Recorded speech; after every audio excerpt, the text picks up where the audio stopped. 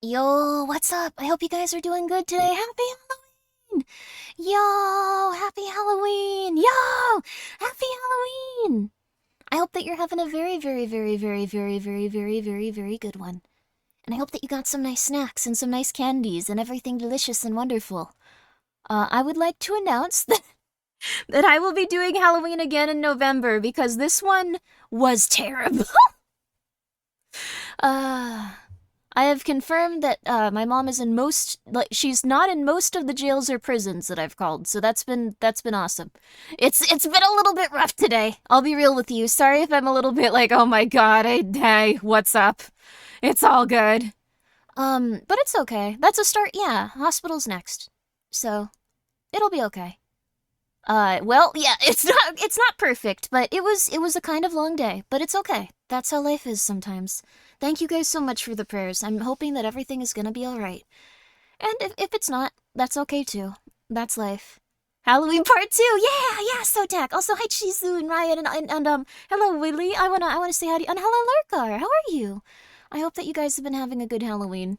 I just felt a little bit bad because this October I'll come over here. Sorry to immediately just be like, oh, this sucks. Jail, yeah, my mom has a mental thing, and she's okay, but, well, actually, I have no idea. She might, but she just occasionally goes off her stuff, and, I encourage you that if doctors have prescribed you medication, even if you're like, no, I'm amazing, I do amazing, like, please take your medication. It could really mean a lot to your overall, ability to live a happy, healthy life, but, it's okay. Thank you guys so much for all the prayers.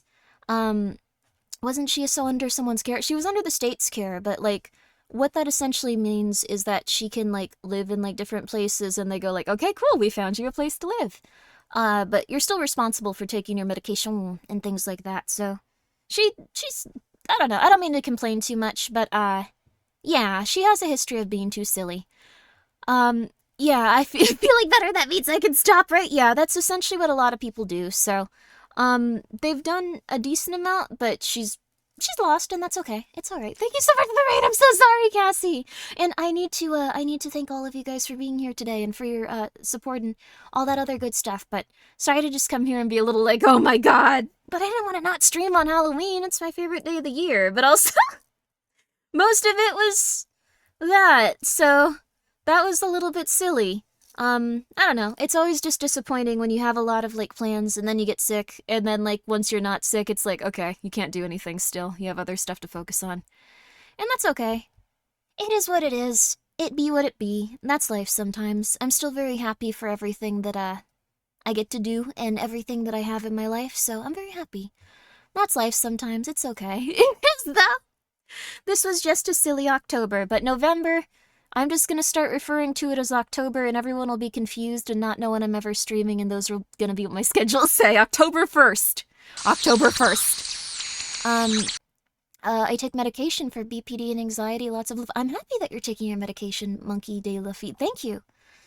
Please continue to. If you're ever in a situation where you're like, I don't feel good on the medication, or I feel bad, or all this other stuff, please talk to a healthcare professional before in any way changing it, because you might be like, I feel bad, I should stop taking this, and then it might exacerbate a bunch of other conditions. So good on you. I'm very happy that you're doing so good. Good on you. I wish that you didn't have to live with those conditions, but good on you. I feel you.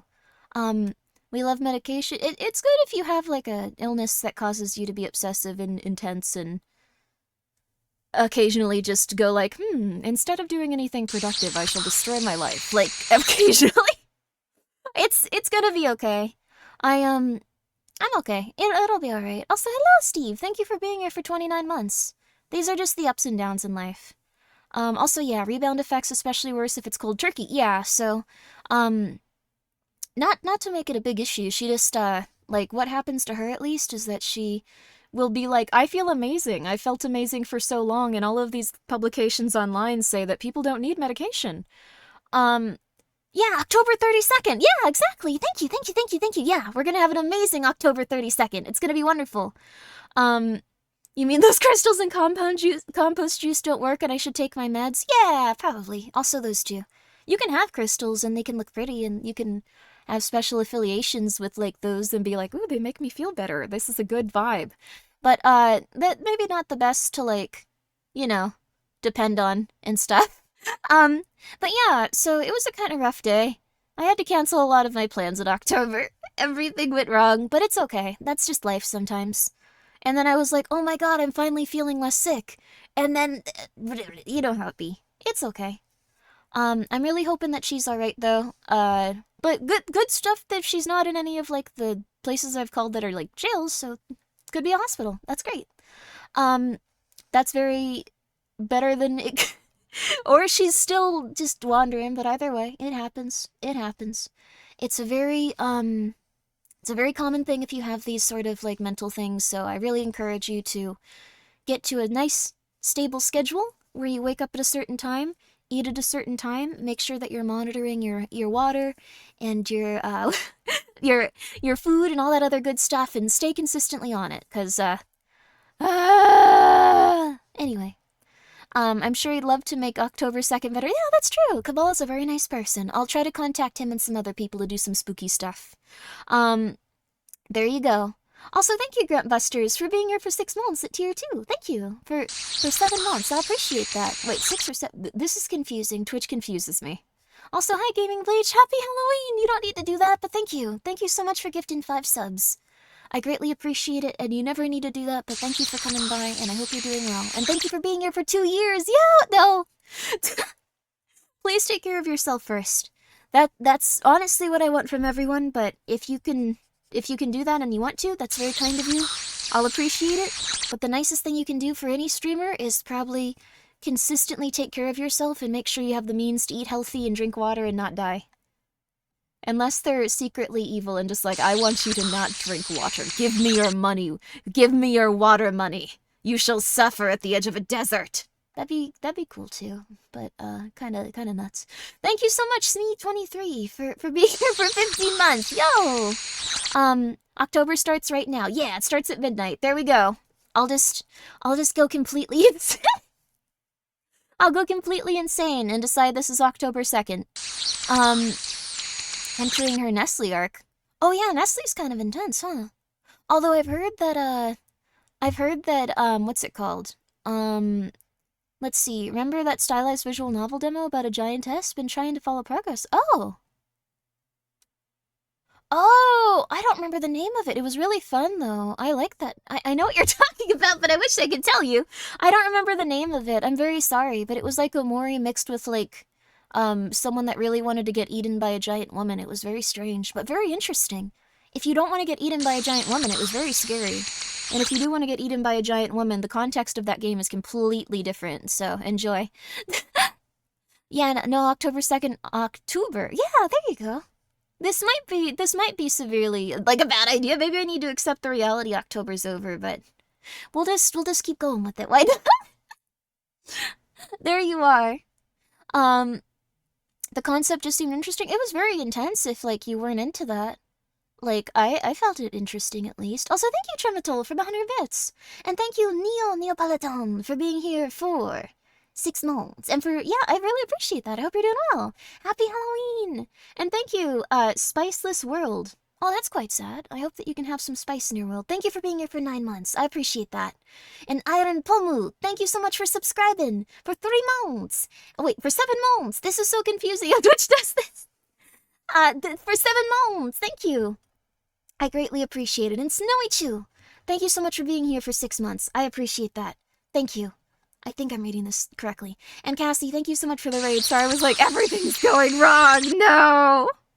I don't know. I know that people have had some very nice Octobers, though, and I'm very happy for them. I wish things could have been a little bit less silly. But I'm very happy. I'm gonna work harder to, like, get everything figured out. I also feel much better streaming. Thank you for being here. If I'm streaming, I feel a lot better about everything. It makes me very happy to see all of you guys. November is Noms for Americans. No! It's spooky. It's now spooky. Leo Zoom in the Powerful, thank you so much for being here for 6 months. I can get all the Halloween candy for cheap, too. I can order it all, like, once it's on sale. And Willard, thank you so much for being here and subscribing with your Prime. And thank you so much again, Monkey D. Luffy. And thank you so much again, Steve. And thank you so much again, Gaming Bleach. And thank you so much, number 2. Oh, is that, like, behind that? Ew. dookie. But good on you. Just landed near the spookiest day of the year. Thank you so much, though. Oh, I'm happy you're a yogurt male. Good for you. The one beyond Sigma that might get you arrested. It's a very rare type. And thank you, Karak the Famished, for being here for 11 months. Almost a whole year with one of the kindest people around. Well, I don't know. I kind of criticized that young man's Twitch name. I apologize for that. That's nice of you, though. I am taking care of myself. Thank you. Thank you so much for being here for 4 months. Also, thank you, they Nez, for being here for 3 months as well. And thank you, Monkey D. Luffy, for gifting 5 subs. But again, take care of yourself. Don't take care of yourself. Just take care of yourself. Take care of yourself. Take care of yourself. I also had a silly October. I'm very sorry to hear that. I hope that everyone can feel happier and healthier. Yeah, I hope you had some good Halloween candy. Yo! There you go. Haven't totally been... Oh, that's very nice of you. I'm not too concerned with, like, accolades and stuff. Like, it's very nice of you. But if you could nominate Lena, she's been a very nice, kind person to me throughout the year. And she's also, what's the word? She's worked extremely hard, and she's still, despite going through a lot, she's put on, like, a lot of really cool things. And, like, that's... I'm very proud of her and very happy about that, because when I get stressed out, I tend to just shut down and go, like, I need to get through this.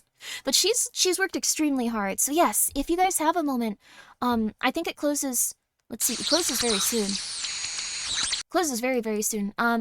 If you have a moment, you can nominate her for your favorite horror content creator in 2024. That would make me very happy. She's very sweet, and she's made a very nice impact on me, and she's always been very kind to me and reached out to me. So I hope that you guys can do that. If you'd like to. You don't have to. You don't have to.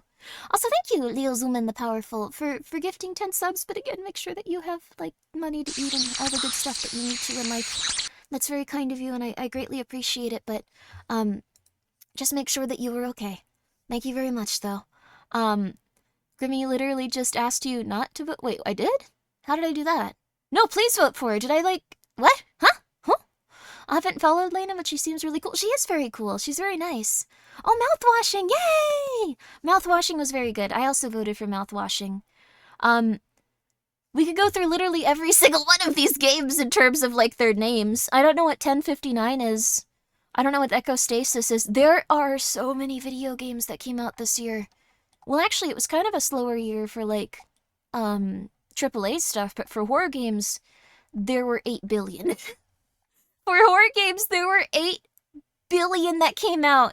So if you guys liked any of them specifically, please go and check them out. You can see a whole list of, like, a ton of them, and there's also the other category. Like, if there's one that you didn't, what's the word? You didn't get to see on there and you'd like to nominate. Also, thank you so much, Justin Rules, for being here and for gifting a sub. That is very kind of you, and I hope that you're doing very, very, very, very, very well. Oh, they meant not vote for you, Grimmi. Oh, okay, I thought I had somehow, like, twisted my words and, like, accidentally said, please don't vote. No! Okay, but I would appreciate it if you would vote for Lena. I think she's worked very hard. She's been streaming for a very long time, and she's always been very kind, no matter what. So please do so if you'd like to. If you'd like to, I can't, like, force you, but... And thank you so much, Momomo, BT, for Raiden. I appreciate that. Thank you. Thank you. Oh yeah, the plush goes off sale in a few hours. I'm actually trying to make sure that I could get what... They sent me the wrong code, unfortunately. Oh, okay, I think I got it. Okay. Let's see. Okay, cool. Okay. I just have to make sure that I remember to order my other little buddies. So, but yeah, it goes off sale in a few hours. So if you like one, please go for it. If you don't, that's A-okay too. I'm gonna make sure that I get mine though, because I like having a bunch of little guys. So I'm gonna get the ones that I wanted myself. I got 50 skelters and that was too much. I got way too many skelters and that was too much. That was a bad idea. I did not need 50 of them. I did not need 50. Oh, I accidentally put 180 in my cart. Wait, how do I... Okay, 1 second. I don't need 180. Okay. I don't think this one's working.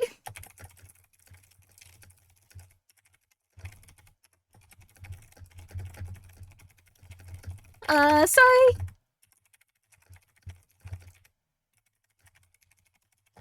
Okay, well, I'll figure that out later, I hope works. Uh-oh. This month has sucked. This month has sucked. It's not anyone's fault. It's just this month sucked. This month sucked. This month totally sucked. But it's okay. That's life sometimes. 179 giveaways. There you go. Grimmi with thank you very much for coming by, Mr. President. I hope that you're doing well.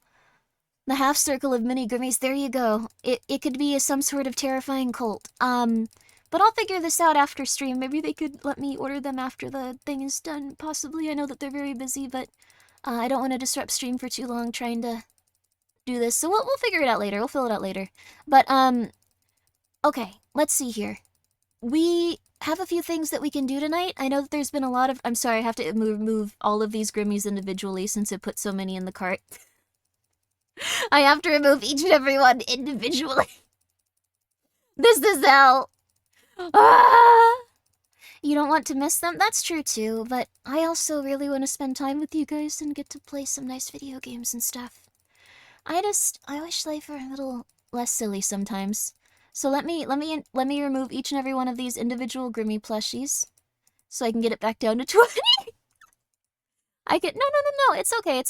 No, I don't have a working code for it, so I can't order them, and I'd like to do it myself. Like, it's very nice of you though to offer. It's also expensive to buy 20 of these. I'm gonna do it though. It'll all be okay. I'm glad that you guys are okay with me sorting this out also. I appreciate it. But we'll get it figured out. We'll get it figured out in due time. I think I've almost got it down to 20 or 25. I guess I'll go to 25 because that's closer to the number I'm coming down from. 35, 34, 33, 32, 31, 30, 20, 20, 28, 27, 26, 25! Yay! Okay, cool. Alright, awesome. I'm very excited about that. So that's all perfect there. Yeah, I don't think the code is working that they sent me the other one. Oh! Nope. It says it's not valid for it. I'll figure it out later. Hopefully it can just be extended a little bit. But that's neither here nor there. I'll close Discord for now, because I usually don't have it open when I'm streaming, because I don't want to be distracted. Okay, there we go. There we are. Also, thank you, Jester Logic. I'm happy that you enjoyed it. Yeah, please give them some nice head pats, or take them outside. You can take nice little pictures with them if you'd like. 75 are needed? No. No. But I'm very, very, very happy that we can all be here today, and that you guys have been having an okay-ish Halloween. It's been a long couple of years for everyone, I think, but today I just want to relax, and I really want to just go for it. So we have, if you'd like to, you don't have to, but I have my marshmallow currently open, and I'm going to be answering questions from those. Let's see. It's been pretty cool so far. I know I wasn't going to answer one of them, but someone asked in like the first 10 seconds after I posted that on Twitter a really weird question. But they posted it, or they sent it within 10 seconds, and it was the first thing that got through, and I was like, wow, this person's going through it. Read it? Okay, let's see here. But we can start with those. That'll be a fun Halloween surprise. Grimmi Plush, please come over here. Yes, thank you. I'm animating her so she can come over here. And, I'm gonna have the skull out, too. I'm gonna have the skull out. There we go. There we go. Oh, you don't want to block the skull too much, little Grimmi. Yeah. There you go. There you go. There you are. There you are. Yeah, you can be right there. Okay. I'm walking over here. Yeah, exactly. She could have a cute voice like that. That would be fun. So I'll just answer all of these unless they're just I hope you die, which is, normal for, people that's... Not in a mean way, but, that's very normal. I've been very... I don't know. How do I put this? I've had a very intense life, so if everyone's just ever I'm going to murder you, suck, you should explode, I'm just kind of okay, that's fine. You're probably not doing too hot. I hope you die isn't a question. That's true, too, yeah. But I kind of feel happy about that in some way. The that I don't take things as personally is kind of helpful, honestly. Also, thank you, Reflexion. Thank you so much for subscribing. I appreciate that. Someone asked this like so quickly that I'll be legit with it. I'll answer any question you ask me, I guess. What is wrong with you? I'm still gonna make fun of you, but like, what is wrong with you? Are you okay? Why? What is wrong with you? I'm not gonna be nice, I'm gonna be real. What is wrong with you? What happened? Worship no false idols? I'm pretty sure feet aren't even like idols. They're like the worst part of the human body in terms of like they're literally made to like walk around on the ground. Like they're like the closest thing to like the earth. Like they're not heavenly at all. So I don't know. But I will answer this honestly. I think it's very interesting if someone's psyche can break down enough that they start to get obsessed with the concept of something that isn't inherently sexual. I think that's very interesting. I think that's very interesting, honestly. Oh. Thank you, Alpha Bunny. Oh. Oh no. Oh no. Well, thank you for being here for 30 months. I hope this wasn't you. Let's see. I'll say this. You don't know who they are, don't need to be nice to them. I won't be, like, cruel or, like, anything. I just think it's very interesting that, let's see, you can get to a point where, like, you get so inherently freaked out and, like, just really hyper-obsessed with, like, a concept that it becomes your entire life. Like, that's interesting. Like, the idea of worshipping feet is so strange. But, like, yeah, that's my thoughts on it. Like, it's interesting from a psychological perspective, like, the idea that you can slowly just start to become completely obsessed with feet. Like, that's interesting to me. Like, you like Metal Gear Solid? Metal Gear Solid's awesome. I don't wanna fornicate with anyone from Metal Gear Solid. I just think that all of them are heroes in that game and they're cool. Someone found what they like in life, respectable, I think. It's maybe. Like, the thing is, like, I don't know. Again, I'll be completely honest with all of these questions because it's been a long day and I'm having a spiked lemonade. It's been nice in that regard. They taste a little bit rough though. You should probably just have vodka and lemonade, honestly. But I'll be real with you. I think if you find something you enjoy in life, that's wonderful. I think if it comes to a place of like worshipping something such as that, you are slowly starting to go completely insane. And that's okay. That's really alright. Oh, you gave candy to trick-or-treaters. That makes me so happy to hear. Let me actually put on some nice music. Remember when we used to have music? I'm gonna put on the Over the Garden Wall soundtrack, like the, with rain. Oh yeah, that's gonna be good. Let's see. I want to make sure that it's gonna be the one. I don't want it to have lyrics. Oh yeah, vintage instrumental. Ooh yeah.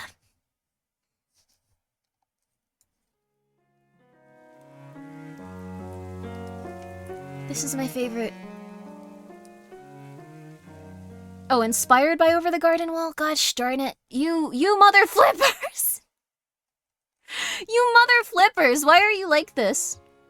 Just call it what it is. There we go. Finally. It's a perfect show. It's wonderful. It's one of my favorites ever. It makes me feel so relaxed and so happy. It's another thing to message an anime character about cartoon feet. I'll be honest with you, like, I think the thing is, people have lost the meaning of F-arounding and finding outing. Like, that's the biggest thing. I think that's the biggest thing. People have lost that concept, so I'll be real with you. It's a little weird. It's a little tiny bit weird. People are gonna be concerned about it. Does that mean you should stop being all about feet? No? Go for it, I guess. But, like, people are gonna be a little bit grossed out occasionally. If this is, like, your entire thing, if you're worshipping feet, people are gonna be confused. Like, they're gonna maybe, like, be a little bit, like, more away from you in society. Like, you're gonna have a harder life if this is your thing forever and ever. Yeah, look at mailbox. Feet are gross. I personally think feet look scary. Like, I can deal with women's feet. Men's feet, like, if you see men's feet out and about, like people are wearing sandals, disgusting. I'm very sorry about this. I'm very sorry about this. Grimmi doesn't cater to my specific... By all means, do whatever. If you, like, I don't know. From what, like, the internet's a crazy place. Unless, like, someone does something truly horrible. Trying to, like, cancel them for something will usually just result in them getting $800,000. It kind of sucks, doesn't it? Just like, this person acted really horribly. Well, they give them a ton of attention. Like, that's usually what happens. Like, I don't know. So I don't get too angry at the people that are, like, being very aggressive about their opinions, even if, like, you can tell, like, they're being a bit silly, because, like, it's paying off for them.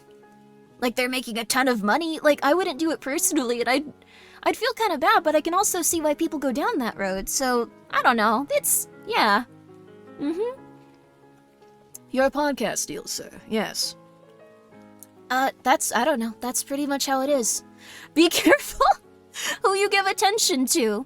If someone says something dumb on Twitter, and then, like, 100,000 people reply to them going, like, this person's stupid, they might feel a little bad for that day, but they're gonna get $800,000, like, for the next year. Like, that's not maybe worth it if you're angry at them for their opinions. I'm just letting you know. So, I don't know. Unless you want to, like, talk to people in a constructive way, which is horrible online, because a bunch of people are gonna scream at you. But unless you want to sit there and deconstruct what people are saying and actually speak to them like an adult, like, they're gonna read what you say and go, like, this guy's cool. He's, like, not as affected. And, like, they're gonna go support him. It's rough, isn't it? It's rough. It's rough. I like Freud's explanation as to why people like feet. I haven't heard of it.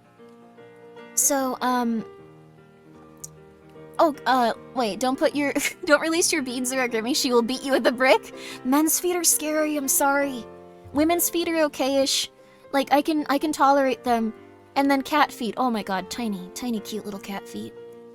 They make up for everything. Cats were genetically engineered over time by themselves to look so cute that we give them all of our attention. They did great. They're the best parasites. They're so cute. I love them.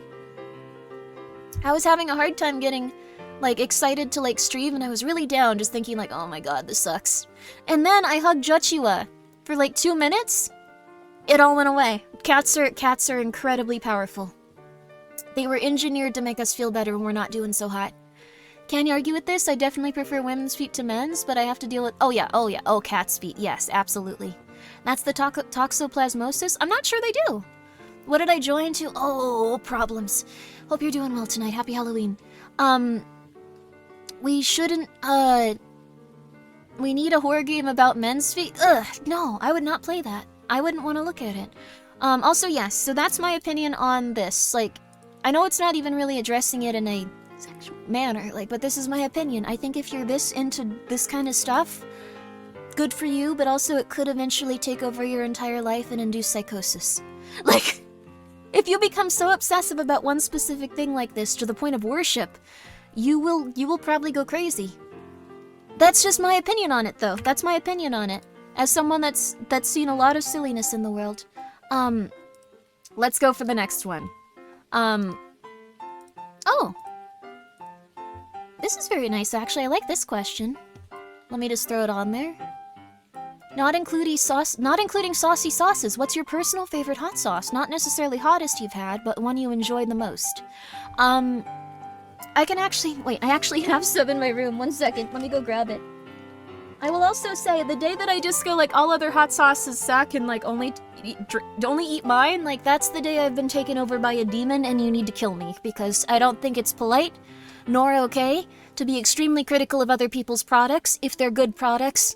And obviously I like other hot sauce. If anyone tries to sell you one specific thing of their brand that they're doing, they're lying to you, and they obviously have enjoyed other things of those types in the past.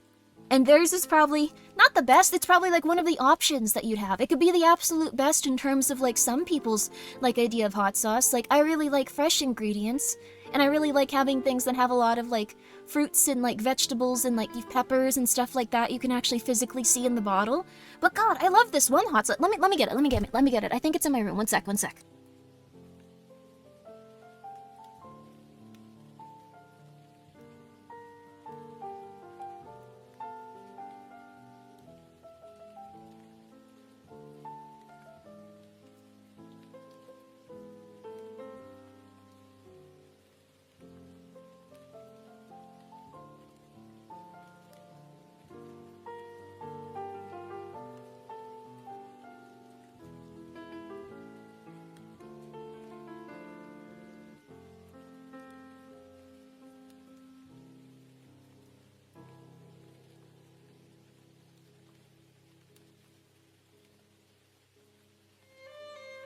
Okay, I got it. It's Valentina. I really enjoy Valentina hot sauce.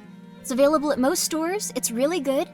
It's a nice hot sauce if you just want something to pick up. It's very almost Swedish, and it makes everything taste amazing. Valentina is my absolute favorite hot sauce. After my own. I like the Grimmi wants to kill you because it has me on it. I'm gonna be real with you. I like seeing my own little face on there and going, yo, it's Grimmi. But like, Valentina's delicious. It's really good. Especially with junk food. Yeah, it goes great on breakfast sandwiches, breakfast burritos, stuff like that. It's really, really delicious. If you make yourself like a little English McMuffin, like, stuff like that. Oh, sounds Spanish? Not Swedish? Yeah, I think Spanish is... It's a Mexican hot sauce. It's a Mexican hot sauce. They're very good. They're very good. It stays tangy to me. It's subtle to me, and I enjoy it. It's delicious. Absolutely. Do you put hot sauce on eggs, Grimmi? I don't eat eggs because I'm afraid of them, and I've been vegetarian/vegan for a very long time. I eat some fish, but like that's just how I was raised by by people going through it. So that's what I'm sticking to, and that's where I'm at. But I would say Valentina is delicious if you get a chance to try it. Tabasco's it's okay. Like, Tabasco's alright. Like, it's pretty much available everywhere if you need something. There's a couple of other ones, like, Tapatio. Tapatio's also very good. Tapatio's very good. They all get the job done and they're delicious. So that's exactly what I'd say. Also, thank you very much for saying to go to Saucy Biz. I hope that you enjoy your hot sauce if you've ordered some, and if you haven't, that's a-okay too. I highly recommend Valentina. I highly recommend Tapatio. Yeah. Oh, Tabasco's quite good too. Tabasco's, wait, prefer Crystal to Tabasco? There's quite a few. I like Tabasco though. It's just spice though. Like, it's not as, I don't know. Tapatio, but Tapatio's good. I like them all. I don't know. I think it's much better to appreciate all the things in life instead of just hoping people like your thing. I don't know. That's okay, that's okay. As long as you're being polite about it. How is Pumpkin so dang cute? Oh, I like this one! Oh! How is Pumpkin so dang cute? She is 90% fluff. I have some good pictures of her right now, actually. I have some beautiful pictures of my baby Pumpkin. Here, this is a good one, this is a good one. I'm getting it ready for you. She's, here. We can start with the cat feet, because people are into feet these days. Look at that. Look at those feet. Are you excited for those feet? She is not overweight. She is just so fluffy.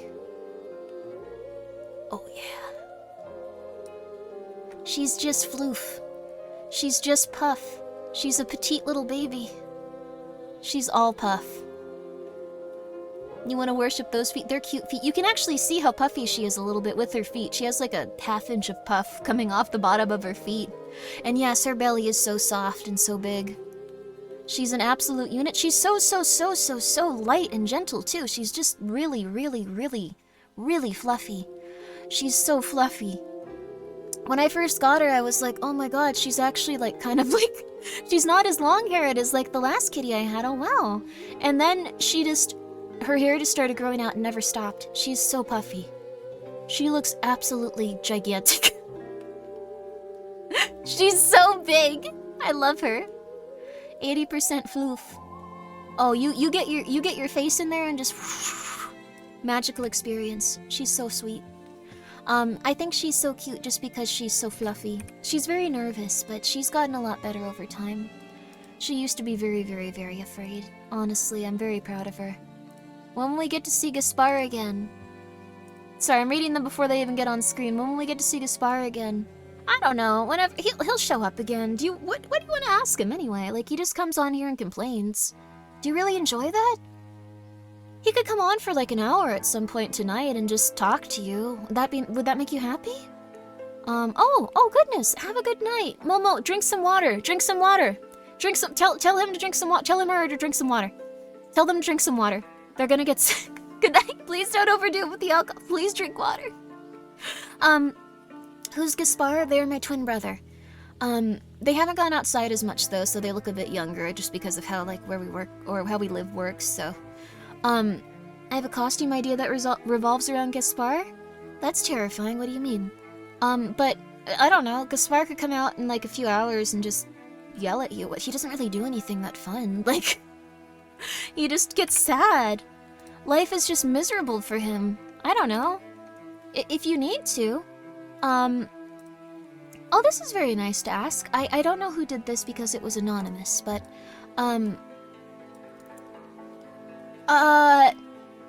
also thank you, Voxel, for gifting Momomo a subscription. That's very nice of you. I appreciate that.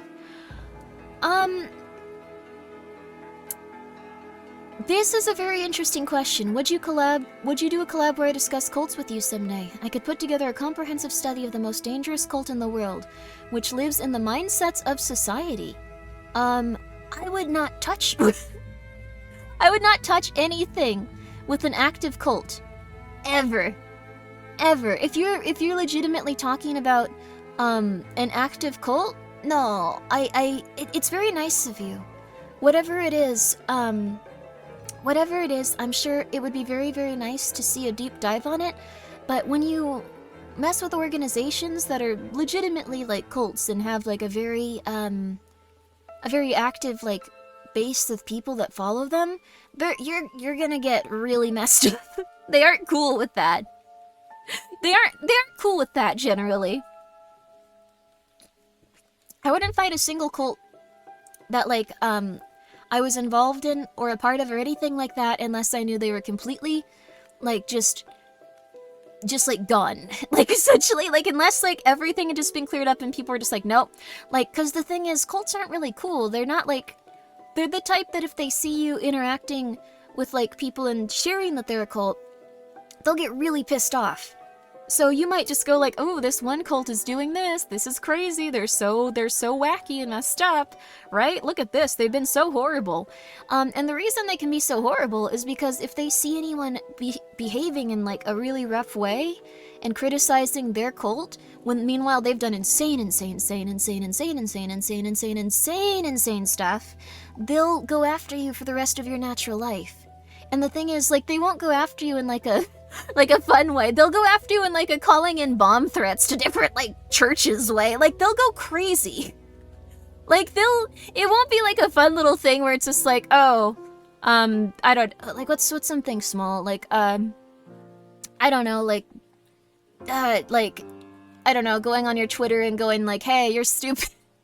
It'll be like, yes, we've called the nearest stadium and we've had to refund 100,000 tickets because you specifically called in a bomb threat. Yes, like, and then people have to go through the legal process of proving that isn't them and all that other stuff. Like, don't mess with cults. Don't mess with people that are actually mentally ill and like mess with people that have like nothing better to do. I guess essentially, I'm not criticizing them. I'm just saying they're extremely mentally ill, and they can get to the point where they destroy your life. So, don't criticize any cults. Don't mess with people in that regard. I wouldn't recommend you do this on your own either. If you'd like to do a YouTube video where you know that your information will be somehow protected, and you, I don't know, use like something like that, by all means, people should try to like fight these like specific places, but also, you know, upsetting people on Twitter. No, upsetting people on Twitter happens all the time. Like, you're not going to be able to get along with everyone in society. I see stuff on Twitter that makes me upset every day, and half of society sees something on Twitter that they'd be upset with in a different way. Cults are bad. cults are really insane, so YouTube does not protect your personal info, then don't put it on YouTube. I know that there's been issues with copyright stuff where it's just like, hey, don't make me give my copyright strike info for lawyers. Like, I can't do that. People could target me for weird stuff. And they're like, yeah, good luck. Like, so just be careful. Be very careful. You've heard it here first, folks. Cults are bad. I don't think that that's the first time you've heard that. But yeah, you can lose your channel if you can't provide your name and info. I've heard about that. Let's see. Oh, this is... I'll be honest. I'll be completely honest. Thoughts on going corpo? Are you okay with your current growth as an indie? I love doing streaming. I love streaming. I have a lot of respect for the people that are in corporations, and I think they work extremely hard. Also, thank you, VCD, Mayfew. Thank you so much for subscribing with your Prime. I want to put this in a way that everyone can know that, like, I'm very in support of the people that work for corporations and all that good stuff. But I've talked about it a few times. I don't know if I'd be comfortable in a corporation on any level at this point. Just based on my experiences, with certain stuff. So, and again, I have no, like, let's see, I'm gonna be honest, but I'm also gonna, like, not say anything that'll get me in trouble. I think when you join a corporation, you're putting in a, oh my god, dear god, Nox, why? Thank you so much, Demonia Nox, but, well, thank you for the 100 subs. You don't need to do that. Oh my god. Well, thank you. Very happy Halloween. I will not stop streaming ever. That's very nice of you. The corpo now. Okay. The more I learn about the corpo side, the less I want to know. That's very fair. I think, thank you very much, Nox. I don't know what to say. That's very nice of you. Just please make sure that you are taking care of yourself, because I know you were also going, like, on YouTube the other day. Let's see. Thank you very much. That's very kind of you. But yeah, please feed yourself and please take care of yourself. I hope that you won the lottery. I hope you're okay, but make sure that you're taking care of yourself. That's very nice of you. You guys just being here is very kind and I appreciate it. Self-care is important. Yeah. I think the nicest way to put it is going corpo would not give you the freedom and leeway to just do what you want and need. Yeah, to drive them mentally. Okay. I want to be extremely honest with you guys, but I also don't want to put anything out there that could, like, lead to negative situations for anyone, ever. So, I know I've gotten upset in the past with corporation stuff, and I haven't even really talked about, like, everything that occurred with that. Like, my financial stuff is gonna be recovering for a while. Getting all of my stuff sorted out is gonna be recovering for a while. I talked to a lawyer, like, about everything, and slowly things are gonna be put on the right track, and I won't just be... I won't just be going through it forever. Sorry, Grimmi. Oh, it's okay. There's just a lot of little things here and there in life. It's okay. It really is. It really is. I think the nicest way to put it is that corporations... And again, Nox, I'm so sorry, thank you. But thank you. I think corporations need to objectively do what's best for their bottom line in terms of their profits and stuff.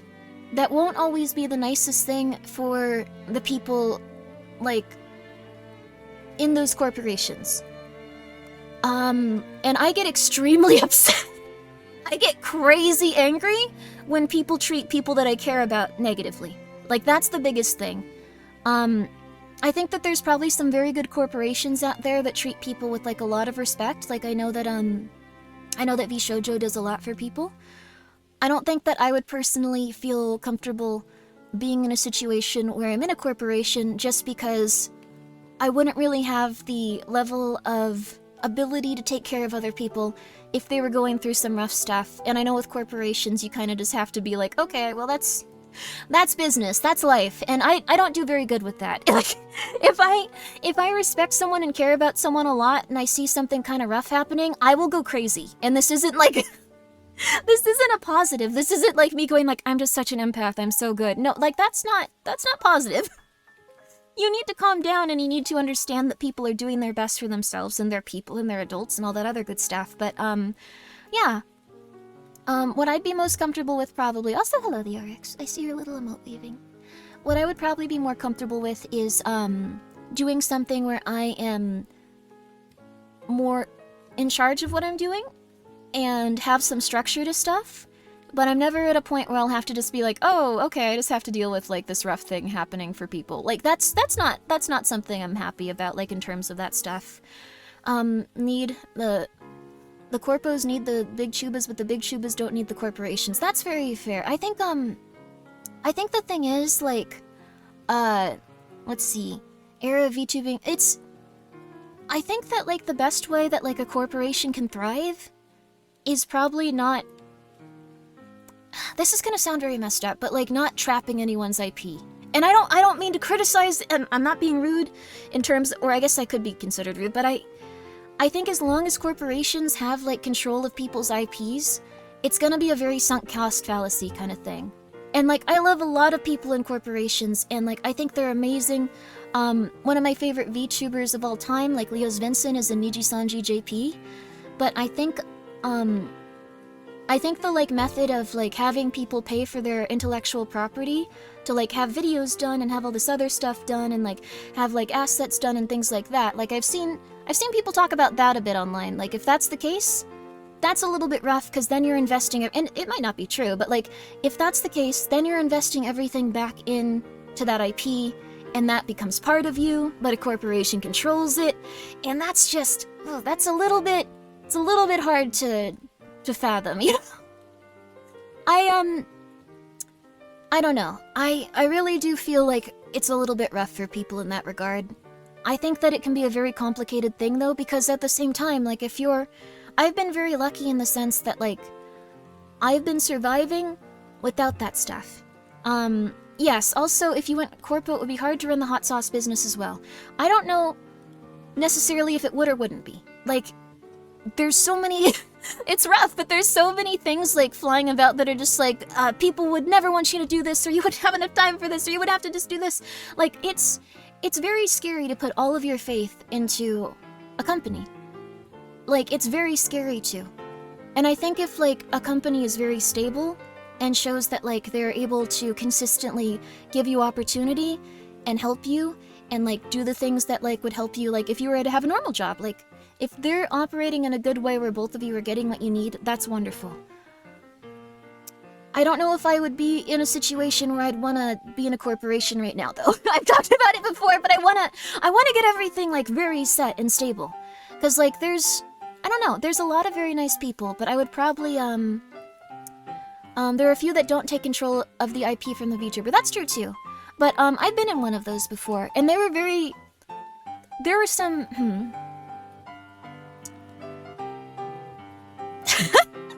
I've been in one of those before, and I think it had a lot of very well-meaning people.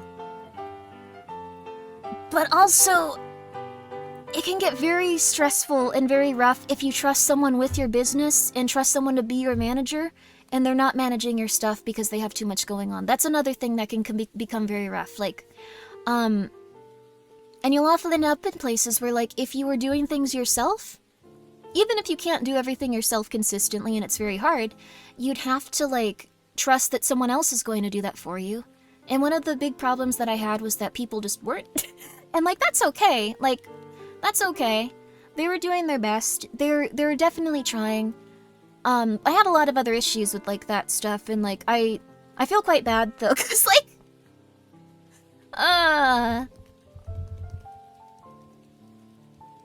But Grimmi may forgive, but we'll chat. I think everyone should forgive each other. I wouldn't want to be in a corporation, though. I would probably want to, like...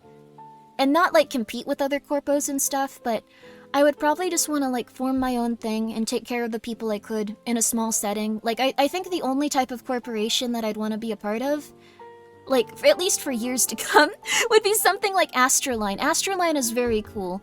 It's a very small corpo, like, it's run by Merryweather, I believe, or like, you know, like, he's in it. I think I don't know exactly.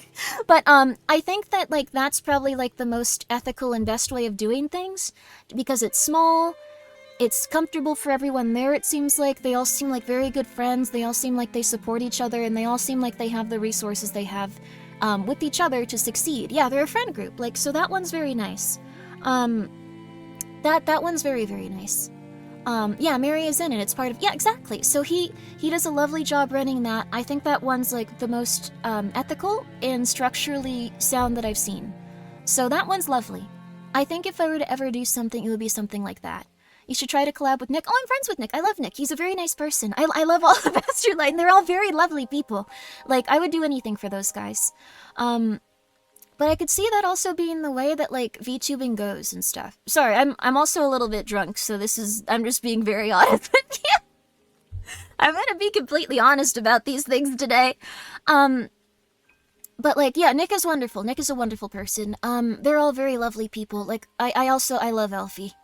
Oh my god, I love Elfie. I would do anything for her. She's so sweet. Both Elfies, both Elfies, actually. Elfie the witch, and also Elfie the lovely little green-haired gal. They're both very sweet. I would do anything for them. I love them. Happy Halloween! Yeah! But, I could actually see, like, VTubing as an industry going more in the direction that people just find very good CEOs and very good, like, project managers that manage, like, small groups of 4 or 5. Maybe doing another generation, like, or something like that, if they can find a similar manager and then just managing it under that company. Like, I could see that happening. Like, I think that's the way things will go in. Because that would ultimately make it so people that want to have that corporate structure could... Yeah, like Socks, exactly. Like Socks and Astroline. They could have that corporate structure and they could have that support, but they also wouldn't, like, need to, have everything be a little bit more distant or a little bit more out of their control. Because you see things like with... And I'm not being critical of these companies. Like, every company has some really rough stuff going on. I'm not trying to be like, they're the worst. They suck. They suck. They suck. They suck. They suck. Like, I'm not doing that.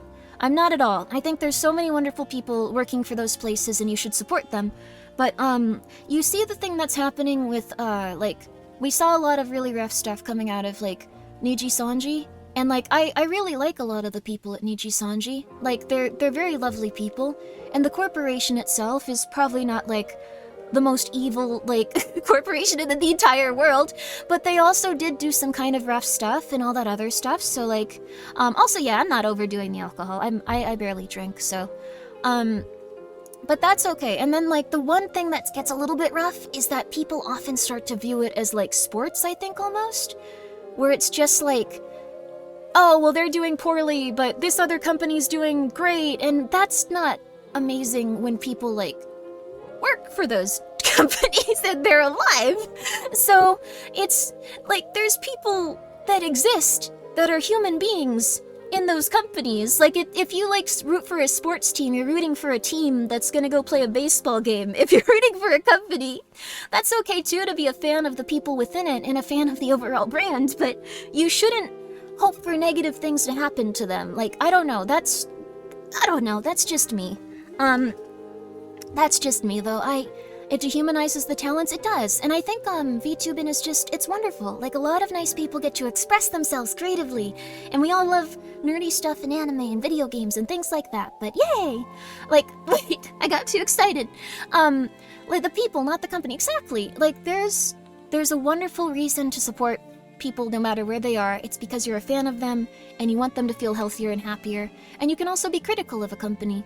But you shouldn't, like, send them, like, horrible things, or, like, constantly be down about them, or down about where they are, down about their situations. Like, positivity, support, love, kindness, that'll go a long way, I think. That's my opinion anyway, I don't know. Maybe I'm wrong, who cares? I Gator. Turned into a warlock without needing a corp. Hell yeah, I'm a necromancer. Go check out Gator, he's wonderful. He's one of my best buddies in VTube. We don't talk a lot, but I really appreciate Gator. Lovely fellow, lovely fellow. Hope you and the missuses are doing good. It commoditizes the talents, it needs VTuber... Yeah, it does commoditize the talents and stuff, but it shouldn't be a thing where, like, this place is the worst ever, like, we should just kind of bully everyone there. I don't know, that makes me sad. And then at the same time, like, then it's just, I don't know, you eventually see something rough happen to the other place, like, the lawsuits happening to, like, the other company, and everyone being like, well, look, they weren't, like, every company is gonna be doing some kind of rough stuff. I'm gonna be real with you. And that's probably also just because it's very large, and, like, kinda, and, like, PR means so much in, like, these type of industries because people do treat them like sports teams, so they're gonna be, like, very intensive towards each one, so what I'd say is criticize people where criticism is due when it comes to these, like, things where people aren't being treated fairly. 100%. But also, you know, the love and support that you have for people is very important. So no, I wouldn't join a corpo, I'm sorry. I wouldn't join a corpo.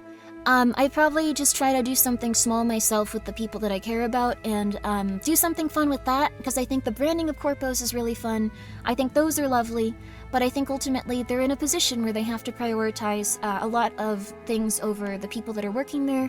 At least, I don't know, that's how I feel about it. But also I think that if someone's working for a corpo, they must be incredibly hardworking, they must be very strong, they must have good character, they have to do a lot of good stuff, so I don't think it's, I don't know.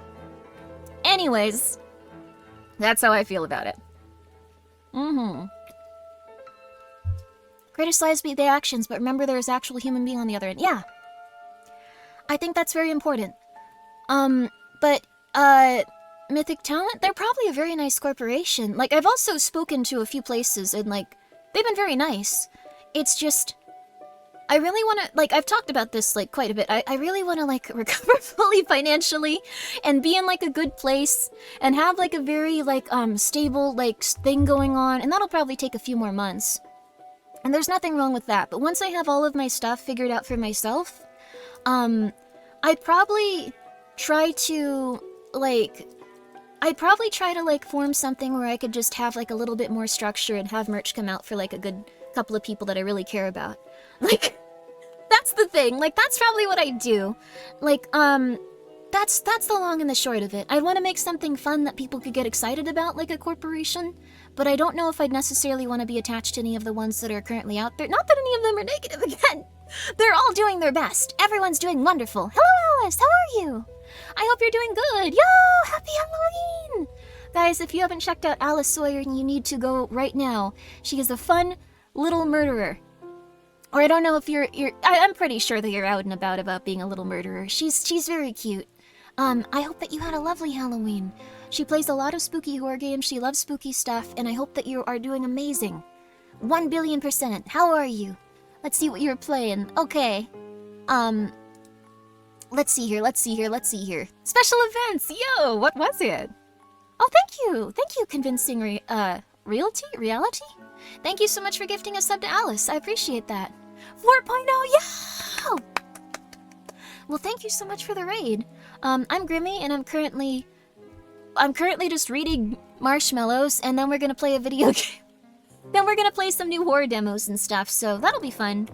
But to wrap up this question, and again, I'm also drinking, so I'm trying to be as completely honest as I can.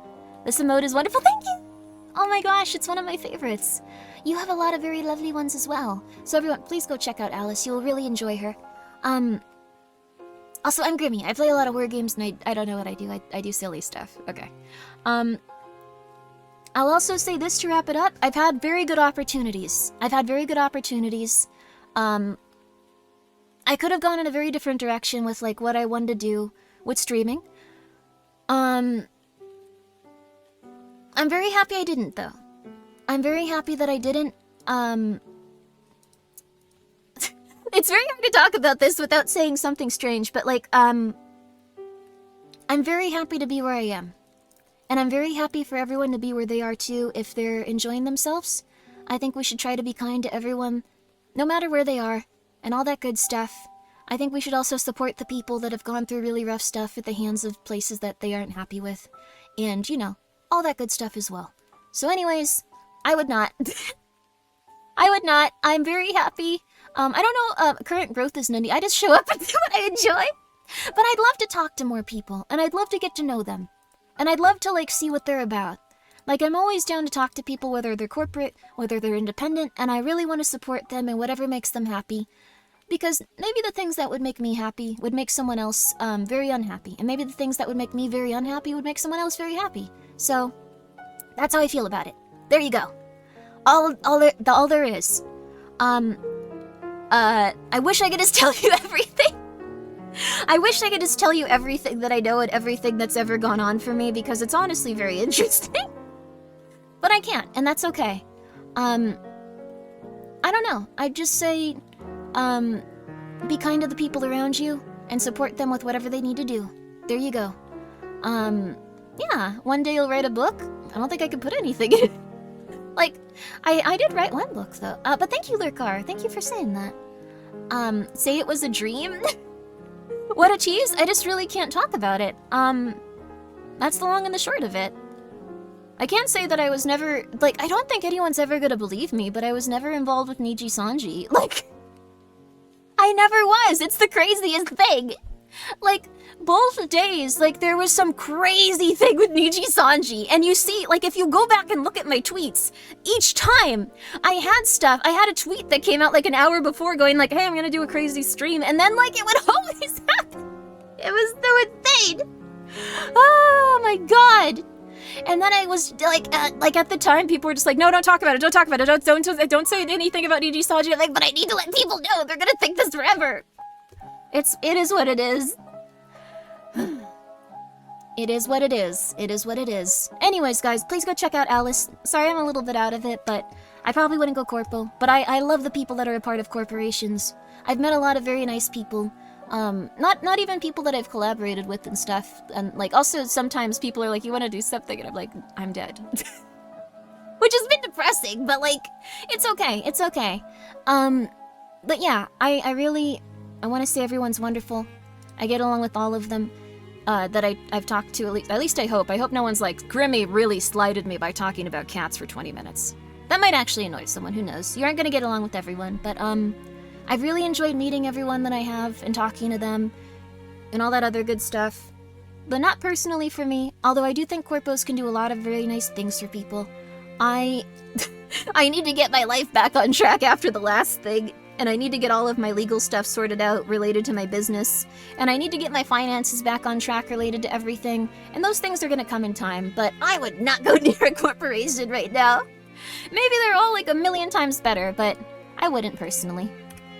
I wouldn't personally. What made you decide to become a streamer? This one's nice. I will say it, honestly. Is this it? Yeah. What made me decide to become a streamer? I don't like going outside or looking at people in the eye. I didn't have anything else I could really do. I was very bored. I thought it would be really cool because I was watching, like, corporations, like Hololive, and they were like my absolute, like, dream to be like when I first started. And I think I'm pretty close to those compared to, like, some other people still. Like, I still do a lot of, like, acting stuff, and I'm still very excitable, and, like, all that stuff. Like, and I don't really, like, hinder if I say words really weird, like, like, let's see, how long ago did you start? Oh my goodness, almost 3 years ago. Almost 3 years ago at this point, which is insane to me. Oh my god, the time has flown. The time has flown. But I decided to become a streamer because I was a shut-in. Well, I was actually doing much better. Like, I used to be a really bad shut-in. Like, I used to be not going outside, not opening windows. If someone saw me from the window, I'd panic, which is like the highest level in degree you can obtain as a shut-in. It was bad. Also, thank you, Chizu. I hope you're doing good. That's my daughter. Go and look at her. You've made something for yourself, Grimmi. It's amazing. That's very nice of you. I appreciate that. Oh, don't feel called out. You're just going through a lot if you're feeling that way. Oh my goodness. Don't feel bad if you're a shut-in. You have something you probably had something very traumatic happen to you. Like, that's the biggest thing. If you're a shut-in and you don't want to be around anyone and you're terrified of other people, you've probably had something very traumatic happen to you. And that you didn't deserve to go through that. Or alternatively, you just became so afraid of the concept of negative things happening to you that you started to retreat. That's why I think it's very important to make sure that you have a very pleasant place that you're drawing from occasionally. Let's see. You just don't like going outside? I also just don't like going outside. Like, I'm not a shut-in now. Like, I can go to the grocery store if I need to and feel very scared. I can go and, like, hang out with friends if I need to and feel very scared. Oh, no, it's okay. The thing is, like, you can prefer to not be around people, but if you're at the point where it's causing you a ton of distress, it's good to try to find help for it. That might be medication, that might be talking to a therapist. There's a lot of different things that can help. It might also be forcing yourself out there when you feel like you're about to die, like, and just going to, like, Denny's and having a panic attack at Denny's. Like, it's very hard. It's not easy to recover from that type of thing, but, I don't know. It's very helpful, though, to just try to push yourself, but, that's why I became a streamer. I love video games and comic books. I loved a lot of indie games, and I saw that, like, not a lot of people were, like, kind of, like, playing weird horror games, so I wanted to do that, too. Like, I remember it was just kind of like, well, there's so many weird, like, little indie ones that no one ever sees. Where else am I supposed to have a panic attack? Denny's is perfect for that. Exactly! You can have a panic attack at Denny's anytime, 24 hours a day. So there you go. There's a difference between preferring to stay at home and being terrified of leaving it. Yes. I will admit, though, like, if I'm outside for too long, and I'm gonna be completely honest. If I'm outside for too long around too many people, I start to have a mental breakdown. Like, I'm always gonna be a bit more introverted. I think I'm just a very nervous person. I'm nowhere close to entertaining enough to stream. You can try anything, though. Like, you might really enjoy writing. You might really enjoy doing, like, essays on video games. There's a lot of things you can do. It doesn't necessarily have to be streaming. I would highly recommend that. Like, just trying something if you're feeling very in a bad place. Just go for it. And try to make it so you actually put things out into the world, because otherwise you're gonna feel very scared.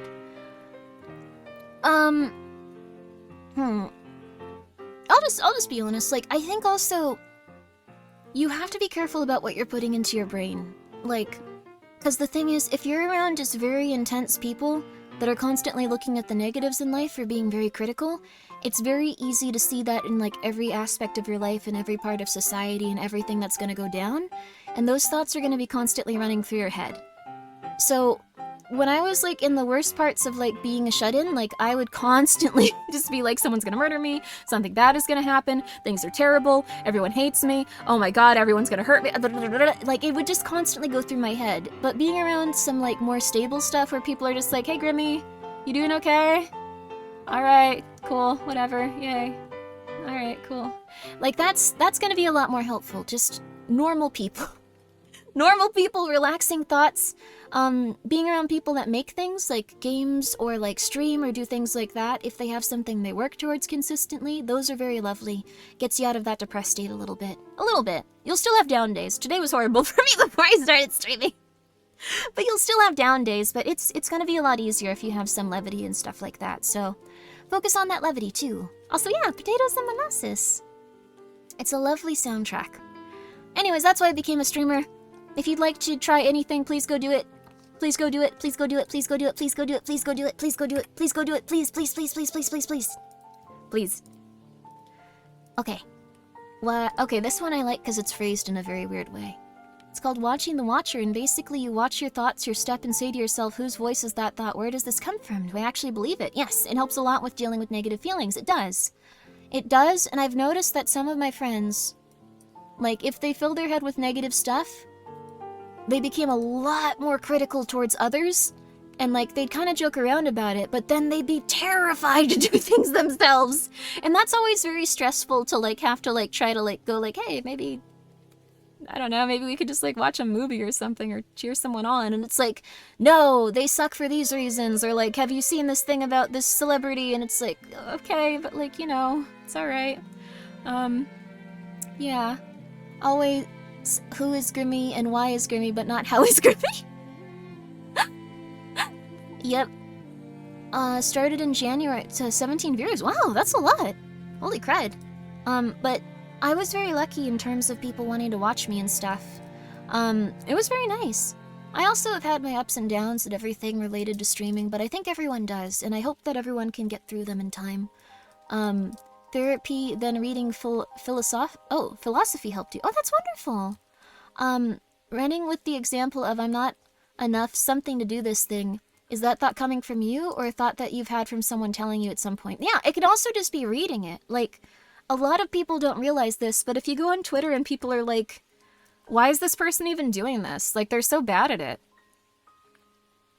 Like, what's going on? Like, what are you doing? Like, this is so stupid. Like, you might be like, oh, well, I was gonna do something similar, but well, this person might say this about me, and then you might start preemptively thinking those thoughts, getting into the heads of other people, going down an insane train of thought.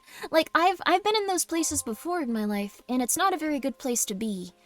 And I've also I think it was 17 viewers because I streamed for 10 hours. I streamed for 10 hours straight, and then my next stream was 12 hours because I have really bad ADHD. I have horrific ADHD. So when I hyperfixate on a video game, it's over. And the first game I played was Inscription, so I went straight into that. And I was just playing Inscription, all of it, in 2 sittings, and it was very good. But, I think that also helped people find me just because it was such a long stream. It was very long. It was very long, but it was very nice. I loved that game. It was amazing. I won't spoil any of it, but please play it several times, and please look for all of the little details in it. But who is Grimmi? How did you come up with the persona? Again, I'ma just be real with you. I'ma be completely real with you. I'ma be real with you. I wanted a persona that was similar to like my life in a few different funny little ways. And here's what it was. I wanted someone that was a shut-in because of like a forced thing in terms of just like, and I wanted it to be connected to like indie horror. So I played a lot of Eve, and I played a lot of Witch's House, and I played a lot of those games, Mad Father, Misao, those ones.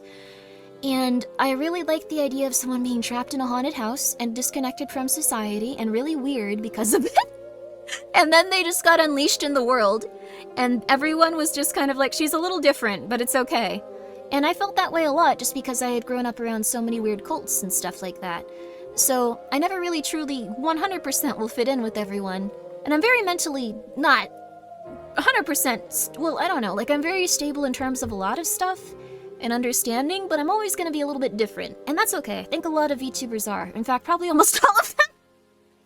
Probably almost every VTuber is a little bit mentally ill or insane, but I wanted something similar to that. So, my backstory as a VTuber is that I was trapped in a haunted house for 90 years, and it was confusing and disorienting and filled with like delusions and like odd things, and then as things continued, it kind of opened up, and then it was just like, you're back in society, this should be better. You should feel better being back in society after all of this rough stuff, right? But it doesn't feel that way.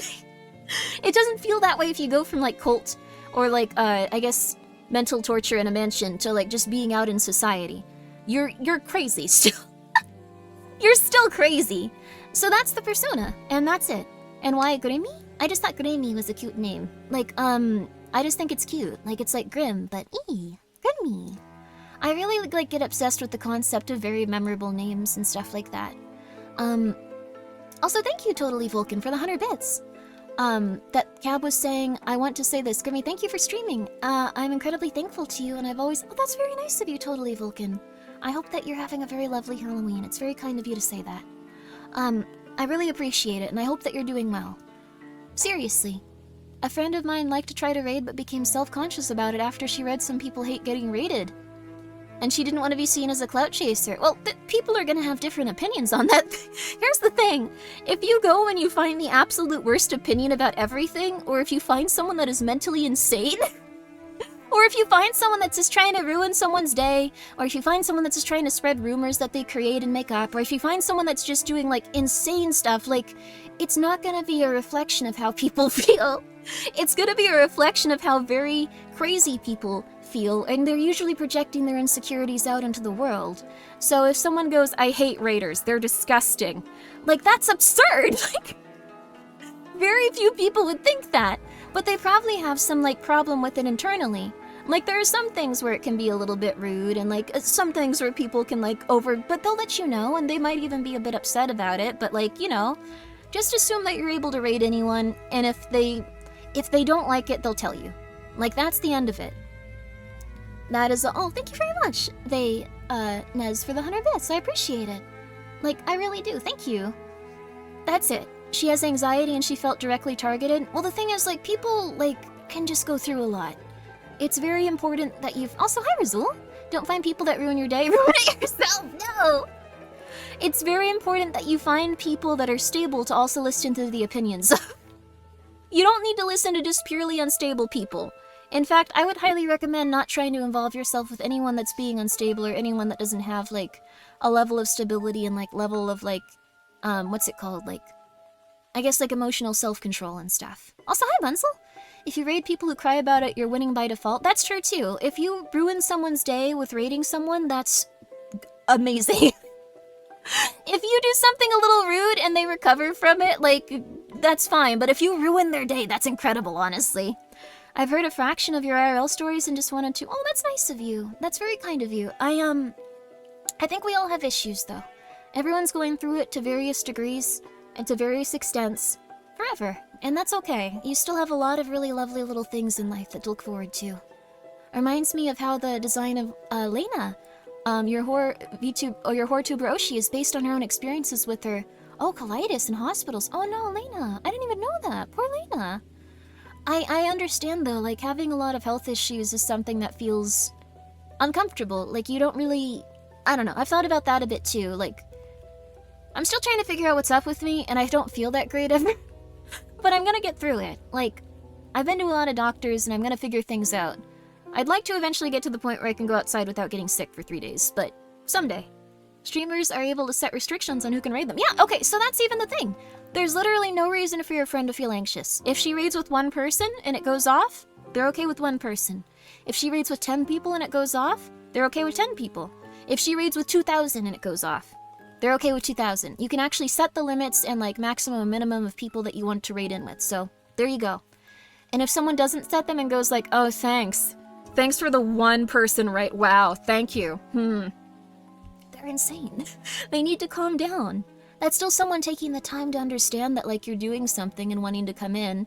I mean, if you spam it, like, just going, like, raid to get attention or something, like, that's something they might have had in the past and be upset about, but if you conduct yourself well, and say hello, and say what you were playing, and do all the nice things that people usually do, I think you'll be okay, and you'll probably teach them that, like, there's just someone that wants to come by and say hello, so, I don't know. There you go. Where am I supposed to go to vote for it again? Let me get that for you. It is the Horror Game Awards vote. I think it would mean a lot to her, and I think she would really... she would definitely appreciate it, I think, if she won. She's very hardworking. Grimmi, can you play games now? I will now take, another hour and a half. You have ruined my day. I will take another hour and a half to play the video game. Yes. This is how it feels. No, I'm probably just gonna play for a little bit more. I'm probably just gonna talk for a little bit more because we have some more questions, and then we'll continue on to the game. It'll be okay though. Oh, I lost my tab. Why did I lose my tab? There we go. But that's why it's Grimmi. Gravelia Grimmar I also just thought was a cute name, for a full name. I thought it was lovely. Longer streams? Oh yeah, I'll be here all night. I don't have anything to do. I'm not going back to reality for a while. Also, yes, Lena deserves everything nice that happens to her. She's been very sweet to me and helped me with a lot. What costumes would you use on your cats for the holidays? I actually don't put them in costumes, but one of my roommates, puts Michael and Jachio in funny little hats. I think she's put them in a Kirby hat and like a fish hat and all kinds of stuff. I think it's quite sad. They look so upset. Would you ever do a 24-hour Zatsudan? Maybe. That would be kind of fun. Like if I had a bunch of caffeine and like some meals planned. Also, thank you, 20 Twixler, for being here for 9 months. I would absolutely love to at some point. It'd be kind of neat. You come to a Grimmi stream, you don't expect yapping for 2 hours minimum. Absolutely. There you go. But we are going to play some fun little indie horror games and demos, but I understand if it's not for you. It's okay to leave if you don't want to hear me just go like, hello, this is how I feel about everything. For 2 hours. That's not fun for everyone. What would your prep look like for vocal cord care for the 24 hours Zatsu? Probably like a lot of slippery elm bark tea, a lot of water, which I should also be drinking now that I think about it. I've just been drinking alcohol. There we go. a 5% spiked lemonade. I've had like half of it and I'm like, this is sad. But I personally probably wouldn't put cat costumes on them. I think they'd look so cute as, like, Michael and Joshua would look so cute as a little angel and a little devil, though. But I wouldn't do that to them. Also, yes, the SOS is over the garden walls OST. I would not do that to those little babies. But they would look really cute that way. And I cannot imagine putting an outfit on Pumpkin. She would look so upset. She would look so sad.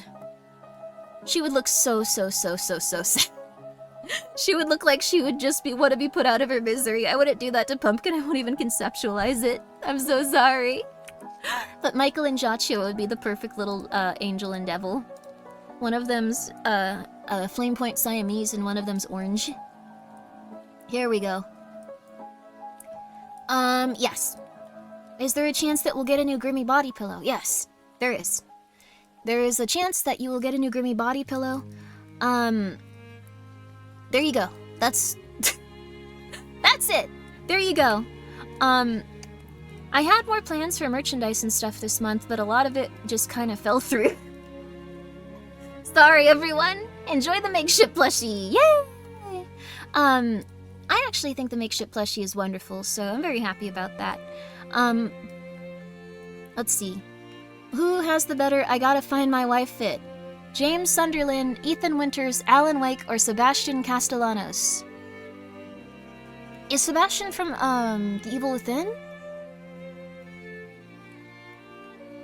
Joshua would be the angel, Mikey would be the devil. I don't know if Sebastian's so much nicer, isn't he? I don't know. Who is Ethan Winters? What's Ethan Winters? Is he the guy from, Uncharted? No, that's Drake.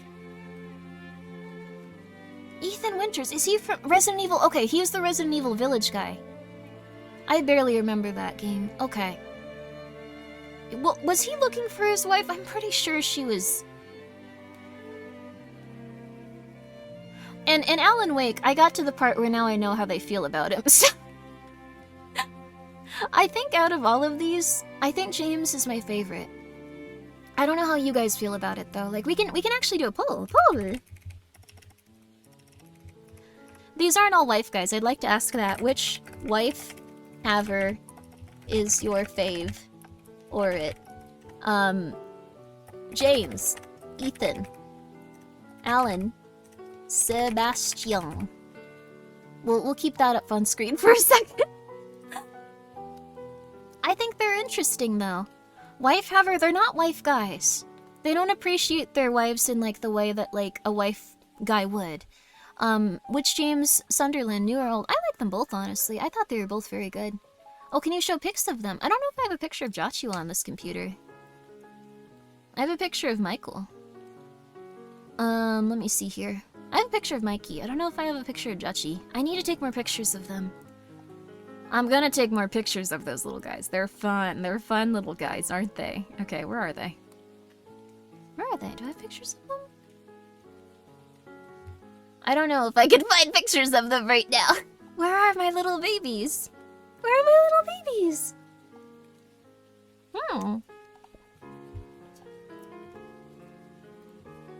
I need them. Where are my babies? I have some pictures of them on Twitter. I could probably go through there. I have a lot of pumpkin. Sadly missed the plushie. Wait, is it? It should still be going. Wait, oh, did I miss the plushie too? Uh-oh. Wait, uh-oh. Did I miss the plush? Oh, you scared me. It still has 4 hours. You scared the crap out of me. Oh my god. Dear Lord. Oh, thank you. Oh, thank God. If you'd like to get one, there's 4 hours left if you'd like one. Though I know that, I know we just had Skelter and stuff like that, so... No, it's okay. It's good to be reminded of it. Let me actually check Discord again to see if, let's see. Oh, okay. Oh, thank you so much.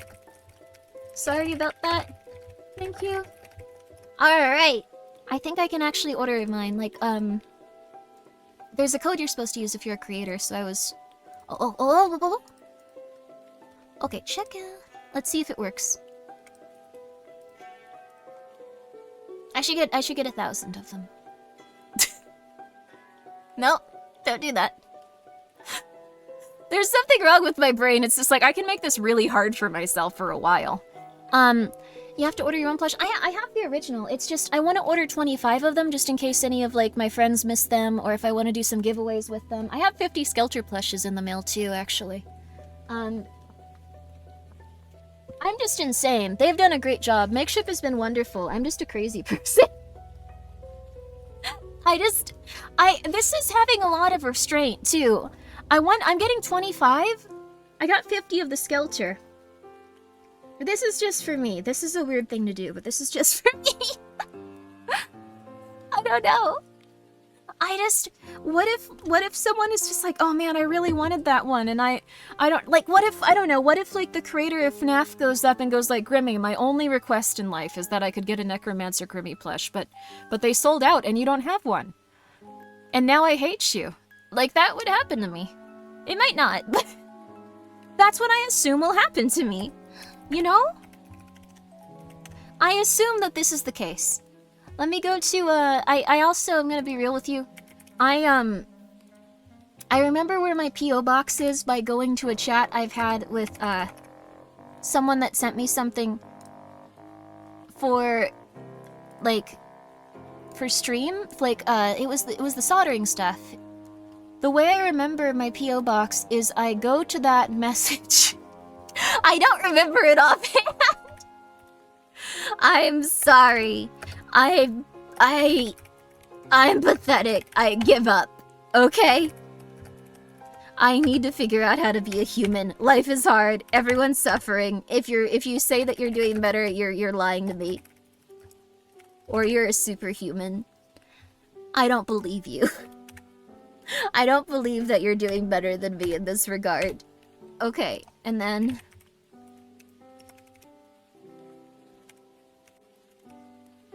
There we go. But the thing is, everything will be okay. Everything will be alright. I forgot an email. That would have been incredible. There we are. Okay. Standard shipping. You don't... Wait, I ordered a lot. Well, I guess that's normal for shipping. Is there a way to get, like, free shipping, like, if you just, like, buy 1 billion of these? How many do I need to get for free shipping? Like, 200? Don't do that. Wait a second, don't do that. Wait, I shouldn't do that. Make your body pillow out of Grimmi plushes. Oh, that's nice! I don't think that's a good idea, though. That would be quite expensive. Okay.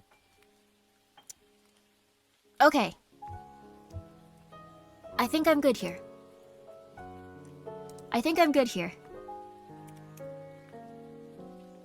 Okay. Okay, I'm just gonna put in my information. I'm not gonna say it out loud. I'm not gonna say my credit card number out loud. I once did that, like, a long time ago. I did that a long time ago. It wasn't good. I will be honest with you. I said my credit card number out loud when I was having a lot more issues. So my health has actually improved quite a bit, so... Also, thank you! Thank you so much, Fulgor! And thank you so much, the Azalon, for being here for 18 months and 3 months! Yo! Thank you! And thank you so much, Adekoy, again, for being here for... Oh, I don't know if I said that. Thank you for being here for 17 months. You like the Skelter plush! Yo! I'm happy that you enjoy them.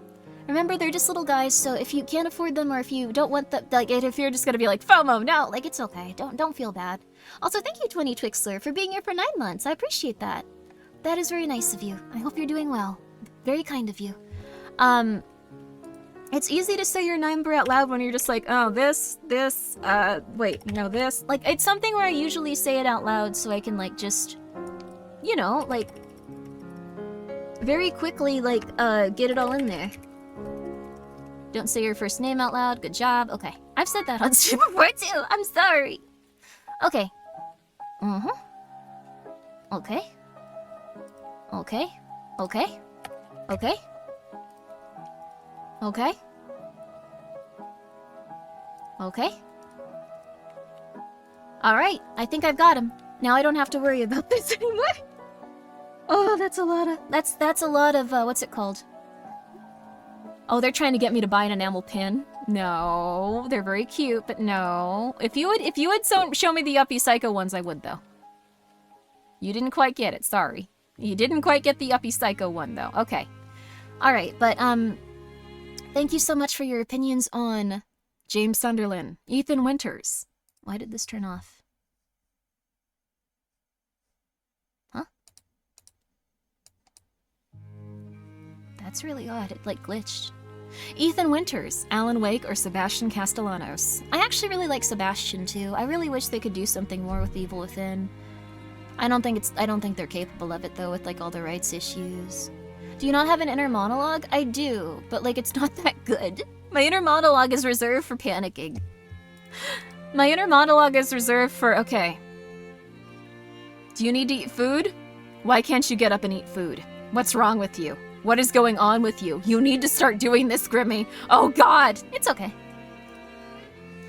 Let me just say thank you so much. Glad it worked out. Yeah, no worries at all. Hope you have a lovely Halloween. The people at Makeshift are all very, very, very nice people, so very, very, very, very, very, very, very, very nice. Your inner monologue is so mean. It happens sometimes. It used to be much worse. I'm going through recovery from my internal monologue. It used to be so much worse. But I like those guys from those games. I even really think that James is an interesting character. Also, again, he really, really, really, really, really, really lucked out by having Jimmy from Mouthwashing show up like a week before he did. Like, I don't know. He really lucked out by having Jimmy from Mouthwashing show up a week before he did. Seriously, seriously, seriously. It's absurd. It's absolutely crazy. What's wrong with the rights with Evil Within 2? So, no 3? Well, the thing is, Tango Gameworks got shut down, and then I think a few of their games got picked up by other studios, but the majority of them didn't. And so the Evil Within is currently stuck with a defunct company that they put out of business because they just decided it made money, but it didn't make enough money. Because we live in hell. Anyways, thank you so much, Alani. Yes, it's been very nice. Even if we're going through rough stuff, we still want to remember all the good stuff in life. It is very sad, honestly. I'm very sad about how companies work. Like, that's another aversion I have. Like, there's probably a lot of nice companies. I'm just terrified of all of them. I don't want anyone to, like, have complete ownership of my life and stuff and, like, things like that. Like, there's probably a lot of nice ones, but I'm just so paranoid. What's your favorite scary movie of all time? I know what mine is. What is your guys? I like Hellraiser. Is there a code for buying your plush too? No. It's just one where it's like, if you're the creator, use this code so we can keep track of it and give you a small discount, please, if you're gonna buy a ton of them. Like, that one's very cool in that regard. They did give me 2 codes that are for...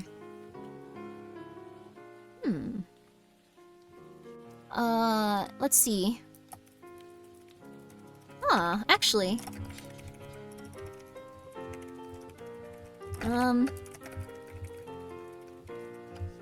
Actually, they might have given me something that I think might be a good thing, but I'll see. I'll see if they're feeling right about that one. But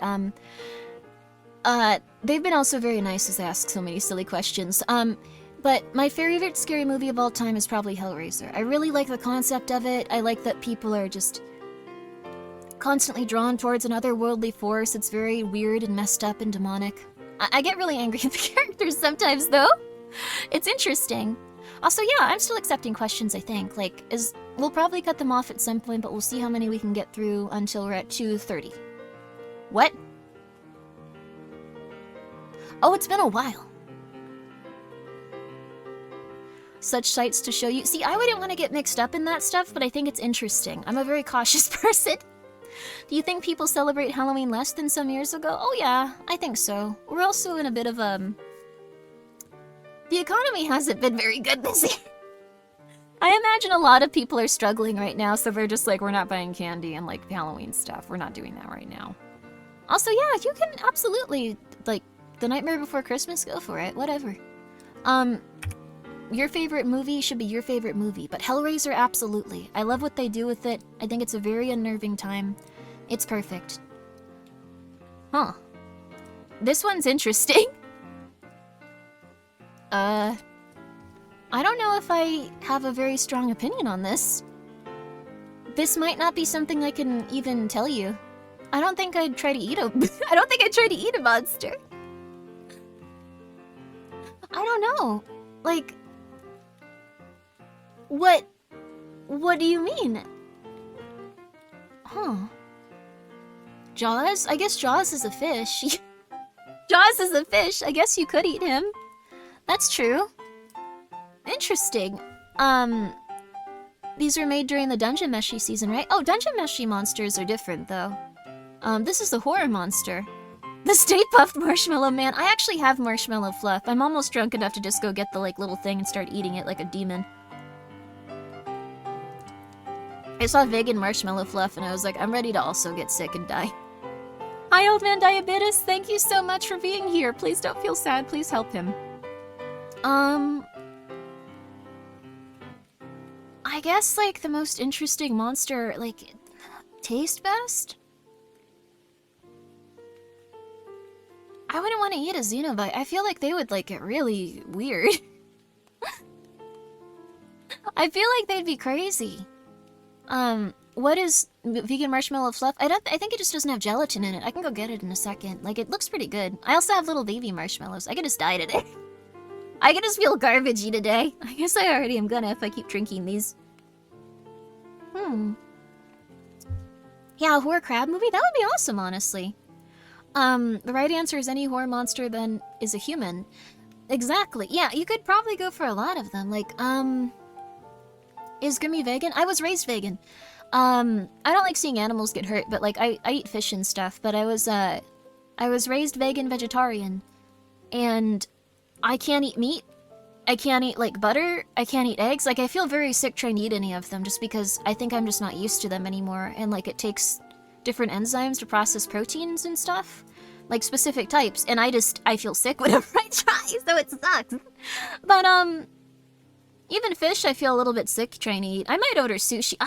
This is Halloween. What are they gonna do? They can't stop me. Society can't. Let me see here. All right. Let me see here.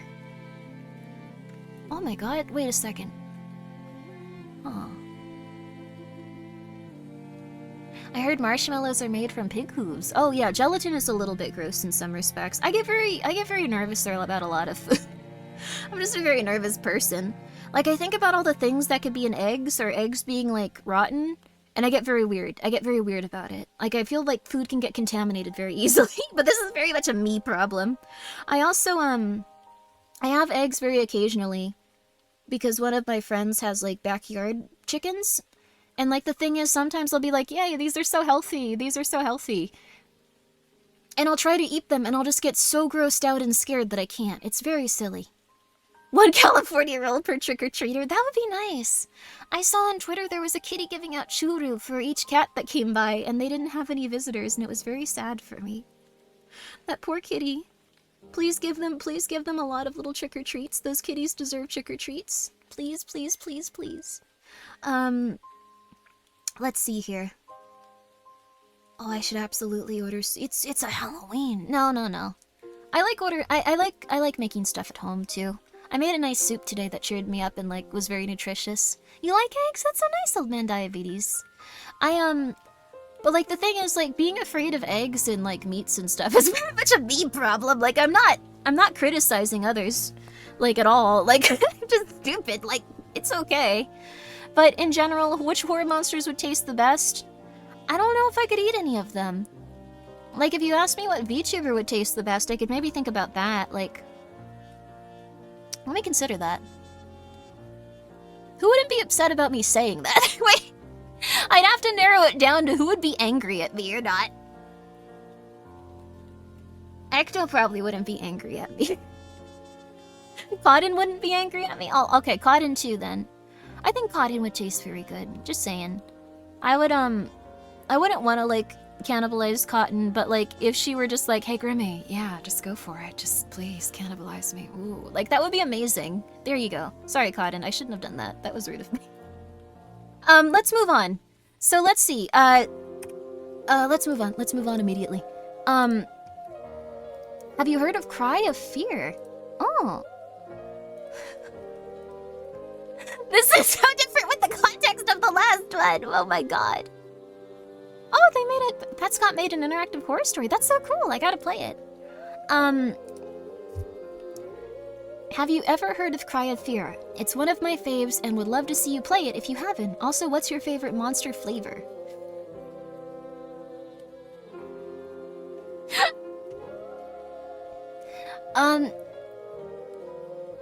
Oh my god.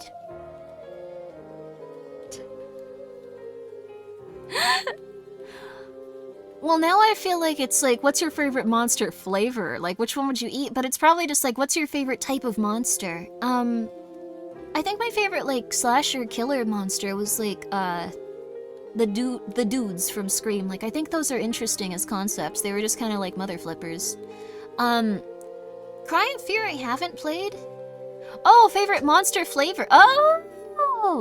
I like the one with butterflies on it. I like the one, I think it's Chaos or, like, Papillon or something. Like, I like the ones with butterflies on it. It's quite cute. Thank you, Corinne. Yep, thank you, everyone. The drink. Yep, thank you. I like the orange one. The orange one is very good. Papillion. Yeah, that one. I like that one quite a bit. I don't know why. I haven't had it in forever. But I really like it. I just was like, flavor. Okay. Huh. But that one's lovely. I also haven't played Cry of Fear on stream. I should really do that. I tried to play it once, and it was working up until I tried to play it on stream, and I was like, uh-oh. Also, this is very nice. This just says, I think you're very cool. That's very nice. There we go. Yay! That's very nice. Yay! That's very nice.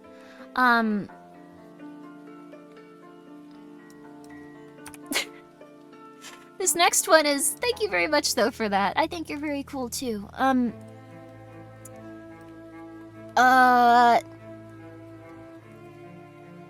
don't know this. You'd have to ask Gaspar, and I don't think he'd tell you. I think this is the type of thing that, like, is very odd to ask people. Can we ask him? I think he would just be uncomfortable. Gaspar Maro Streamlet, we should do one of those too, but I don't think he'd be happy about this.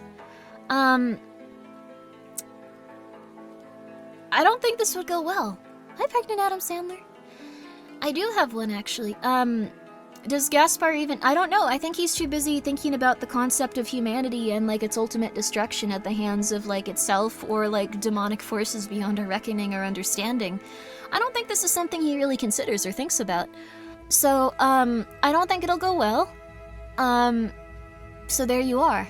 You'd have the same interests? I don't think that's true. I think twins have contrasting interests in a lot of regards.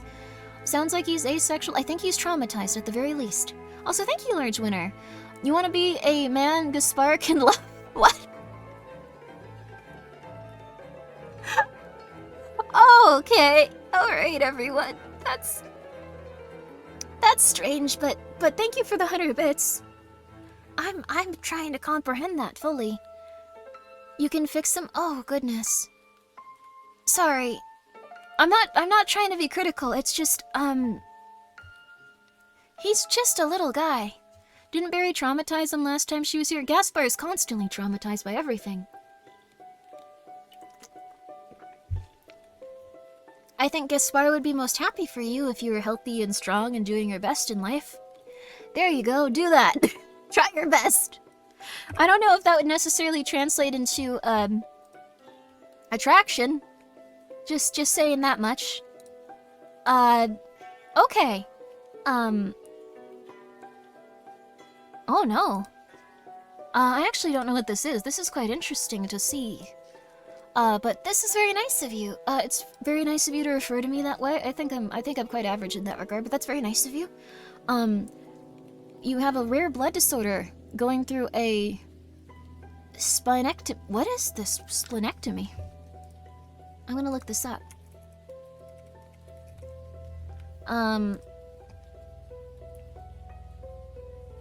Oh my goodness. Well, I am very sorry about that. I didn't even know you could live without a spleen. But you must have been very strong throughout all of that if you've had a surgery to that extent. Oh my gosh. Wow. I'm very happy that I could help you. My goodness. I really hope that you're doing good, though. Also, hi, Sandy! Get this mother flipper a new spleen. I hope that you found a new spleen, or that they have, like, something that would be similar and help you in that regard, but I'm very happy that I could help you from being here and just hanging out. Like, that makes me very happy to hear. Also, guys, please go check out Sandy. She's a very sweet person. You're the best for making us all smile. You're a very kind person as well for taking the time to send this, and I hope that you can continue to feel better and better. I really do deeply apologize that you're going through that stuff, though. I don't know. I could not imagine having to go through that. You've probably been through an absolute cred ton. An absolute cred ton. I like this. No, you do not, first of all. No. That's very nice of you, though. If you need a Grimmi Tulpa to project feelings onto until you can find... Please make sure that you find a lot of stability, though. I will accept this if you are on medication. Go and get on medication immediately, and I will accept this. I think it'll help you, though. I think you'll feel a little better. Also, thank you, Dark Tented, for being here. For 10 months, I appreciate that. And also, hi, Clonk, how are you? Thank you, Neo, for the 10 bits. Detroit, become Splint. No!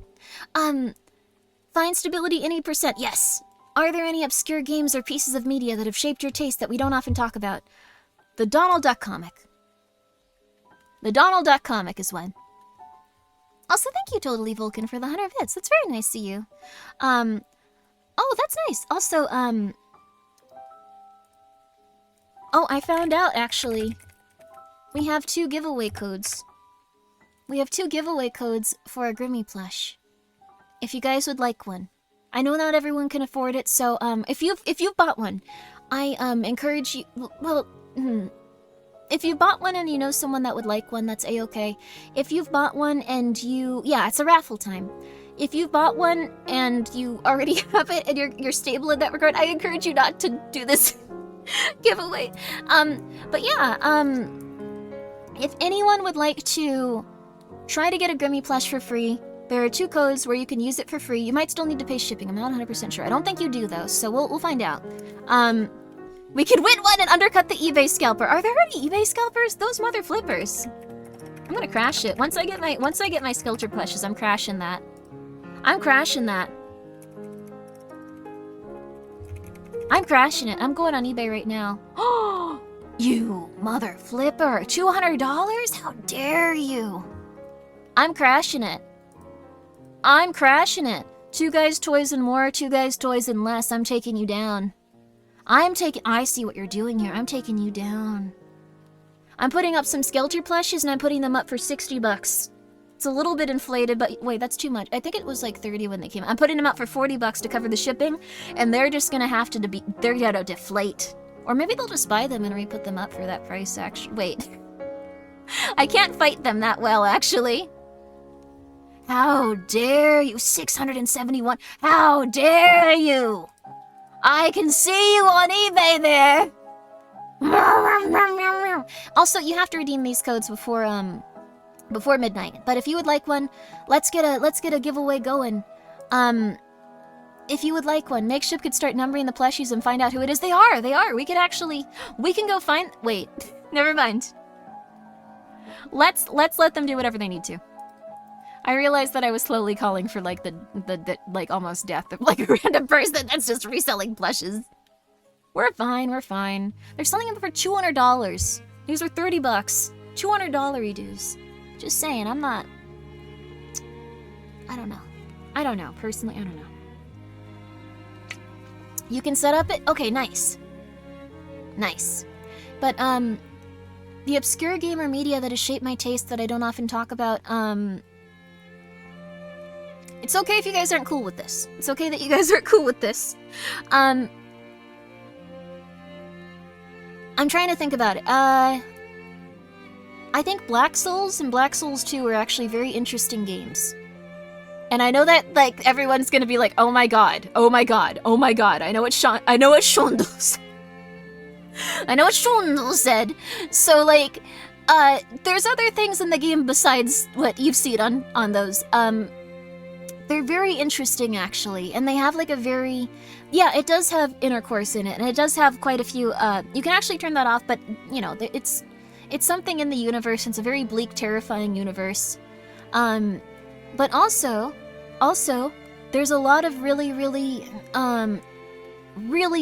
weird plot elements associated with it. Like, a lot of really weird ones. So there's also that. Also, oh, hello, Victor Sama Neuro Evil. Hello, how are you? I hope you're doing well. Spooky, yo! So if you'd like to win a Grimmi plush code, and also, you have to use this immediately. Like, if you use it after midnight, it's not gonna work. Just letting you know. But we have 2 of these, so if you would like to put your hat in the ring for it, please go do so. And if you've already gotten one, and you'd like another, I can't stop you. I can't physically do that. So you're free to go for it if you'd like to, yeah, but I hope someone can get one that couldn't afford one. So, by all means, enjoy. And I hope that whoever wins will have a lovely life with them. And I hope that whoever loses will also still have a lovely life with whatever makes them happy. Okay, but yeah, so I think that, like, Black Souls and Black Souls 2 is something that shaped me. I don't know, I play a lot of games where there's a lot of, like, very intense stuff, and I don't think about it like, oh my god, this is, like, so amazing. I usually think, like, this is very intense and interesting. But it's okay either way. So those are quite intense. Black Souls is like Dark Souls, but an RPG Maker game, and full of very intense material. Very intense. Very, very, very, very, very intense. That's one thing that I quite thought was interesting, so I'm being very honest with you. Looks at the plushie Skelter menacingly. No!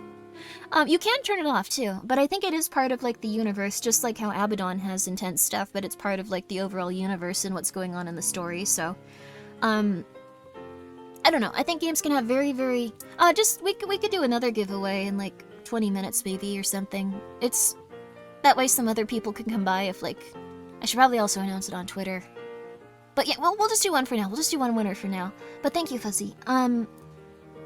Let's see. I'm trying to think here. I think that's, like, the biggest one. I think that's one I don't often talk about, but I think it's quite interesting.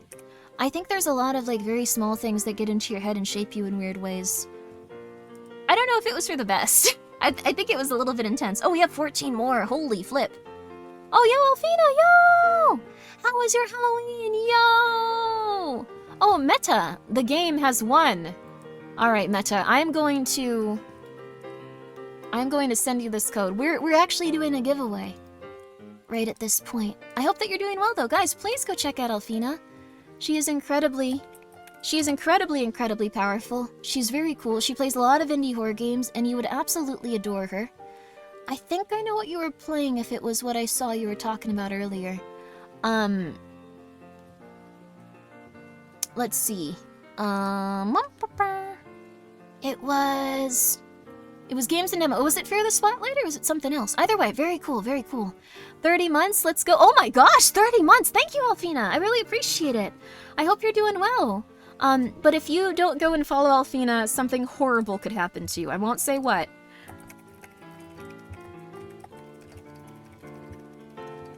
Okay, there we go. And then I'm also giving the person... I'm gonna give this to the mods, and hopefully one of them can give it to you, your code, Meta the game. You already follow her, though? Well, wait, I was gonna say, make another account. That might actually get Elfina in trouble. Don't start doing illegal things. What's the name of the... Oh, this one's interesting. We're currently doing marshmallows. We're gonna do them a little quicker, too, just because I am way behind schedule on what I was gonna do. Will you name the skeleton orb? I've heard headcanon his name is Cole. Oh, like Skull. But I hope you had a lovely one, and I hope you're having a lovely Halloween, Alfina. She's really cool. Please go check her out. It was While We Wait Here, and I'm on Observation Duty 7. Oh, that was it! Were they good? Observation Duty 7 is hellish. I love it, though. I was losing my mind playing it. Carl? You prefer Kroll? Oh, I'm glad you enjoyed it, though. Can't wait to redeem it for myself, Kit. No. 7 is super subtle. It gets really bad. Like, it's just like, these cans moved, and you have a mental breakdown.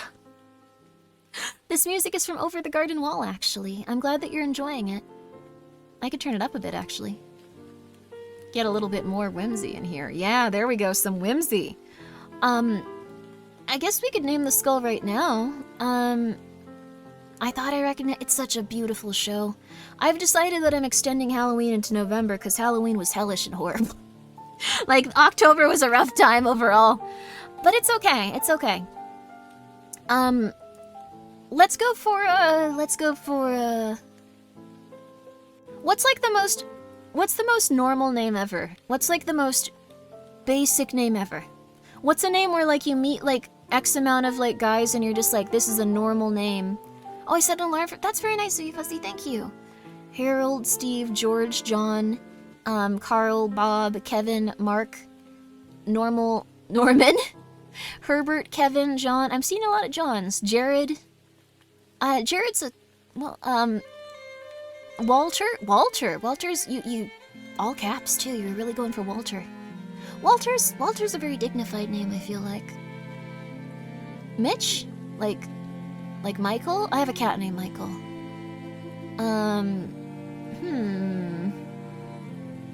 Real common last name, but it's extremely local thing. Oh, Hydra Bob. Always being tortured. He's not always being tortured. He seems fine. He's just holding something for me. Harold the Herald. Michael, don't leave me here, Michael. I really like that one, VHS. Bob was the skull in Torment, right? Oh, I think so. Jimmy! Oh no. Poor Jimmy. That guy is really, like, it's interesting to think about how, like, mentally ill they were in some ways. I've thought about that game a lot, like, he was probably, like, very tortured by his own inability and a very interesting character. My cat was named King. Oh, wow. Oh my gosh. Best cat ever? He was very powerful. He kept going. Ken? Curly? No! You know what? Let's see. Yorick? Yorick's a funny name. I like Yorick. Yorick is a funny name for a skull, but maybe too on the nose. It's like when you get a hedgehog and you call them Sonic.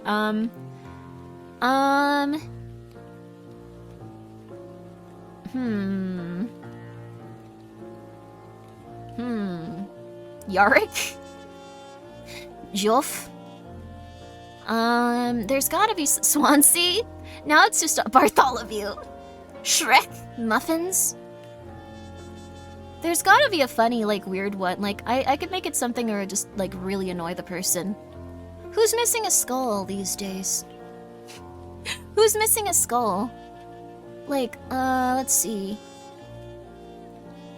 Me? Scully? Scully's nice, but that's a little bit funny. Like, I don't know, is that offensive to call them Scully? I don't know. Sadie. Ruthford. There's so many good names. You know what, how about we just call them, wait a second, I have an idea. Most common male name worldwide. Is this okay? His name is Mohammed. This feels strangely sacrilegious, though. I don't know if that's a good idea.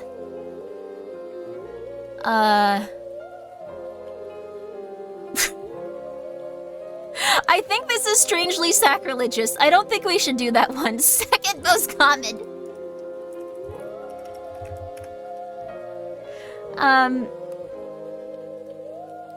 Okay.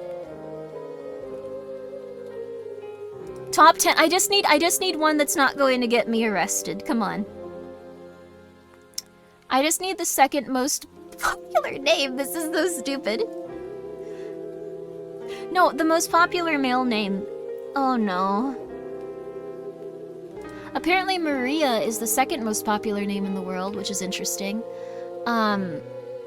Congratulations to all the Marias out there.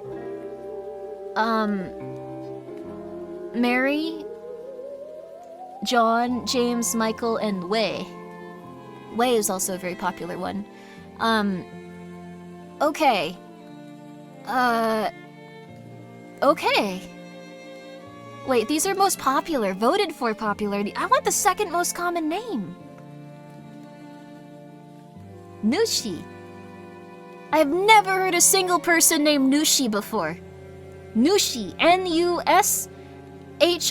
Nushi. Ah, this is insane. Okay, you know what? I think Cole is a good name. You get to name them Cole. You get to name them Cole. So, Cole, there you go. This is now Cole. This is now Cole. So thank you very much. Thank you very much for this. I appreciate this. Thank you very much. Also, we have another good one coming up. Dear Grimmi, would you say you're more of a chest appreciator or bottom appreciator? Bottom. Okay, we're moving on. Okay, we're moving on. Just continuing onward. I don't think there should. I don't like the thing is like if you don't see someone. Sorry, I put it off screen really quickly. But if you see someone that has like a very nice rump, they can have like a smaller chest. But like if they have a very large chest and they have no rump, it doesn't feel right to me. Like I can still be happy for them and appreciate that they have that for themselves, but it just feels very off. I think like a nice distribution of like hip to like, you know, that kind of stuff, very important. Very important. Okay, just saying that. I'm trying to get through these quickly because I know I spent a lot of time on them. Favorite classic Halloween monsters, stuff like ghosts and zombies. This is an interesting one actually. I don't know how you guys feel about this. My favorite type is probably in terms of monsters? Oh goodness. I really like I guess I'll come to first thing I want to say, like I guess demons, like something very weird that can like tempt people into like some sort of darkness and then destroy them. I think that's an interesting concept. I think it's cool. Also, hey Hootie. Agree to disagree, that's a-okay for you, but I personally think that people need a lot of rump. People need a lot of rump, and if they have rump, like then the chest area looks good no matter what. I think if there's just a gigantic chest, very little rump, tiny rump, just doesn't feel right to me. Just doesn't feel right, because the hips are decided by the amount of rump. The waist is decided by the amount of rump. The like thighs are decided by the amount of rump. Okay, anyway. We're not talking about food, sorry. Oh wait, how are these loop around? 1 hour ago? Uh-oh. These got out of sequence. These got very out of sequence. Oh wait, no. These didn't get out of sequence. Someone asked a very similar question, but I'm big on demons. I think those are interesting. I think those are cool as a concept.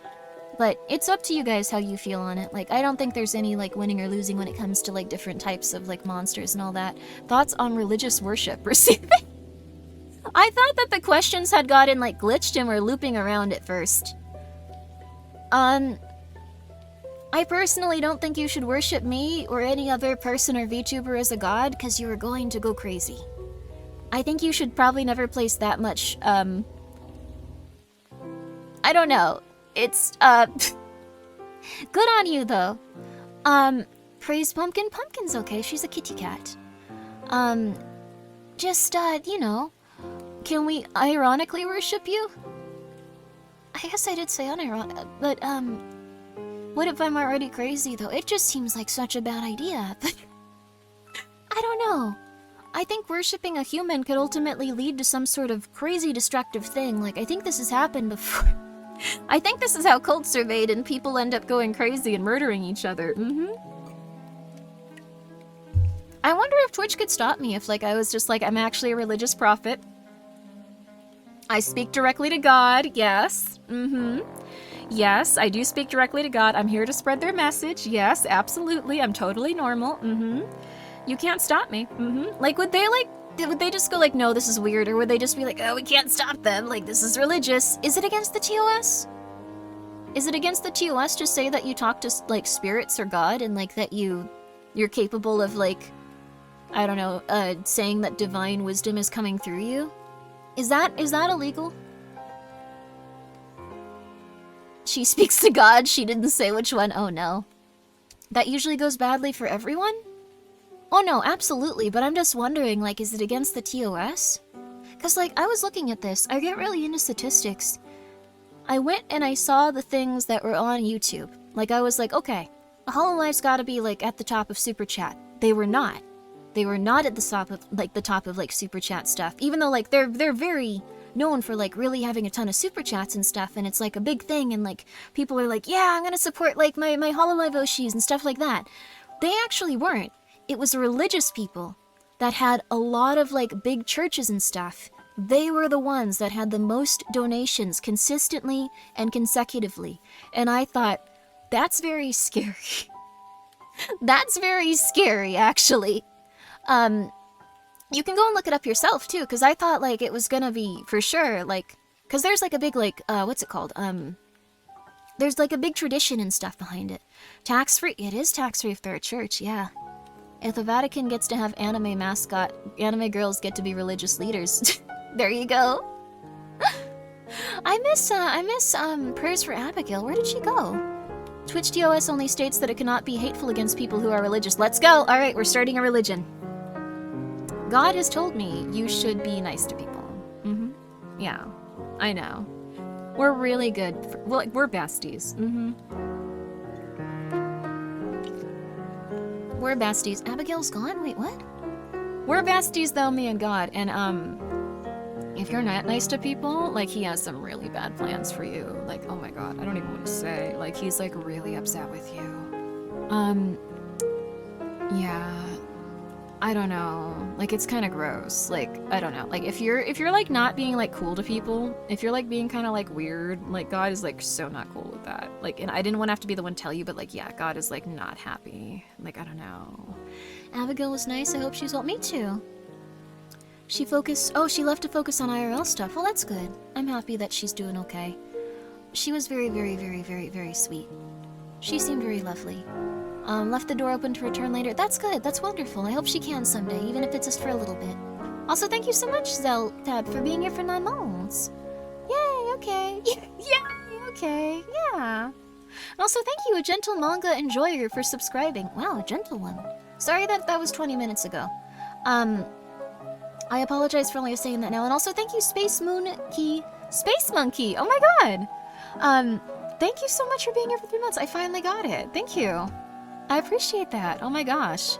But yeah, okay, now that I've said that stuff about God and, like, scared you a little, he has really bad stuff planned. You know what would make him happy? Like, if you donated to your church, and I happen to be your church. Yeah. I'm just saying. I'm just saying. I'm just saying. I'm just saying. I'm just saying. Like, I think that's what those, like, religious guys do on YouTube, is the thing. It kind of scared me a bit. It was interesting to see, but, like, I don't know. I don't want to fight with them. They're lovely. Don't hurt me. There's a lot of very nice religious people, though. Abigail would be one that I'd recommend. I hope that she comes back someday. It's okay that you recommended her, JC, to, like, one of your buddies. Oh my god, I forgot to talk about that. Thank you so much. I did do one thing, even though I was kind of sick this month. I did record for a video game that came out today. It was someone's indie project. So if you'd like to go and check that out, let me actually see where it was, because I am so silly. Also, I'll say thank you, Fuzzy. Okay, I hope Kit didn't actually use that code. But let me actually send you that each thing. I am, how do I, like, find this? There we go. Okay, here. I'm the voice actress in this game that they put together for a quick game, I don't know how to put it, game super quick. It was one of the super quick games. I don't know how you put it. Game jam, yes, game jam. They worked very hard on it. If you'd like to go check it out, please do. It was done very quickly. But I'm the voice actress in it, and they very nice people, very, very nice people. So I really loved it. I recorded it very quickly while I was also like dying. So I don't know how good it sounds, but I hope that you enjoy it. They would probably very much appreciate it if you took the time to read some nice or leave a nice comment if you enjoy it, or go and check it out, because I'm sure they worked very hard on it, and they were a very nice team. So please go check them out. right after I was able to, oh no, I'm so sorry, I'm moving Great Library. I'm sure someday she'll come back and she'll be like, hello! Someday, hopefully. Is it a spooky game? It's called Coyote Summer. I don't think it's that spooky. It's supposed to be very relaxing. Like, you're out and you're, like, taking pictures of, like, animals and stuff. So, if you'd like to, please go check that out. This reminded me of that, though. If you could be a guest character in a horror game, what would it be? Oh, gosh. Where would I even fit? Maybe in, like, the Yuppie Psychos guys stuff, I could just be a random person that you can, like, annoy once. And then people will be like, why is her design so specific? Why does she have a character sprite? And it'd be like, oh, that's a VTuber? Oh, God. Hi, Sornakbud. Mentions of, oh, it's still a very relaxing game. It's still a very relaxing game. Yeah. Jimmy's other friend in mouthwashing. I would not want to be in mouthwashing. I would not want to be trapped there. I would be up for being a cameo in any horror game, honestly. I was in one person's, Pleasant Whale. Like, they actually included me in one of it. I really appreciated that. And why would you use only spicy sauce to slay demons? I gotta start making it with holy water. That's a good idea. There you go. I don't know. Oh, EDF. That's true. The V Shoujos were in Smite also. I thought that was awesome. They look so cool in there. Like, if anyone's ever like, hey, we have this crazy big game and we wish Grimmi were in it, like, let me know. We can work something out. You can give me $12 for my IP for as long as you need it for. There you go. Oh. What is my favorite story/book? I think probably Jonas Cabal the Necromancer. It's not as scary. It's not as scary, but I really did like Jonas Cabal the Necromancer. Also, this says, hey Grimbo, as a horror consigliere, what is your favorite movie/story/book? I really liked Jonas Cabal the Necromancer. It was very hopeful in a lot of ways and very weird, kind of seething in some. But I love the idea of a character. Oh, that's yours? Thank you, Sotek. I was just thinking, this sounds... this typing style seems familiar. But Jonas Cabal the Necromancer was very good. I like the concept of a character being very powerful through the concept of intelligence and learning about the world and gaining knowledge that other people wouldn't have. I think that's really neat. So that one's probably my favorite. Yay! Although I have a lot of neat horror books, so we should probably do a stream about them at some point. Alright, we're getting closer. Oh, that's nice. Oh, we actually answered a question similar to this, so I'll just say, I'll read their question out loud, actually. I'll read their question out loud, and then, we'll go to the next one. Since we did this one, and I'll say it again really quickly. This one is, I only recently arrived at the mansion, but I'd like to thank you for giving so much effort for the community. That's very nice of you. I'd like to give away more. Thank you. As for my question, why did you decide to begin your journey as a VTuber? I was a shut-in. I wasn't very good at a lot. I was very excited to like go and play video games and talk to people, and I did something very silly, which I don't think I should. I commissioned a model before I knew that I liked streaming. I luckily like streaming, but I spent like $600 on it. That was intense, but I really am happy that I did that, and thank you so much for your question. Do you have a special routine you use to get your creative juices flowing? This is a good question. I used to get inspired and go like, oh my god, I want to do something. This is amazing. I want to do something. This is so cool. Now I just don't. I think this is partially why it's easy to get depressed. I have no, like, nothing that I do to do something like that, and it's very bad. Like, you kind of need to in some ways. Like, what I would recommend, though, is reading something that you read or watch or anything like that, because I used to do a lot of writing. Go and do something and purely appreciate the thing. Don't look for negatives. If you want to go and read a book, don't look for any negatives in it. If you want to go and try to, what's the word? I guess like watch a movie, don't look for any negatives in it. Look for the positive things you like about that movie and try to be as inspired by it as possible. Like, don't go like, oh my god, they're being really, this character, ugh. You can also be like, I wish that I could do this, like, I could do this better, but I would highly recommend just not for a little bit, like, just specifically, just for a tiny bit, going, okay, well this is very good in these regards, because if you tend to focus in on the negatives, it can be very hard to like start your creative process, because you'll be like, this isn't very good. I wrote a sentence, it wasn't very good. I wrote this, it wasn't very good. I did this, it wasn't very good. I said this line in a way that wasn't very good. I did this in a way that wasn't very good. I didn't do this in a way, this wasn't very good. This wasn't very good. Ugh. And you'll sit there for hours going like, ugh, oh my god, but I could do it better than that, but this is still like, ugh. So what I would recommend, if you're very hard on yourself, to just focus on the positives of a lot of stories. Consume ones that are very good and interesting and that you really enjoy. Like, go back and play a game you really loved, and focus on the things you liked about it, and then go and sit down once you're inspired. Like, that's, I think, the best thing you can do. Focusing on what you don't like about things can slowly drive you insane and make it so it's much harder to start. That's what I've noticed with a lot of my buddies, at least. Ah, this is a good question. Okay. Again, I'm gonna be as honest as possible. I am going to be as honest as possible. So, okay. Gonna be as honest as possible. I have wanted a 3D model for like 2 years. For like 2 years. I've wanted like a really nice 3D model. I almost got one. But again, I will be completely honest. The process where I was going to go and, I'm just gonna be honest about it, because I don't think it's NDA or anything. The process where I would have gotten a 3D model was something that I still wanted to get very badly.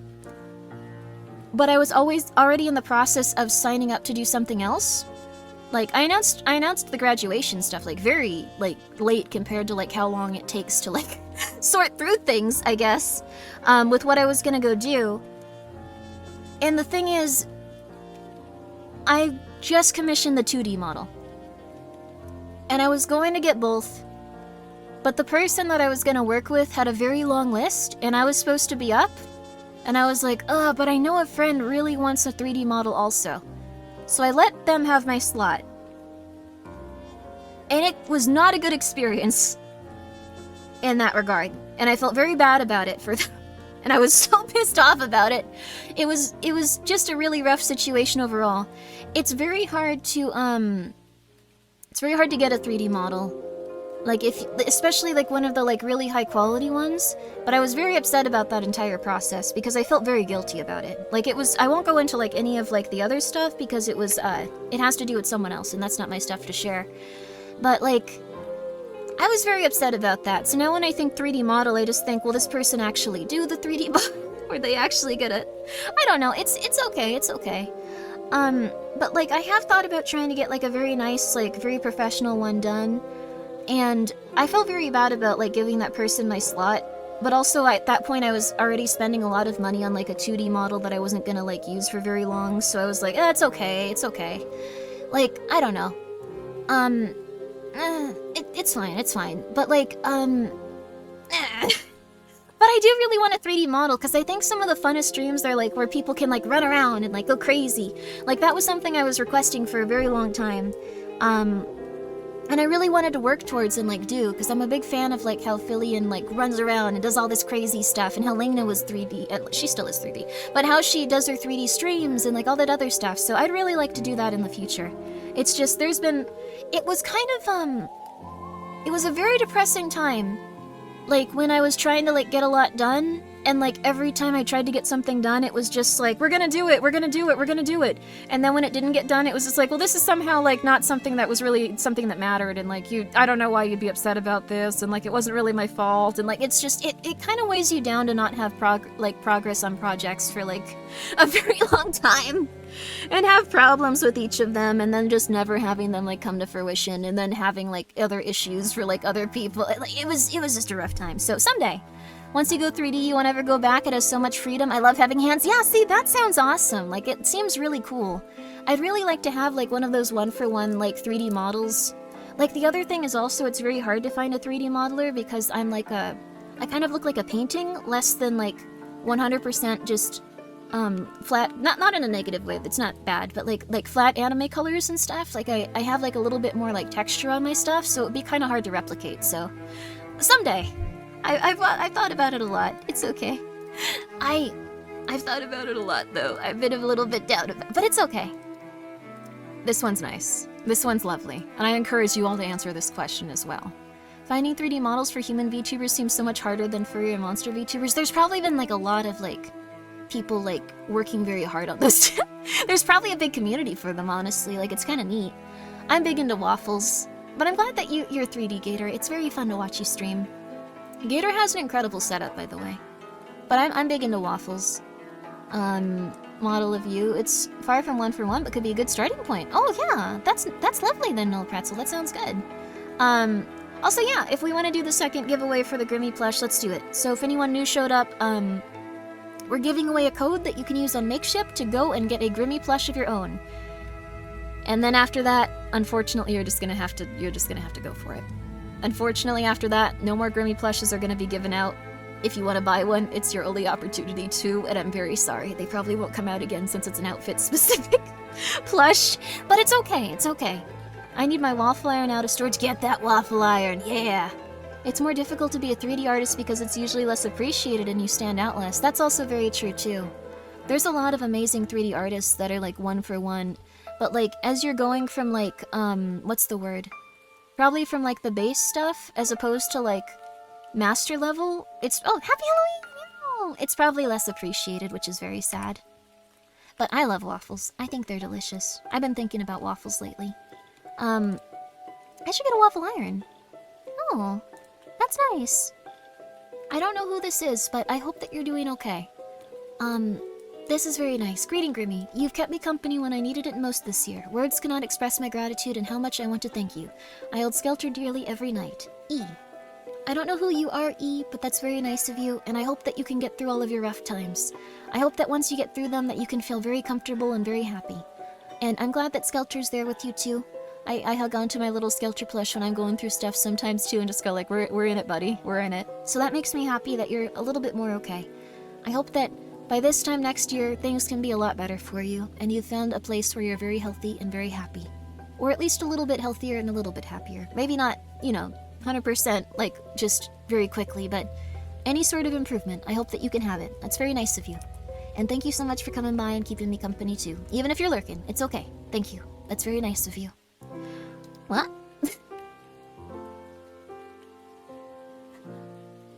Trademark?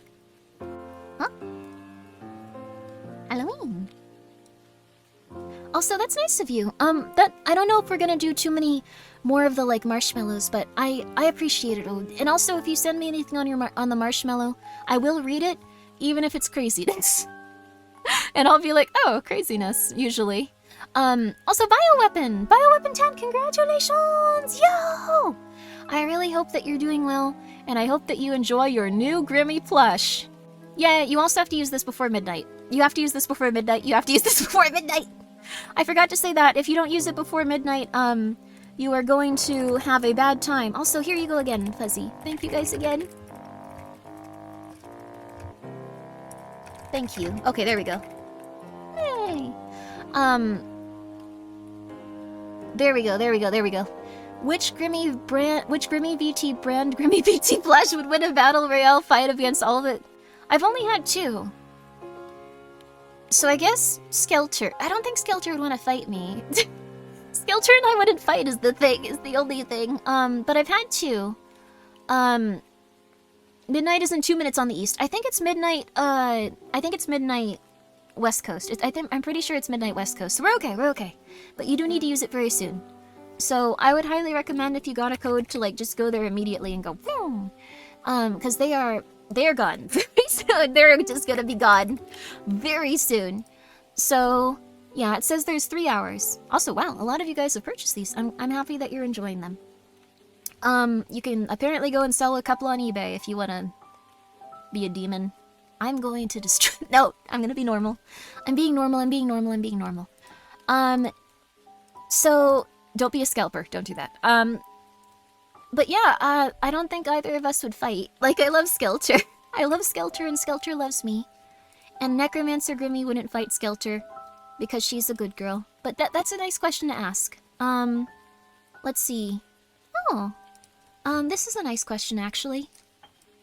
How far is too far in terms of fan-made content? Is a fan-made RPG game starring you based on your lore with a— No.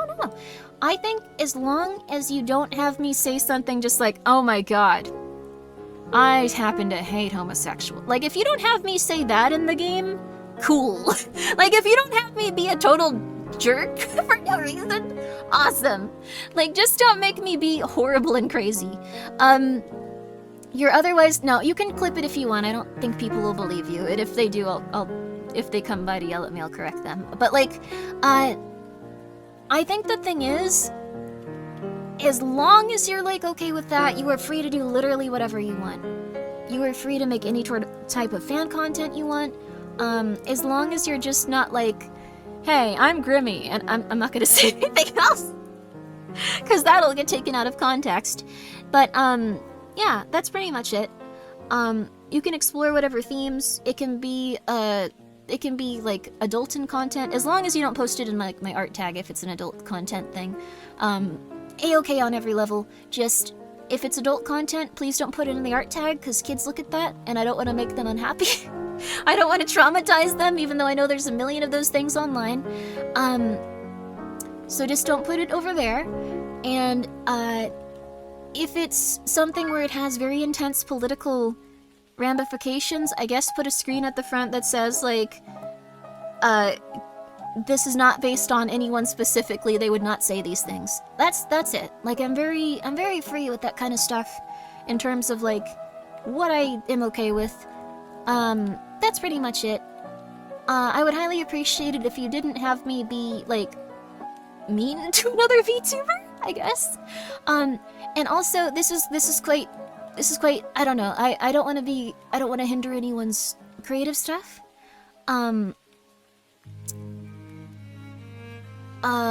What's the word? I would appreciate it if you don't make a horrifying, demonic, terrifying, evil art of me being tortured to death or something. If you do, I can't stop you, but I'll just be like, that's very concerning. Like, I won't love if I see that eventually. I'm gonna be real with you. Everything else is a-okay. If you want to make any weird art of, like, me and, like, VTuber buddies, please talk to them, and also, like, that's a strange area, though. I think that's a very odd area, so I understand if it's very uncomfortable. I probably won't be like, this is cool, if you, like, do that, unless, like, they're like, this is the coolest thing ever, Grimmi, we have to do that. Like, that's fine, too. But, like, there you go.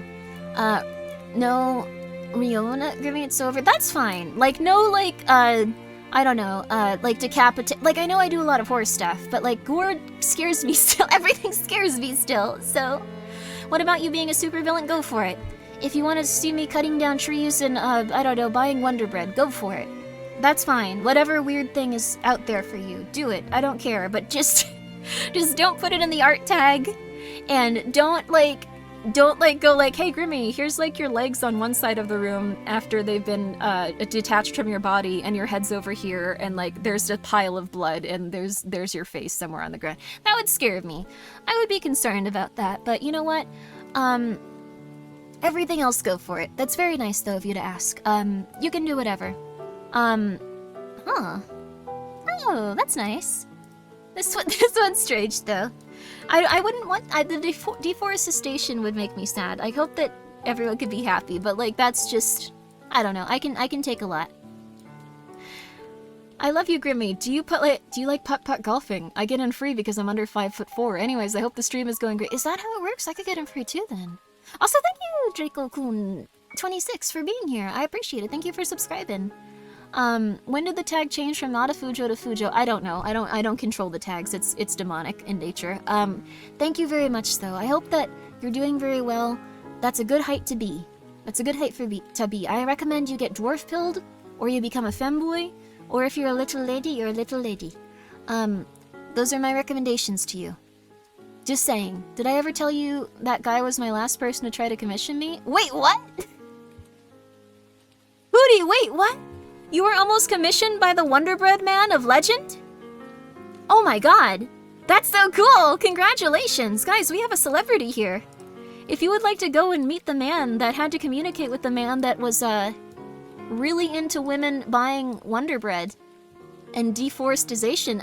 This is your time now. You can go and give them a follow right this second. The Wonder Bread guy indeed. Apparently people have had pretty bad experiences with him. Oh no. Well, I don't mean to make you come out and like say like what happened with you, but oh, 5'8's not bad. He's not great? No? Well, I'm very sorry about that. Yeah, his thing with women is deforestation and Wonder Bread. So, how does one get a woman buying Wonder Bread? I don't know. See, that's what I think of with like feet though too. Like I don't know about feet. See, that's the thing. It's more common, but it's just kind of like this does I guess it's part of a human body at least. I don't know. I don't know. Ah, more music. But what makes you drawn to the horror genre? I actually like that it's very immersive and people have a moment to shine and seem very heroic and like wonderful in nature. Like I love that. I love that. I can't get enough of that as a concept. It makes me feel so happy. Like when you see horrible things happen to people like throughout, they're tortured, they're eviscerated, and then at the end they come out of it and they begin to like feel better. Like I think that's so neat. And it's so cool to see. You can't have all of like the good stuff in life with like, I don't know, all of the positives without having incredible torture and terrifying things go on. So I like seeing those dark aspects of things and how they exist and how things continue to go on. I also think horror games and horror genre stuff is very immersive. They really immerse you in it in ways that other games don't. Like in other games, sometimes it's just like you're in a bar, you're a rogue, whatever, get out there. You meet an elf. Are you happy you met an elf? Yeah, you met an elf. Cool. And there's nothing wrong with that, but like I like when they have like people like walk into work, start doing their jobs, stocking shelves. It sounds insane, but like cleaning bathrooms, stuff like that. Like, so it'd be like, yeah, you're a rogue and you have to like put on your pants and you have to like go down to the tavern, you have to like, you know, greet a couple of people or like, you know, listen to them and go like, oh, that's that shifty rogue fella. And stuff like that as you get to the tavern and then you sit down and you look around and you realize like, oh, you don't have anything to drink, so you have to get up and talk to the bartender. Bartender's like that really puts you in the game. And I feel like horror games do that, but other games don't as often. So that's kind of neat. Like thinking about the world and how like evolved it is and everything like that. Don't horror media have endings where everyone dies or something effed up happens? Oh yeah, that's cool too. It shapes the world in an interesting way. I think it's neat. But yeah, horror is innately very human and usually, despite it being like very intense, it's usually grounded in a very human, like, weird reality. So I like that. I think that's kind of cool. I don't know. That's how I feel about it though. You could feel differently, but that's why I'm drawn to it. I love seeing horrible things happen to people and them overcoming, or how it shapes them. It's part of reality, it's part of life. I don't know. I'm a little bit afraid of gore, but I think it's quite cool too. Like, a lot more of my friends are just like, gore is so cool, and I'm like, oh, I'm afraid of everything. But I think it's neat. I think everyone could have a very different way of looking at horror too. It's cool. What's something that inspires you to grow as a person, content creator, etc.? Seeing people do really well. Seeing people do really well and finding new things that they're creative with and like working really hard, that inspires me. Like let's see, like seeing people put themselves out there, seeing people work very hard, seeing people want to do new things. Like, Doki Bird is like insane. Like she works so hard, like with so many different things and finds so many cool new things to do. Like she's really on the cutting edge. Like it's incredible. Seeing people like learn to sing and like learn to dance and like do all of these wonderful things with like their setups. Like Doobie was also doing incredible stuff with their 3D things and like actually making physical things she could interact with. Like that's so cool. It's neat.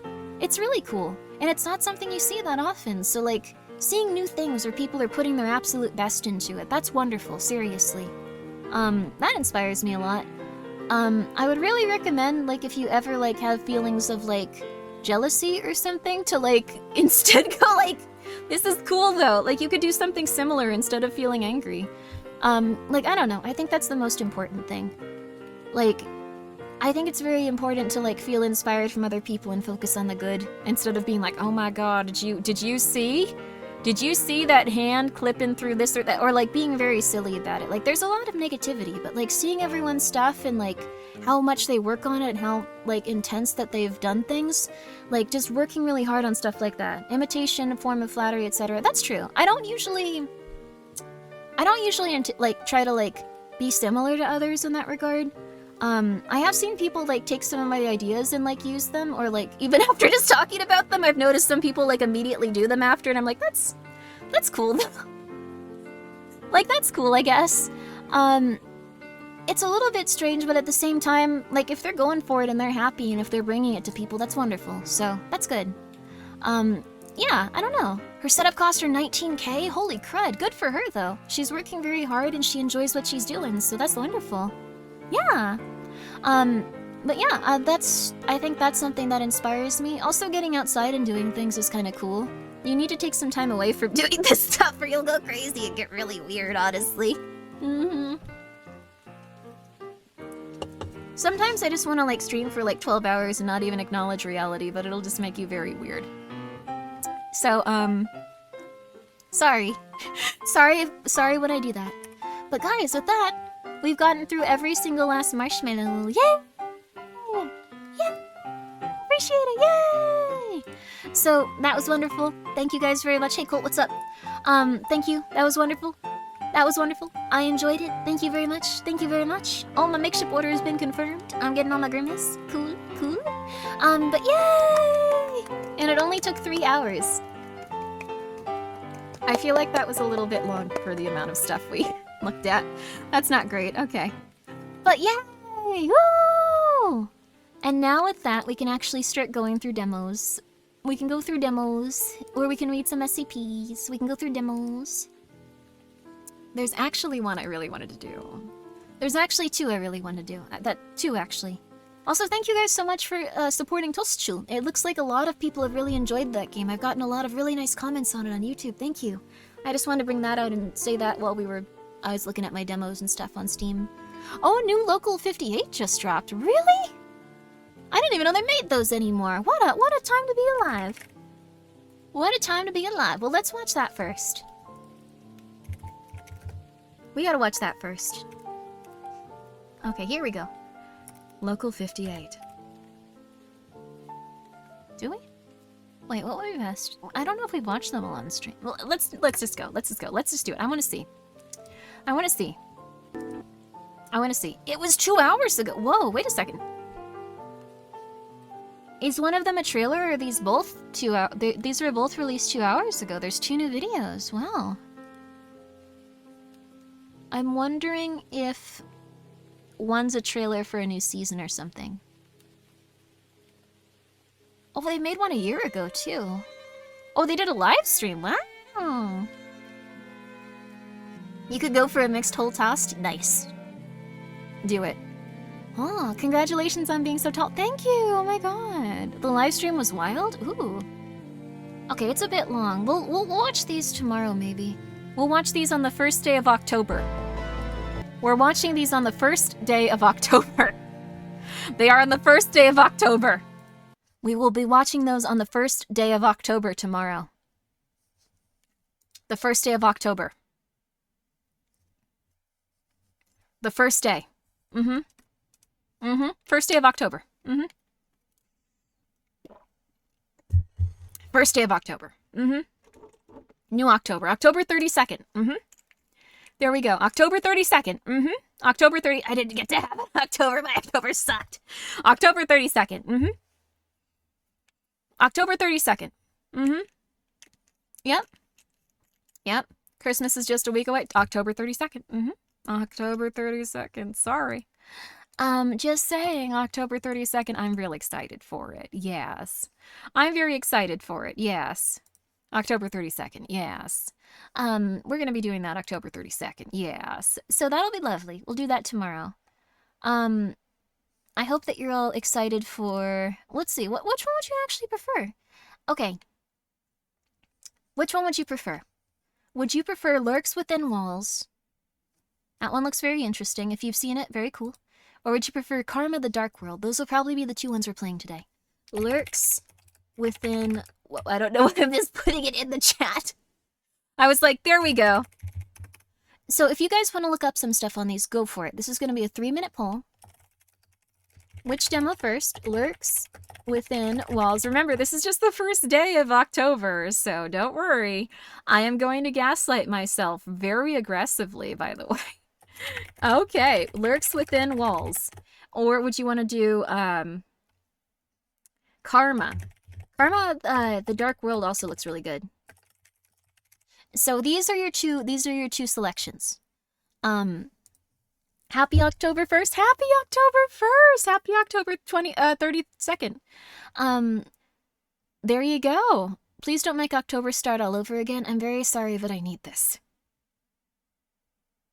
I'm very sorry, but I'm going to... I'm very sorry, but I got sick for most of October, and I felt horrible. And it was like a painful sick, and I was like bedridden.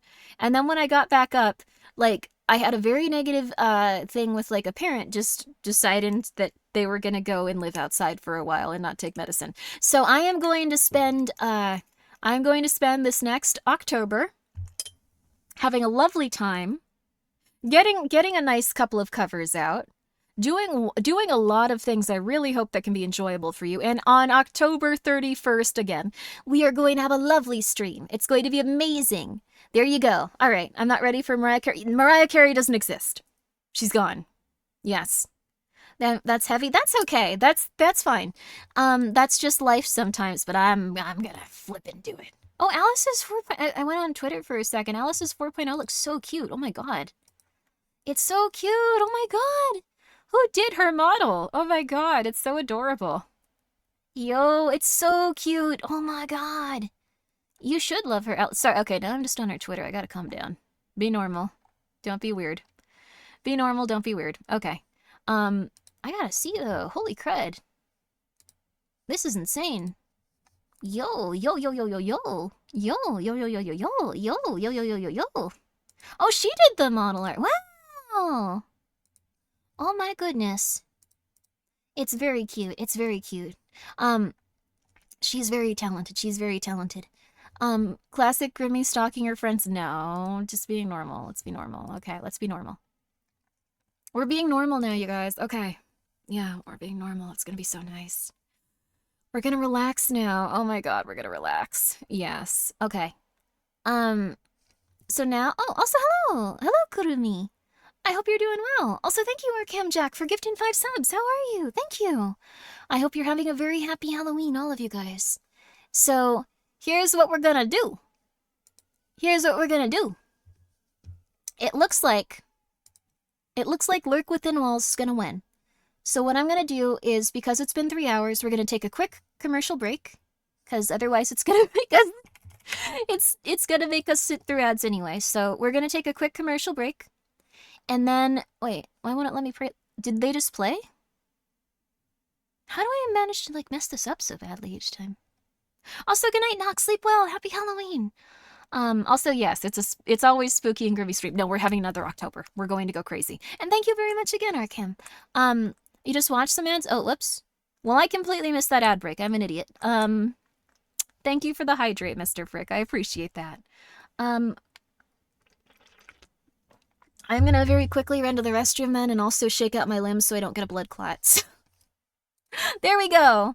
Yes, November is another October. We're gonna treat it exactly like that. We're gonna treat it exactly like that. I will be right back. I'm gonna go quickly use the restroom. We should be good though. We should be good. Okay, I'll be right back. Yo.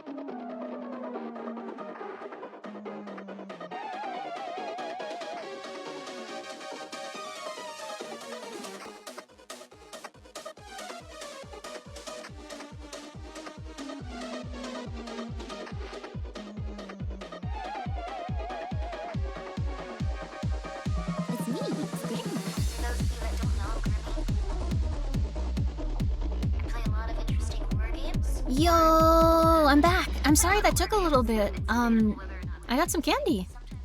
Not from trick-or-treaters or anything, but just, my roommates had candy. I got candy. I was really happy about it. It was very nice of them. Yo! I have a shark full of, like, candy now. And, like, when I pull a little thing down, he hits a drum. It's kind of hard to understand, but I'm very happy about it. It's very nice. I hope that you guys are doing good, too. Yo! Oh, listening to techno. Oh, yeah, that is the name of the music. Sorry. I'm sorry. But I hope you're doing good. Kit Kats or Reese's Peanut Butter Cups? No, I'm sorry. No, none of those. I'm sorry. Ow. It's kind of like hard candy. It's well, it's very colorful, but it tastes just like pure sugar. It tastes like 100% pure sugar. It's cool though. I appreciate it. It sounds like a jar of human teeth. ASMR, I've taken all your teeth. ASMR, I've taken all your teeth and now I'm rattling them in front of you. Menacingly. ASMR, I have all of your teeth. You need those? Too bad. ASMR, I have all of your teeth. Yeah. ASMR, you don't get any of your teeth back. You want to keep your teeth? That's good. That's smart.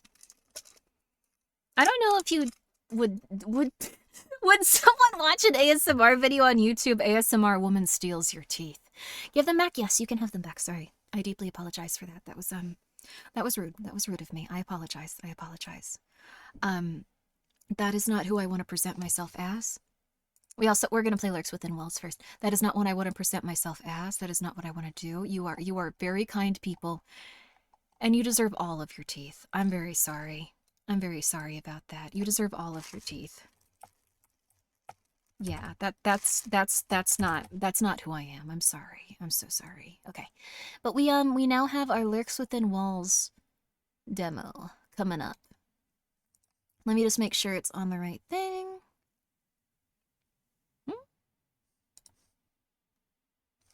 It's just under Lurks. Okay, there we go. Okay, yeah. I'm also gonna, like, move a little bit. I don't wanna... Well, actually, I guess I could just get really big. It's Halloween. I'm gonna get really big. This is when I plan to stop using, like, my, Come here, you can be really big, too. You can be really big, too, baby Grimmi. There you go. There you go. I'm sorry, toe sucking or what? Wait, what? Why are you talking about that? Nobody's made a game about the Hilton Hotel Manager. What? Oh my god. Oh my goodness gracious. Need bigger?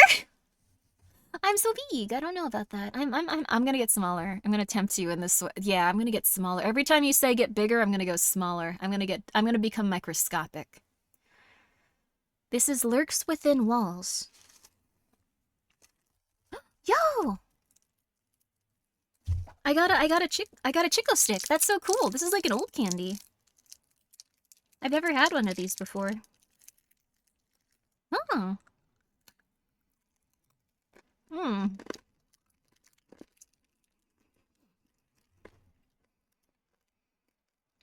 I think this one's a bit stale.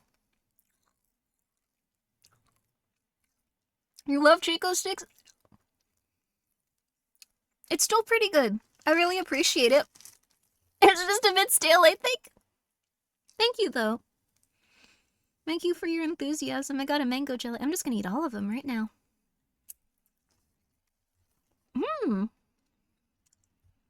It's like kind of like the inside of a Butterfingers.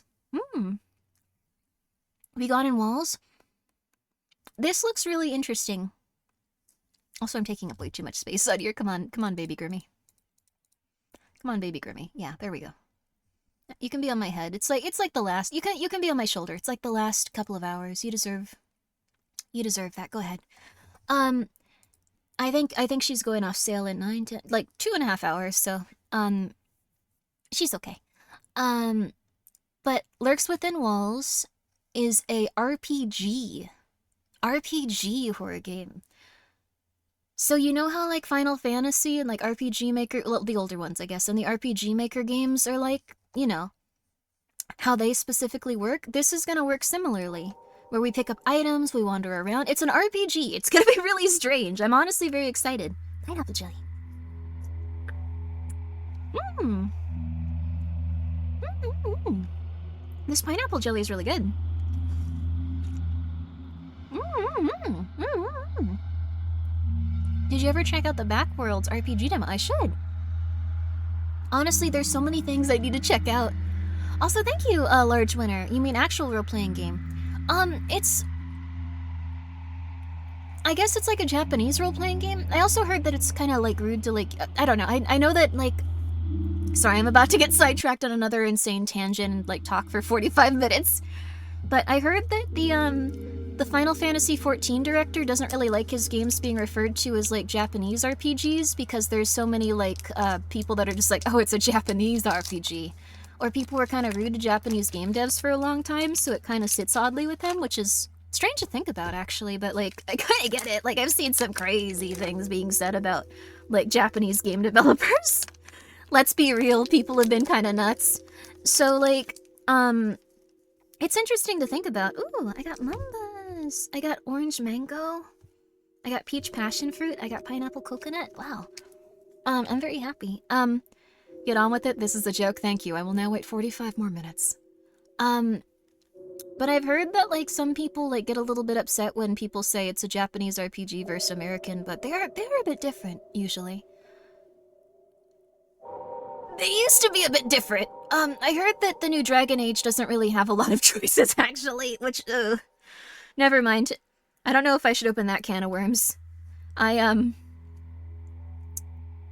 are people feeling about it? It came out. How are people feeling about it? Be honest with me. I just want to know. I just want to know. I just want to know. Metaphor was great. Metaphor was really good, I heard. Feeling about what? The new Dragon Age. Because I used to be very into Dragon Age. I played Dragon Age Origins like 7 times. America still has a great indie scene? Oh yeah. That's very true. I was gonna say Silent Hill 2 was good also, but that was in America. Oh, that's the best RPG you play in this year. That's wonderful. Gone the Age You Knew It All. That's... I've seen a few real reviews. You're upset about it? People hated on 2 and Inquisition and still love them, Source Shirt, Veilgar. Oh yeah, that's fair. I guess they like depart from like the original source, like, and like how they were like kind of presenting themselves consistently for like a very long time. So like, I guess it's like an evolution of that to like kind of streamline it for like new people and stuff. So the only Dragon Age I like is Dragon Age Origins. Origins was really good. Origins was amazing. Origins was like a once-in-a-lifetime game in terms of like, the story was really good and dark and interesting. Like stuff like that. Like I really liked Origins. So the writing is just a little bit more for like children is what you're saying, like with Veilguard. So it's like it's more like for younger audiences. Origin is one of my top 10 favorite games. Oh, it's really good. I heard Baldur's Gate 3 is like amazing, but I've only played a bit of it. This is a good candy.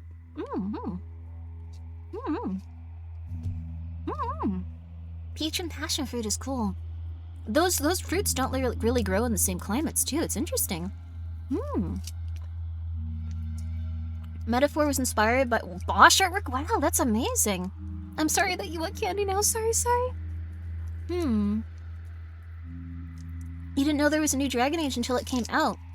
Deleted BioWare from your memory? They were also my favorite development studio for a long time. I went into Andromeda blind. It crashed 40 times while I was playing it. That's an exaggeration. It crashed 10 times while I was playing it, but, you know. Where'd you get the candy? My roommates were eating candy and stuff. I got some when I went downstairs to start eating marshmallow fluff out of the jar. Because I've lost control of my life and I'm pathetic and insane. But like, it's interesting. Honey butter and almond chocolate. That sounds so good. Also, yeah, grab something sweet. Go for it. That's fair. Same. Oh, yeah. It's okay. Sometimes you just go through those periods. You spent an hour without a head at the first time played Andromeda. That game was very glitchy. KOTOR 2 was great. That would be actually a fun game to play on stream. Like KOTOR 1 and 2, they're very interesting, aren't they? BioWare is great. They did so many different interesting things with so many of... Like, they were really pushing the standard of the industry, too. Mass Effect and Dragon Age were such contrasting and interesting RPGs, too. They did amazing. Yeah, BioWare was one of the best video game studios ever. For a very long time. They got a bit different, though. Oh, KOTOR is finishing to stream? Oh no. I'll have to try to figure it out. There's probably some way. If I could get Shattered Memories working, I can get KOTOR working. But I'm very excited for that. Jade Empire was really good. I forgot about Jade Empire. Oh my gosh, it was amazing. Do you think about how BioWare could have changed the timeline drastically if they didn't legendarily fumble the Sonic RPG? I'm really thinking about it. No. I think it would have been impossible. I think some fundamental problems were being created around that time. And I'm trying to think about how to approach talking about them without being rude. I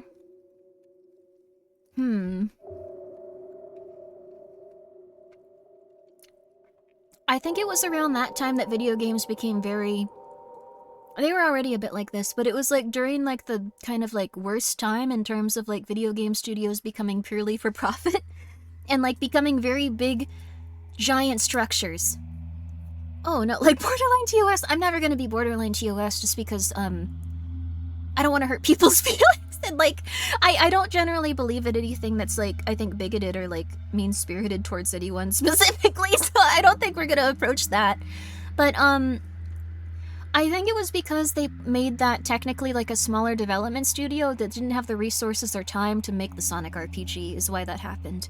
And that was coming at a time when they were trying to like divide their resources and make BioWare into a giant massive game. That was with EA. So they had just also gotten into EA. I also don't please don't get angry at me. Please don't get angry at me. Because I think I'm very middle grounded on the DEI stuff, like the DEI stuff. I think that's the acronym. Like, I don't remember if it's the exact. I might have did it out of sequence. I think I'm very middle grounded on it, but I actually don't think that.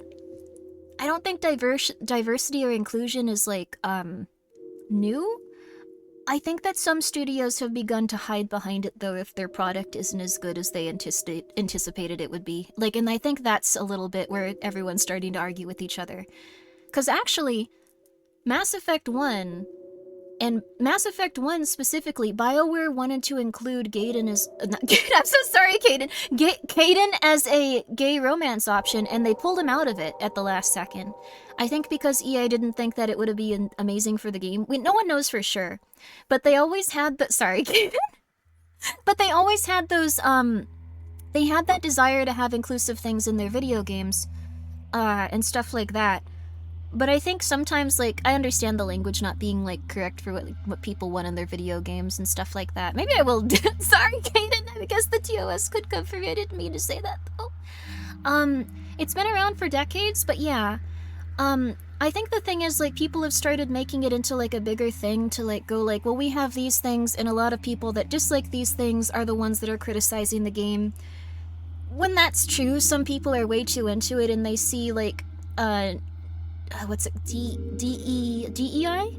Is like this crazy new thing that's like been upsetting games, when I think actually DEI is something that I don't know.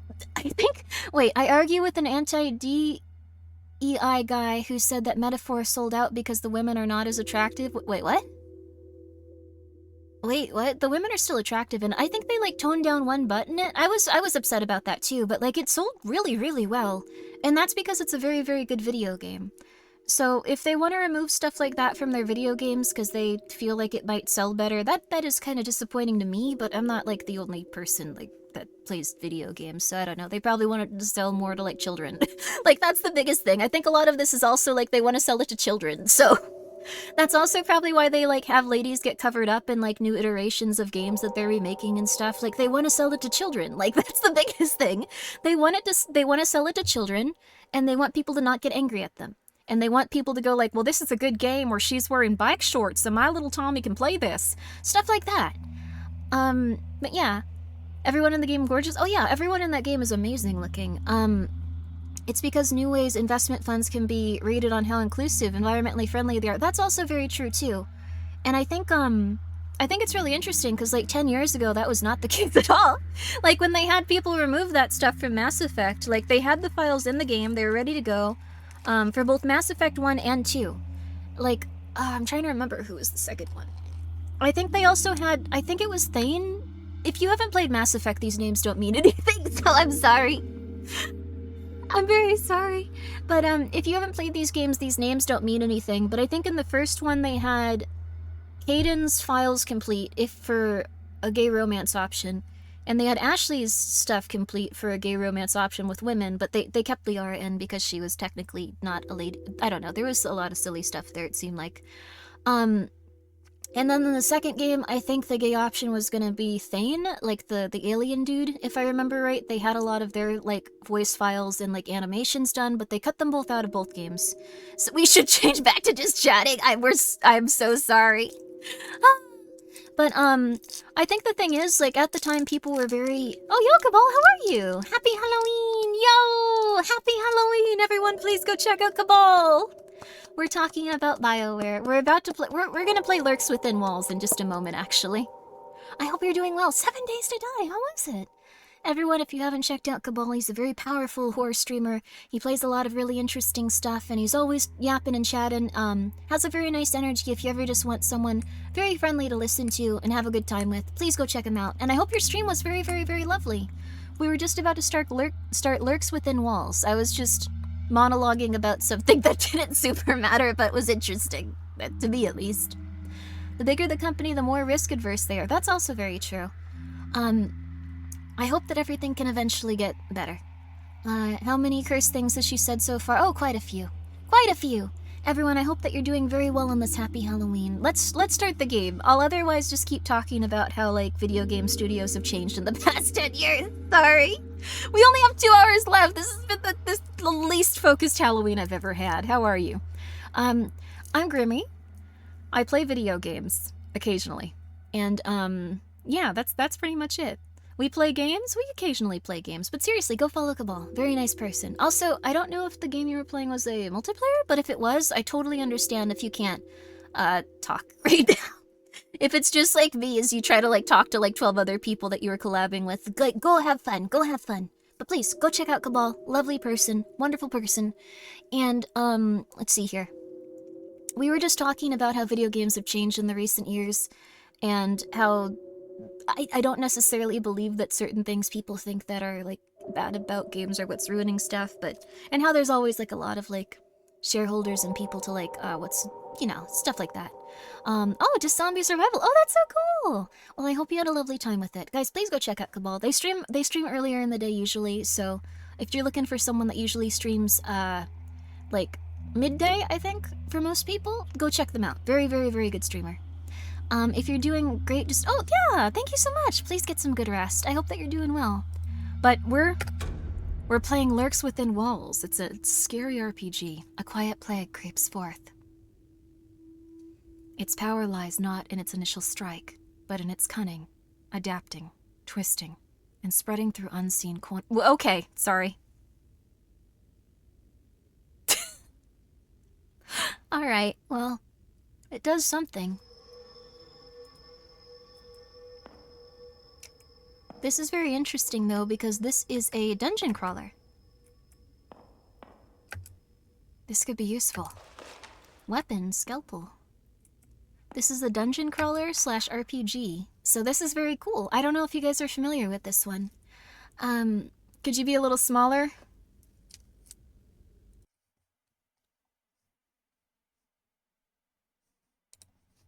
Every time someone says get smaller, I go the opposite. Every time someone says get bigger, I do the opposite. Why? Why not? First 12 hours. Symptoms, fever. 39 Celsius, not the American one. So he's not that bad off, but it's still pretty bad. Chills, muscle pain. Treatment. Anti-private... Priatic? IV saline solution. Observation. Anxious, confused, reluctant to cooperate. Samples collected for lab analysis. Smaller? Okay, I'm moving down. Wait a second. There we go. Wait. 12 to 24 hours. Symptoms, aggressiveness, paranoia, persistent fever. 40 degrees Celsius. Treatment, sedative. Antivirals failed to administer. Does that mean they, like, slapped him out of their hands or something? Observations, irrational behavior, elevated heart rate, 110 BPM. Patient transferred to isolation ward. Subculturaneous branching observed. What does that mean? Oh. Bigger?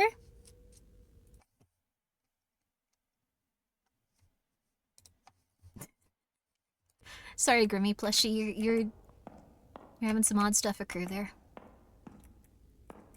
Narrower? I don't know if I could do that one. Small? You're playing with fire here. You know you are too. We have a scalpel, we have... Reload. We have a scalpel, we have painkillers. Oh, smaller, more to the left. No! More to the left? That means more to the right. Sorry, I'm just making this, like, really uncomfortable and hard to deal with. Sorry. I'll chill out in a second. Perfect! Please enjoy Grimmi plush. She's about to go off sale and she's about to disappear, so she gets to be the star.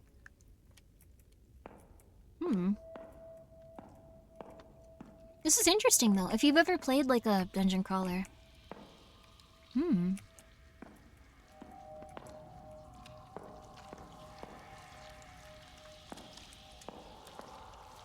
It's very cool. Like, it has a different kind of feel to it than usual.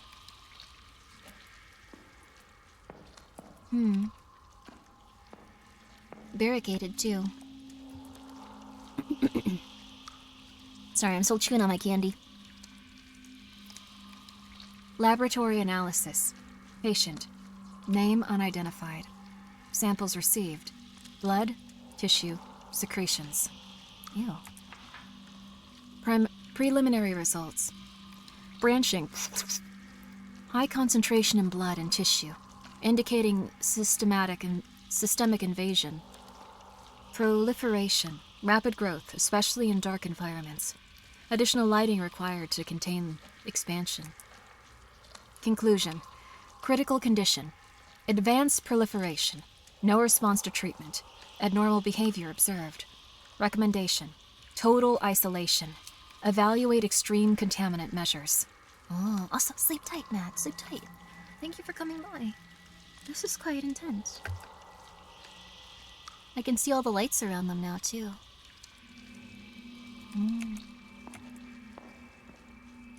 I'm getting SCP vibes, too, although it looks like this started out as a person. Which is interesting. It's not at all what you'd expect. I'm not gonna try to go in there, but it might be a type of monster. Hi, Nyano! Happy Halloween! Also, happy Halloween, you guys! I hope you're all doing well. Sorry for being a little bit distracted. I was just talking about a bunch of silliness. In society. Oh.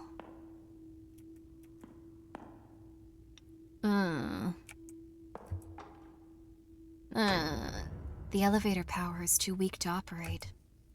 I need to find an alternative. Halloween's over for you? No, it's not. October just began for Grimmi. Looks like you've got something on your face. This is my marketable plush.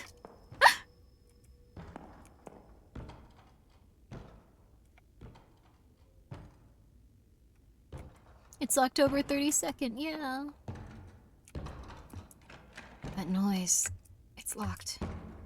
I need to find the exit key. I know that we're a fella, but I'm just gonna keep doing a cool lady voice. Huh. It's interesting, though, that they made it so you're not, like, you're kind of, like, on, like, a track in a weird way. Like, it wouldn't really have... A pistol seems to be loaded. It wouldn't probably change that much if, like, it weren't, but... Oh, this doesn't sound good. Oh, it's gotten bigger. Okay. Maybe I should have gone down the other hallway. The orb is expanding. It's only stopping it for a short period of time. That's not great. Crowbar. Better to take this with me. At least we're picking up literally anything that could be used as a weapon. Sometimes in games it's like, it's a giant mallet. I'll leave it here. I do appreciate that. Being given a gun is concerning. Oh. The door appears to be locked from inside.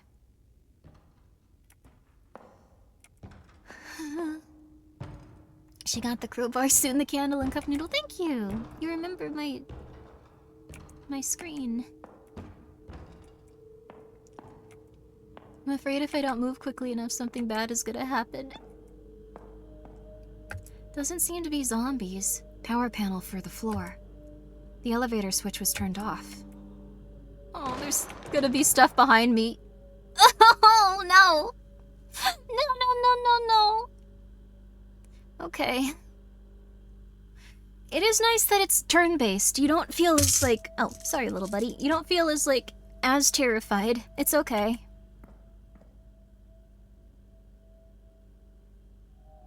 Are you a person? Are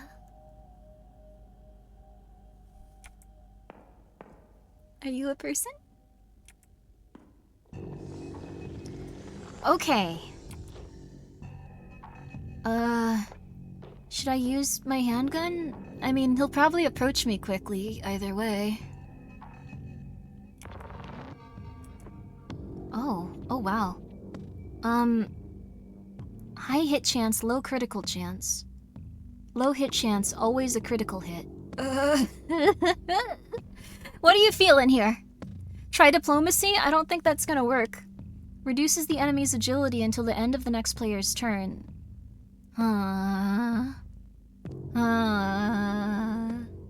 This is really neat. The vibes are rancid and I'm loving it. We also have a special attack and we have items. So... We also only have 15 health out of 20, so we're already a bit damaged. Take the shins? Okay, hit the legs. Hey! I know what you're trying to say there. But this is a turn-based horror game, so we don't have to worry, like, what we're doing now, at least. I don't think we have diplomacy in this game. I'd try it if we could. Oh, that didn't help. That didn't help. Okay. 40% chance on the head still. The body is a 65% chance. Oh, I don't know. This feels weird. I guess we can try to... Let's see. Let's try the head. No! Okay, we didn't take any damage either, though. Hit head. We didn't take any damage either, though. Okay, 5 HP. Get that body. Yeah. No damn. Oh, God. He became kind of like chunks on the ground, but, chunky. It's okay. Oh. You recognize this now? It's quite intense, isn't it? We got painkillers too, so we can restore our health, I think, if we use those. Kind of. That's not exactly how painkillers work, but... Emergency note. Power has been redirected to keep the sample room illuminated and prevent further spread. After the area is evacuated, the guard will shut off ventilation, disable the elevator, and contain the patients in isolated areas. The situation is critical. So that thing's gonna be coming after us in a second. Oh, I can see how heavy I am. No, it won't let me. So we need to get out of here. Okay. Handgun ammo. That is also cool that they shut the, seems I can get the door open. That is also cool how they had the elevator shut down for those specific reasons. Oh gosh, where am I compared to where I was before? Why is the plushie the face? She ended up at here after I was, like, moving things around for a while, and I think she's earned it. What's going on here? What's going on here? Let me move her. She can be on my head. There you go, buddy. Okay, games like these should always have a map. These types of games usually have to make your own map.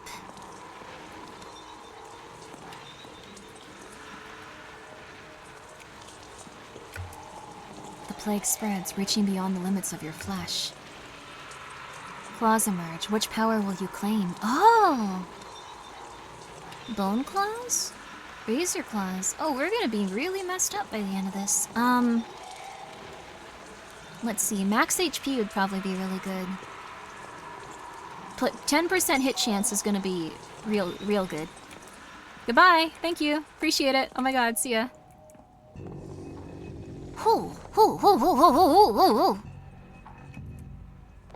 Okay. It seems like the best thing you can do for right now is use your handgun and then go to, like, one of your other things. Razor claws. The orb calls. I like the orb. Okay. Headshot? Let's try it. Boom. Whoa!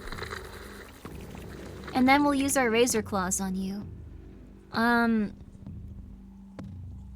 Body.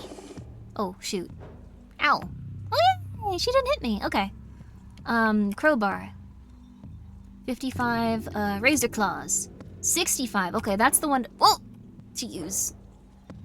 At least they're also really bad at hitting me. Yo! That's not too bad, although I think we've joined everything in being some sort of amalgamous demon. I can feel it. I can open it. I sense its call. Go through to the other side.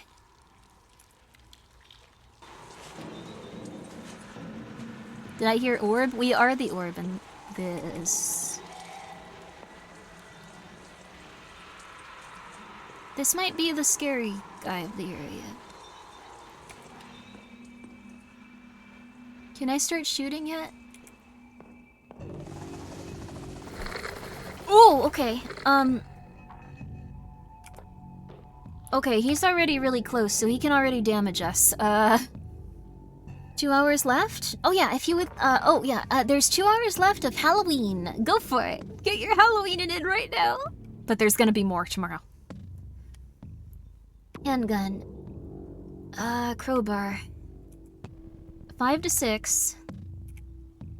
4 to 5. I guess we should keep using the handgun then. But it does a little bit less, okay. Let's go for the body. Ow! Ow, ow, ow, ow! It is kind of funny how they slap you, though. It's not as intimidating, honestly. Ow! Ow, ow, ow! Okay, they didn't hit me that time. It's kind of neat, honestly. This game looks so... What? The infection has overtaken you. You are now... What? What? No! Huh? Huh? How much did he damage me before I looked away? No! A plague creeps forth. He critical... Oh my god, no. Mother flipper! I'm going back to that hallway. This will take like a quarter of the amount of time now that I know that I'm gonna be a demon that kills everybody. Hi, Muckle. Yeah. Get it. Get it. This could be useful. Get it. Get it. I wonder if they're talking about me in that, like, specific thing, actually. It's just like, hey, this person's very sick, they have a high fever. But it looks like you can get infected and still just be okay for a while. It's interesting. Okay, can't go that way. Alright, this is gonna take like 2 minutes, but this is also kind of depressing because it was so atmospheric when we first went through it. It's kind of sad. The first time it was like, oh my god, this is crazy. It's crazy what's happening. We didn't go this way, actually. It's crazy what's happening.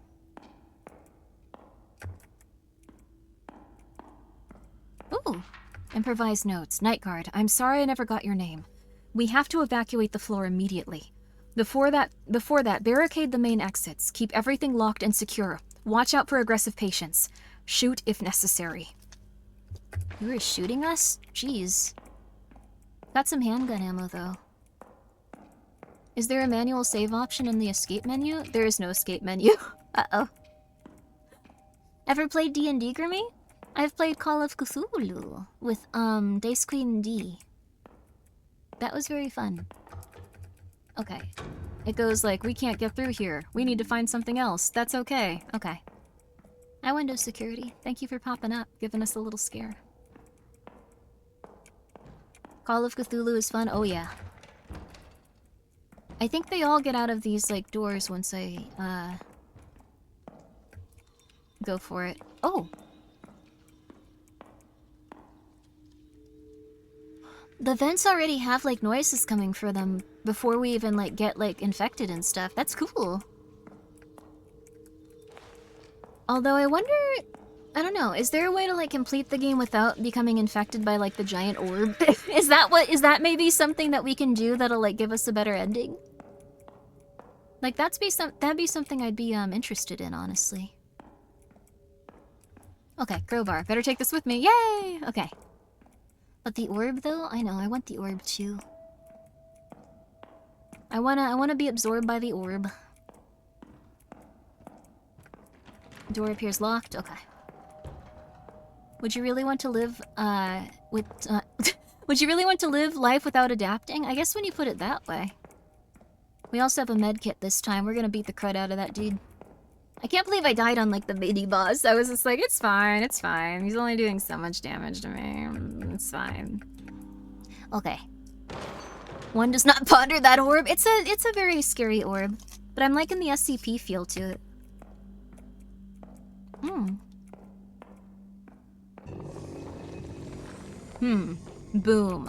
Yo!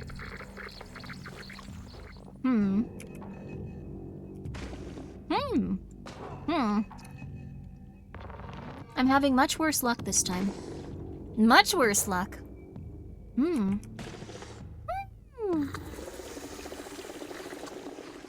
Orb is a friend that gives gifts. You might not have a human soul afterwards, though. It is very fun, but it might be beyond your comprehension as a human what happens to you. I'm not sure what Special E does. We already got that note. We got the exit key and now we can flee. Very interesting concept for a game, though. And thank you, Arcade Doodle. Thank you so much for being here for 7 months. How are you? Oh, seems I can get this door open.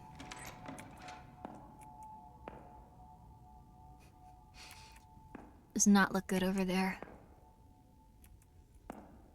I don't think it's good this way either, though. I think that's just the way we came from. Oh. Oh.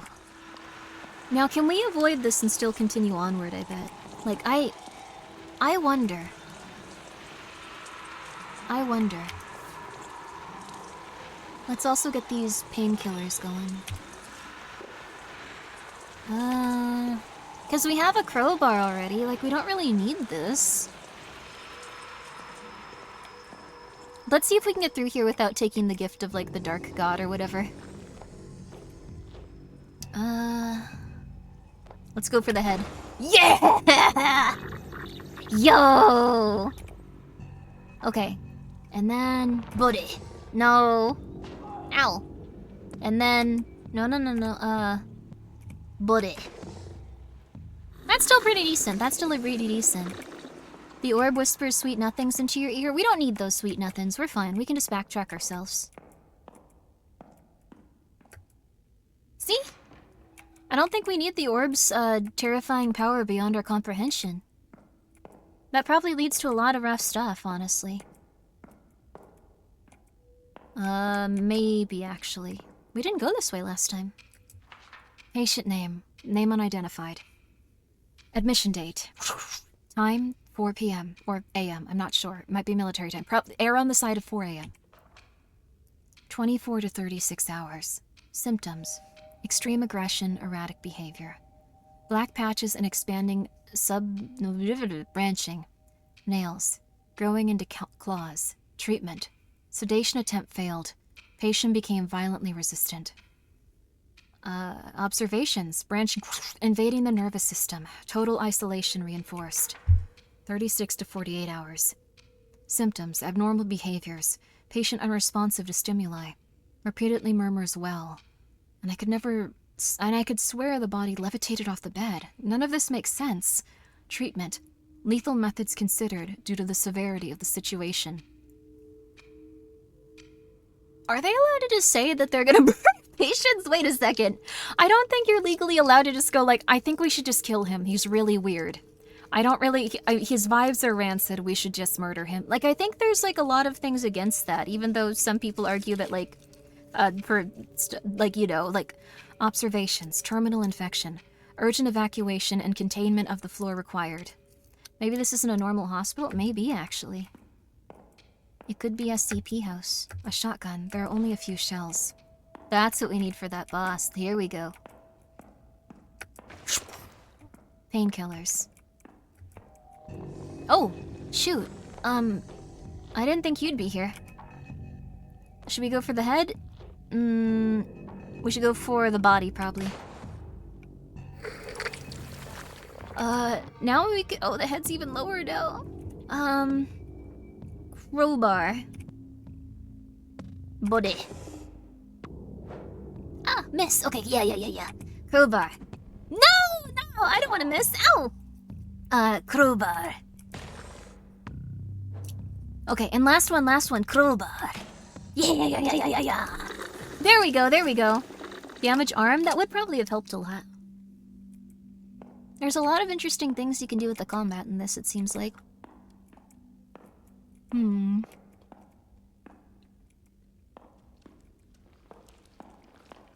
Oh. I did get a shotgun. It was in like a little place we skipped last time.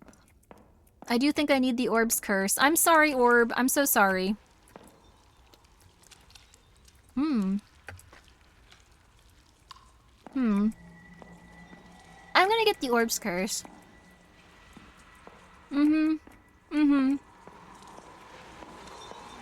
If we're already feeling the call of like a bunch of gunk.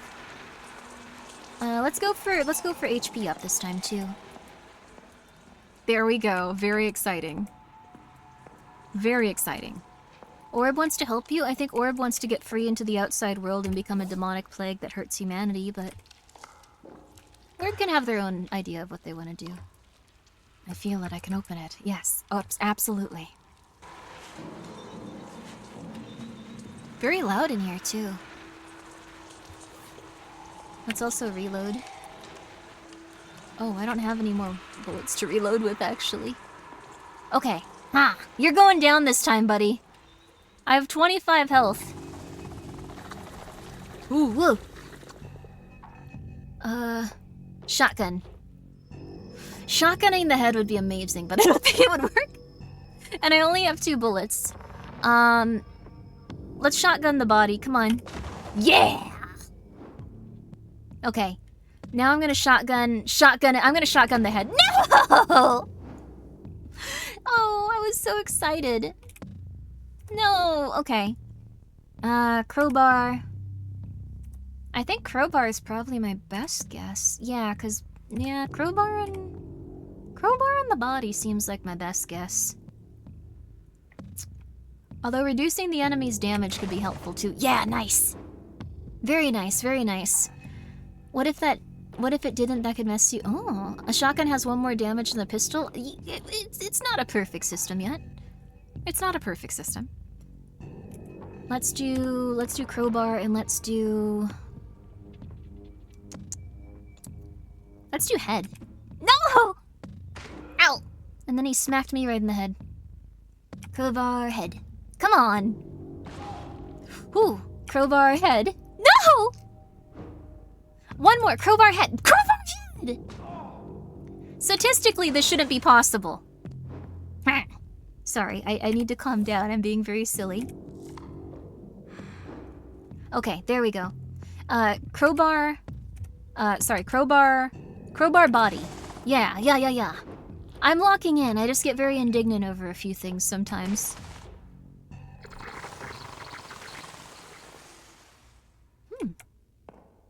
All gamblers quit before they win big. No. We made it back. We're on the 13th floor? Woo!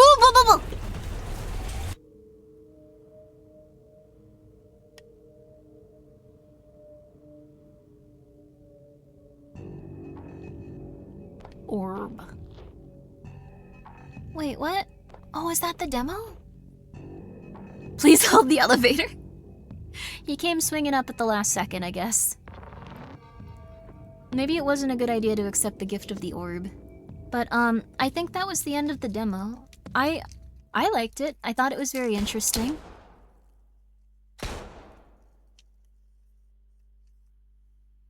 Sierra in position, entering the building. Oh. Target neutralized. No sign of survivors. Elevator spotted. Proceeding to the 13th floor. Out. Am I the only woman here? Well, the only person. Sorry, the only individual here.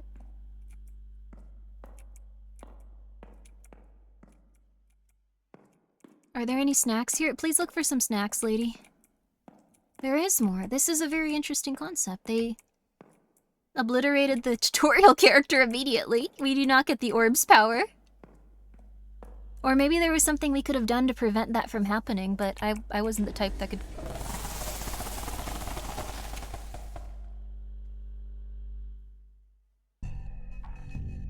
Oh.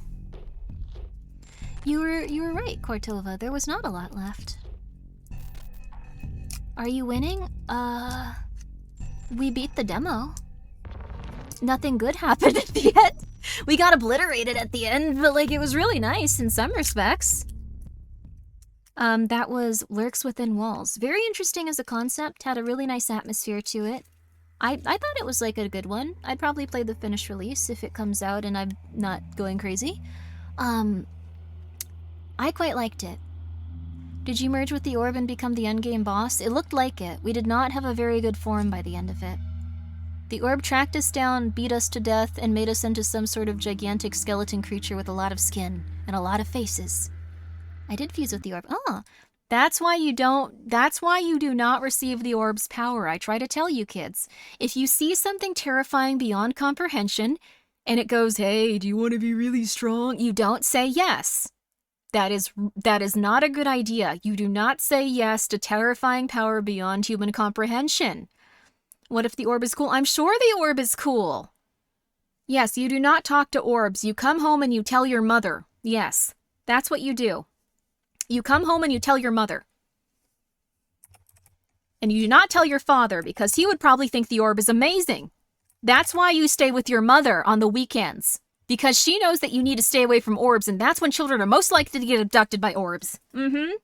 All right, let's see here. Dad would let you play with an orb and you would get murdered. Do you want to get murdered? Your father would let you play with that orb easily. Yeah, I know they would. Oh, let's put on the next demo. I can also get smaller. Sorry, I was being an indignant like monster. I'm sorry. Go get some McDonald's, Skelter. Okay, there we go. Oh, come here, you. Right. There's 2 hours left if you guys would like a Grimmi plushie. If you would not, that's okay too. But there's 2 hours left if you would like a Necromancer Grimmi plushie. And it's okay. This is gonna be its only run though, and I'm very sorry if you don't get it and then you're like, but I wanted it. I'm very sorry about that. I can't do anything about that. I deeply apologize though. I'm sorry, I'm sorry. You're making my wife snicker? I'm glad that she's enjoying it. I hope that your children, if you ever have any, don't get abducted by orbs. Or if you have children, I hope they haven't been abducted by orbs. This is not something I need to bring to your attention right now as you're enjoying your night as a family. I don't think you need to worry about orbs that much, but you do, all of you. Mm-hmm. 3 save slots for a demo. Let me show you. Fancy. Lamb? I love cassettes too.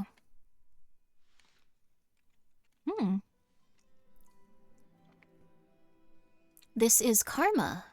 Something I should actually put in the what we're playing right now, instead of just being like it's karma. Karma, the Dark World. Let me actually put that in the thing too. Karma, the Dark World. Apparently, if you put it in like your description, like as a stream, or like your title, like apparently people are way more likely to find it. So, Orb did not abduct. It was the researchers. I don't know about that. I don't know if we can blame humanity on that. Don't start looking for cosmic entities to like hang out with. This feels very Metal Gear Solid 5.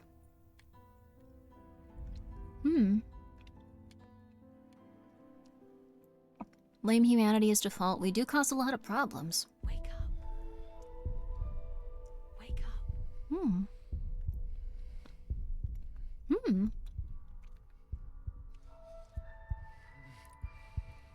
Oh!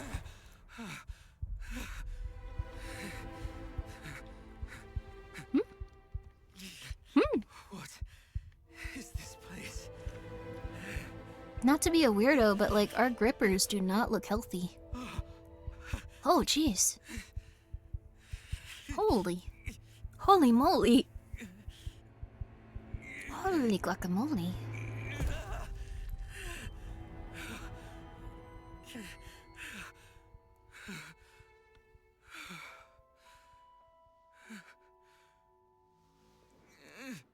This would be quite scary to suddenly wake up to. I think I need to turn VSync on. I'm so sorry. Let me do that really quickly.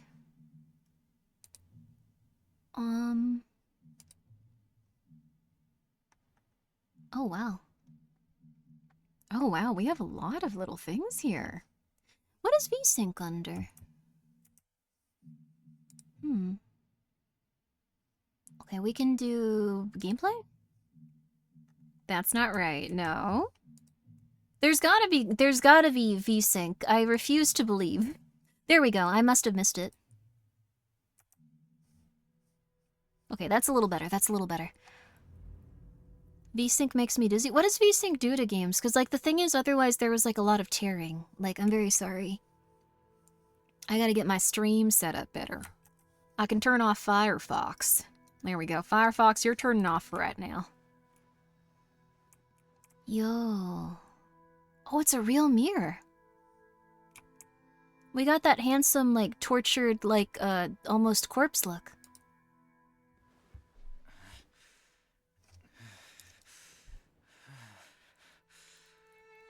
Oh, with my monitor. Oh.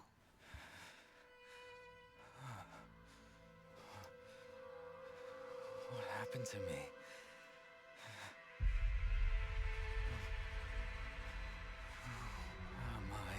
We must have been a very handsome man in this universe before we were turned into whatever the flip is going on with us right now. Oh, a small amount of lag? We could deal with the lag.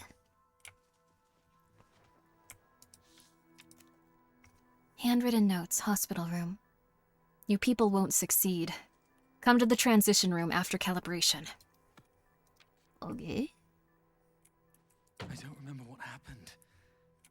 Why am I here? Oh, we're British. Whoa.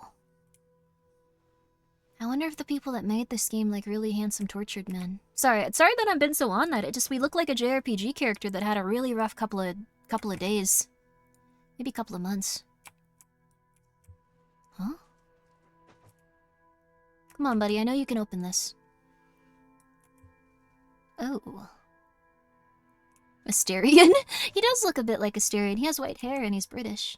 I don't know if that's a visual thing, actually. Wait. All of these tapes still. Am I related to these people? Or are there others living here? It's a good question to ask, honestly. Huh? I saw a tree disappearing when, like, we looked towards the window, but I wasn't gonna be rude. I was just like, oh, it's just having a little bit of pop-in. This was not a little bit of pop-in. This was, on purpose. And the birds can't run away.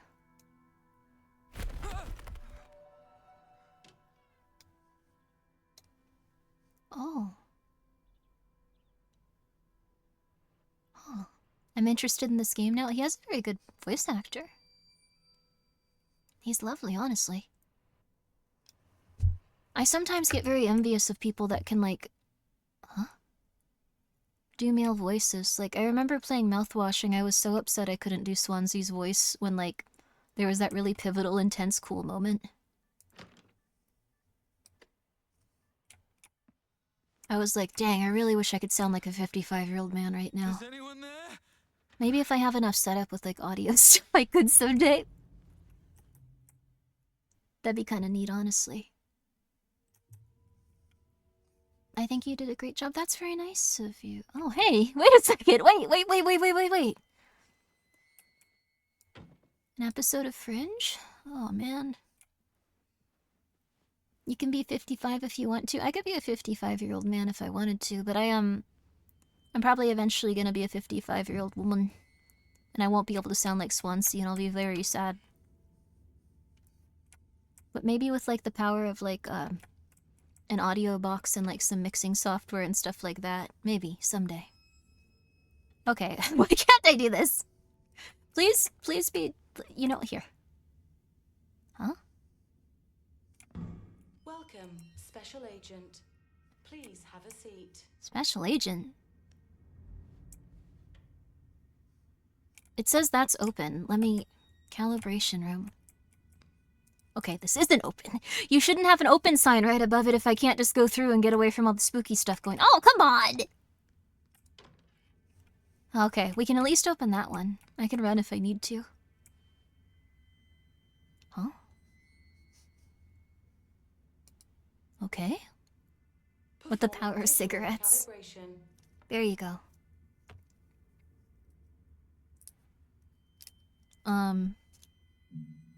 Oh, what a fun little way to... Oh my goodness, this is too cute. Please adjust the game's gamut. It's recommended to adjust the settings so that left black image becomes less clear, while still being able to see the texture on the right image clearly.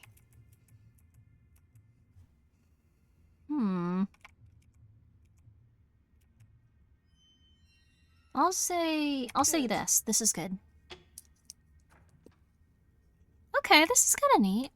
Jimmy's a D in Mouthwashing. Jimmy is. I thought he was an interesting character, though. To the table. I think he was just someone that, like, every time they had a jealous or evil thought in their life went, yes. Instead of going like, why am I being so weird? Like, what's going on with me? Why do I care about this? They went, yes, I am right. I'm going to continue being awful. Very fun character in a way. Performing audio calibration. Oh. The brightest galaxy I've ever seen was a diamond shrouded in ghastly dark blue flames. He sank into the dark ocean, invoking an apocalyptic wave. Foolish humans trample over their brethren, dyeing the ocean crimson. What are you talking about, lady? Beneath the piles of corpses lie countless sprouting roses. What? The most enchanting human I've ever seen bore a soul as warm as a summer's day. Those eyes burned fiercely like the scorching sun, persisting for eons without dwindling. I witnessed his dying cries and how the human's long-cherished dream faded away with him. Ever since, the sun was no longer warm.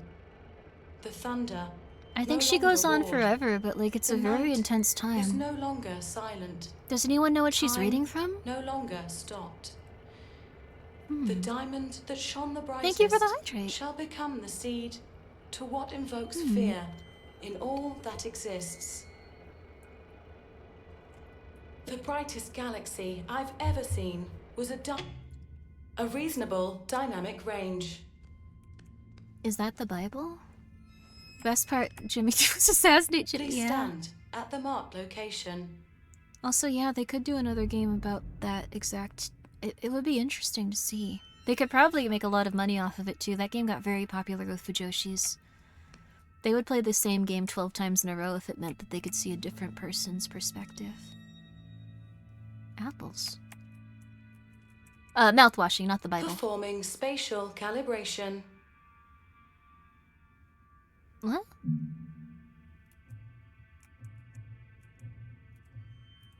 Oh, I'm fine with... What was the basic? Wait. I think this was the basic one. I'm fine with that. This is a very cool way of measuring this, though. 90, 95, 100, 105. I think it was at 90. I'm gonna put it back on that. Excellent.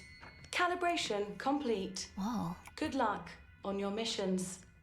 Please proceed to the transition room. My missions? Leviathan Corporation. Thought Bureau. With a... upside down Illuminati sign. Oh, we're in it. We're not in a good place.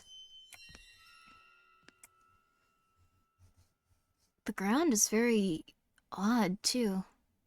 Like, who would choose this for their ground? Like, we're definitely in, like, an SCP place. We're definitely in an SCP place. Oh, it's quite interesting, though. Wow, how beautiful. Are these ice, or... Huh?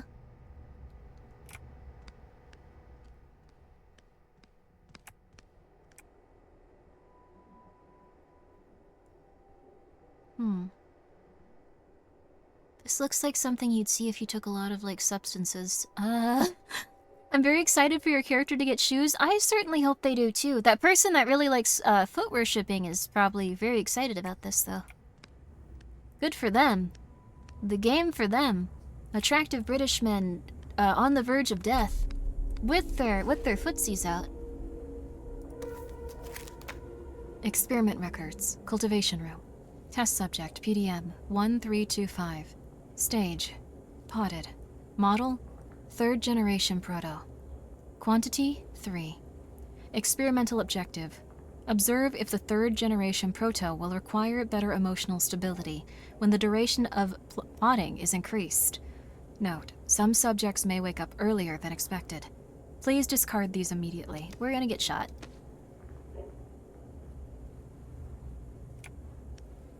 Oh, no!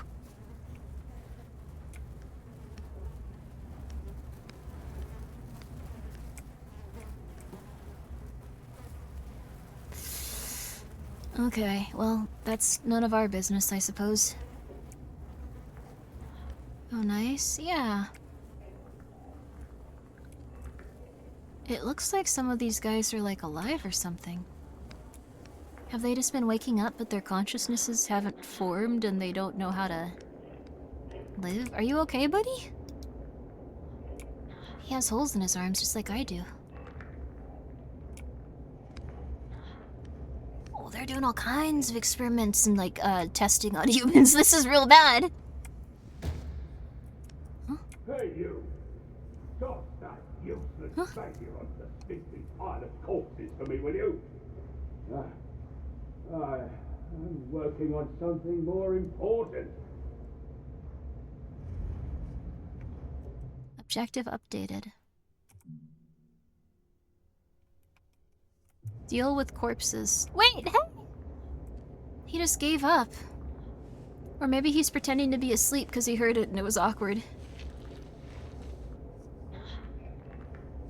Are these the patient they want to pull the plug to? I think they want to pull the plug just because, like... I don't know. I think they're murdering these guys because they're not as formed as we are or something? They're not as British as we are. What did you walk into? You walked into, I think, a lot of war crimes. Quite a few of them, not just one.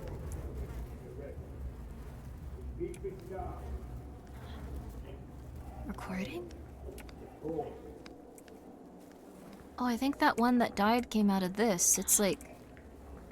Oh, it's soil. It really is potting. I thought that was like, I don't know, a euphemism or like shorthand for something else, but like, no, they were potting them in soil and growing them like flowers.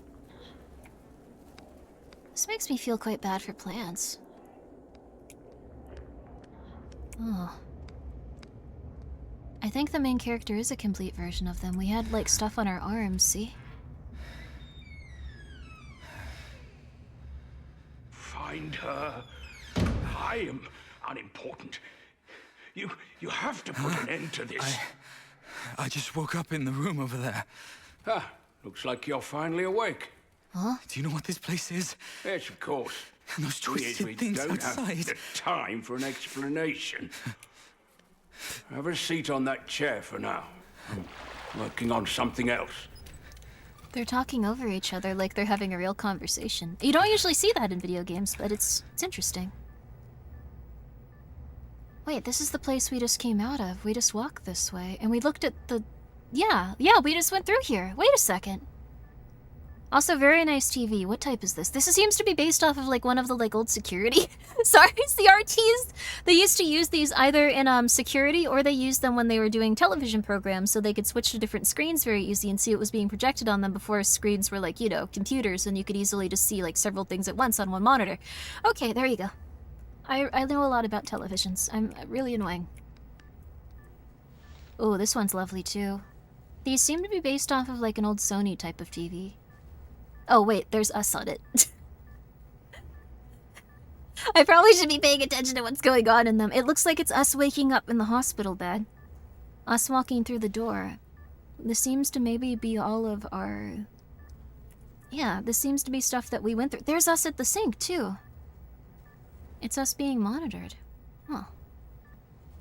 Keep yapping, you never know when you'll need it. If you need help getting an old CRT, just let me know. There's something wrong with me. Although they've gotten very expensive recently. They were like, there was some like trend or something, and now they're like 3 times as much. The most important part is you have to get out. No. We all have to get out of this place. Why were Wait. you in a wheelchair? Who are if you? can walk. What are you doing to me? Hey. Why can't I recall anything? You don't know who I am? Mother didn't tell you? I have no idea what the hell you're talking about. Mother? Who the hell is Mother? I No. swear to you, I don't know a thing about you. Well, that's impossible. Oh. For half my life, I have been serving her. One after Get out of here? What is it? You have never succeeded. None of you have. I put in so much effort to leave messages on the other He's you? side. He does look like None me. of You're right. you seem to care about them. Hey, listen, this might be a misunderstanding. There are things I can't call to mind. I arrived here by accident. He's putting clones of I can't be himself one of through those torture. people you speak of, Only right? people can pass through the abyss. I cannot. I am trapped here forever. My memories. What did he Wait. call you? You're saying you lost your memories? Yes, that's what I've been trying to tell you. I woke up in a room, passed through calibration, and ended up here. It's amazing we let him strap us down. I would have been having a panic attack and kicking him in the genitals. The abyss is not wheelchair functional? I guess it isn't.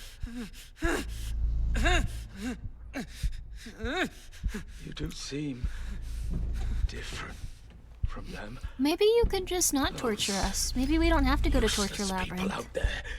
All they care about is doing their jobs. Perhaps I'm saying perhaps you may succeed. Can you tell us what's happening first? To retrieve your memories. This thing can help you. No, You won't be lost forever like them. They're failures. Finding my memories. No! Can you just not I torture think I've us? got the wrong person. I've explained it so many times. I did lose my memories, but I'm not one of those people you speak of. Listen, Can we hang out for a little bit? I don't know how you ended up here, nor do I care.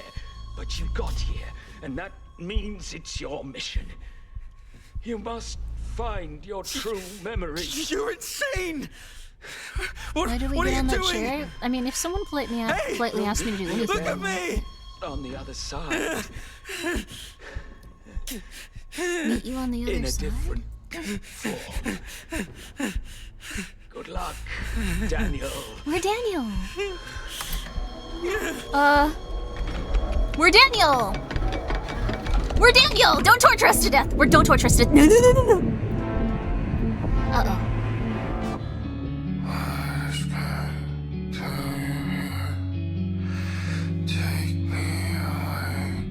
Dead bodies. Interdimensional travel? I thought he was just gonna drown us, honestly.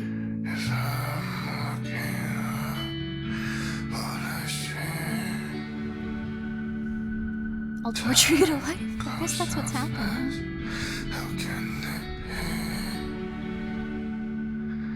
This is comfy. The transition is very quick, but it's rude. I don't think we're singing as we drown out. Oh, Death Stranding, true. It has a little bit of that.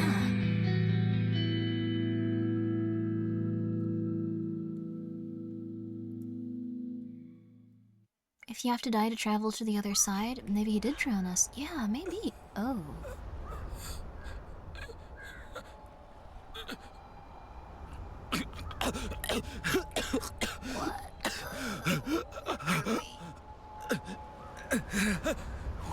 Where the hell am I?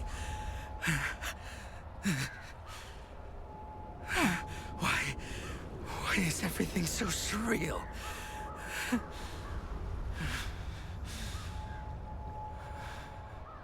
I do like that he just says, like, why is everything so surreal? People don't usually use those terms. A typical wallet. Name Daniel McGovern. Birthday May 26, 1965. Position Rome agent. Oh, we are an SCP person. Oh, thank you so much. Thank you so much, Regora, for the raid. We're currently playing a very spooky demo. It's very nice of you to drop by. You were playing Monster Hunter. How was it? I hope it was very good. How you been? How you doing? Did you have a good time? Did you beat up all the fellas? We are currently playing a game that seemed not like this 10 seconds ago. It was very different 10 seconds ago, I swear to you.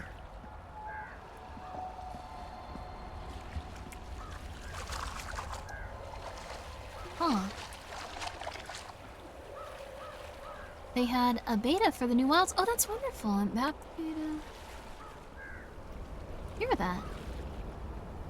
It sounds like it was a very good time. An ID card that indicates a social level of C grants access to certain equipment.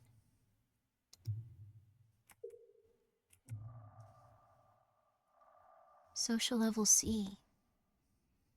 We look like a light-haired version of that guy from Detroit Become Human. Also, yeah, this game is very... We just started playing it. We were just drowned to death, and now we're over here.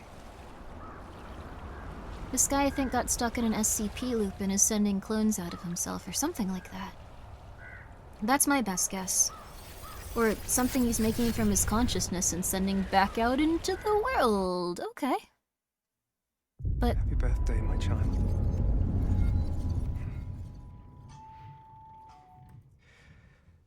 Oh. It can't be. Why is this here? Huh? Huh? What's the test subject status? Dormant, as usual. From now on, I'll deliver the bodies around this time. You'll take them to cold storage. Understood. Professor, I can feel that his body is still mutating from the Dasein injection. Dasein. We'll try our best to contain the test subject. Understood. See, this is why I don't fear death. Free his consciousness from that huge body. just like you and... What? Huh? No. Don't kill me. Don't kill me. Don't kill me. I think we are going through the old fellow's memories. Yeah, it looks like he got trapped by some sort of SCP entity thingy, and now he's trying to send something over there to, like, get through or solve a puzzle or, like, do something, but it's impossible? Was that our leg? Are we a mannequin? It was. Oh, no, there it is. Flee from the monster. Oh, no. I wasn't expecting this game to actually be scary immediately.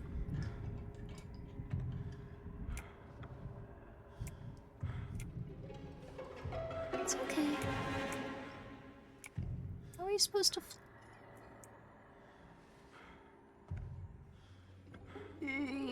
okay. But I hope you guys had a lovely time with that monster hunter. No. Prosthetic leg, probably? Maybe. We had a mannequin leg right next to us. Oh, scheiße. No, come on!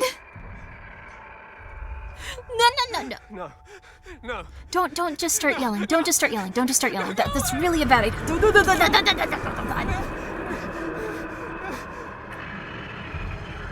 Hold shift to run. You aren't really running.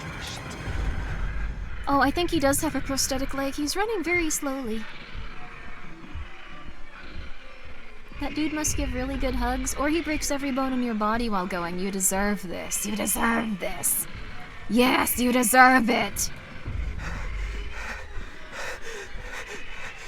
Friendly reminder, you should make sure that you are in good shape in case you ever come across a, like, entity that wants to destroy your body and soul in a brief moment and murder you. Just letting you know. Yeah, I moved. Ugh.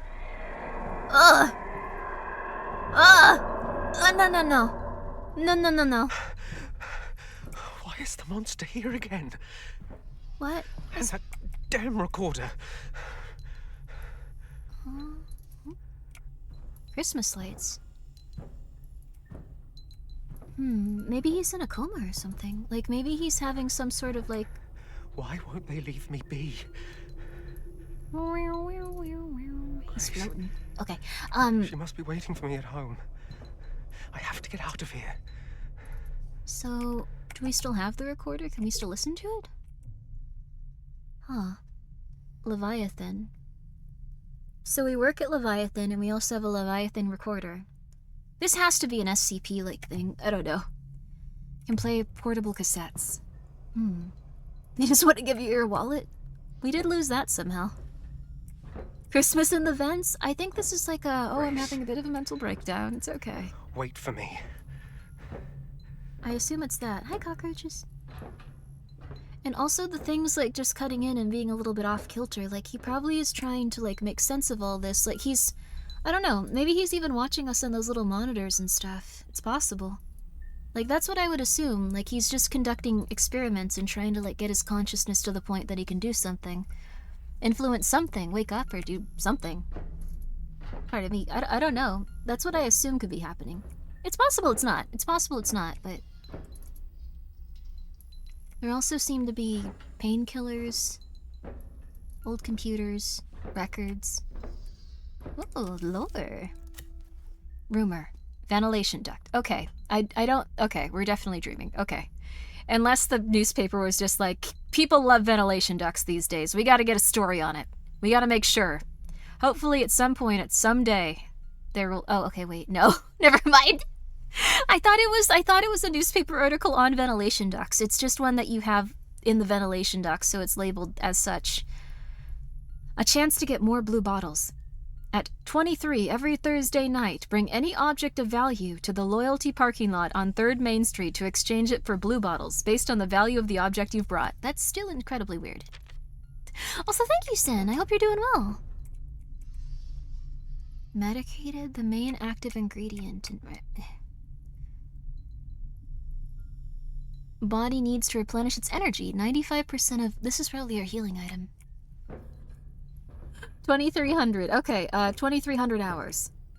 Did we go over SCPs already? Not yet. I was gonna read some of the scariest ones, or some of the most insane. It's GamerSup's your GamerSup code right here. I should start doing something where I, take all of my GamerSup codes and, like, all of that and start putting textures in video games with them. Every time we play, it could just be like an active advertisement. That would be so hellish. That would be a level of hell beyond what we've experienced so far. Everyone would be unhappy. Flowers. Huh. Hi, Lamaruski. I hope you're doing well. Happy Halloween! Oh, actually, happy lack of Halloween very soon. We had an hour and 18 minutes left. Huh?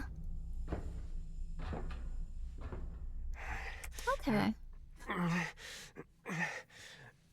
Okay. Huh. Okay. So we didn't work in, like, a nice place, I notice now. We at least got to celebrate Christmas. Obey. Leviathan Winston Research Institute. The past never had been altered. We know everything. Did the obey signs give it away? A little bit. We are learning a lot very quickly about this place.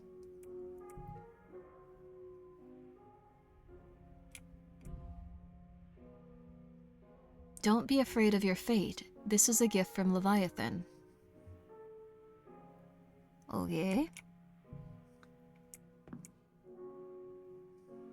I like the TVs.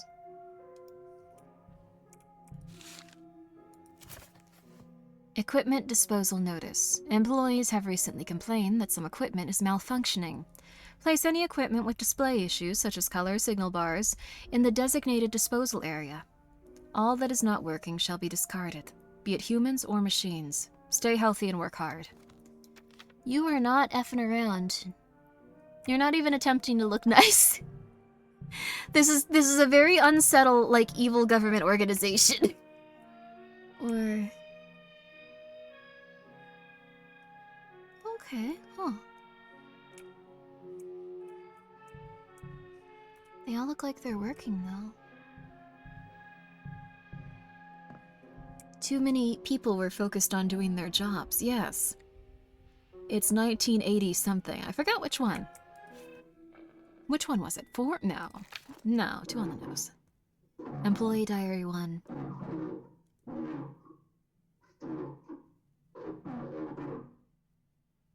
Sorry, that's a terrifying noise. I've been seeing a creepy young man around lately.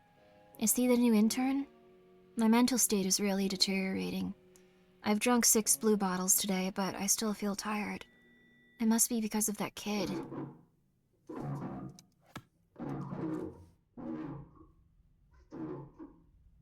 Work start, broadcast, happy holiday?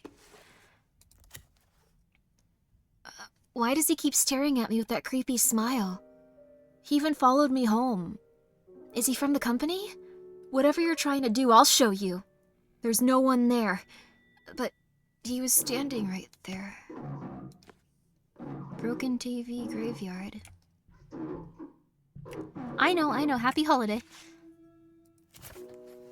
Employee surveillance log. Did you hear someone from the 13th floor was isolated for treatment? My mental state is really deteriorating. I feel like I only hear VTubers say that type of stuff. No one else. They're just like, I'm going through it. No, what happened? They say he overworked to the point his head is, you know. He keeps saying, that was a guy. He keeps saying that someone is following him, but surveillance showed he was hallucinating. Poor guy. Speaking of being followed, have you heard the rumor about a ghostly black car? Ooh, tell me more. There's a black sedan with no license plate going around grabbing anyone walking alone on the streets.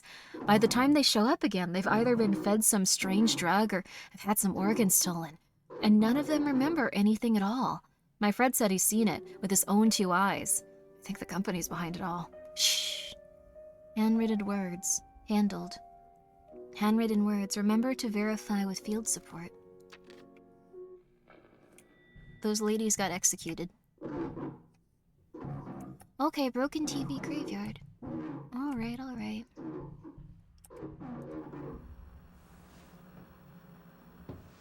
Oh.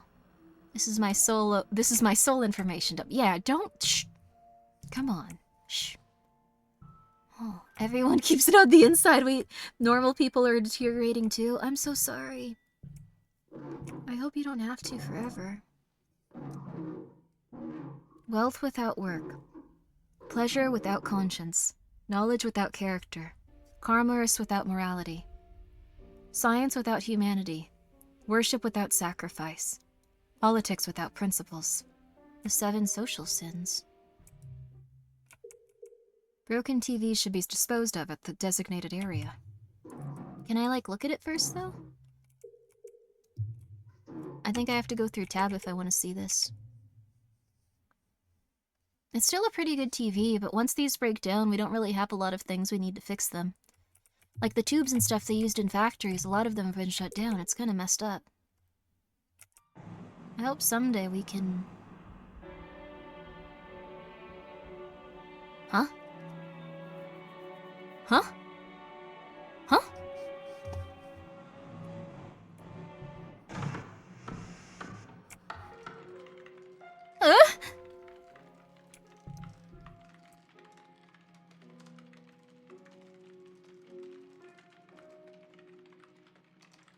This looks very scary in some ways, but also I just think this dog just got out of a pool. They're all just drying off. This is the only acceptable thing that can shake at this, like, speed, where I'll just go like, that's funny. It's still very unnerving, though. I don't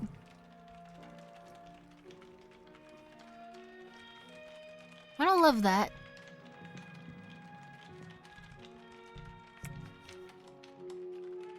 Please don't chase me.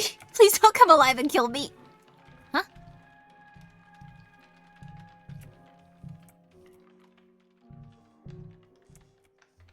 Please don't come alive and murder me. They're saying no? I wonder why we disposed of that TV. Beware of television announcements at all time during work. Always pay attention to televisions at your working times. Okay. Press the ink pad to refill after every 3 stamps. Oh, it's a nice stamp. I have to refill mine after every one. If anyone got an order of hot sauce, I stamp those, and like if they're stamped very poorly, it's because I'm not good at it. I'm very sorry. Leviathan Corporation, Thought Bureau, instruction.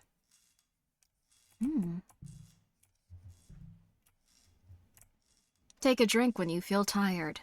Blue bottle. Take a blue bottle when you're tired. Is this just the memories we had of a place like this? Why can't I open these? Why am I bad at this?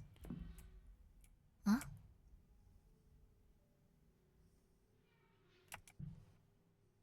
Whoa.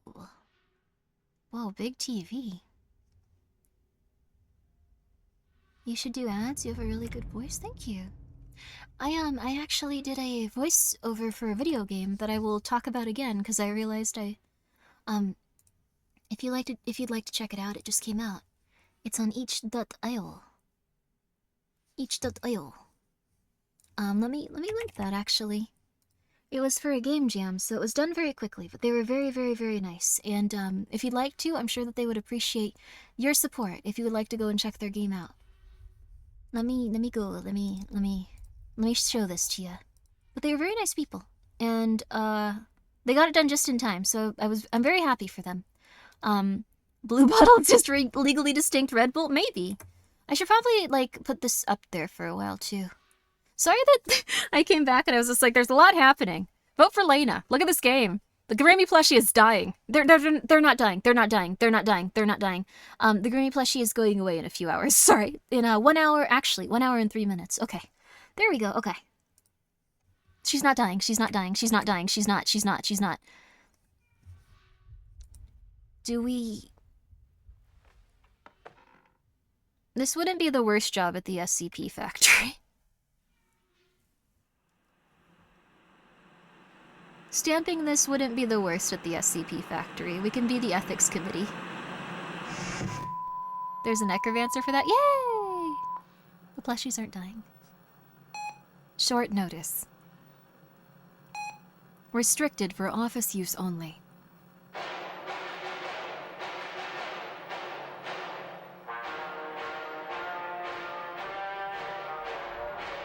Based on the needs of Leviathan Corporation, the company has made the following decisions and arrangements. All scheduled holidays will now be converted to workdays and will not be recorded as overtime for purpose of payroll or salary. We hope that employees in each of these departments will take advantage of this fantastic opportunity to improve your professional capabilities, hone and improve your current skills, and work to ensure the corporation's profits increase as well as your own personal salaries. Disclaimer, as a reminder, there will be no additional salary or promotions due to the changes in work schedule. In addition, all time off requests will be denied. It is an exception to department heads to abide by and enforce the scheduling changes and monitor efficiency of each employee. As a company, we will be monitoring overall performance for each of the departments on a periodic basis. Okay. Christmas. Remember, Leviathan is always with you. Have a nice day. This notice goes into effect immediately. You are instructed to adhere to the above instructions. In case of violation, it is hereby notified.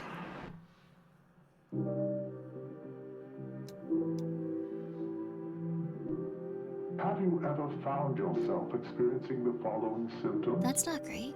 Still exhausted even If after that having happened, a either full my workplace is going to taste some good old American liberation in the form of no! before the workday ends. Don't murder all your coworkers. So depressed Just that you quit. lose track of whatever task or project you are working on in the office. This is uncomfortable, though. Do we just go into our office and watch our little TV going like, we don't like that you have rights? No. You shouldn't have money either. No. And to are you worried that these negative emotions are hindering your work? Also, thank you, Scam Likely, for being here for 18 months. I appreciate it. Are you worried that you are losing your connection to the Paradise community? Do you suspect that your fellow colleagues are just as distracted from work as you are? There is no I like that the blue bottle on the table is also shaking despite that we're completely still. Employees and residents have admitted to having similar experiences as well. I wouldn't admit to anything if I were here. I would assume someone would, like, cut off one of my legs for it. We have found a perfect solution to these common issues. Blue bottles. The main ingredient is SH507, and it's the fuel your body needs to replenish its energy. As soon as you take a drink, your emotions are lifted, and your nerves are once again back in your control. Wait. In turn, you Oh, become we have to more do this for a productive while member now. of your team. I thought we were just supposed to watch the little advertisement. This sucks. The end result is a very positive Yay. frame of mind, allowing you to experience peak performance. 96% Halloween is over in Mountain Time. I'm so sorry. Participants reported that they experienced improved I hope that you can productivity feel better in the soon. workplace, a higher quality of life. There's greater not that much social time until interaction, Halloween happens greater again. confidence, and many other benefits. Right? in addition. Dawn, I noticed that you are a bit distracted at work lately. Our manager is really unhappy with these documents. Please revise and resubmit it. Hello, Lack of Bones. Thank you so much for the raid. We're, Oh, this is hard. I don't know why I can't do this. Pull back. Come on. Disclaimer. Cost-free access to this product Is this what work is like? to employees of Leviathan Corporation and related companies. This will be provided to you complimentary during your working hours free of charge. So we have happy We look juice. forward to hearing from you. And we just stamp all day. I hope that your stream went really well. We have a job. And I think it's about as good as it can get, but it's not very fun. This Have isn't you ever found ideal. yourself experiencing the following symptoms? Still How long do we exhausted stay even here after for? having a full night's sleep. That feeling of being completely spent. even TV is before still the going, workday I ends. think. Or being so depressed that you lose track of whatever task or project you are working We have to drink our Red Bull. When we run out, we're screwed. Is this the whole game? Let's go! 14 hours, let's go! Are you worried that these negative emotions are hindering your work performance? I don't know what we're gonna do once we run out of this. Leviathan emergency notice? Dear Leviathan employees, the company has made the decision to adjust your schedules so that your free time is now part of your— wait, what? Your free time is now working? You will be subject to the following penalties.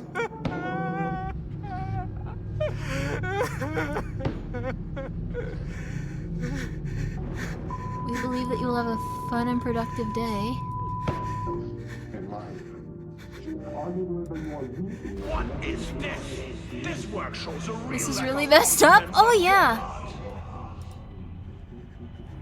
If anyone tells you to do something on your free time, you gotta tell them that they didn't hire you for that, I guess. And maybe they won't murder you. Employees and residents have admitted to having similar experiences as well. Through the hard work of our research team and Leviathan This really isn't fun. Biotechnology, we have found a perfect solution. What an interesting concept for... Common issues. Blue bottle. Is this what having schizophrenia is like?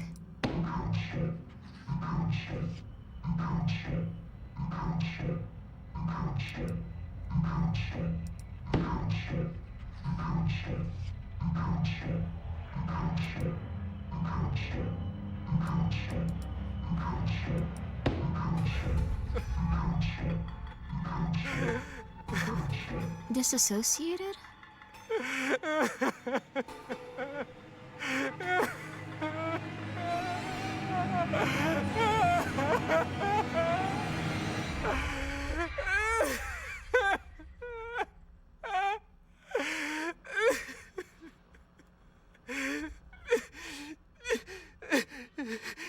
It's okay.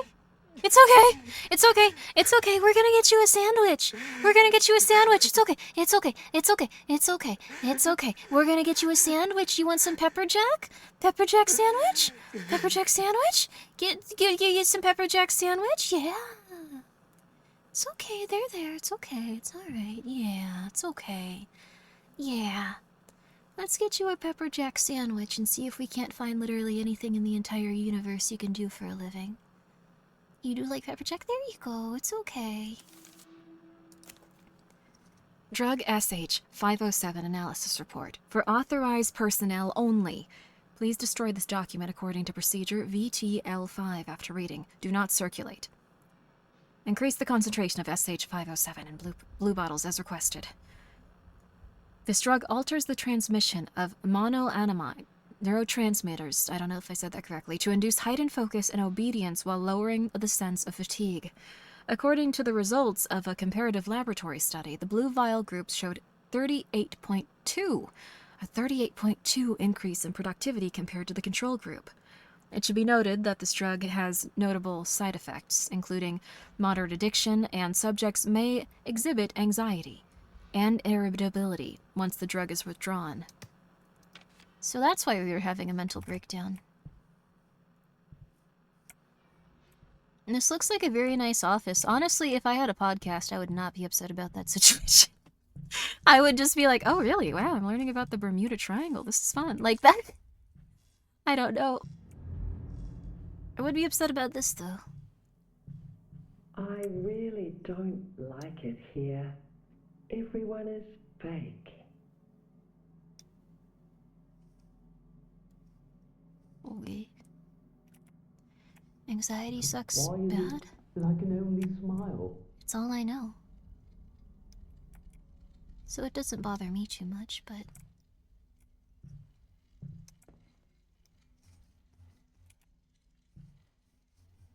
I sometimes just freak out. It's not great, but it's not... No, I guess it's not great. I regret being here, but I have no choice. Capital D low class type of loser. Everyone's really unhappy here. And screaming, it looks like. Are you guys okay? The dogs, I think, just went for a walk. They seem to not be here anymore.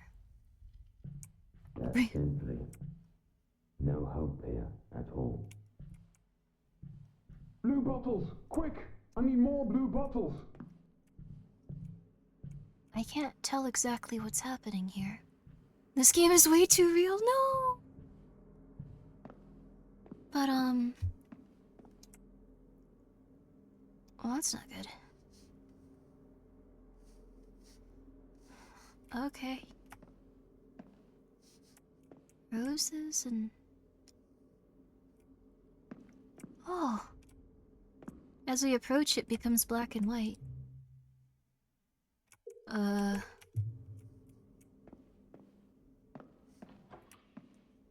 Chairs? Help?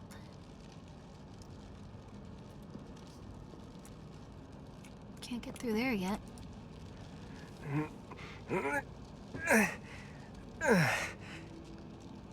Help? Do we put this on him? I don't think you'd want to be an object head. It doesn't seem particularly pleasant in this type of corporate environment. I've played Yuppie Psycho. A brand new TV obtained from the freezer. Are we disassociating and is this like a human head?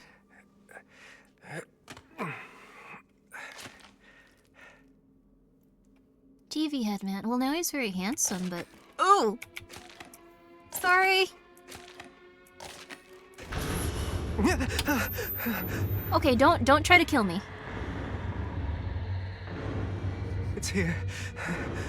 It's here. Wait, what is? Get up, help me. Maybe I can hide in the freezer? Woo! I gotta hide in the other direction. Oh! We can't really go that quickly here. Is it getting worse in this little area? That did look like a Skibbity TV. Those used to stand for something different. The orb is coming. We're back in our little dungeon RPG.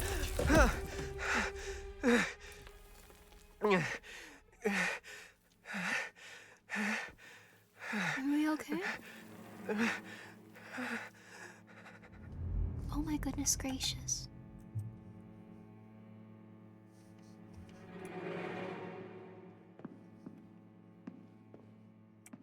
Now, are these people? What does this mean? I'm too claustrophobic for that hallway. Oh yeah, same. Okay, I think I'm supposed to follow the televisions. This is kind of like how your schizophrenia affects your dreams. Oh goodness. This would be quite intense to have to go through. I'm very sorry about that. It's here again! It is? Where is it? I don't know, buddy, I'm sorry.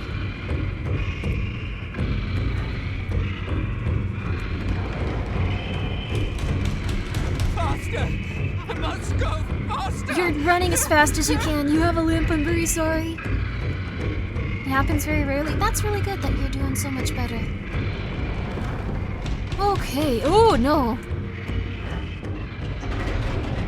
The beat is kind of great though. This is very, very, very beautiful too. Oh, hey, buddy.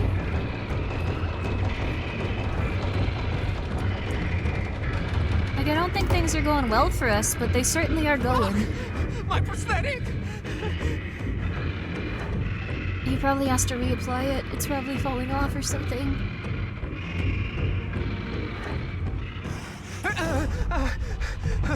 This isn't real. This can't be real. Oh, jeez. No, don't kill me!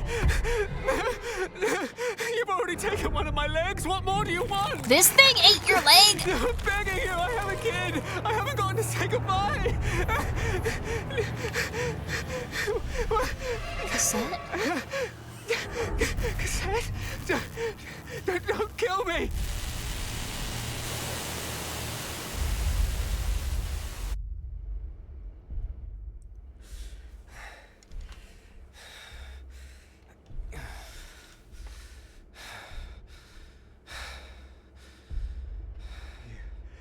saw it too. Oh God. That thing's real. Before all this happened, was it the same monster that took your leg? You see, everyone thinks I'm mad, including me. This monster made me lose my job, my family.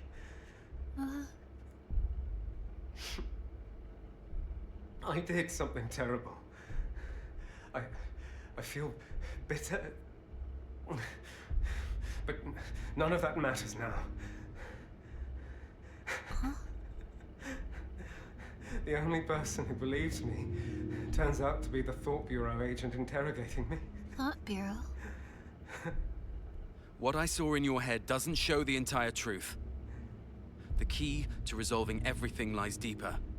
Things that I've yet to see.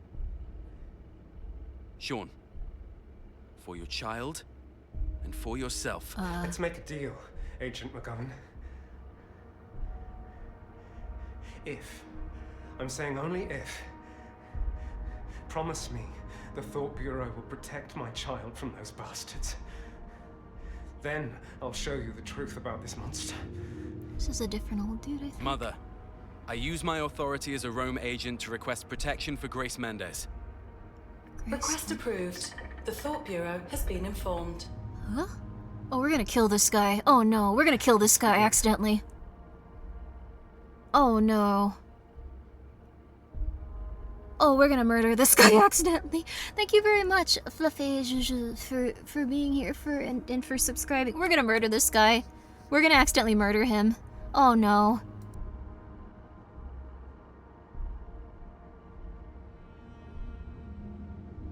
I was just clearing my throat a bit. Oh man. Oh. There's no way through it besides just murdering him, I think. I don't think you guys want to see him dead. You want to see him get back to his son or daughter, right? That's probably what you want. Very fun game so far, though. Begin, Rome. 5, 4. We're putting on our 3, virtual boy headset. 2, 1. Synchronization complete. No! No! I forgot it was a demo! Oh, that sucks, but that's very good. That's very good. Huh?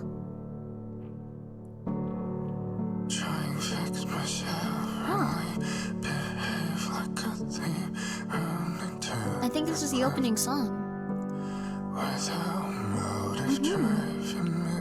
It did seem very cool, though. They have really good concept art for this. I did get baited. It was very good, though. It was really nice for a demo. I guess it lasts about this long. I liked it, though. I liked it. Aww.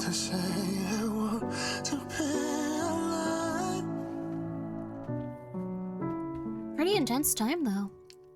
It is very cool. It seems like we can't tell how much is real, whether we're alive, what's going on at all,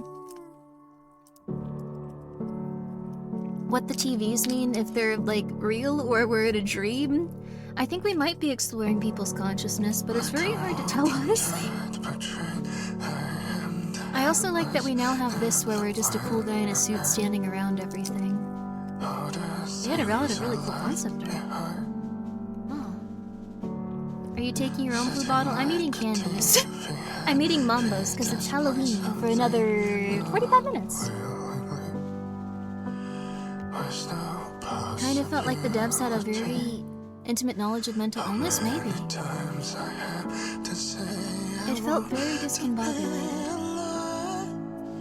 They're definitely going through quite a lot. I'd be interested in knowing how they made this game and why they came up with these concepts. Daniel, wake up. Oh.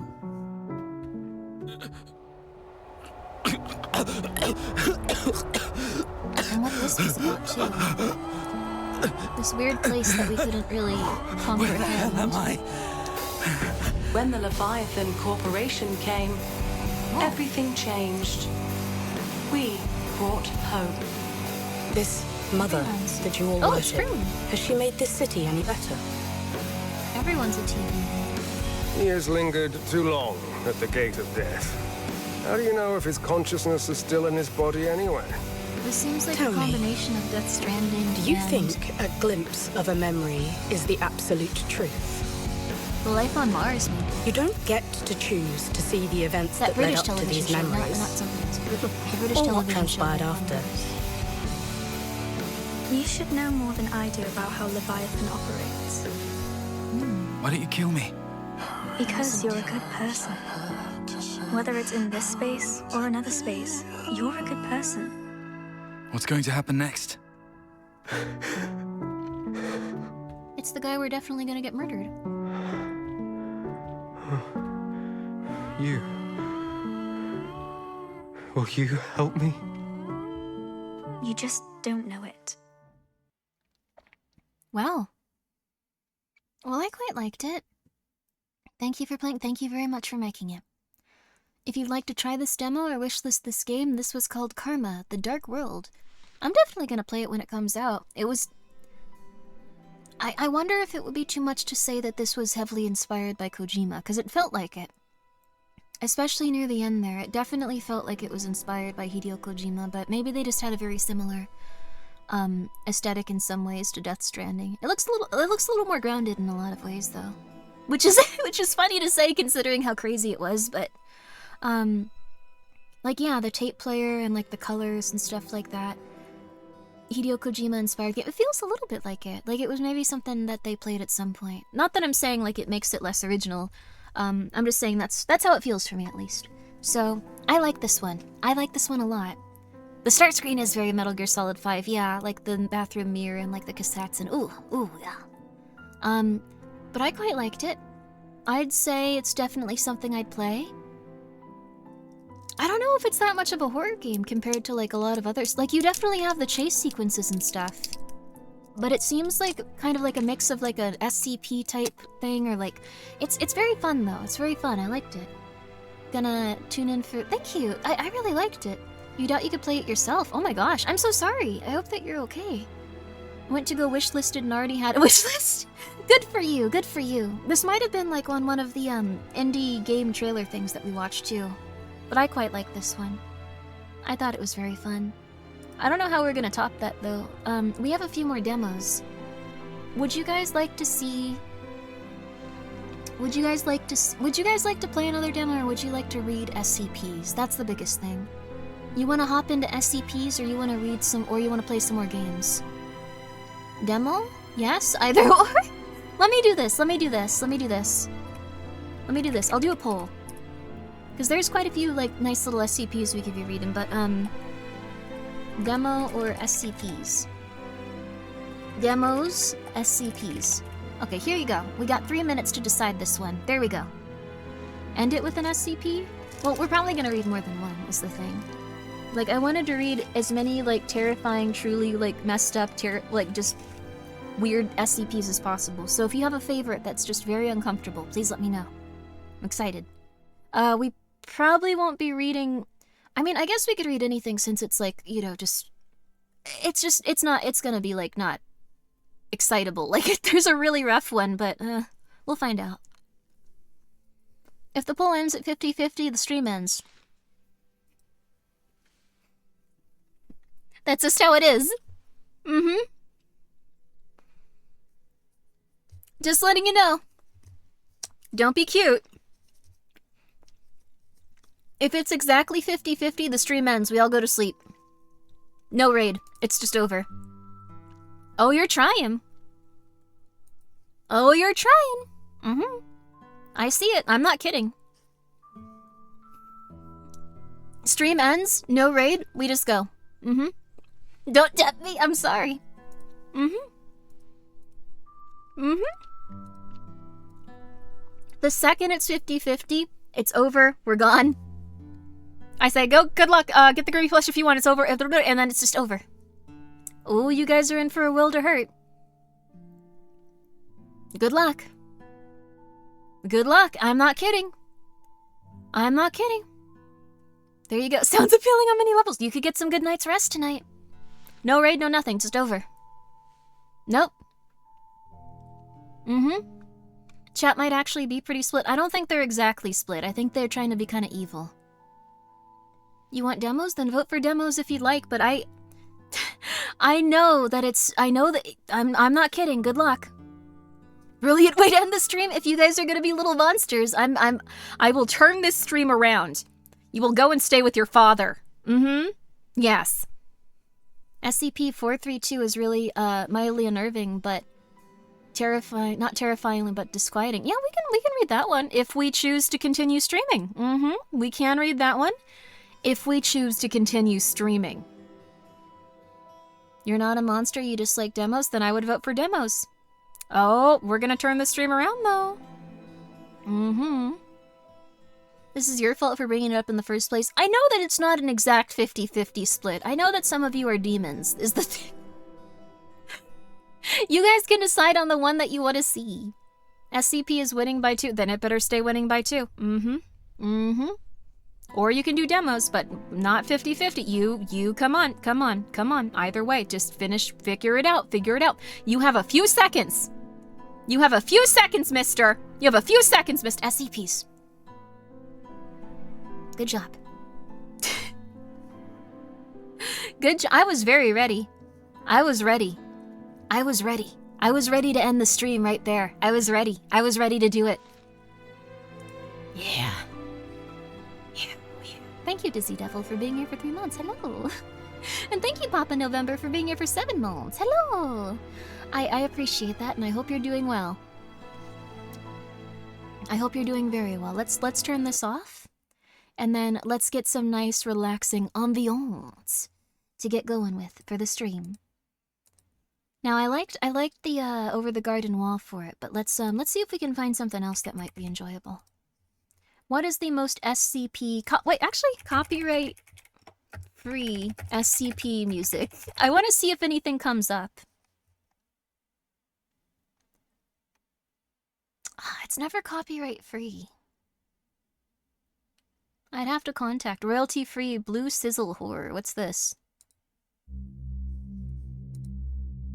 Oh, this definitely sounds a bit intense.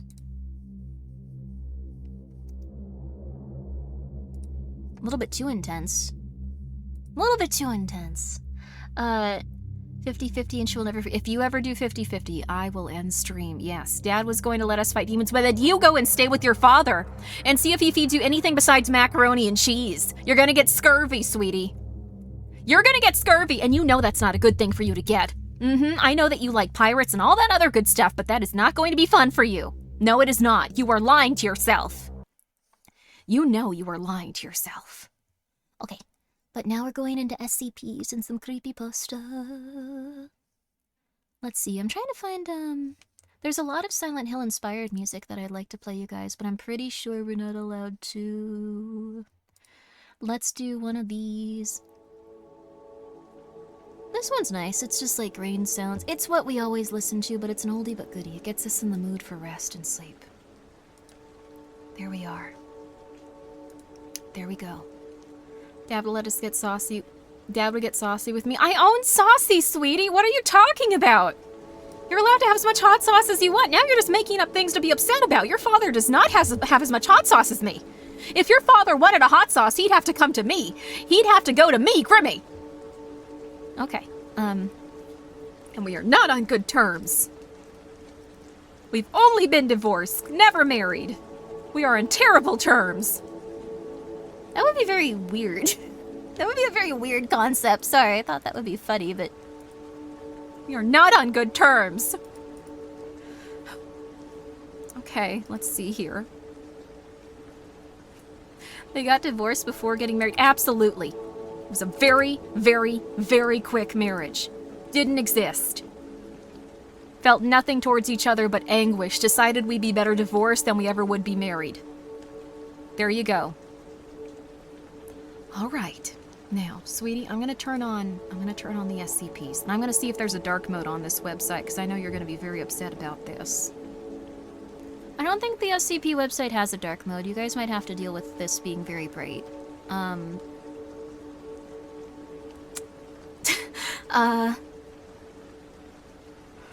Yeah, I don't think it does. I can make it a little bit opaque.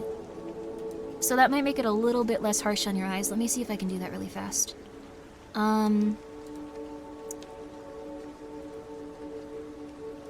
Let me see really fast. Okay. Yeah, I'm gonna try to like, I'm gonna try to do this as well as I can. Let's see here. Okay. Okay. Will this work? Yeah, we have the SCP Foundation now. Okay. I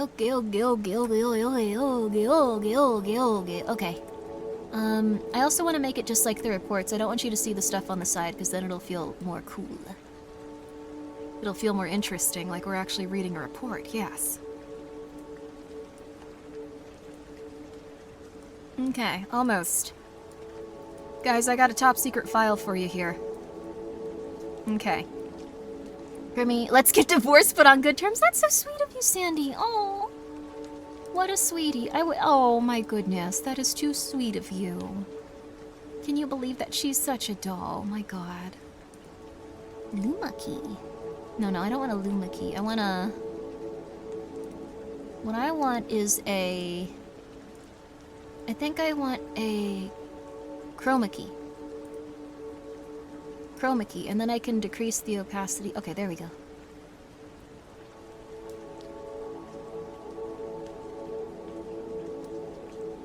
There we go. Okay, cool. Okay, and now I'm gonna change this to scary stories and SCPs. SCPs and scary stories until we pass out. And start October 2! Tomorrow. I have completely just entered a state of delusion. We're repeating it. We're repeating it. We're repeating October 2. There we go. If you have an SCP you would like to request that be read, what I encourage you to do, if it has to be one that is very uncomfortable and makes you feel sad, nervous, afraid, one of those, like one of the most intense ones. We're only looking for very intense SCPs today. So if you have a very intense, we could do IKEA. IKEA is very weird. If you have an intense SCP, but that one's kind of fun too though. If you have an intense SCP, we can go for one of those. We're doing the worst of the worst today, so that's what we're going for. SCP-432. If this isn't one, I'll murder you. No, I won't. Also, hi Shizu, how are you? Did you enjoy the demo? I did enjoy. The demo was very good for Karma. They were both actually very good. I would highly recommend those. Anything you don't want to see? Like, yeah, no animal torture though. No animals. Children, I can deal with, but I won't be happy about. But animals, no. No. The puppet one again. The puppet one was very intense. If you have any ones that we haven't done before, that might also be good too. SCP-5999. Ooh, okay. I'll believe you're pregnant, Adam Sandler. It better not be about men getting pregnant, though. Okay. Should they not be crazy long?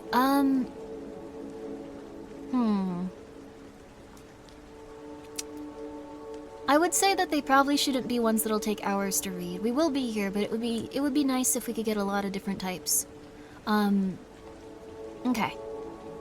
Also, we can read the logs and stuff too. Yeah, we could do Montauk procedure. That one's pretty intense though. I don't know if, I think that would kind of be a bummer. We can read that one if you'd like. It is the most intense SCP. It gives you an idea of like how insane the world is.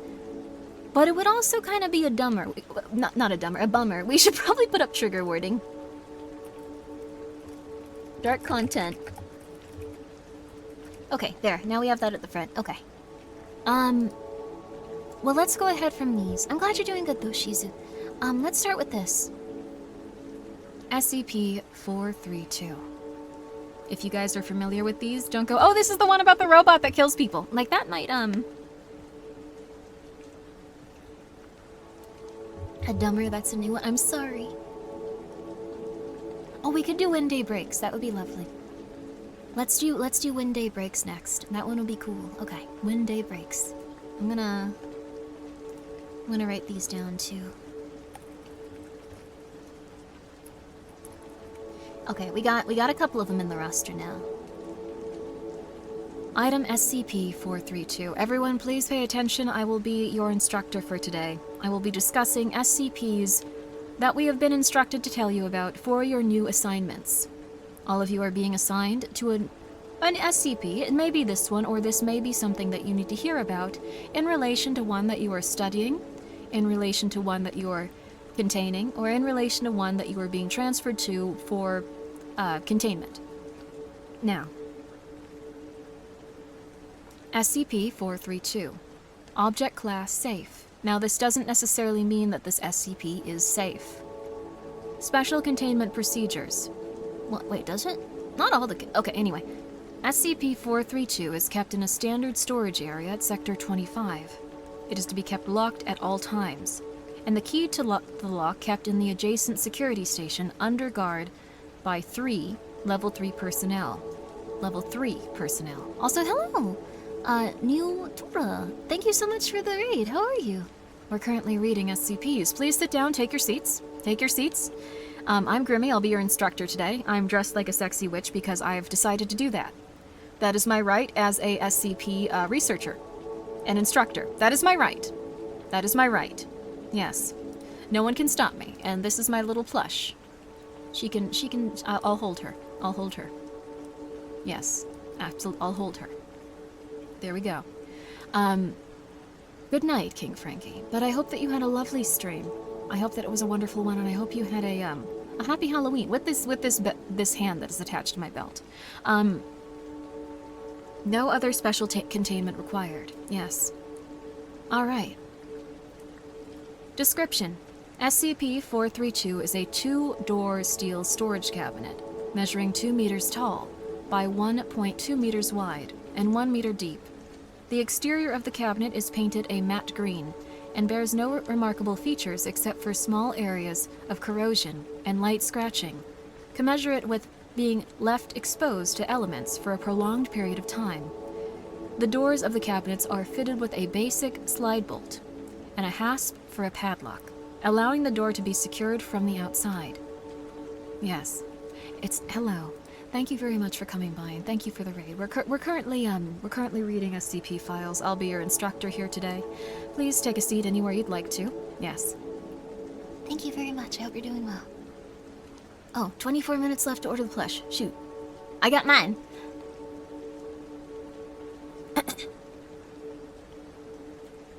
Did we read that? The interior dimensions of SCP-432 display significant disparity with the exterior. The doors open into an apparently extra-dimensional space, containing a large labyrinth complex compromised of an as-yet uncharted series of corridors. The walls, floor, and ceiling of the corridors are constructed from heavily rusted steel and adhere to the same height and width scales as the exterior of SCP-432, 2 meters high by 1.2 meters wide. Oh, that would be quite small, wouldn't it? How high is 2 meters? My goodness. Oh. A requirement for this course? The plush is not a requirement for this course, but yes, she is very cute and tiny, and you can take her outside and make her sit in the sun and look at her despair. 6'6". Oh, so this is a quite large cabinet. Yes, I am a researcher, but not of math. The corridors within SCP-432 are lit at irregular intervals by what appears to be a regular household light bulb, secured to the walls with wire mesh fittings. Many of the bulbs are observed to flicker, and numerous others are burned out or broken. In places, several large-gauge steel pipes have been found bolted to the walls of the tunnel. These pipes are noticeably cold to the touch and contain flowing water, although the source and destination of the pipes and water are unknown. Many of the pipes observed are in obvious need of repair and leak cold, average... Wow, that's really low. Average of 3 Celsius water. Analysis of this water has revealed a low oxygen content and trace amounts of iron oxide, but the water is otherwise potable. The exact size of the labyrinth complex of which SCP-432 connects cannot be accurately measured, as each time the doors of the cabinet are closed and then and then reopened, the entrance created by the cabinet apparently moves to a different section of the maze. The fate of personnel within the maze when the door is closed is unknown, although remains discovered within the maze suggest starvation is a likely outcome. Ooh. Also, thank you. That's very nice of you. I'm glad that you enjoy SCPs, and thank you very much for being here. That's not good. Nice to see the Foundation celebrates Halloween. Well, they gotta celebrate someone if they're killing this many people. They have to have some level of, like, doing something interesting if they're just murdering, like, people left and right like this and torturing them and starving them, I get. Hello! Hello, Fishy. Thank you so much for the raid. Oh, World of War is a lovely game. Please sit down. We're currently reading SCPs. I'm your instructor. I'm not very intelligent, but I am the person that's been put on this case to tell you about these. Please go check them out. It's a very good video game. We played that last year for Halloween, actually. Well, played is a strong word. Someone was trapped in... It doesn't matter. This isn't about me. I hope that you enjoyed it. Let's see. Likely outcome. Others remain, coupled with additional evidence gathered during exploration, suggest that the labyrinth contains a large predatory inhabitant of indeterminate species, hereafter known as SCP-432-1. GPS units used within SCP-432 are yet rendered useless, as are cellular phones.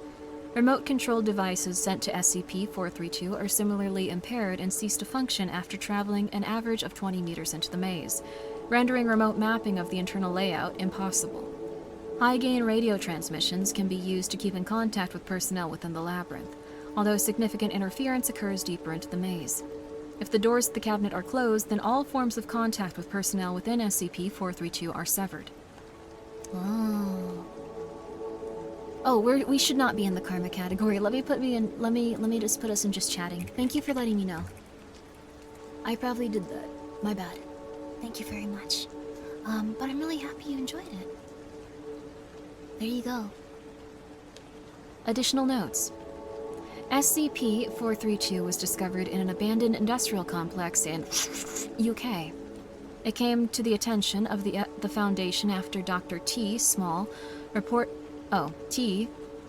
heard reports of several homeless persons in the area disappearing after staying in the complex. Upon investigation, Dr. Small discovered the cabinet at the center of the abandoned steel mill, surrounded by a number of sleeping bags, bags of clothing, and other personal effects, suggesting a number of homeless persons had recently made camp there. SCP-432 was unlocked, but the door closed upon discovery. After exploring the immediate area beyond the entrance, Dr. Small exited SCP-432 and summoned Foundation personnel to transport the cabinet to Sector 25 for analysis. Current expeditions have been sent into SCP-432. This is probably, like, on the single digits. Like, it looks like, usually, like, they have, like, a little bit of higher one, but I think this is just 1 decimal. 1 decimal. Okay, cool. There we go. Currently, expeditions have been sent into SCP-432 to attempt to chart its internal geography. To date, D-Class personnel have been lost within the maze. Okay, they've killed at least 10 people, though. No further expeditions have been made without express permission of at least 2 Level 4 personnel. Paint samples, metal fatigue, and construction techniques date SCP-432 to having been constructed in the early 1950s. However, artifacts recovered from within SCP-432 have been accurately dated to much earlier periods. Expeditions. Below are the expeditions within SCP-432 to date. The standard agreed mission equipment pack agreed by Dr. T. Small and Dr. is 1. Hand torch flashlight with a 3-hour lifespan, and additional power sources providing up to 6 additional hours. 1 headset microphone linked to control. 1 shoulder-mounted video unit set for wireless transmission. 2 half-liter water bottles. 2 high-calorie energy bars. And 8 sticks of luminous marker chalk. Dang, they are not giving them much. That's horrible! They're sending these people to their death and they're not even giving them a little slice of cake or something. Like, I would like a slice of cake if that were to happen, honestly. I don't know. You know? Give me a slice of cake. If you're gonna send me to my death, I want a little slice of cake. Or at least, like, a cookie. I don't know. I'm not even joking. Everyone deserves a little cake before death, exactly. Sorry, that's very rude to say, but... But truly, they deserve a little tiny, teeny bit of something. Life would be so nice if you could at least get a little bit of cake.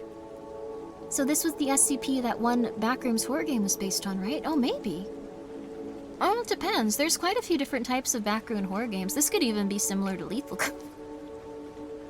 No complaints, or we're taking away the chalk? No! Come on, that's horrible. These poor people. Alright, back to researcher mode. Anyways, these people have nothing to complain about. Alright. Have you read 173? Oh, we might now. We might now. Let me write that down. I'm writing this down in the Discord chat of someone I worked with. I should probably not do that, but it's fine. We're going through the first expedition now, everyone. Please settle in. Please settle in. Chernobyl, they gave everyone unlimited vodka since they were going to die, and that's why people think vodka cures radiation. That's cool, though. Wait a second, that's awesome. That's probably not true, and it's probably not good to, like, feel that, like, you're definitely gonna die of radiation if you're just like, I'll just have this, but that's a cool way for something like that to start, and I appreciate it. At least they were trying to make people feel comfortable. Alright. Let's see the first fella that's about to die here. Okay. Or maybe he sometimes makes... They sometimes make it back and they're okay. It's very rare, but, like, you have a life expectancy probably of, like, 1 out of, like, 1,000.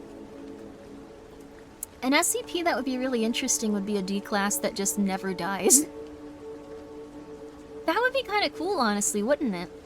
Like, just someone that's so lucky and eventually they're like, you're getting very, very, very lucky. That's odd. Oh, they think that is a thing? Oh, that's so cool. That's wonderful. They've thought of everything. SCP-432 Expedition 1. Isn't that the one cartoon? Oh, containment series. There was kind of? Oh. Oh. Ultimate Lucky D-Class. That'd be cool, though. Date? I like making the sounds. I'm sorry. Expedition Supervisor. Dr. T.S. Subject is D... Wait, that's... D64502. Male. Average physique. Subject's background shows history of aggravated assault and burglary. That's pretty mean, but, like, I'm still gonna feel bad for this guy dying. You pretty much have to, like, attack a woman and, like, be, like, a really horrible person for me to not be, like, really sad that this person's just gonna get obliterated. SCP-5733 is a good mix of... Oh, whoops. Is a good mix of, fun and spooky? Okay, we could do that one. We're looking for, like, the most insane crazy ones, though. Average physique? Oh, that's nice, old man Diabetes. I'm glad that you're excited for an average physique man. That's cool. Unironically. Anyone know which SCP is the D-class that slips through realities? I can't recall it off the top of my head. That sounds very cool. Average physique. He's committed burglaries, though. Let's not forget that. Okay. Subject is equipped with standard mission equipment pack and sent into SCP-432. So we know what he has. He has a little bit of food. He has a flashlight with like 6 hours, which isn't a lot. Or maybe 9 altogether? I'm not sure. We can fix them? Okay, cool. Radiation? Yeah, lifetime is very, very short. That's interesting. 5999? Okay, we'll do 5999. Oh, that's fun. We can do both, maybe. Okay. Alright. Okay, we're locking in. We're gonna feel this. We are now a D-class personnel. Imagine you're being sent in. Camera is activated. The subject enters SCP-432. The door is held open by a 3-kilogram weight, placed inside the doorway, with technicians on hand to remove the weight and close the door if required.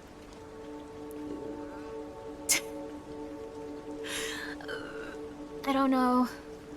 Poor fellow. This is the first one, too, so they don't know what it does. They're just like, get in there, we'll think it'll be fun. Camera activates, showing a short corridor constructed from the same rusted, corroded metal as the exterior of SCP-432. The floors form from rigid safety steel. as might be found on industrial walkways, or gantries? I've never heard of a gantry. The corridor makes a 90-degree turn into the right, approximately 5 meters ahead of the subject. Control asks the subject to move around the corner. Subject moves forward as requested, turning the corner into a longer tunnel, the exact length of which cannot be judged due to the lack of lighting.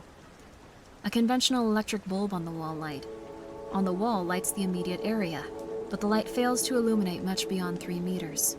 Further lights can be observed ahead, though they only illuminate patches of the tunnel.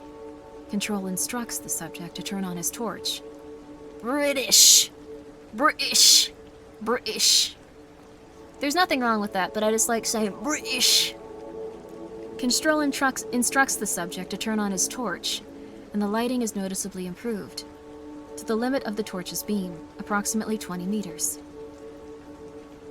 Okay. Control asks the subjects to proceed down the tunnel. After approximately 42 meters, a crossroad appears at the tunnel.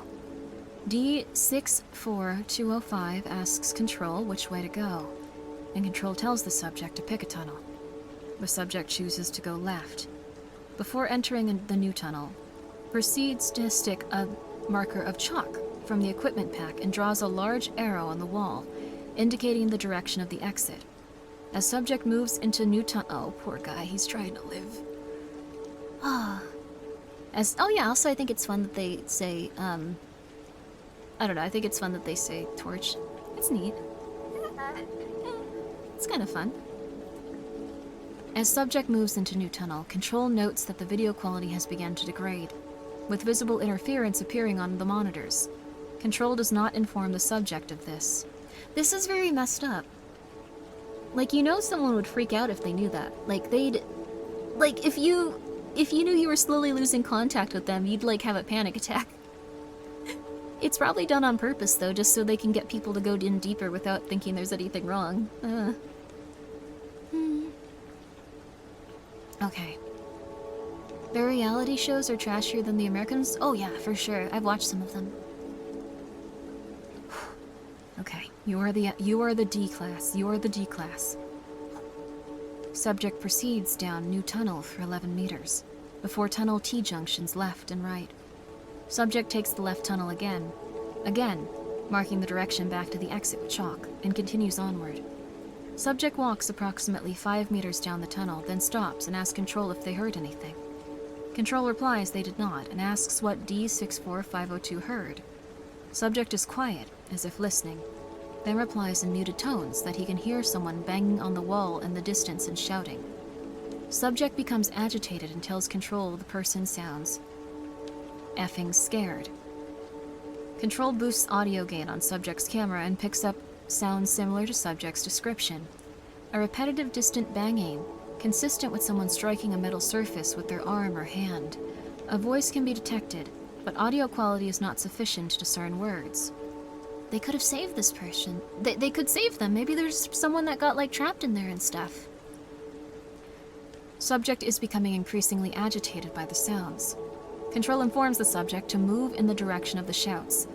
The subject objects, but after a short discussion with Control about the nature of his employment, he moves forward. We will put you back in jail and execute you. Okay. Like, I imagine it was that. After approximately 14 meters, the tunnel turns 90 degrees right and angles downward in a gentle slope. Video interference is now noticeably increased, and slight audio interference is now audible. Subject has begun breathing heavily and muttering under his breath. Subject continues down the tunnel for approximately 27 meters until the floor levels out again. The subject abruptly stops, crouches, and swears. Control asks why he has stopped. The subject remains silent, but breathing has become louder and heavier. Control asks again why the subject has stopped, and D64502 replies he heard a scream, and the banging and shouting has suddenly stopped. Control informs the subject to stand and move forward, but the subject becomes agitated and demands to be allowed to leave. After several minutes of arguing, the subject stands, takes a long drink from one of the bottles and water, and moves forward again, although slowly. This seems quite okay. Okay. I had the tunnel T-junctions left and right. Control tells the subject to go to the right. Subject marks the way back to the exit with chalk and goes right. The tunnel ends in a dead end after 6 meters. Control informs the subject to go back to the junction and take the left tunnel. This too ends in a dead end after only 4 meters. The subject seems to have calmed slightly and suggests returning to the previous T-junction to try the other tunnel. Control confers with Dr. who decides to recall the subject and analyze the data collected so far. The subject has been within SCP-432 for exactly 37 minutes at this point. He made it! Oh my god! Oh! Oh! Oh!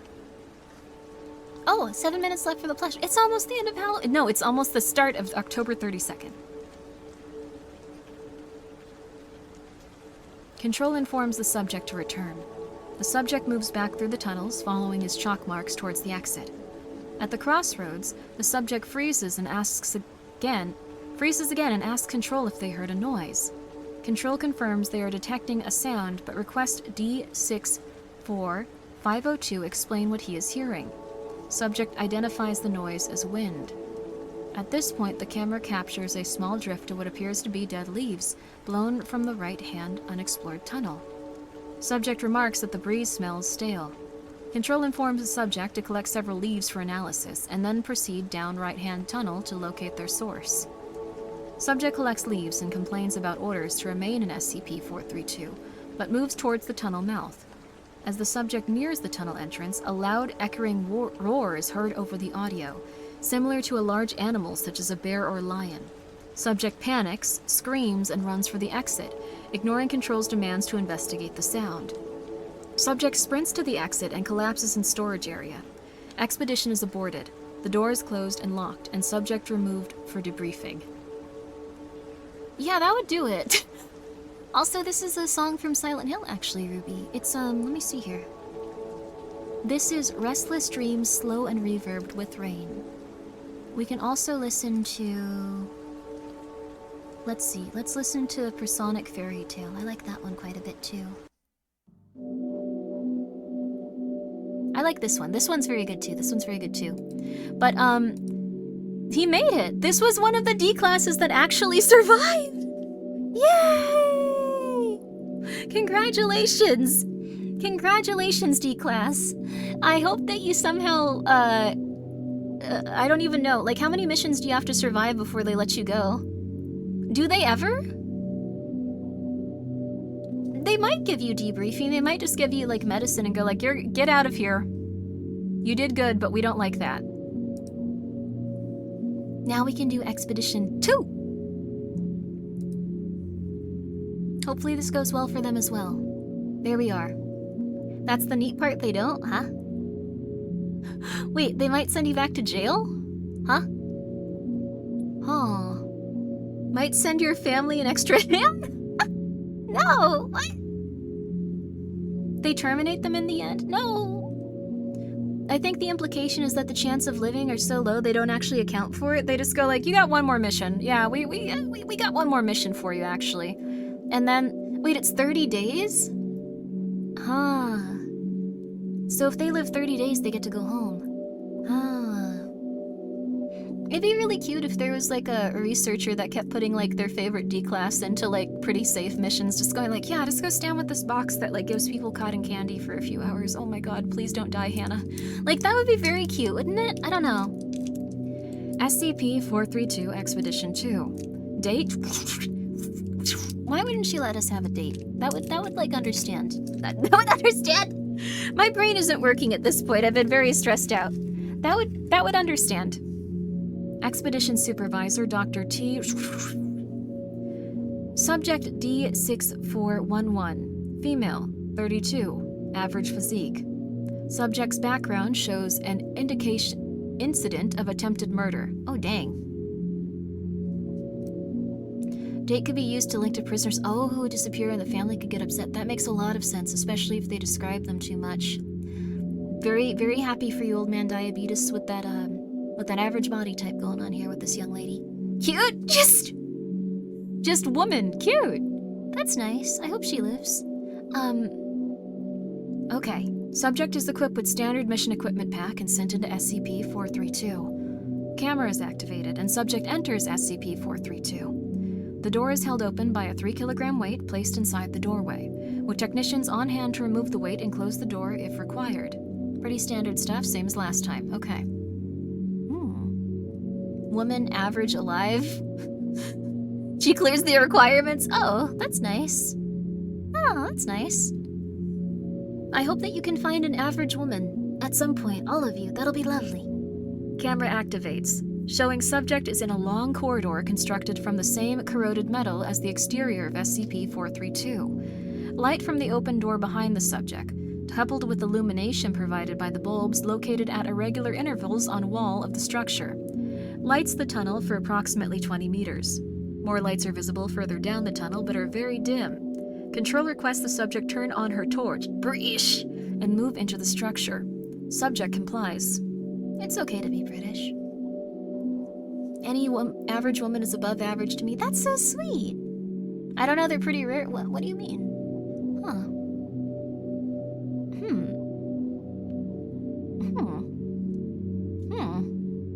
Well, I hope you can find a... 1 minute left? Oh, shoot. Maybe we should look at that for a second. Let me look up the makeshift plush. Let's see here. 533 have sold. If you would like a makeshift plush, I don't think anyone's gonna get one at a time. It's 40 seconds. Only 1% of people are average. I think the internet has poisoned us. Okay. But everyone, thank you so much for that. If you would like to get one, you have... I don't think anyone's gonna be able to. It's 26 seconds. But everyone, thank you very much for a successful makeshift campaign. I hope that you all enjoy your little necromancer Grimmies. I quite like her. I think she's very cute, and I'm very excited for everyone to get to hang out with her. So, everyone, please enjoy them if you got them. Thank you very, very, very, very, very, very, very much. I really want to say that I appreciate it, and it was very kind of you. Now we can go back to listening to this person probably get murdered. But it was very kind of you. I'm very happy about it. Thank you. Thank you again. And thank you one more time. Thank you. Otherwise I might... No, please. If you need your... It's okay. It's okay. I don't want anyone to ever feel like, oh my god, I need this. I'll feel like I don't have something that I need. Like, it's A-okay. Thank you guys again. It was very kind of you. What? Oh, I closed Firefox. Just going like, I can close this now. Come back here, please. I need you for my music. I don't want to have to log into YouTube on Opera. Let's also go for, let's go for Alone in the... No, this one's too much. This one's too much. Day of Night. This one's perfect. This one's perfect. This one's perfect. Also, thank you. Thank you so much. Let me see here. Ska. Kra. Kish. Thank you very much. Thank you very much for subscribing. I appreciate it. Thank you. There we go. There we are. Also, thank you, Dr. Big Sausage. You worked very hard for that degree, and I just tried to take it right away from you. Good morning, good morning! We're gonna be reading SCPs and scary stories until the pale morning light, I suppose. Or maybe we'll pass out in a couple of hours and go cry. Life is full of mysteries and rough parts, and you're gonna have to get used to that. You're gonna have to... No, I'm sorry. Everything is okay.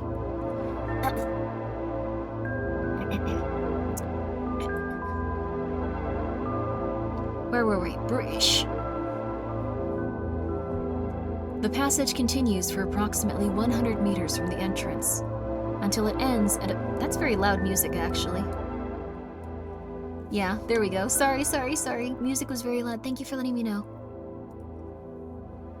The passage continues for approximately 100 meters from the entrance until it ends at a T-junction, leading left and right.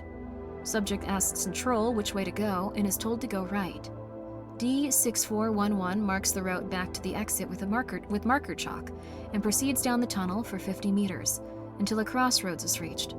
Control informs the subject to take the left-hand branch, and subject marks the tunnel on wall and enters indicated passageway, which is followed for 47 meters until another crossroads is reached. Control notes interference to both video and audio feeds has begun to appear, but is currently negligible. They actually told her this time. That's nice. That's nice, sir. Okay. They usually just go like, yeah, just keep going, it's fine, just don't worry about it. Subject pauses to drink from one of her bottles of water and marks her route back before selecting, without permission from Control, the right-hand branch. Very passive-aggressive, jeez!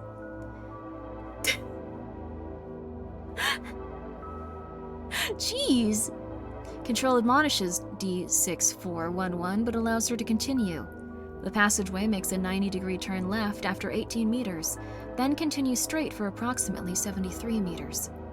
Ahead of the subject appears another crossroads, but as the subject nears it, she freezes and reports that she can hear a rhythmic banging sound coming through the walls.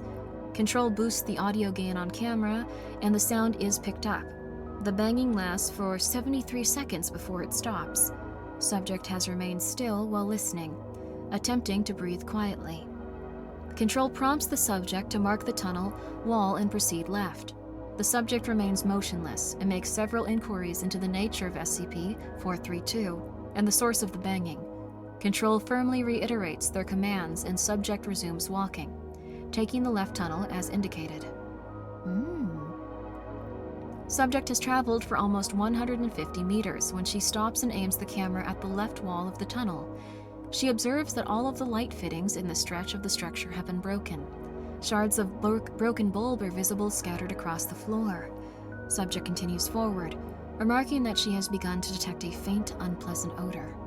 When asked to describe said odor, D6411 replies, "Something dead." After a further 24 meters, the subject notices an object in the tunnel ahead and moves towards it. Video quality is now beginning to severely degrade. Camera angle tilts as subject kneels to examine the object, and Control asks subject to explain what she has found. Subject explains the object is a left sports shoe, commonly known as a sneaker. The camera zooms in on the object while the subject illuminates it with her light source. Oh. Hello, Richikoku. Indeed. Hello. I need to work on my Japanese so I don't say such strange things. Well, opera is cool. So I don't say such strange things when a Japanese reader comes by. I need to work on it. Thank you. Your left or my left? Her left. We need to... Her left. Camera view tilts again as subject suddenly looks down at the floor of the tunnel and emits a loud expletive. The floor of the tunnel is covered with a large quantity of dried brown residue that cracks and flakes as subject moves her feet. Sprays of the residue are observed dried onto the walls. Subject remarks that the substance is apparently the source of the odor, and she summarizes that it is dried blood. The camera tracks several large smears of the substance leading away from the pool up the corridor. Subject's breathing is becoming slightly panicked. Control requests the subject collect the shoe and sample of the substance for analysis. Subject does so, although complains continuously about the smell and expresses wishes to exit SCP-432. Her requests are denied and Control orders the subject to continue onward. Subject continues down the corridor at a much decreased walking speed and is becoming agitated. Camera view changes repeatedly as subject begins looking over her shoulder at erratic intervals. Video and audio feed are beginning to become severe, and Control asks subject to halt while they confer with Dr. Dr. decides to recall the subject, who is now becoming extremely panicked, complaining of hearing footsteps behind the wall to her right. Control boosts audio, but interference prevents confirmation of subject's observations. Dr. confirms the expedition is over, and Control recalls the subject, who begins moving back towards the exit at increasing speed. Subject's egress from SCP-432 is unremarkable except for subject's increasing speed as she nears the exit. Once out of... She made it! Yes! Yeah! Also, good night, Cortova. I hope you have a very lovely October 32nd as well.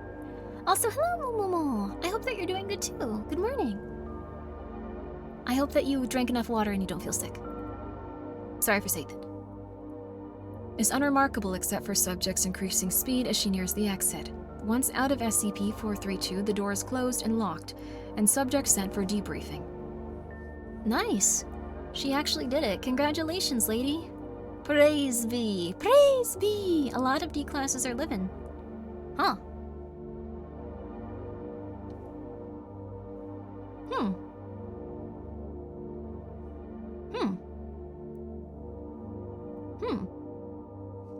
How do we get into this third file? Is there a way, or is it just not readable? They won't want to see any of it. It sucks.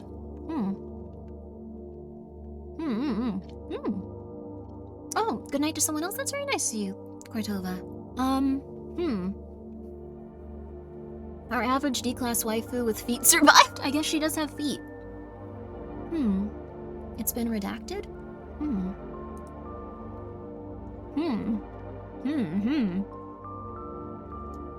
Sorry, I'm also making these noises so I can eat my candy. My Halloween candy. Perhaps the other materials will enlighten? Maybe, but it's kind of strange. We'll find out. SCP-432. Expedition 4. Date? How does she feel about worship? I think she has a lot of other problems now.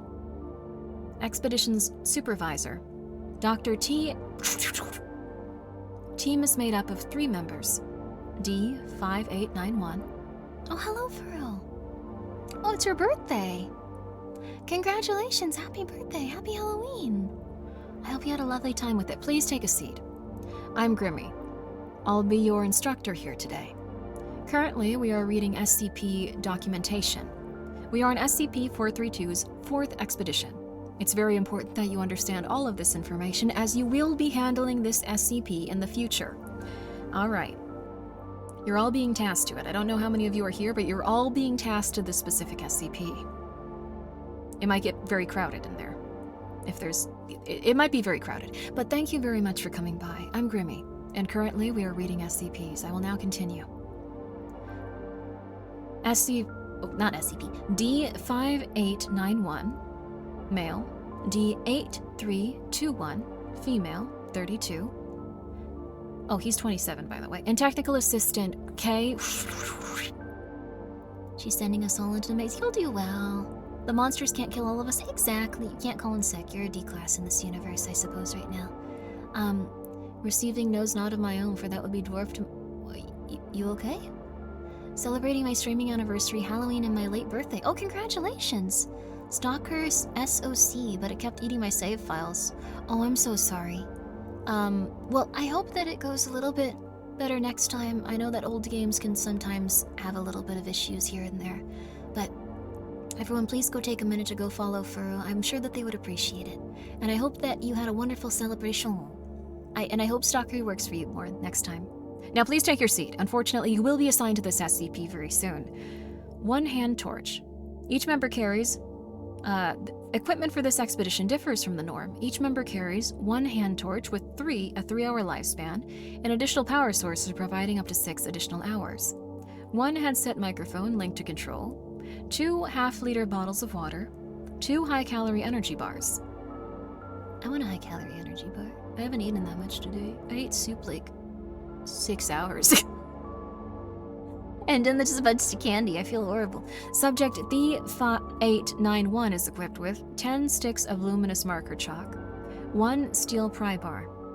Subject D8321 is equipped with 1 shoulder-mounted video unit set for wireless transmission. And technical assistant K is equipped with 1 standard issue Beretta 9mm firearm with 20 rounds of ammunition, 1 back-mounted cutting torch. It's one of those ones from movies, as you are well aware. Are you supposed to contain anomalies on empty stomachs? We're not containing these, we're just reading about people's misery right now. And then you can contain them. There we are. Leftover burrito, yo! Also, yeah, 3 is redacted and now they have weapons and a blowtorch. That's very interesting, actually. It tells a story. Oh. You could go for some calories right now. Well, you're a super active lad, so... Subjects have been briefed that they are to enter SCP-432, move a short distance into the structure, and then attempt to cut through the interior walls. With the... I'm gonna learn... I need to learn how to say this name, because it's gonna come up a lot. Oxyacetylene.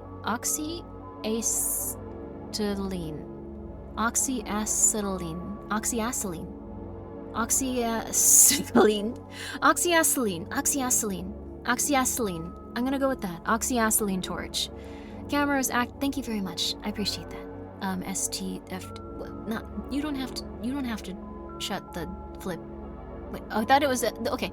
What does that stand for? Oxyacetylene. Oxyacetylene torch. Camera is activated and team enters SCP-432.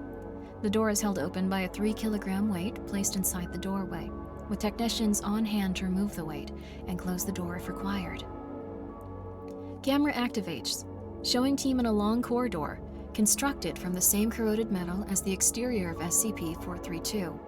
Light from the team's torches illuminates the tunnel for approximately 30 meters. The team moves into the structure, with D5891 marking their progress every few minutes with luminous chalk. After a few turnings, chosen by control at random, the team arrives at a crossroads. Attached to the wall of the northern passageway are 2 large steel pipes. The team is asked by control to examine these pipes. K places a hand on one pipe and remarks that it is very cold to the touch, and that there is a sensation of liquid moving within the pipe. K requests to cut into the pipe, but control denies this request, directing the team to follow the pipes instead. Metal cutting torch that uses acetylene and compressed oxygen. Oh, that sounds cool. I want to try one of those. We really need expert technicians to remove a 3-kilogram weight. Okay, but if something's about to, like, cut your head off, you really do want an expert there.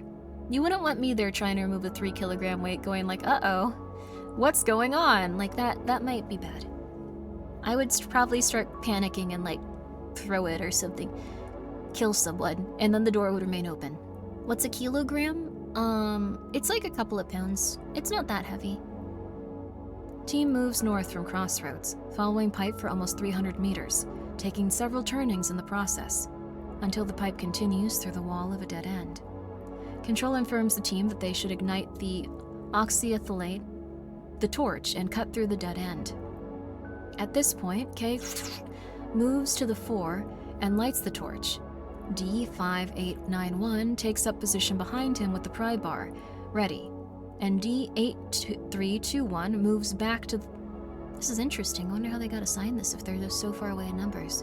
Moves back to cover the other 2 with the camera. K cuts into the wall, attempting to excise a hole large enough to step through. As he begins cutting, D8321 remarks that she believes she heard a noise behind them. The camera angle changes as she looks over her shoulder, revealing the corridor behind the team to be empty. Control requests that she turn back and film the cutting.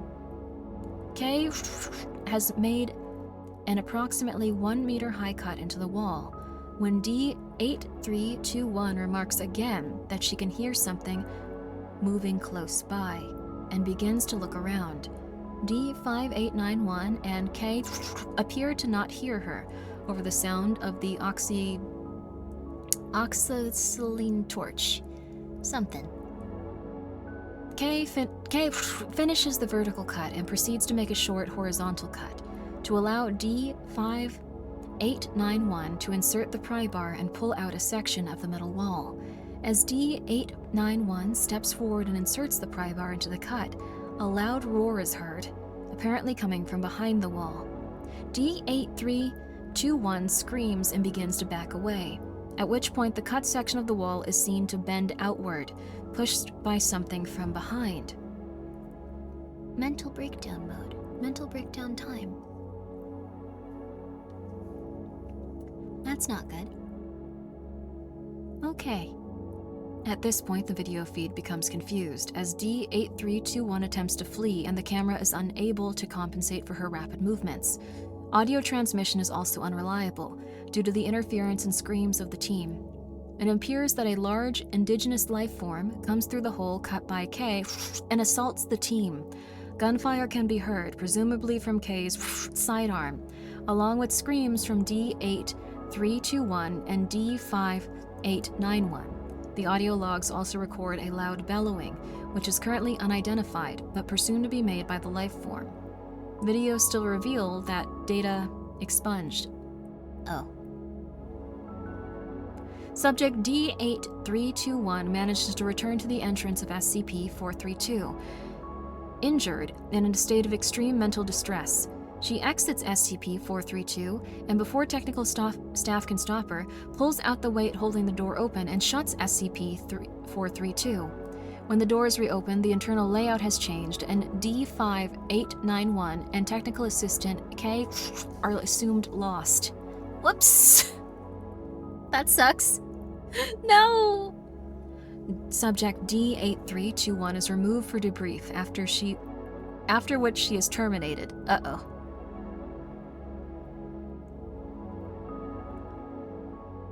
Welp. Did they murder her, or did they just send her back to jail?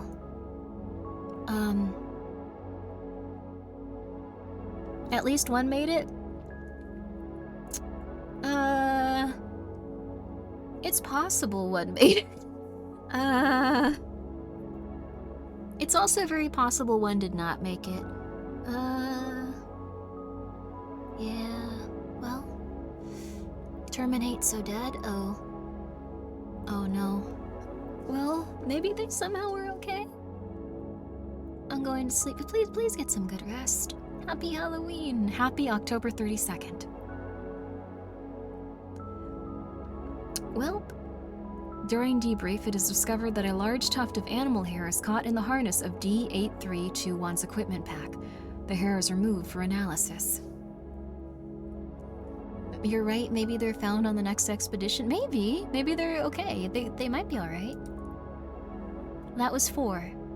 And now we can go to the final one, and then we can also see the materials recovered from this, but...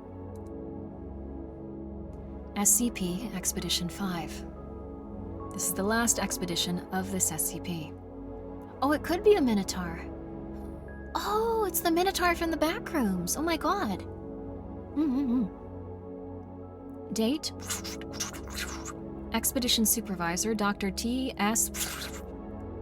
Subject is D8887, male, 19, athletic physique.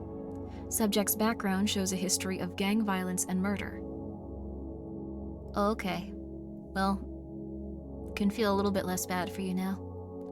Subject is equipped with standard mission equipment pack and sent into SCP-432. Camera is equipped and subject enters SCP-432. Oh, camera is activated. The door is held open by a 3-kilogram weight. You know this at this point. Do I really need to read it to you at this point? The weight is still there. The door is open, still there. Yes. Hello, Snow X-Fall.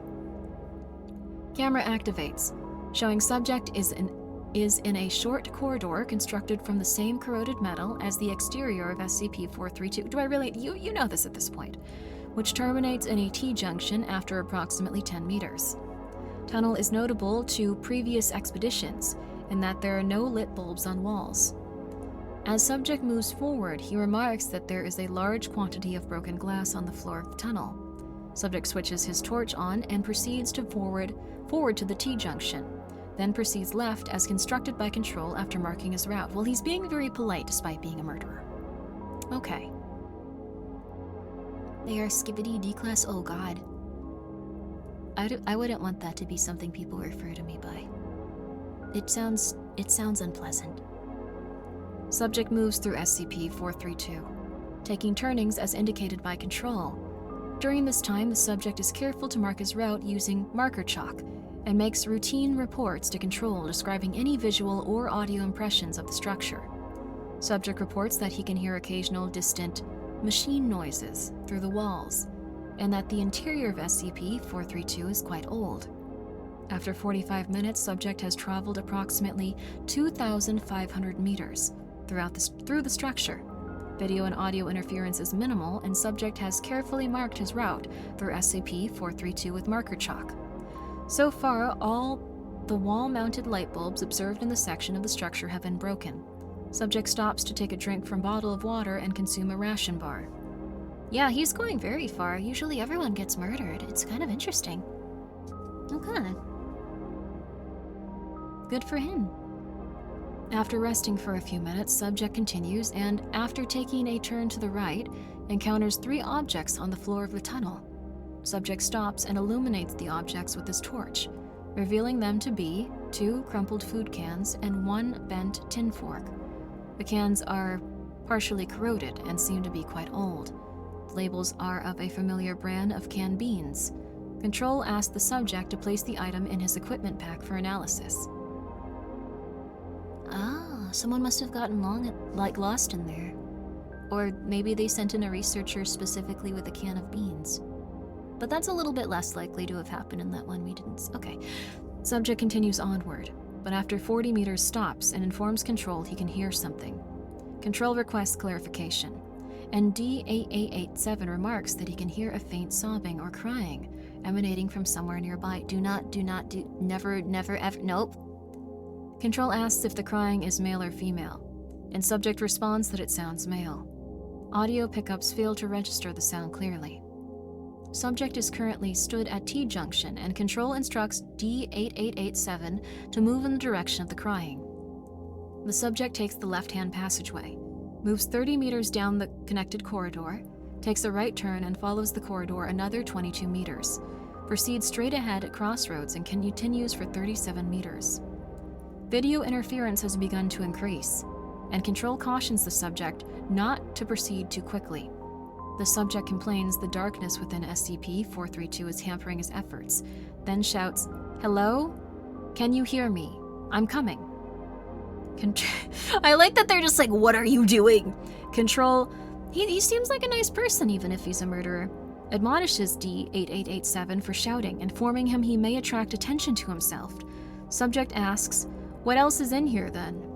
But Control informs the subject to continue along his current route and locate the source of the crying. Subject stops at the next junction and pauses to listen. Audio picks up a drawn-out moan or scream, apparently human in origin, after which the crying ceases.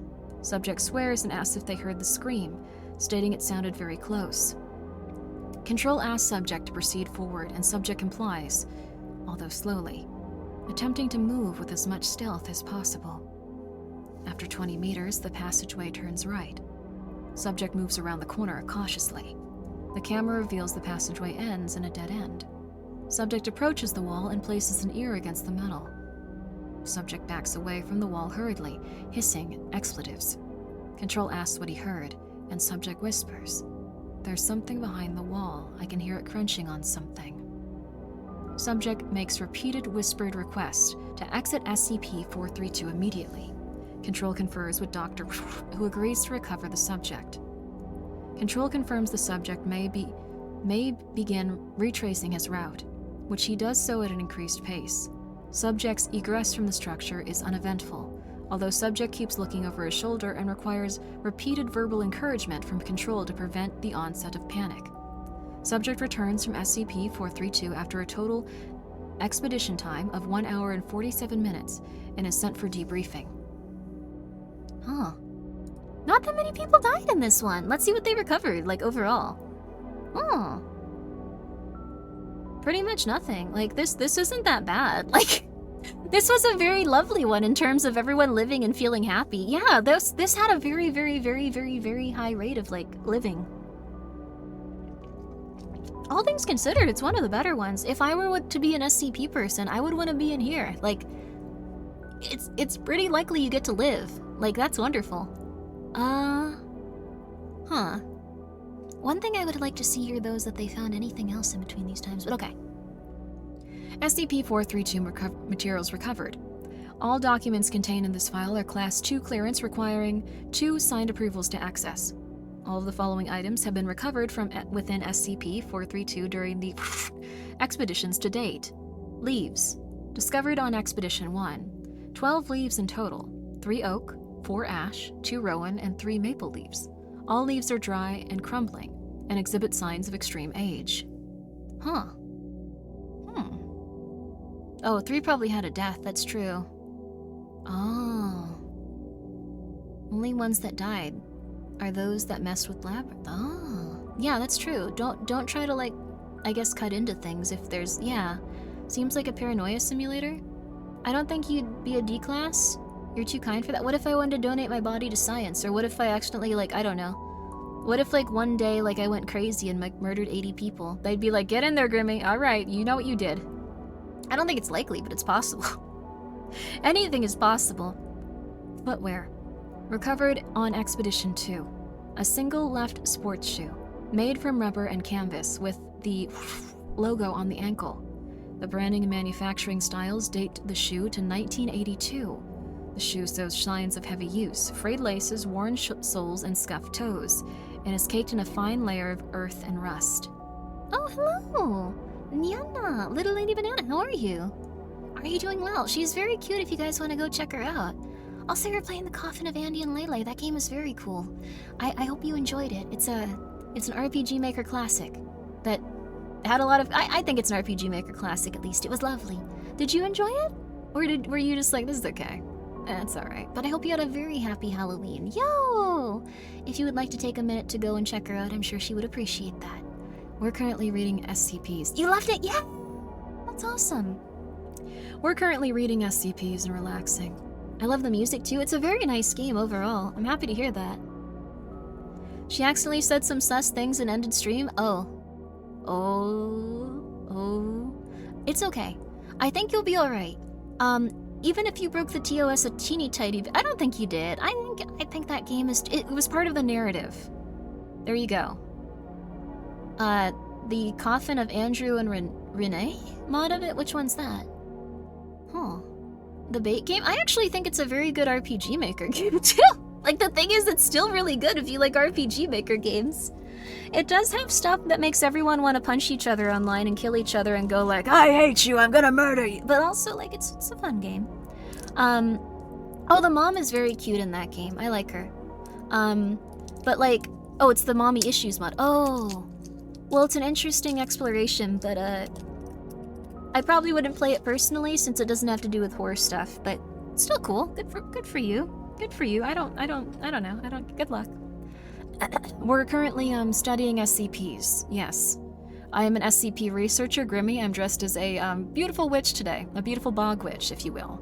But we are currently studying SCPs. Everyone, thank you so much for coming by. I greatly appreciate that. Oh, my cat's also here. I brought her into work as well. Hello, Pumpkin. Hello, Pumpkin Pie. Please come here. I shall pet you.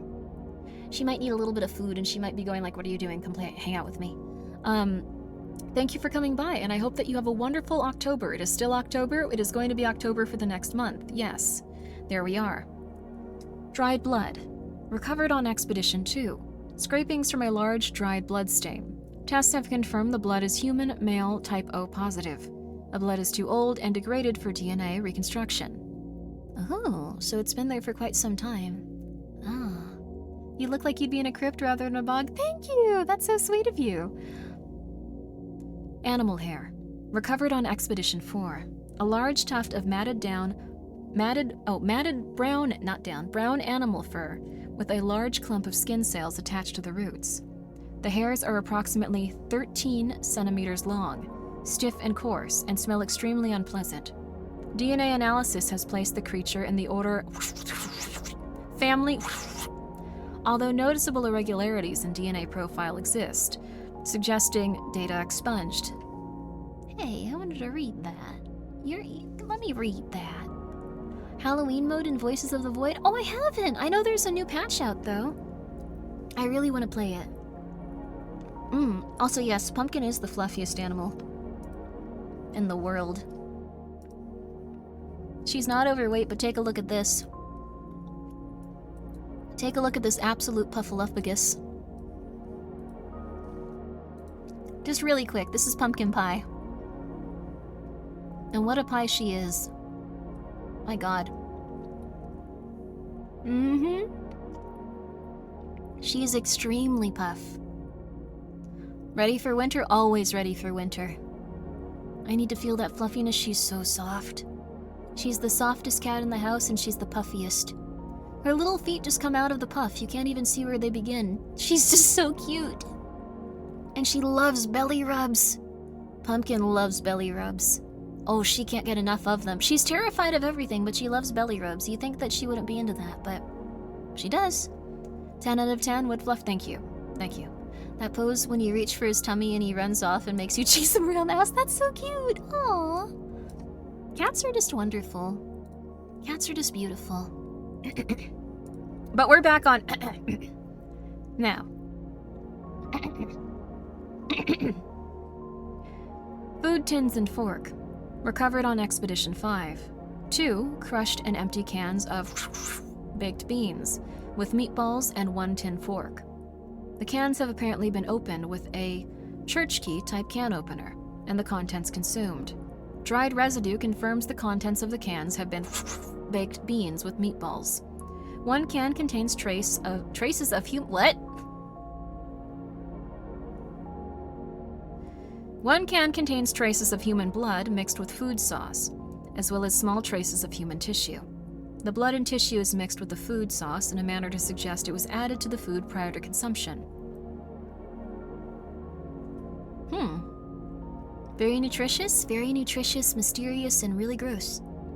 The fork is stamped from tin and of a manufacturer in style consistent with 1940s Army issue mess kits. It is bent and scratched in places as commensurate with extended use. The tines of fork are covered with dried food sauce consistent with baked beans with meatballs, as well as traces of human blood and tissue. Huh. Prion disease? I wonder how human blood got in there, though. Cannibals are mentioned, but was it in the food tins?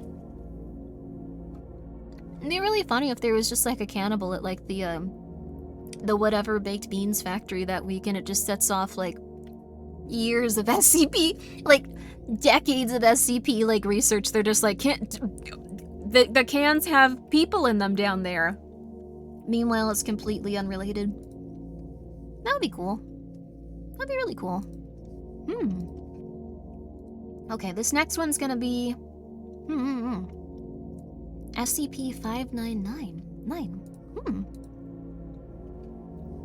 Everyone got through that one pretty well. This one might not go as well. I don't know what it is. I don't think I've read this one.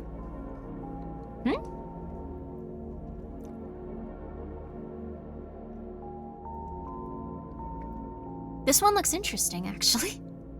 Here, you can see it. Oh, I need to actually extend it a bit. This one's different than the last one.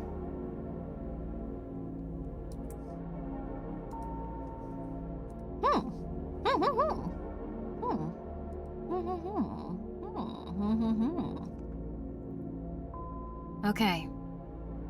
It makes you wildly uncomfy? I think it's very interesting. I'm happy that it exists out there somewhere. Also thank you, Plum. I'm glad you like the background music. It's what I always listen to and I always love. I love it so much. Okay. Access via remote terminal. Access in reduced format. I guess this is reduced terminal? Whoa, huh?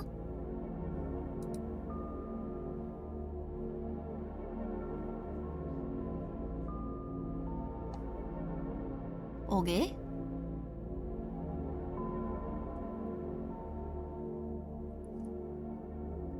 Okay. Candles? Oh. Okay.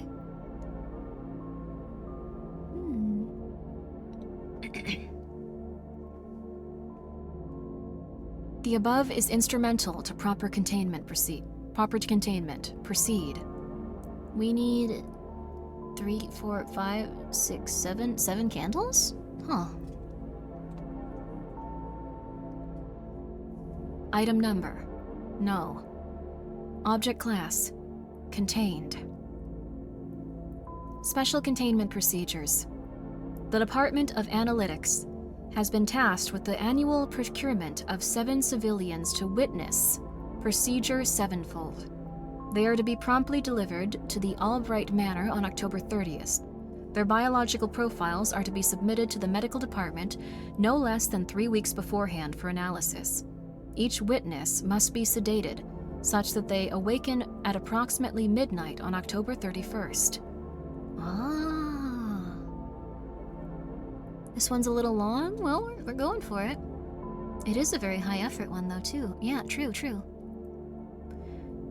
Procedure Sevenfold typically runs its course before sunrise. All entrances to Albright Manor have been sealed, barred, and boarded up. The sole exception is the underground shaft used to deposit each witness. It is concealed within the house's cellar. The chains must remain taut. Ah. Okay.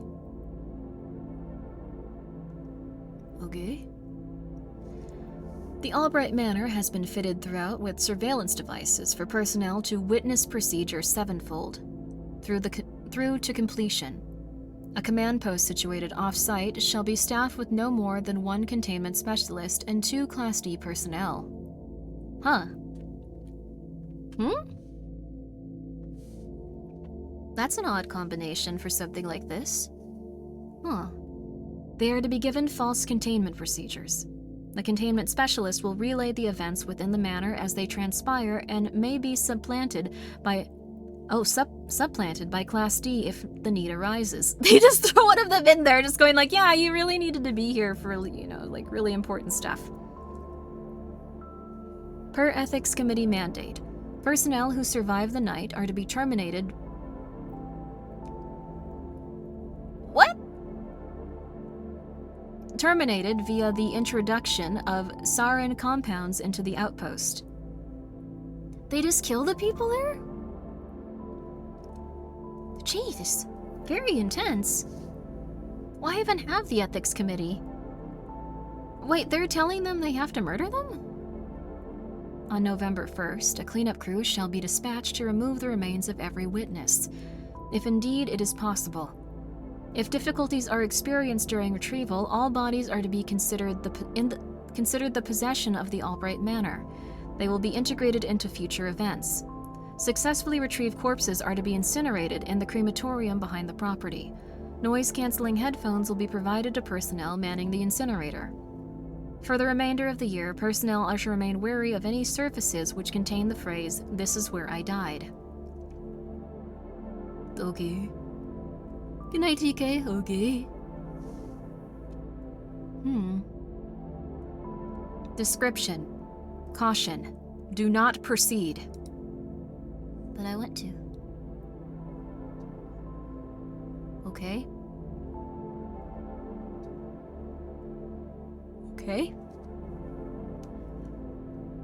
Description. The scattered remains of Miss Jacqueline Holocraft are affected by several disparate anomalies. The effects began at an unspecified time after her assault and murder at the hands of 6 unknown assailants on the 6th of June 2006, and persist through to this day. First-hand accounts of those affected by these anomalies suggest that neutralization of the effects would occur should each part of Miss Holocraft be collected and laid to rest. Oh, like Misao. Interesting. Persons in the vicinity of any part of Miss Holocraft's remains who are privy to the nature of the crimes leading to her death may become subject to its effects. This entails... Oh, we're gonna all go crazy now. Cool. I like this one. This one's quite interesting. I want food. I want some popcorn with this one. I might go get that. Although that would be kind of rude, right? Like this one, she just died. She just got torn in half. But do you want to be bad? Do you want to have some snacks? I'm just saying, just a little snack. Visual hallucinations. Subjects uniformly report seeing a nude, disheveled woman with deep lacerations along her extremities. These wounds are consistent with those suffered by Miss Holocraft upon her dismemberment. Most often, the figure appears in one's peripheral, unmoving, clutching its midsection. It disappears when one attempts to look more closely.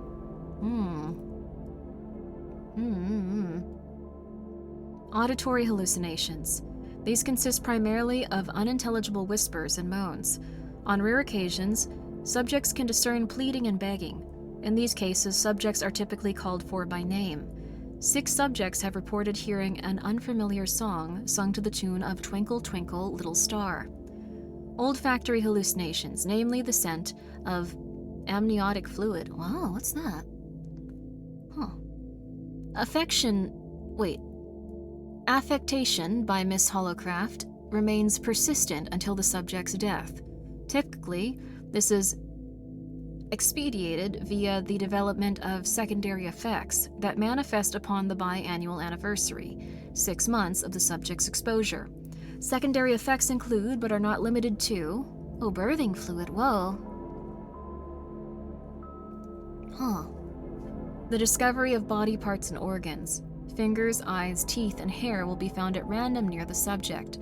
They are usually found upon opening a drawer, lifting a toilet seat, and other concealed locations. As such, under the subject's pillow or in their meals. All such objects disappear when unobserved. Oh, this is like your standard haunting. Oh. Huh. Grilled cheese goes great with horrors. Beyond understanding, absolutely. The insertion?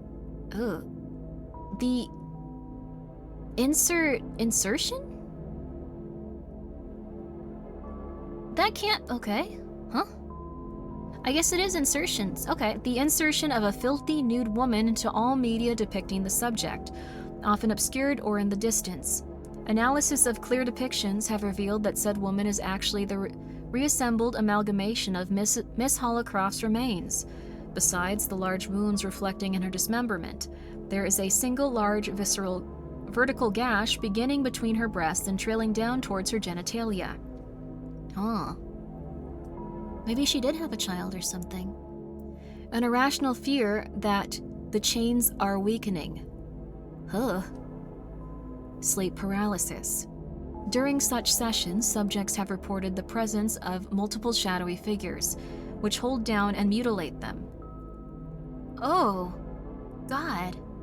Unilaterally, before regaining full consciousness and control of their bodies, subjects claim to feel a searing pain in their gut and the removal of a vital component of their being.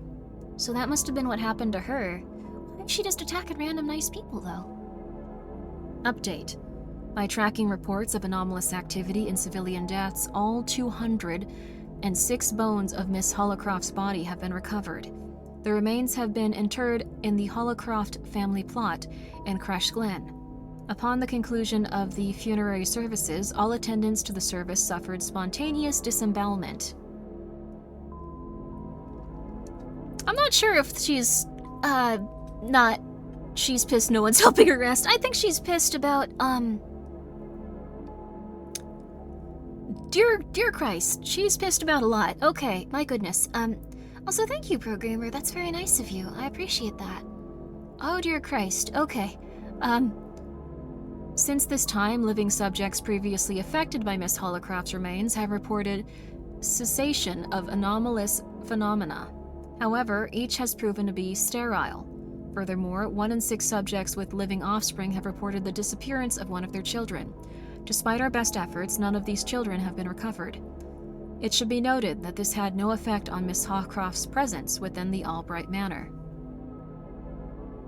Huh.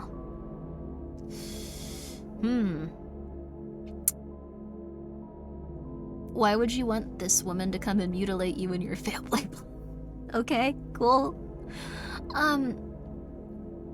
I'm gonna get some popcorn and then read the rest of this one. I know it's super messed up and I'm gonna get cursed and she's gonna murder me and stuff, but one woman living in a horrifying haunted manor to another. Let's just be nice and have some popcorn. Let's just relax. Come on, lady, come on.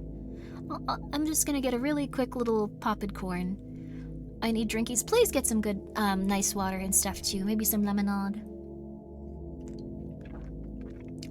Maybe a nice juice. Okay, I'm gonna get some popcorn so we can keep snacking and keep going. Okay, I'll be right back, I'll be right back.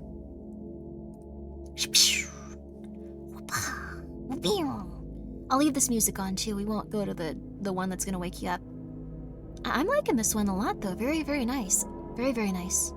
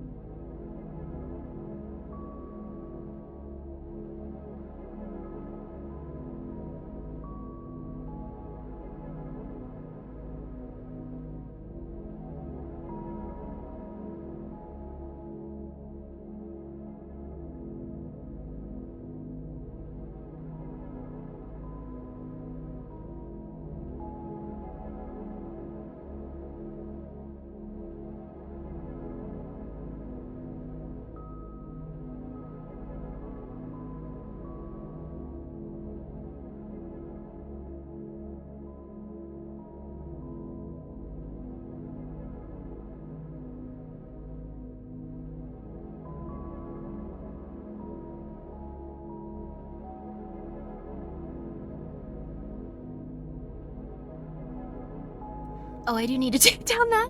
I need to take down that Nightbot command at some point. Sorry about that. Sorry about that. Also, yeah, you will eventually wish you were a child again. Everyone says that and you're like, no, that's stupid. There are some nice things, though. You can buy all the snacks you want. Oh, wow, 550, that's a lot. Well, I hope you enjoy her. I'm very happy about it. She has a very demure, cute expression, so... I'm very happy that she's so cute. I'm also gonna switch up the music a little bit. I want something crazy.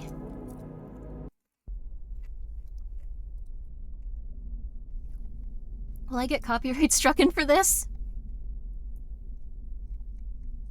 This is just like ambient noise. How would they copyright strike me for this? But,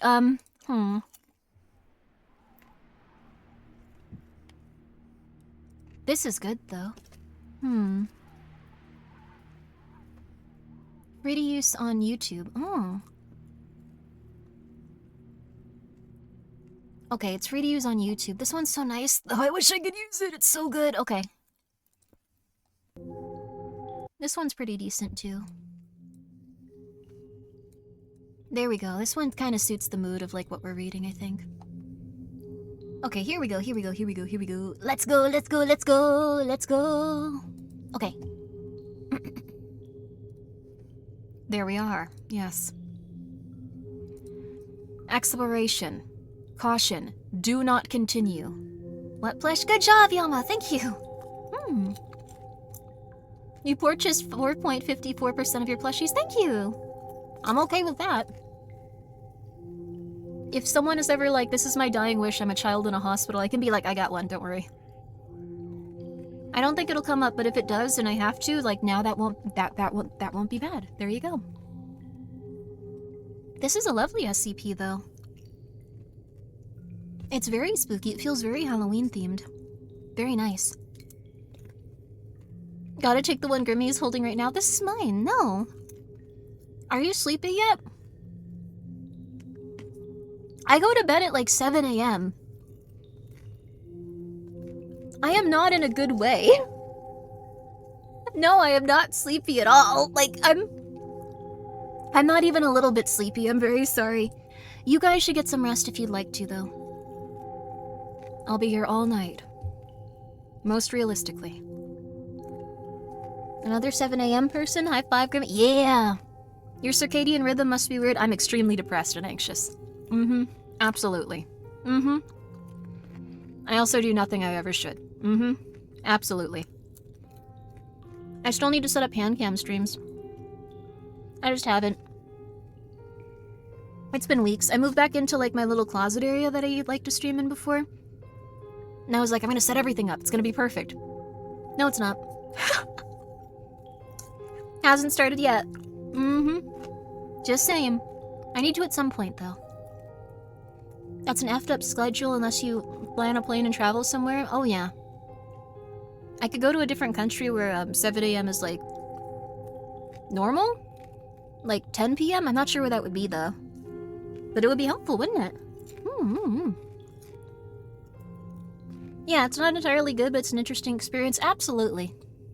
You hate that you relate to that? You probably should be unhappy about it. I don't think it's healthy. I don't think it's healthy at all. Also, hello, Travis. We're just reading about a woman that's not doing very good.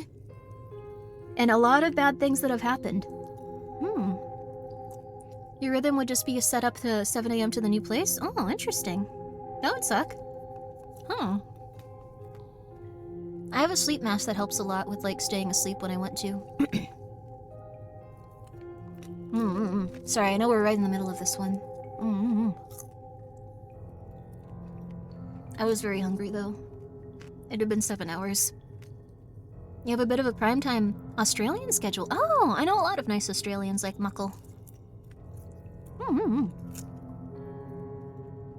don't know why I'm going, I'm really enjoying the popcorn, I guess. Viewers who are not doing very good. Watching Grimmi, who is not doing very good. Reading about a woman who is not doing very good. It all comes together, yeah. Shoutouts to sleep masks and white noise. Oh yeah. Oh yeah. Are you sure you know multiple instead of just one? I'm sorry that I got Cleo and Mako's and Jet's voices mixed up. That was messed up. I'm sorry. Exploration. Video log. Locale. Crash Glen, Kansas. Population 3,125. Note: 5 members of the Mobile Task Force Epsilon 5 Pinnacle were deployed into the town of Crash Glen following its subsumption by a thick fog and the seeming disappearance of all of its inhabitants. The following is a record of the phenomenon occurring within the town, as recorded by Joy Bates. E-5 Echo. Surveillance camera. Begin log. Also, have a good time at work. I hope that it's a very lovely day. Or that it's at least tolerable as a human being. But yeah, I'll see you October 32nd. Or maybe I'll actually set up my hand cam tomorrow. But either way, we'll have a lot of nice additional October streams. No one can stop me. I probably should eat like a meal or something, but I don't want to stop reading these, so. Snacks it is, as I try to stuff as much popcorn in my mouth as possible. I'm sorry I chose such a, crackly food, too. That's a lot to deal with. My bad. I chose a very crackly food. Okay. Begin log. Camera activates. E5 Echo is seated in the back seat of the task force Humvee. Pinnacle members perform a perfunctory mic check as they pull up to the perimeter of the town. After 2 minutes of idle chatter, it is decided that they should proceed via vehicle. The chains in the road break easily beneath the Humvee's wheel. Huh? Is she actually haunting this one too? Oh, the chains in the road break easily beneath the Humvee's wheel. E5 Echo watches out the window as the surrounding forest gives way to a thick blanket of mist. Visibility drastically reduces, and E5 Bravo slows the vehicle to a crawl. After creeping for several meters through the fog, it is decided that exploration should occur on foot. E5 Bravo pulls to the side of the road. All passengers disembark. E5 Bravo kills the engine and follows suit. Very little can be discerned as E5 Echo looks around. A black sedan lay just north of their position. It is laying on its side perpendicular to the road. And the roof has been torn free. To the right sits an ivy-coated brick building behind a rusted chain-link fence. Nothing can be seen beyond the sidewalk across the street from their position. Oh, it's getting very Silent Hilly, too. It sounds like something's drawing them in. Oh. That's really nice. Sometimes you just want a little bit of popcorn. Thank you, Mr. Frick. The unit draws their firearms and forms a defensive position besides the Humvee, while E5 Charlie employs imaging hardware. E5 Bravo teases E5 Delta after the latter complain about the silence within the once bustling town of their birth. E5 Alpha... You shouldn't send someone back to their birth town, probably, with these SCP guys. Maybe it was an oversight. E5 Alpha admonishes the siblings and calls for professionalism. The pair acquiesce. Both thermal imaging hardware and modified SPAD visual assets are incapable of penetrating the fog beyond what can already be seen with the naked eye. E5 Alpha announces that the decision to continue without visual aid due to the efficiency of the natural sight and needless burden of excess hardware. E5 Echo is called upon to investigate the wrecked vehicle. Her hand crosses the camera feed as she whispers a prayer. She sets off. The car can be heard to still be running as she approaches. Beneath the sound of the engine, an indiscernible country song is heard playing on the radio. Besides missing its roof, there is extensive damage to the driver's side rear, which is missing its door. There is a large amount of blood on both the dashboard and now deflated passenger side airbag. As she closes in, the music becomes clearer. It's Johnny Cash's tune. The singing and guitar cease, and there is a bit of static as the musician quotes a Bible verse before the radio falls silent. Does anyone know what that Bible verse would be? Huh? No, this isn't AI. This was before AI. They wrote stuff like this, like, crazy well. Like, this was before everything was done by ChatGPT, and then they edited in woman and, like large boobs and stuff like that. Like, it was way back. Any cashers and Johnny Cashers in chat? I'm gonna look up his Bible verses and songs really quick, because I feel like that would be a good, interesting detail. They forbid they forbid that content too. Bible verse in Johnny Cash song. Ironically, AI is the one that is telling me all of these. The man comes around. The song includes a passage that describes the coming of the 4 horsemen of the apocalypse, which is foreshadowed by the 4 beasts in Revelation 4:6-9. Cash then recites that Jesus Christ will one day come to pass judgment. That could be it. The other one is, he turned the water into wine. The song is about the story of Jesus turning water into wine at a wedding in Cana, as described by John 2:1-11.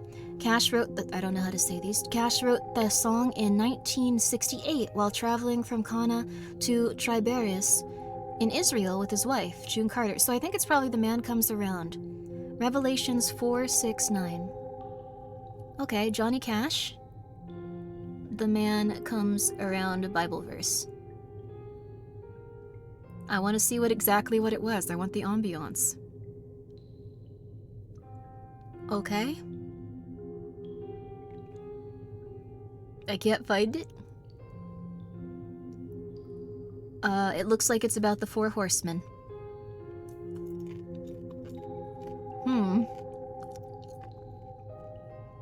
It's about the end of the world. Oh god, okay, that's pretty bad. Oh, you can see it's not now? Oh no, most VTubers aren't AI. There's like one that is, and she's really cute. Hope you're doing well. Let's see here.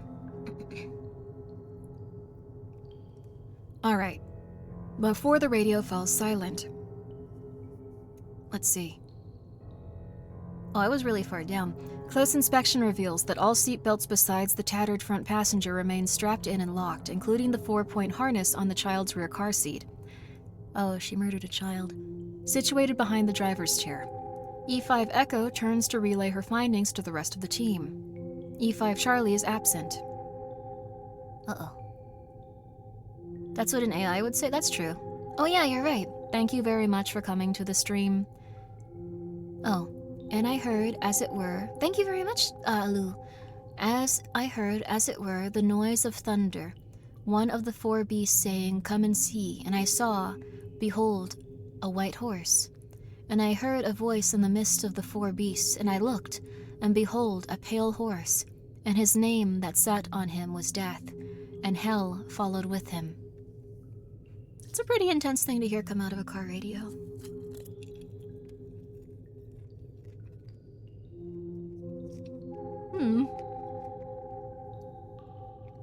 E5 Echo makes an exclamation regarding his disappearance, causing alarm amongst the others. It is not noted by E5 Echo, but on the lower left of the feed, there can be seen a quasi-humanoid figure crouching beneath the Humvee. It skitters swiftly and silently backward out of sight on all 5 forelimbs. Ooh. E5 Alpha calls for order. He rallies the team and takes point as the group travel down the street and into town. The 4 move in step, with E5 Echo guarding the rear, down the side of the road. The team is guided by E5 Delta to cut through an alleyway. A low, bellowing sound trumpets from on high. The team emerge on the next street and pass several buildings. There's a barber shop whose window is shattered. It is dark inside, save for flickering of a single light near the back of the parlor that reveals signs of a struggle. Next to this, a destroyed building smokes with the last embers of a raging fire. E5 Delta and E5 Bravo reminisce over the loss of the structure, which was purportedly their favorite pizzeria growing up. E5 Echo speaks over their conversation, questioning aloud the lack of bodies. E5 Bravo shoots back with a sarcastic response before the trio is silenced by Alpha, who hears something. A quiet bleating can be heard somewhere in the distance. As the group progresses, a squat figure can be seen enshrouded in the mist across the street. E5 Alpha advances with his weapon at the ready. They come upon a lamb, laying in the grass in the front yard of a 2-story home. Please don't die. It's probably gonna die. Oh god, poor little guy. I'm so sorry, little guy. Please don't let them die. I immediately just go like, I don't know. They'll be okay. They'll be okay. They'll be okay. They'll be okay. Oh my god, they'll be okay. Don't worry.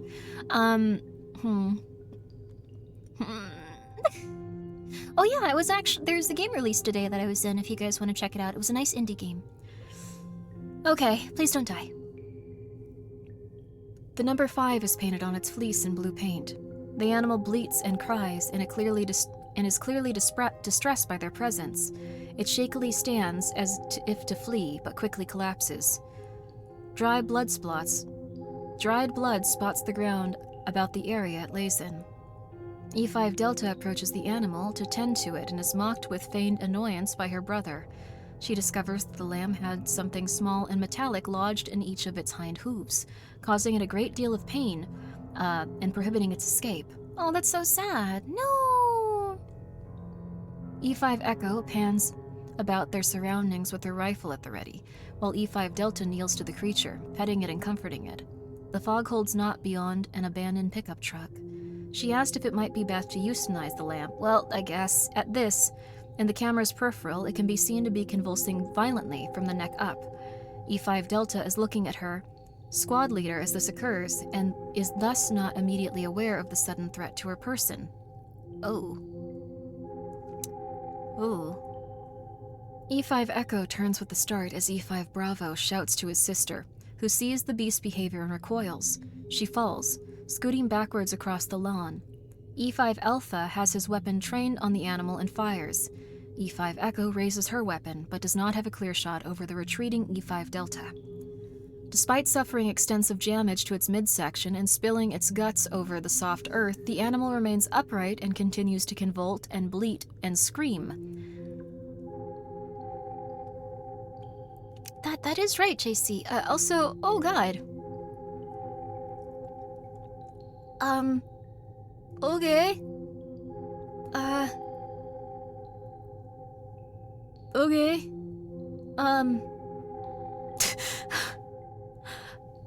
Okay. Its screams quickly take on a human sound, which then devolves into vocalizations made by bodies in the Albright Manor crematorium. E5 Bravo reaches down to help his twin to her feet. She screams. E5 Bravo catches his sister as she falls back. Her feet seem locked in position. E5 Echo lowers her weapon and rushes to E5 Delta's side. Looking down, a pair of thick metal implants have risen through the soil, piercing both E5 Delta's feet. Each of the foreign objects has a thick, round head that would not allow to pull her off of them. E5 Echo hurriedly explains this as she grips around the head of one of the objects and attempts to pry it upwards and out of her teammate. Oh god. Okay. This ghost lady's really angry. Okay. Alright. Okay. E5 Alpha continues to deliver concentrated fire onto the entity as its screams grow in volume. Mirrored cries can be heard in the distance from multiple sources. E5 Bravo, cradling his sister, cries out an expletive. He draws his sidearm with his free hand and flails it about shakily at unseen foes. E5 Alpha reloads his weapon. Let's just have some popcorn. We're not going through it. It's a very interesting one, though. These are like the best of the best, like SCP people, too. They're supposed to be the ones ready to handle anything. They were confident and cocky. Never be confident or cocky. Always assume someone's about to shoot you with a gun. That's how I live, anyway. We're gonna find out what happened to the mansion. E5 Echo looks up from her task. The entity is now an unrecognizable bloodied husk. It rears up. Leathery wings unfurl from behind the creature. It beats its wings and begins to rise. As it does so, it can be seen that its hind legs are dug into the earth.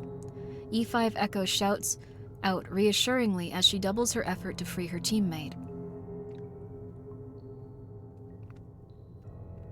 Uh-oh.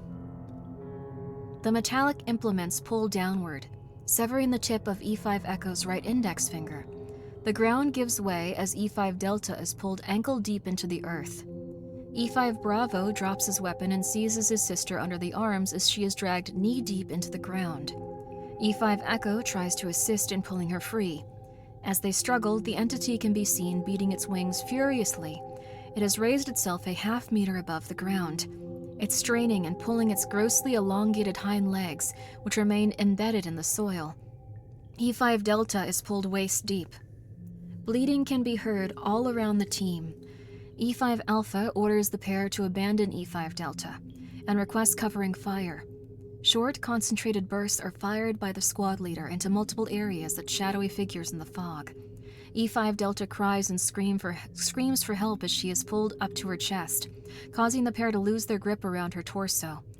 E5 Echo draws her sidearm and aims it at E5 Delta, and shouts her intention to decommission and spare the agent. E5 Bravo, who is now locked hand-in-hand with his sister, pulling with all his might, threatens E5 Ecto with her life if she pulls the trigger. Oh, God. Hi, Salty. Things are going horribly. Also, hi, Acidic Roo. Several lambs become visible from within the fog. Each slowly limps towards the group. E5 Alpha again orders his subordinates to retreat as he defends them against their approaching threat. E5 Delta is pulled steadily deeper. Her head and arms remain just above ground. E5 Echo requests permission to fire from E5 Alpha. E5 Bravo roars in defiance.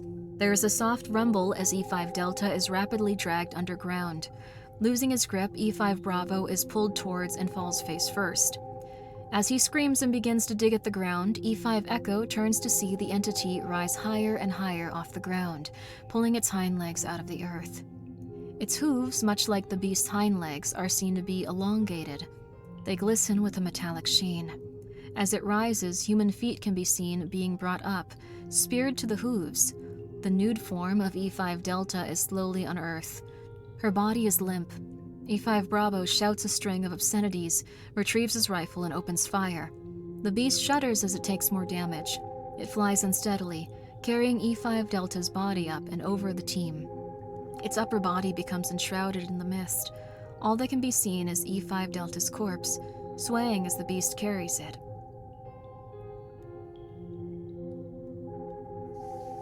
Yeah, I think he just really didn't want his sister to pass away, so that's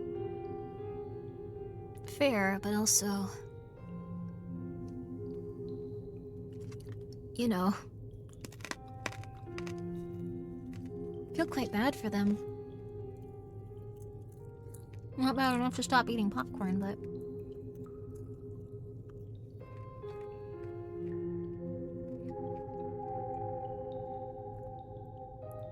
it bleats, rocking its hooves backwards before rapidly bringing them forward. This is just mean. It slams E5 Delta's body into a nearby telephone pole, where she is pinned by the feet. What remains of the entity and the lambs now surrounding the team dissipate into fog as trumpets bellow again. E5 Alpha radios command to deliver a sit-trip and is given orders to continue their descent into town. Really? Jeez.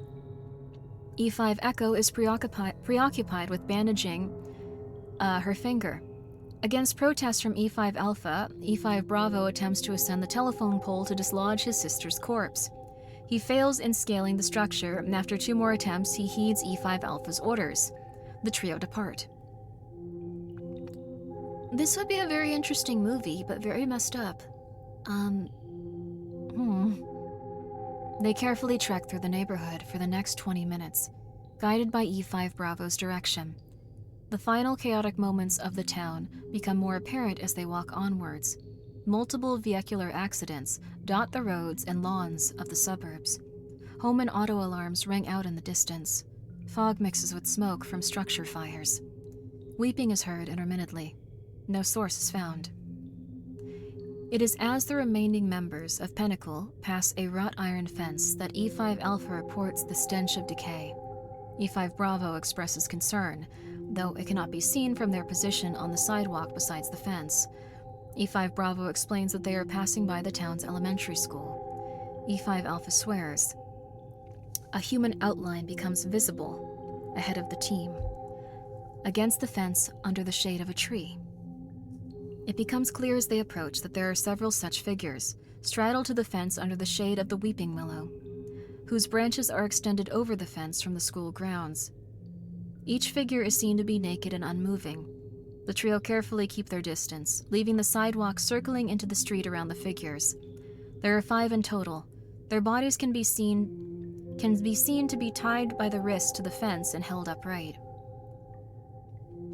This lady was really intense, jeez. Or yes, don't murder women. This could have been avoided. Women will curse you forever. It becomes... I don't know. Oof. Huh. Each is in various states of decay, and their backsides are torn and bloodied with large gashes cutting across each corpse. The cause of death is speculated by E5 Ecto to be from, flagellation? Is that where they, like, punch someone in the butt a lot? I think that is. Whipping. Oh, I thought it was like spanking. Okay, so it's like not that exactly. Self-whipping. Oh. Oh, interesting. Okay. Sorry, I thought it was that specifically. Oh, flogging. Oh, it's very similar sounding. The corpse in the center is noted to be fresher than those on either side of it, and the wounds on its back possess a different appearance than the others, inciting inquiry by the team. E5 Bravo walks towards it.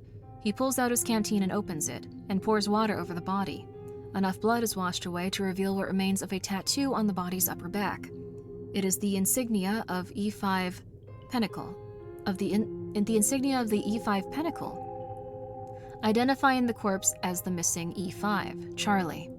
The lacerations can be seen to have been precisely struck in order to spell out a single phrase.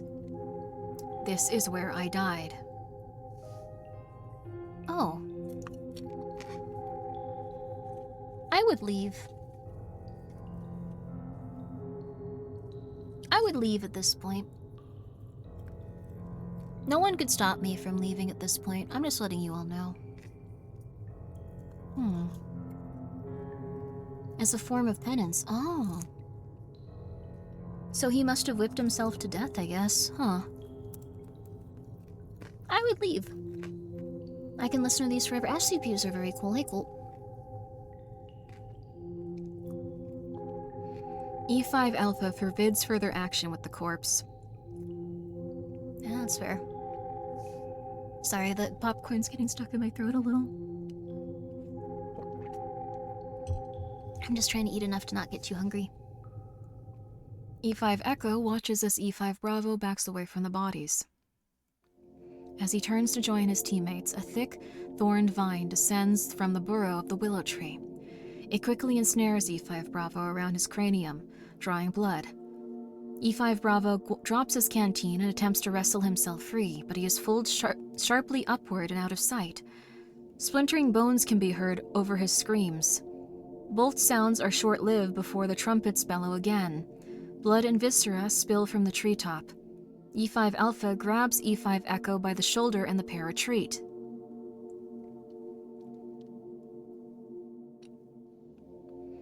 Yeah. Jeez. The agents run down the street in the direction they come from. Bleeding and screaming can be heard in response to this, though the agents encounter no obstacles. Without the guidance of the twins, due to environmental stressors, the agents make a wrong turn after several minutes. They carry along a side street which leads towards the town center against their knowledge. At the edge of their perception on all sides, faces can be seen briefly in the fog. They coalesce? I think this is coalesce, for but a moment before losing all cohesion, appearing elsewhere. Distant weeping can be again heard. Sobbing becomes laughter. The faces in the mist leer, unseen by the agents as they run. Cruel and mocking laughter grows in intensity as the pair progress. Something large stirs underneath, beginning to be free from its shackles. E5 Alpha howls with rage, brandishes his sidearm, and fires at nothing. E5 Echo pauses. She begs her squad leader to compose himself and soldier on. He's behaving erratically and refuses to listen to reason. She threatens to leave him behind, yet he does not comply. She runs off on her own. E5 Alpha shouts and gunshots ring out for the next few minutes over the bleeding and laughing and weeping. The trumpets bellow again. All is silent. Jeez. I trust E5 Alpha with my life. Sorry, that wasn't a good idea, I suppose. E5 Echo continues, cutting through a cul-de-sac and several properties before tripping over something embedded in the ground. She screams. Looking down, it can be seen that she's injured her leg and is bleeding. After a moment, she comes to stand. Panning about, it becomes clear she has stumbled into a cemetery. She curses thrice under her breath, immediately apologizes, and says a quick prayer. She hobbles through the cemetery, occasionally using headstones for support. Before her, the outline of a church becomes visible. She circles the building, coming around to the front. The stairs are shakingly navigated, and she pushes open the front door, collapsing within. Also, hello. Hope you're having a good Halloween. It's not the end until you go to sleep. There exists no fog within the structure. The entirety of its interior is able to be envisaged. I guess that's seen. E5 Echo looks around the church. Everything is in perfect order, in stark contrast to the chaos throughout the town proper. In taking in her surroundings, E5 Echo becomes fixated on a large cross behind the pulpit. The figure nailed to it is moving. She stands and closes the distance. It is E5 Alpha. Okay.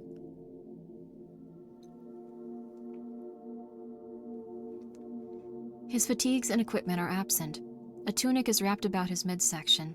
He coughs as E5 Echo approaches. Blood and nails are expelled from his mouth as he does so.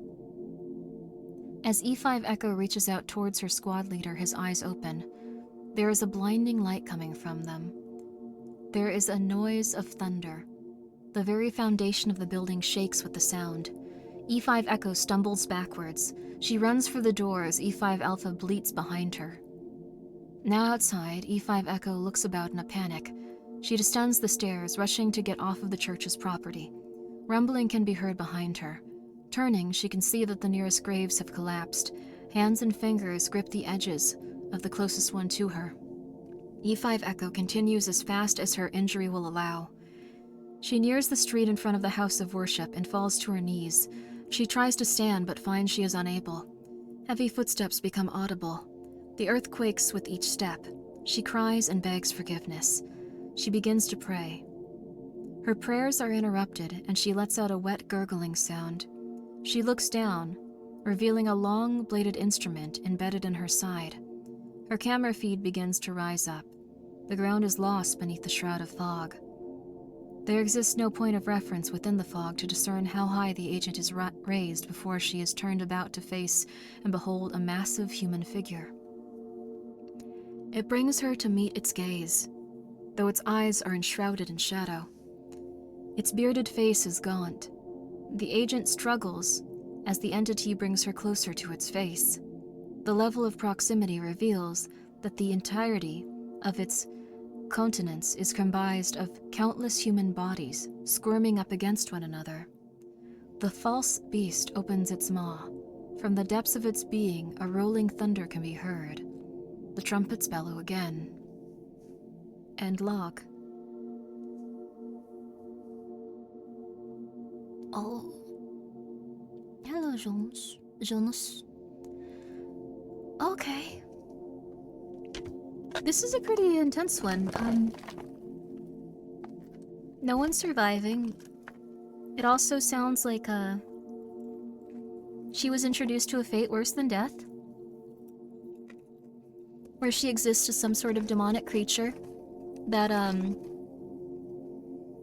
it also reminds me a bit of a Clive Barker story, actually, but very, very, very, very worse.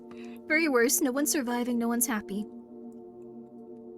But very, very cool. This would make a wonderful movie if anyone wanted to ever do that. You could go and try to track down the person that made it and, like, make it into a feature film with, like, a bunch of people getting murdered all the time. I think it would be cool. Interview. Warning. Exorcism attempt. Oh, geez.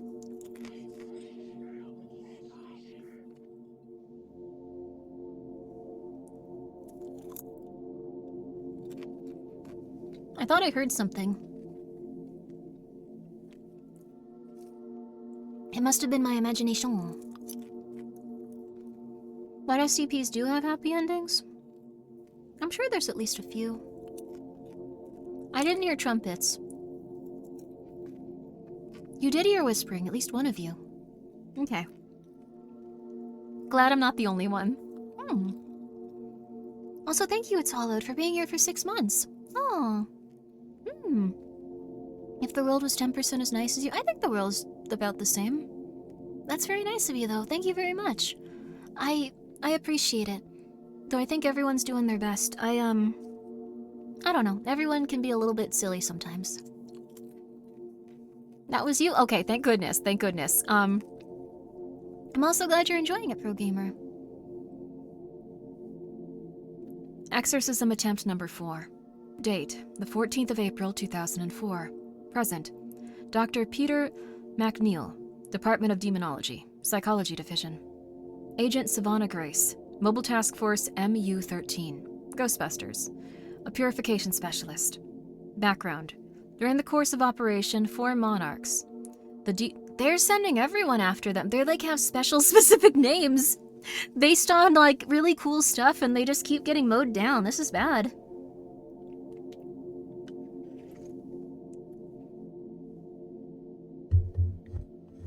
I'm also taking a little medicine, sorry. The details of which are classified level 4. Agent Grace was exposed to a demonic entity and suffered possession. It has since been determined this accident was due to a failure of the chains to hold what lies beneath.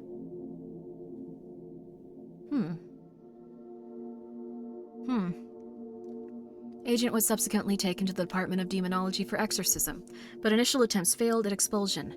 Dr. Peter MacNeil, a specialist in exorcism via demonic psychology, was then authorized to meet with the possessed alone to attempt to exorcise via coercion or intimidation. Interesting. I also like that they just have, like, exorcists. They're just like, alright, you're our best guy. We're not gonna argue whether or not this exists. We know it does. It's horrible. Go for it. Some of these are so based in science, and this is just like, yeah, there's probably a god. I don't know. We got demons. Like, that's kind of fun. Also, little lead polar bear, or lead polar bear. They didn't feel the need to erase their names in this transcript. That is quite strange, actually, now that I think about it, huh? Recording commences.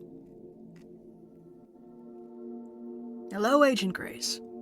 You've been fairly quiet since the last attempt. I know you can still hear me. Eyes up.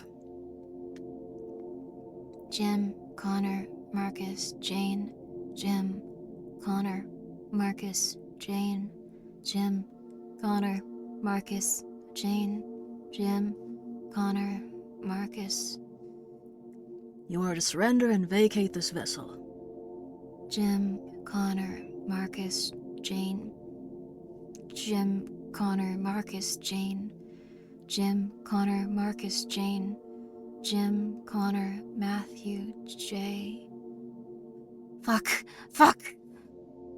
You repeated those names in a feat of resistance. But you know that it was your own actions that led to their death. It was your own fault. You must give recompense. You must cease your struggle. Give in. Connor, Marcus, Jane, Jim, Connor, Marcus, Jane, Jim, John, Jane. You are a putrid, violent creature. You eke out your existence on the suffering of those you deem lesser. Yet look at yourself now. Connor, Mark, Jane? No. God, please no. You are locked up in this facility. You know you cannot escape. You know that you will never achieve your goals, your desires, your hopes. You will die here, alone and rotting. What the flip is going on? Die in the dark, live in the light. Die in the dark, live in the light. Die in the dark, live in the light. Live in the light, live in the light. Die in the dark, die in the dark. You are at my mercy. You will experience hell for all the time, should I so choose. You will give in, you will let go. Dark light, dark light, dark light, dark light, dark, dark, light, light, dark. You are still resisting. You will be punished for that. Will you rather not flee to what refuge I deign to offer you?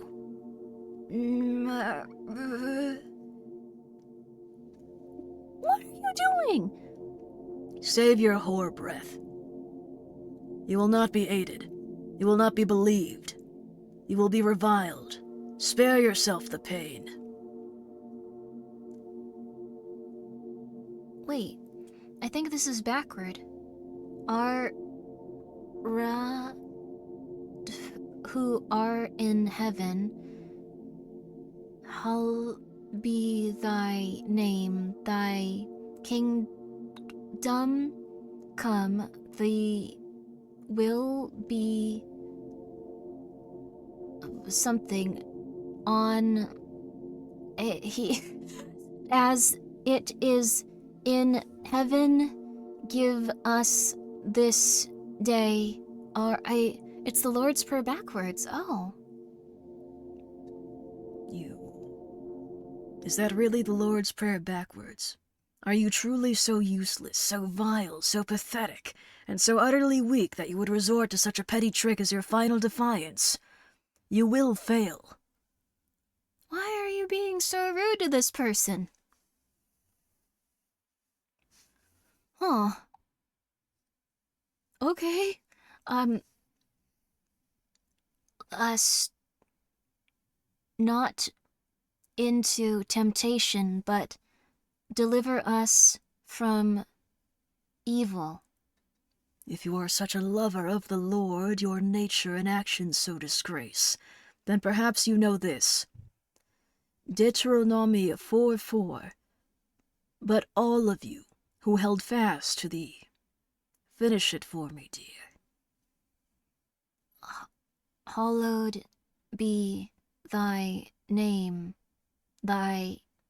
What you're doing won't help you, ignorant fool. But all of you will be held fast to thee.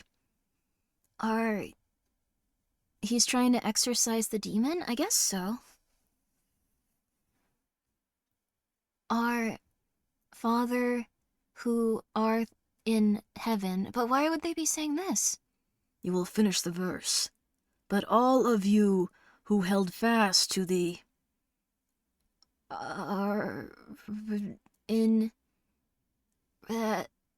You are slipping.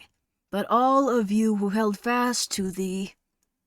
Lord, your God, are still alive today. Good girl. See?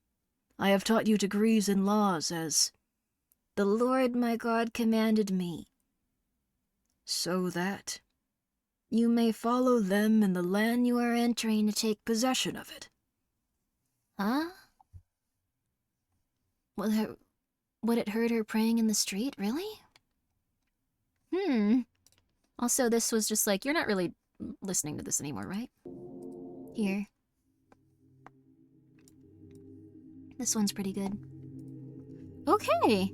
Did he get her? Did she get him? I have no clue who's getting... I don't know.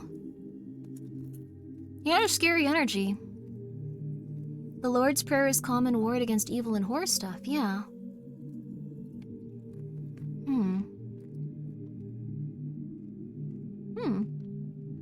Huh?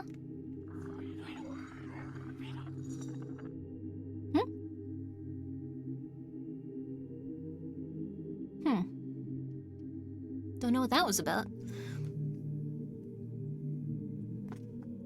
Incident timeline. The following is the recorded history of all anomalous phenomenon relating to Prodigy, Priest, King, since its release. Included are the research team's finding of the events prior to Foundation involvement, as gleaned through interviews. Notable breakthroughs and claims made by the game's fan community as tracked through Usenet? And a phenomena observed by playtesters in a controlled Foundation environment. What? Hey, what? Huh? What do they mean? For ease of reference, subjects shall be color-coded according to the empathetic role ascribed to them by the anomaly. What? Huh? Huh? Huh? Oh, hey Lena, what's up? Guys, please go check out Lena. She's a lovely lady. I'm glad that you've been enjoying my streams. This is a very interesting SCP if you haven't seen it. Also, this is green on my screen. I don't know why it's just not there. Oh, it's because of the chroma key, actually. That's Profile Omega. We have Alpha, Theta, and Omega. But yeah, guys, please go check out Lena. I'm glad you're enjoying it. Happy Halloween! Okay, Profile Alpha, Theta, Omega. Wait, what? A child? Huh? I love SCPs, so I'm stoked. Oh, it was lovely. It was so good. This one has been very strange so far. Also, yeah, if you guys need to get some rest, please do so. I'll try not to just start screaming at the top of my lungs. 29th November, 1988. Alex Rotmir, age 9, of Loyalton. CA experiences feelings of numbness in his hands throughout the school day. He is permitted to rest in the nurse's office for an hour and loses all sensation below the wrist by noon. Axel is checked out of the school at 12:33 by his mother, while en route to the hospital. Axel's condition improves. The pair travels home with Axel's mother attributing the condition to the previous night's extended play session. So this is about a video game now? Profile Theta. Todd Wilson, age 27 of Dallas, Texas. Oh, California. Oh, Texas. Returns his copy of Prodigy Priest King to the Babbages, where he purchased it. Mr. Wilson asserted that once entering the main location, Labyrinth, all audio cuts off with silence being punctuated by a prolonged low rumble. A replacement copy was provided. D. Hammond, age 12, of Durham, New Hampshire, is spotted standing. Is spotted standing by the side of the road in front of her home in the pouring rain, fixated on the full moon. Her neighbor ushers her back towards her house and alerts her parents. It's like GameStop? Oh, it's like old GameStop. Interesting. November 30th, 1988. Ken Klein, age 18, of Colorado Springs. I assume Colorado. Perhaps not. Experiences an uncharacteristic, severe depressive episode and is only assuaged by the embrace of his father. Triplets Marcus, Michael, and Matthew Cook, age 15, are reported absent from school.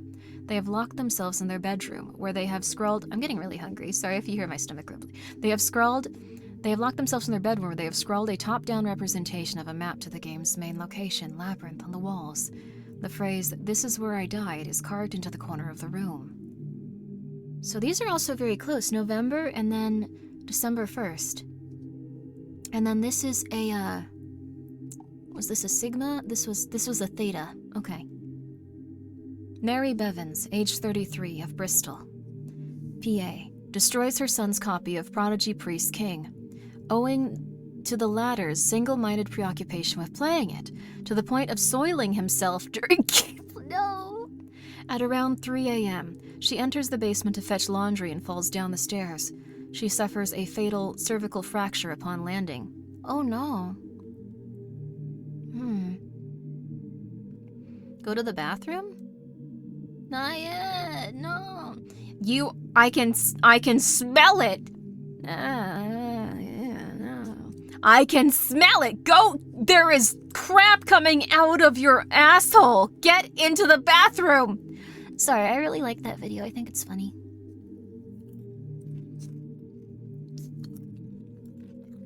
That would make people pretty angry. You haven't heard it? Oh my gosh, wait a second. 1 second. Okay, this is gonna take a little bit of the ambiance away, but it's really worth it.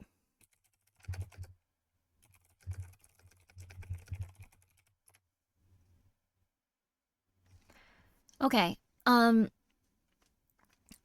This is supposedly a stream. Like, this occurred on stream or was edited to look like it was occurring on stream. So please enjoy.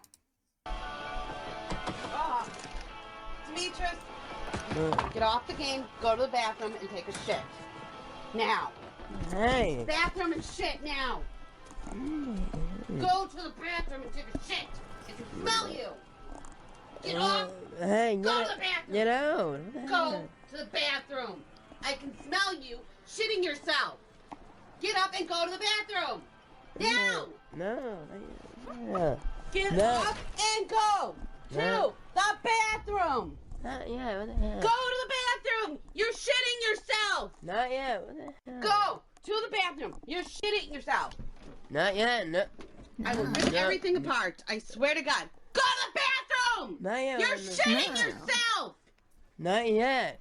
You're shitting yourself. Poop is coming out of your fucking asshole. Go to the bathroom. Not yet. What the hell? Go. Not yet. No. Go to the goddamn bathroom. Not. There you are. There you are. That's, yep. There you are. Yep. Yep, there you are. I'm very sorry about that. There you are. That's an iconic one. That supposedly happened on a stream if you believe it. So, thank you, Grimmi. You're welcome. Please enjoy. Your stuff would have been unplugged before the first word. I think if anyone was pooping their pants as they played a video game, that is grounds to eliminate that child. I'm just letting, I think that's grounds too. Anyway, so that's probably what happened there. Very unfortunate it was related to this SCP, I never knew. Alex Rotmer is unable to get out of bed on account of full body numbness. He is rushed to the emergency room.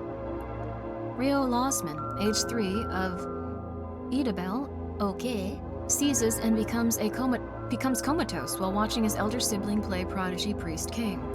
He is hospitalized. Alt Binari's PPK newsgroup is established on Usenet for pooling knowledge about the game. Several users expressed frustration in being unable to find the mirror, the jewel, or the sword.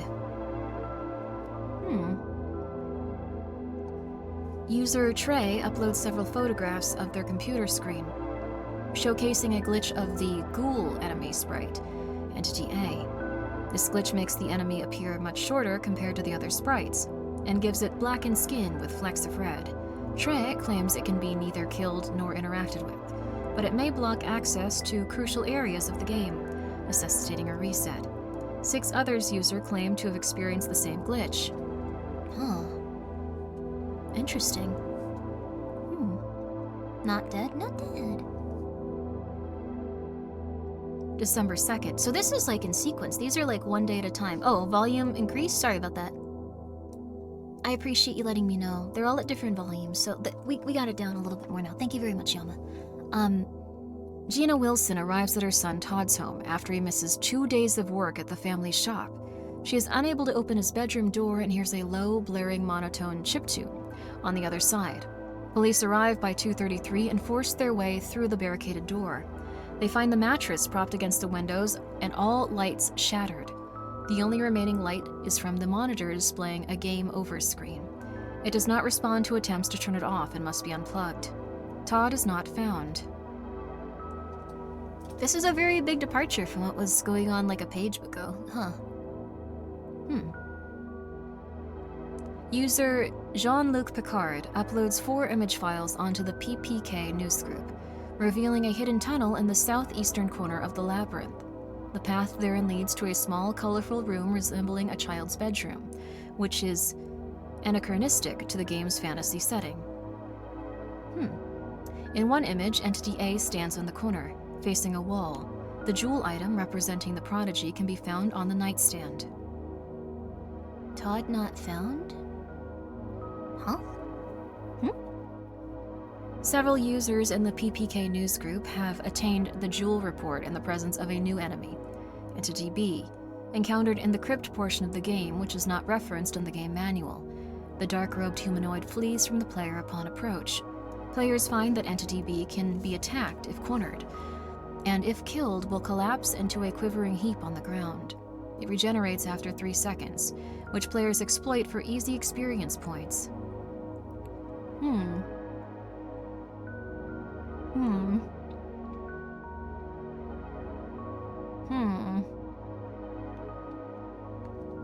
I always liked video game-based SCPs. Me too. Though I don't... Yeah, the fictional guides and settings are always very interesting. You'd probably like Vermis a lot. The only thing is, this seems so odd. Like... I wonder how it connects to the stuff we were reading about before. Also, thank you, Take Me Out.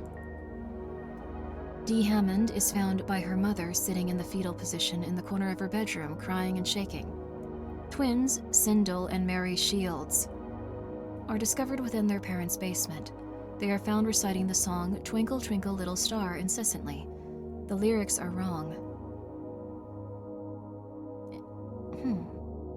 Omega, Alpha, Omega, and what was the other one? Entity B is one of those. D is... Oh, Entity A is like a... Ray Gonzalez, age 24, of Burnswick, New Jersey, is found by the police in his home. He has been bludgeoned to death.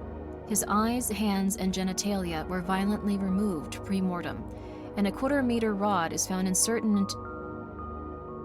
inserted into his anal cavity. Bryce Stephenson, age 6, is rescued from the basement.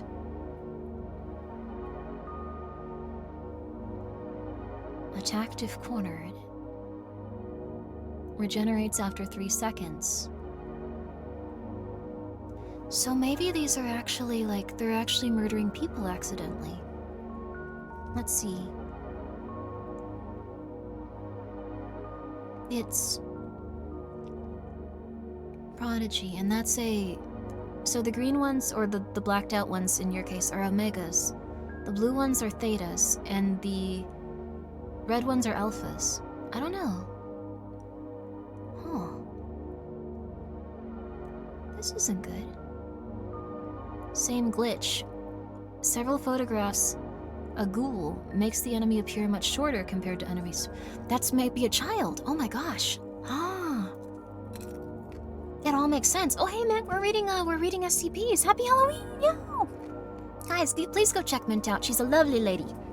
She's also very friendly, and I might have to go get something to eat also. My stomach is just rumbling a lot. But she's a very friendly and happy doog. Please go check her out. She's wonderful.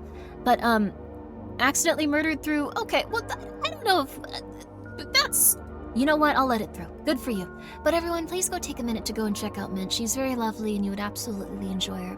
She's always very, very upbeat and happy. And even when she's not, she's very intelligent and friendly. So please go check her out. Continuing onward. I hope you're doing good, though. I hope your stream went really well. What were you up to? And if you need to rest and relax, please don't worry, but thank you so much. Why does your voice not get tired? My voice is tired. I really should be drinking more water. Oh, she's still getting out of VR? Oh, don't worry about it. Don't worry about it. Tell her, wait, you can't tell her. It's not like you can chat in her stream and she'll see it. Maybe she can, actually, with VR. I'm not sure how it works. But I'll continue onward. User Tristatop begins a subthread to the PPP game news group to discuss her experience with the game, stating that the ghost enemies are vocalizing her name, as opposed to default sound bites. Most users respond with skepticism, with one exception, Triple H, who claims to experience the same issue. Oh goodness. The parents of Marcus, Michael, and Matthew Cook invite Father Emmett Clark into their home. Okay, one sec. I hear someone knocking on the door. I hope they're not gonna murder me. 1 second. It's very loud. I need to go see what's going on. I deeply apologize. I'll be right back. It's not gonna be one of the murderers from this. I'll be right back. It's hopefully normal. Okay, 1 sec. Take a cut. Okay, 1 sec. I'll be right back.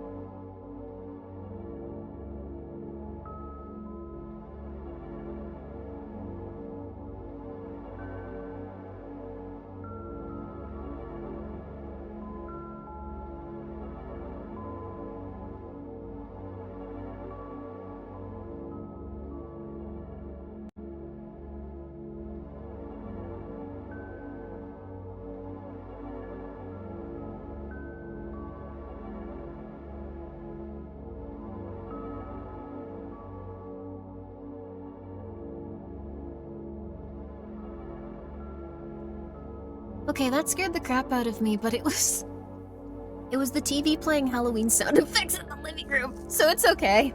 Sorry, guys. I got some crackers and an Oreo.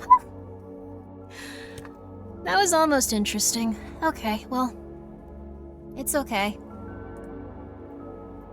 It happens, I guess. Accursed fires. It was Halloween sound effects and music. It was nice, I guess. That's a Halloween surprise. It happens, I suppose. Better than someone beating down your door at 2 a.m. That would have been that would have been worse. I thought it could have also just been in the background of this, and you guys were just like, that's crazy. Oh my god, that's absurd.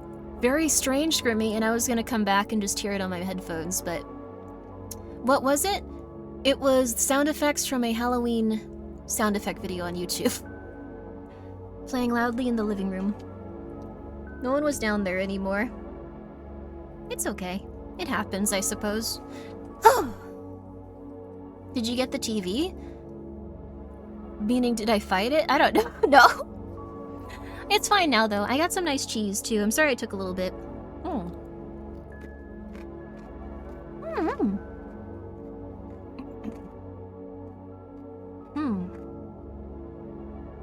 This is such a contrast to what we were talking about before in this SCP, though. You got more bourbon and a piece of toast? That's nice. The parents of Marcus Michael and Matthew Cook invite Father Emmerich Clark into their home for counsel regarding their son's erratic behavior. Why is he a blue one? When the priest enters their bedroom alongside the boy's father, Stephen Cook, data expunge, fulfilling profiles Alpha, Theta, and Omega. What are these profiles? Mr. Cook's 911 call is intercepted, and Mobile Task Force, Trifing Black, arrives 10 minutes later. They are able to discreetly shift the mass into a mobile containment vehicle for study at Site 99. The mass? It spontaneously combusts once placed on the examination table. Father Clark and Mr. Cook survive for several minutes afterwards, before the former expires due to cranial trauma. Mr. Cook then grips the edge of the table and pulls, causing the mass to fall to the ground. It lands in such a way as to sever his cervical vertebrae, killing him instantly. A copy of Prodigy Priest King is extracted from the abdomen of either Michael or Matthew Cook. What happened? It does almost feel like 2 different SCPs. At some point, these children turned into a flesh ball. And then the video game came out of them? Also, yeah, I did get some snacks. I have some nice crackers, and I have an Oreo, too. Okay, well, that's... Ken Klein's speech is rendered near incomprehensible outside of simple phrases, and his motor functions have become impaired. A large tumor is discovered growing behind his peripheral lobe. From the video game? Jeb Swiftwater, age 15 of New York, relates to his psychiatrist a recurring nightmare and accompanying sleep paralysis he has been experiencing over the previous few nights, wherein he expires in a house fire. Poor Jeb. He just never... Okay. Users Trice Denied claims that he had to restart his game, as all text and dialogue had been replaced with the phrase, "This is where I died," inhibiting their ability to solve a puzzle in Cavern. User Trey is the first player to have reached Hedge Maze. They claim that the music on this stage is bugged, as it periodically is interrupted by a loud snapping noise. Subject D999 retrieves the jewel item. The screen goes black. Blank. Subject convulses and expires. Oh, they're now putting D classes on this. Just play a video game, it'll be fun. Upon dissection, malformed organs, heart, left kidney, right lung, are discovered that are not a genetic match of the subject. Okay. This is all happening within a week, by the way. Everyone's just exploding. December 6th. Progress updates from the PPK news group drop off considerably due to the product recall, but a few members retain their copies of the game. User... If they tried to recall a video game, hundreds of people would buy it. I mean, that's what happened with Concord. People were suddenly like, hey, we gotta check it out. I guess it's like, you know, like being left out of something. It's like, yo, I gotta get in on this. The FOMO. Triceratop is the second player to reach the hedge maze and upload several images of an indiscernible object. Entity C, up in the night sky. User Trey obtains the sword, representing the king. They progress to the final area of the game, but do not communicate what this new area is. The remains of D. Hammond are discovered by Dr. Giffert. The body is presumed under a layer of hot ash, or preserved under a layer of hot ash. A Sierpinski triangle is charred into the linoleum. What is going on with these children getting murdered? Also, hey Mint, yo, thank you so much for the raid, and I hope that you have a wonderful, wonderful night. Happy Halloween and Time Go Back weekend. Thank you. I'm very excited. It's gonna be more October for me. I'm excited for it. Cries for help are heard coming from a test chamber. A doll is found within. It cries when disposed of. Okay. What? Okay. Sorry, this one's been very... This has had a lot of build-up, and it's been very uncomfortable to read this one. But also, thank you so much, Sarza Viti. I hope that you had a wonderful time. And Mint, I hope that you had a wonderful time in VR. I hope that you get some good sleep, too, and that you got to have a nice Halloween. But thank you guys for coming by. I'm Grimmi. I'm reading an SCP that I can't fully comprehend.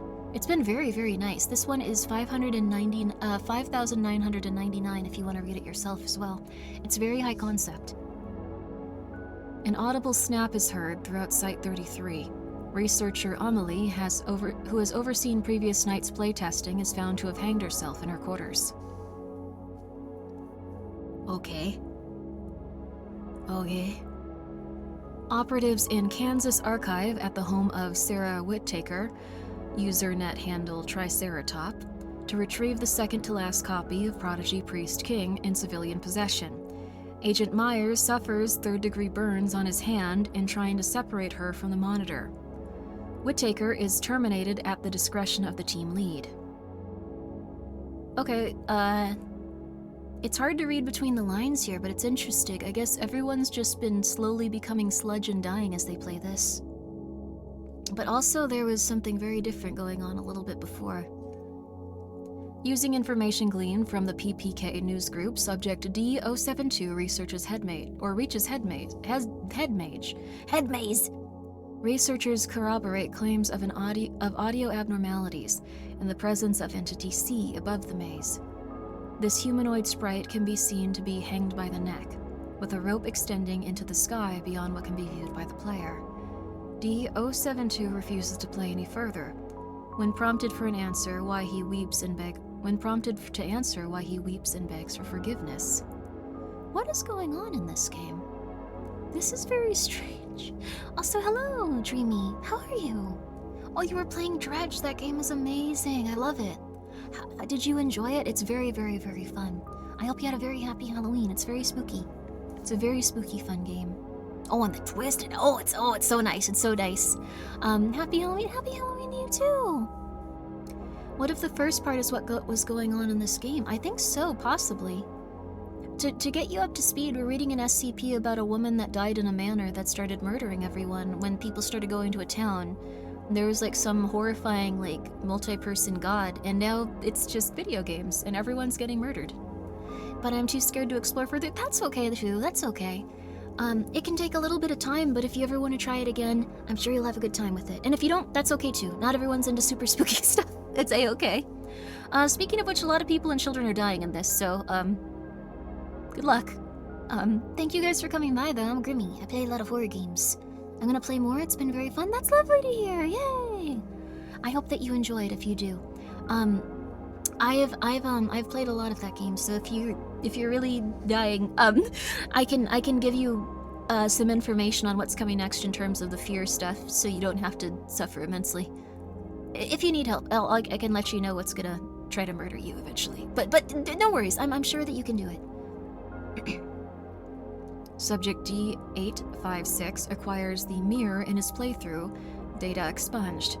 Mobile Task Force, See No Evil, arrive on site 30 minutes later to restore order and isolate the creature. Sector 3 is subsequently evacuated and scuttled. Not shuttered, scuttled. No disciplinary action is taken against the researchers and guards involved due to their loss of agency. Several are treated for fractures in their metacarpal bones. Samples of the creature's seminal fluid are... Wait, what? What fluid?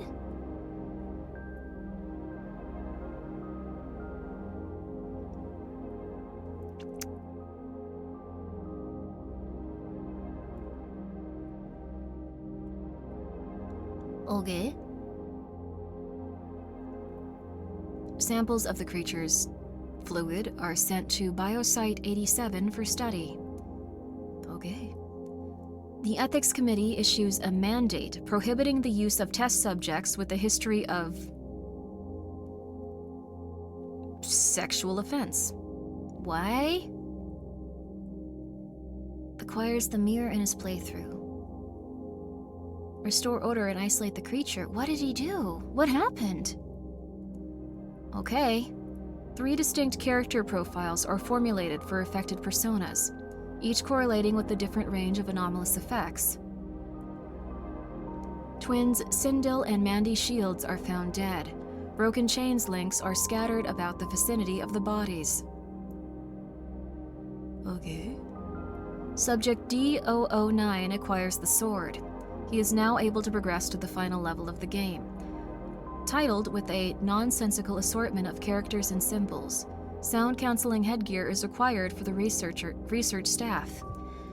Wait a second, I think I understand something. How to... Oh, the guy who... Okay, wait a second. Okay, this is blue, green, and red. And these guys are dying in different ways. Motor functions are impaired. Okay, let me go back and see these, because this is quite interesting, actually. At the top of it, it said there were 3 different profiles. There's Alpha, Theta, and Omega. And this must be the type of stuff they have in like their brain. Most of the red ones, the alphas, are children. And then Thetas are people that are a little bit older and like playing the games where like I don't know how to put it. The chains are weakening. Oh, that's not good. Uncharacteristic severe depressive episode. Side of the road in front of their home in pouring rain. These seem to be mostly almost like their brains are like getting messed up in a way. And then the blue ones, the green ones are just kind of like dying in like messed up ways. Todd's home, 2 days of work. Only remaining light must be unplugged. Todd is not found. Where would Todd be then? Would he be in the game? Oh yeah, Todd, not found, Entity B. Oh. The dark-robed humanoid flees from the player upon approach. Find Entity B can be attacked if cornered. Collapse, easy experience. Ray Gonzalez bludgeoned to death, his eyes and hand. Rod inserted into his. Father Emmett Clark. I knew that Father Emmett Clark had like some weird problems going on. Wasn't that the guy from the last one? Counsel regarding their son's erratic behavior. A priest enters the bedroom alongside the boys. Stephen Cook. Are all of the blue ones like kind of like messed up in like a weird perverse way? Begs for forgiveness. Hanged by a rope. This was the researcher. Why are they begging for forgiveness? Huh. This is all very confusing. Sorry that I'm going back and reading these. It's just, people seem to be dying in like really distinct ways that are similar to what's happening in a weird video game. And it's hard to comprehend or understand. Blue seem to be implied to be SA offenders. Interesting. So blue are people that are SA offenders, including the priest. That's kind of messed up. And then red seem to be like more heroic people or younger people. What's up with green? Huh. Subjects D072, D147, and D009 are found to be absent from their respective cells. Sloppy trails of blood and viscera lead across the ground in the direction of the test chambers, terminating at the point where the floor meets the wall. Shattered glass, a class ring, and a shiv, respectively, are discovered in the remains. Shattered glass, a class ring, and a shiv.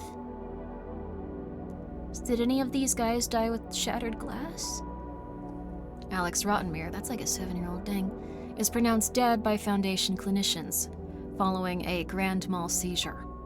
Despite the lack of brain activity, his body twitches over the next half an hour. It then stands, approaches the attendant doctor, and embraces him. Okay. Well, hello, Dragon. I hope that you're all doing very well tonight, by the way. Sorry that I'm in the middle of the story and it's getting weird. I didn't expect it to have these types. I know there's a trigger warning, but I wasn't expecting it to have this level of, like, holy crud. Okay. User Trey makes a post detailing what they believe to be the dungeon holding the game's singular boss. Several screenshots are included, depicting a darkened, winding staircase within a stone corridor. User Triceratop, Sarah Whittaker, Whittaker was also, I think she died at this point, responds to this saying, "This is where I died." Oh. Oh. Red seems to be getting foreign body parts in them. That's strange too.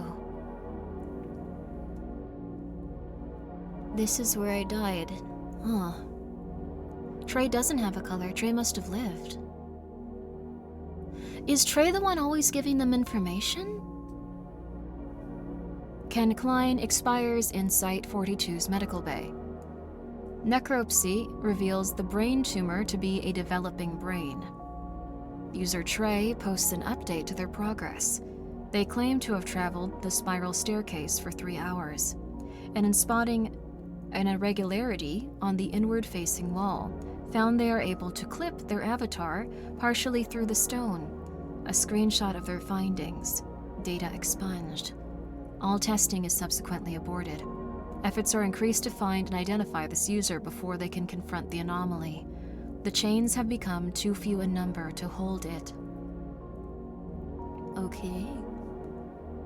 Despite never having any form of contact with the anomaly, D126 begins to regurgitate shards of reflective glass and dies of blood loss. D126. D172. The mirror. He acquired the mirror. These are all different people. D072 is also the one that started freaking out. Steno Evil. Oh my goodness, okay. Some of these guys are dying in like really messed up ways because they seem to have committed an act that would have made that lady very upset, the one that got murdered. Leo Rasmussen shows the first signs of activity since he fell unconsciousness. He cries out, "Hot, too hot," as his body temperature rises above 38 Celsius. He quickly expires. Okay. It is all retribution. I wonder why they're murdering the children in such messed up ways too. The Game Over soundbite plays over the PA systems of 70 individual secure Foundation locations, as well as countless civilian institutions, recreation centers, and shopping districts nationwide. Uh-oh. That's not great. Several dozen ropes manifest over the primary test site. Site Director Swanson, Task Force Commander Sheardon, and Senior Researcher Ortega are hanged until dead upon attempting to escape. The remaining senior staff is similarly killed as the ropes infiltrate the site through various means. Clerical and custodial staff are not targeted. What the flip is... Oh, hello! Thank you so much, Usosachu. Thank you so much for the raid. How are you doing? We're reading something messed up, and I'm not sure how it got this way. User Trey makes his final post, to the PPK news group, consisting solely of the phrase, "I found where he died."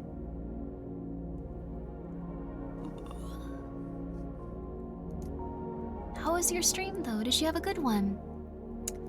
I'm Grimmi. I usually play horror games and stuff. Also, I hope your special event... Usa beats me if I don't... What happened? Wait, what? I like that half of these are like, hello, bunny invasion. I was beaten to a pulp. That's really intense, but that's beautiful. You carved a pumpkin. That's wonderful. I'm really happy to hear that. I'm happy you weren't beating people. They did not. Good on you. We're actually reading something where a bunch of people seem to be getting just obliterated, so that's good if you guys are okay with a little bit of violence. Also, sorry, I've been, huh? I was dying, I'm so sorry, huh?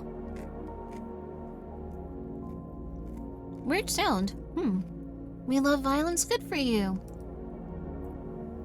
We're currently reading very messed up SCPs. What's the name of the game? This SCP is 5999 if you'd like to read it yourself. It was something odd, like king and something something. Something something. But I'm happy that you had a good stream and I hope you're doing very, very well today. Not sure what's coming because this one's been all over the place, but in a good way. Testing log. Procedure. Initial intake examination to determine the presence of anomalous phenomenon. The doll is seated on a chair within a test chamber. D-002 introduced into the environment and instructed to remain still. Description. Temperature within the chamber drops by 2 Celsius.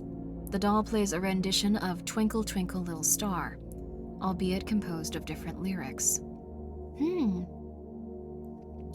I think, like, children and, like, there were the twins are the ones that are always getting really weird. Oh. Interesting. Also, thank you. I hope we can, too. A few people in chat who just, oh, that's so lovely. Please go have a good time cleaning up, and I hope that you had a lovely Halloween. It's A-okay. Have a good stream. Have a good stream. You don't have bed? Oh my god. Are you okay? Twin kill, little star. Robbed of wonder, torn and scarred, rest above the world so high, 2 souls flit about the night. Twin kill, little star, justice is not very far.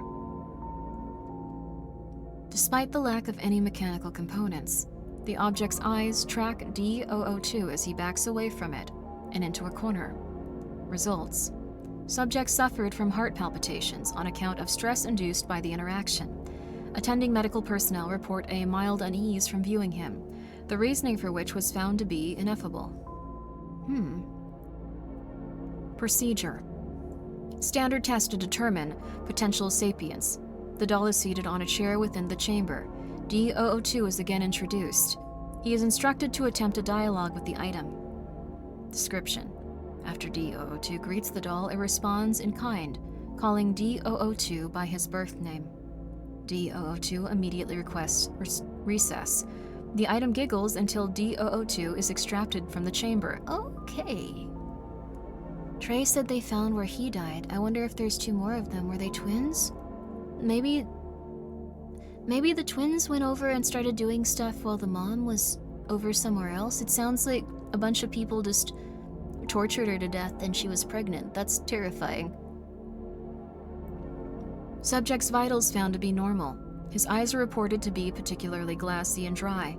Subject reported that he had trouble blinking. Procedure. Intent to determine the identity of the item and discern how long until the chains fail to hold. D-002 reintroduced into the chamber, equipped with a questionnaire. Item identifies itself as Cindy. Item refuses to elaborate on its intent or purpose. Instead, the item recounts the crime which led to D-002's incarceration. Faint screams begin to emanate from within the chamber, with no identifiable source, steadily growing in volume as the doll elaborates. The screaming suddenly stops. It then requests that D-002 plays with it. D-002 does not acquiesce. The doll then questions him regarding Jacqueline Holcroft. He becomes adamant that he be released from the chamber. Was he someone that attacked her? Wait, this was like a recent thing. It felt like it was a very old thing, but it was like 2000 and something. Maybe she wants to murder all the people that were... Oh, 2004, they could all still be alive. Results. Personnel report an implacable feeling of terror upon envisioning D002. A medical examination discovers a 2mm cyst on the subject's back. The doctor performing the examination is apprehensive towards lacerating it and is granted personal leave. Okay. Alright. But the game dates were from the 80s. That's true, actually. Huh. Everyone died in the 80s from the game. And then people started killing that lady in 2004? I wonder how it's all gonna come together. Procedure. Purpose of this test is to coerce more information from the item/the entity inhabiting it. A small table, 2 chairs, a toy tea set, and dollies are prepared for the interaction. That's cute, but not really probably gonna go well. D002 sits across from the doll. He first pours her a cup of tea, then itself. Her a cup of tea, then itself? As instructed, D002 begins the session by exchanging pleasantries. The pair speak of the weather and their favorite teas. Several minutes into conversation, D002 asks her for how she came to be in her present situation. She merely states that she exists to fulfill a singular purpose, and then stares pointedly at D002. She then begins an inane tangent regarding the events unfolding in Crush Glen. Test aborted. Crush Glen? Is that the place where the lady died? Results. Subject reported having trouble moving its digits. Volunteer personnel inspected its hands and found them to have both... Why are they referring to them as an it? Have their musculature locked up and fixed in an open hand grasping position. Furthermore, it became increasingly belligerent upon trying and failing to scratch at the cyst on its back, which had swollen considerably. The decision was made to lacerate it. Alongside a large volume of pus, the subject was found to have a thin, threaded filament hanging from the interior of the cyst. 20 millimeters were extracted before the filament caught and retracted back into D002's back, causing it to scream uncontrollably for its mother. Is it the little doll's turning him into a doll? Yeah. And the scariest part is that they seem to not even be cataloging it. They just don't notice or... I'm not going down there yet. Or understand. The item is introduced... Procedure. The item is introduced into the test chamber with instructions to bargain with Cindy for information. It is instructed to promise her Foundation support in fulfilling her mission in exchange for sharing knowledge on precisely what it entails. The item is ushered into the chamber, having lost the use of its legs. Once the door is sealed, the item, with great trouble, recites the script prepared by personnel, detailing the Foundation's intent and aid. Cindy blushes. She laughs at the item and stands from her seat. She approaches the item, staring it in the eyes, and tells it she already has everything she wants. She then requests the awaiting security personnel to open the door for her. They comply. Dr. Carter offers to give her a ride home, citing the worry her parents must be feeling, and apologizes profusely. Cindy is taken home to Albright Manor.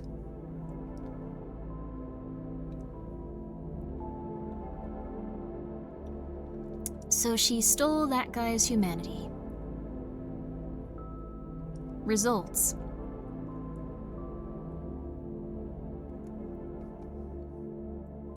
I can click on this.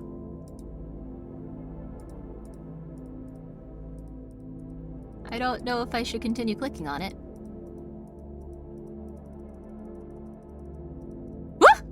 Oh, that was just me, like, moving it a little. Okay, I'm gonna stop clicking on it. I don't know if it's helping me. Is this what she turned the guy into? Recovered evidence. Danger. Containment breach imminent. Okay. And also, I think the candles are going out. It took me a little bit to notice.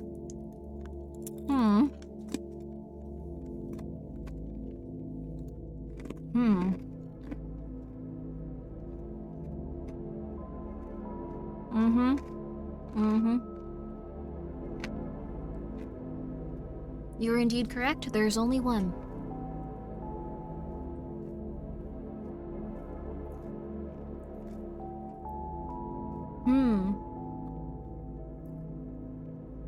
I also noticed on the first one...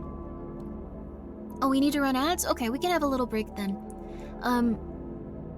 I'll just sit here eating my crackers and hanging out with you guys, but, there's candles up here that keep going out little by little.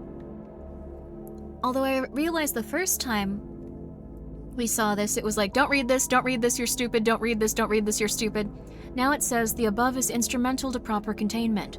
Do not stop reading. Uh-oh. That's not great. This is so incredibly unnerving in such a fascinating way, it's true. It also used to say safe to continue reading. So it went from don't read this, you're stupid, to it's fine, you can continue reading it, to you need to continue reading this, please. Last page said proceed with the remainder of the document. Okay, that's not great. Oh my goodness. Thank you for the ads. It's okay, we have a nice little... I have some nice pepper jack cheese to eat. I've been happy about that.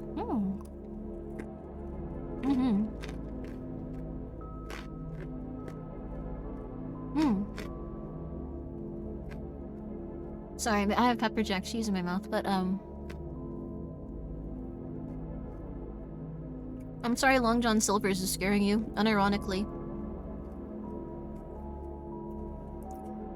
It makes you wonder what would happen if you stopped reading. You might actually be okay.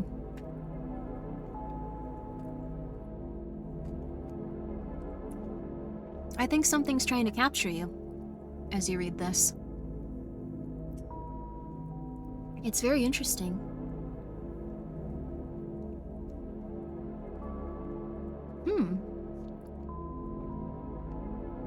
This is interesting as well. This is before the lady was murdered, but it was after the game came out. Alright, we're back. Recovered evidence. Date: the 1st of January, 2001. So right after 2000, okay. Location: Yogi Bear's Jellystone Park, Curryville, PA. Discovery: one camper furnished for a family of 4 situated at the campsite. There is no accompanying vehicle. A malnourished border collie laying beside the camper became violent upon collection. At least they lived. They can give them therapy.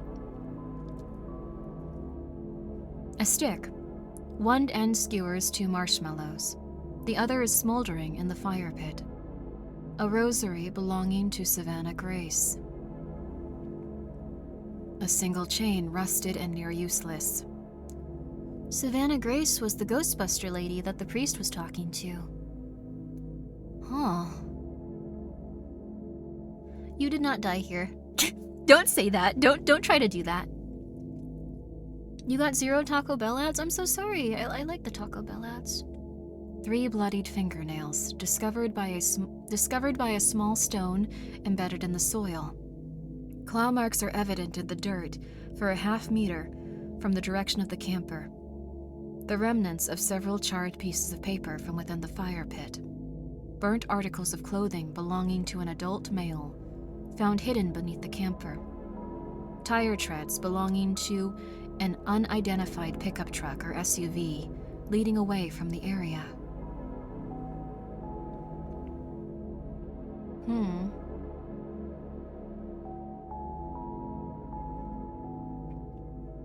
It sounds like someone got dragged underneath the earth like in the first one, possibly. But I'm not sure. I've also noticed that the way that this is presented has changed. Things used to be a little different on each page. And this is in 1988. That's when the game came out. Huh. Pardon me. Bagel Bites, thank you so much for being here for 2 months. Yo, thank you. So, much love for the cozy streams, Grimmi. I'm glad you're enjoying yourself. Thank you for coming by. Date, 14/12/1988. Abdi Residence, Calvert, Texas. Discoveries. A tattered woman's nightgown, caught in the bushes beneath a second-story bathroom window. Bare footprints whose placement indicates a slow and steady gait, led through the mud towards the street. Tattered nightgown. Second-story bathroom window. Did she run away? Parallel pairs of slashes, rips, and tears in several pieces of furniture throughout the living room, which is in a state of disarray. An identical pair of markings are scratched in the wall leading from the bottom to the top of the staircase. A flashlight triggered in the on position. The lens is cracked, and it has run out of batteries. 3 sleeping bags, the first of which is soiled with urine. The second is torn asunder, with no remaining biological evidence besides a solitary strand of hair. The third is zip closed around a mound originally thought to be one of the missing persons. Huh. What does this mean, though? Approximately 5 pounds of soil. Analysis is able to determine it has been sourced from Cresh Glen. I don't understand. A tire iron located at the bottom of the stairs, adjacent to the living room, in a pool of bile. I'm picking up on small things like, did they also drag someone down into, like, the earth? But why would they be in their home?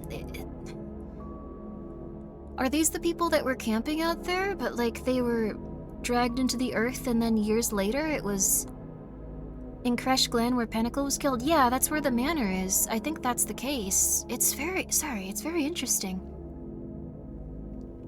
The door to the master bedroom laying in the hallway.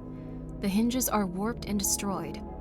The restroom within the master bedroom is locked from the inside. A single slip of paper is found to have been inserted beneath the door.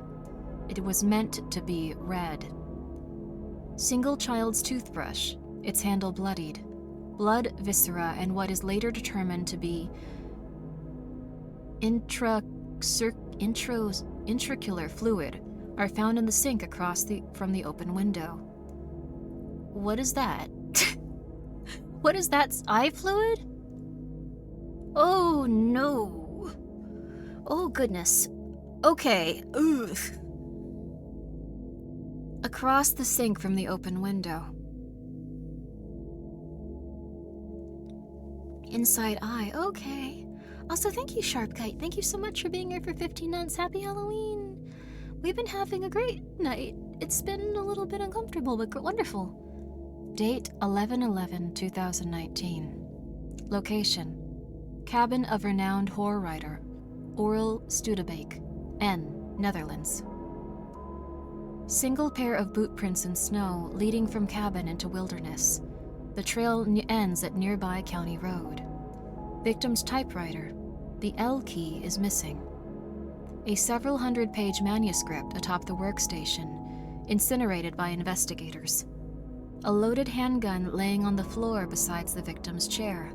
A single round has been discharged. The final chapter. Spirals.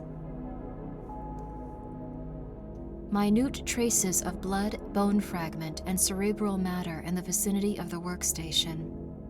A bundle of towels soaked in blood and containing larger bone fragments, discovered among cleaning supplies hidden beneath the bathroom sink. The victim's trademark Holmberg hat that was found to have been stolen. Did he write a novel about what happened? I hate eye stuff. Oh yeah. It also sounds like this person shot themselves and then got up and left, so that's not great. Date: 31/10. Wait, is that... Oh, that's right now! Yay! Yo! Also, sorry if that was a link. Sorry. Also, thank you, Wonder Man, for subscribing. That's very nice of you. I appreciate it. I hope that you enjoy your time here. That was Halloween, yeah. The home of Hugh Davies, broadcasting location of horror podcast Witching Hour, Manchester, England. It seems to be killing anyone that talks about this. Uh-oh. Wait a second. Uh-oh. Wait a second. Uh-oh. Uh-oh. Splotches of a warm, vicious liquid around a shattered basement window. A cloud of smoke, the lingering scent of burning hair and scorched flesh. A cell phone belonging to the guest vlogger. Contained a trigger. Several ounces of ash, concentrated with countless handprints scattered about the floor of the basement studio. Orientation suggests a single point of origin. A newspaper article regarding the disappearances of identical twins, Sindel and Mandy. One digital camera that contained footage recorded immediately after the live stream was corrupted. Contents viewed without sound by sole operator, since euthanized. A wire lapel mic, its entire length covered in saliva. A dissected husk of inverted human epidermis. The oral cavity is grossly expanded.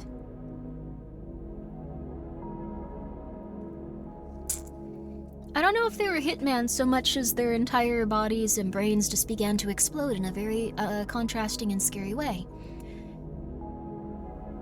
Date 1/1/1/1. Judith Montgomery, Memorial Library, Ebb Brooks, Wales, beautiful country. Shattered glass scattered about the south-facing bay window. Most fragments were stained with blood. Something small and defenseless, originating from Jacqueline Hallcraft. 11 dead birds, various species. Cause of death determined to be from internal bleeding and bruising of the brain from a collision with the structure. Heavy infestation by Musica domestica, numbering in hundreds of thousands. Hundreds of thousands? Library cards belonging to the 6 victims. Indicated book club membership. 5 books found throughout the reading area, broadened beyond identification, and each found to contain genetic material from their respective reader. Houseflies. Cindy, that was the doll's name. Loud, drowning noise emanating through the area. A hymn in an unknown language. A trail of words in cursive script, written with an estimated 5 liters of human blood. It begins from the shattered bay window and follows a route towards the book depository across the street. One operative is lost. Ollier. 11/8/1914. Allied trenches near Soissons, France. A collapsible spade found near the bottom of a deep 11-meter shaft, entrenched alongside the soldiers' held position. 3 dog tags. 2 are warped, and identifying information has been scratched out. A single human eye found in the possession of a rat. A severely damaged copy of Prodigy Priest King. This was before video games were made. Spent munitions and empty rifles. A sweep of the area reveals that most rounds were fired into friendly territory.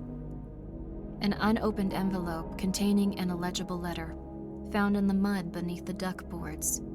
They will not be missed. 1 meter of barbed water, caked in viscera. Barbed wire, not barbed water. Caked in viscera. The uniform of one of the missing soldiers is tangled within. 11 teeth belonging to the only identified soldier, found at the bottom of the pit coated in soil. A tunnel large enough for a grown man, extending from the bottom of the pit and continuing for several hundred meters. It ends upon meeting a trench in enemy-occupied territory. Several more teeth found at irregular intervals within the tunnel. What does this mean? Also, thank you, Squid Talk, and thank you guys so much for your support. Thank you for being here for 7 months. What? What is... What? What is... What? Okay. Date: 31st, 12th, 2011.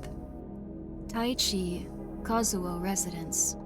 Discoveries: black, clouded water in all basins. Samples of the fluid revealed the particulate to be powdered bone mineral. Oh, he got pulled through a tunnel. Oh. You're right, he was pulled into the ground. Extensive water damage in the rooms beneath and adjacent to the laboratory. Copious amounts of 1 millimeter long human hair, black. The sound it makes when we burn each witness in the crematorium. 11 mirrors. 10 are in various rooms within the domicile, shattered. The last, a compact pocket mirror, is found untouched. All clothing. Patrick, wait, what happened to Patrick? Sorry if you say so, I won't fully understand. All clothing and personal effects belonging to 6 of the 7 missing participants, neatly folded and arranged.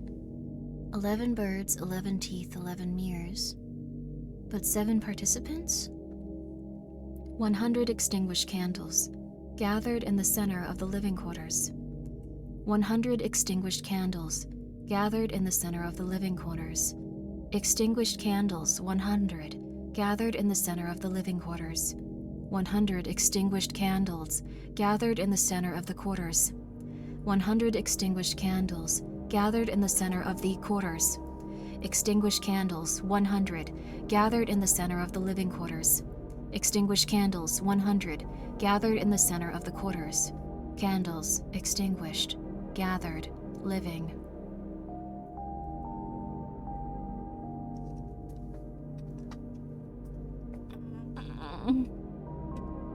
Important. Please disregard all previous warnings. You may proceed within.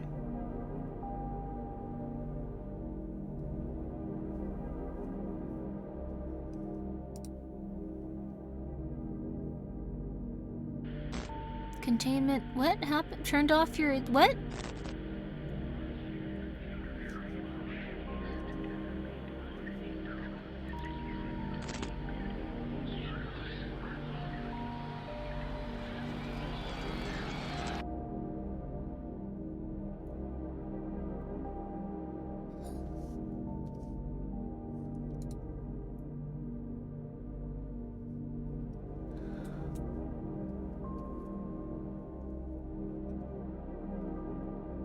Oh no. Wait, so these weren't actually SCPs related to it, it just told us to keep reading. Wait, who changed the stream title? Wait. This was the ritual. I would love an explanation, absolutely, Watery Mind. This is where I died, so this was just to keep us reading until eventually it could take over. Okay. Huh.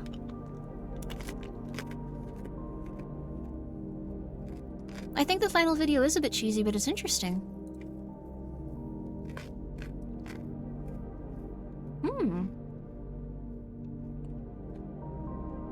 This is the reduced format. Oh, this is just like without their special fancy effects. Banshee smanchy.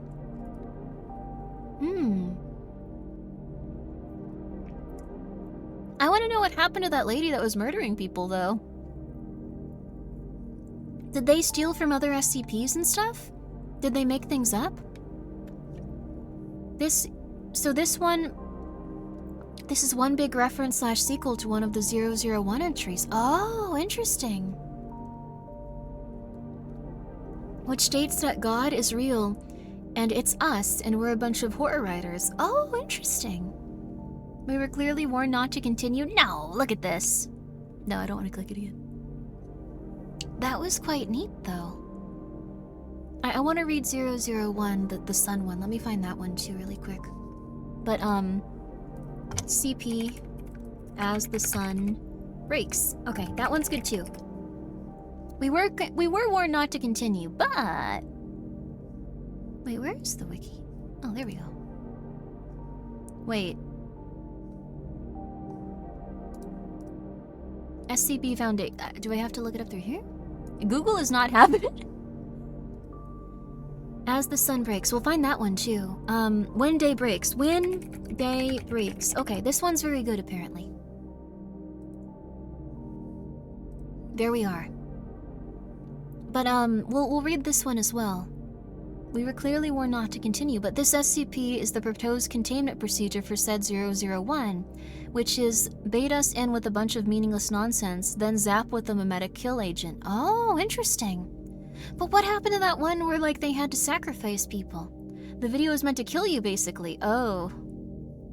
So don't get too excited and start looking for stuff with SCPs. Well, that's so interesting. I really wanted to read about that lady that was murdering people, though. Everything felt somewhat interested. Oh, redacted by ads, I'm so sorry. The best a fictional character could do is try to kill a person above them in reality. Oh, interesting. That's very cool. It had a lot of interesting themes that all seemed to line up. I was getting so excited about it, like, how is this all gonna come together? But it was just to murder you. Oh.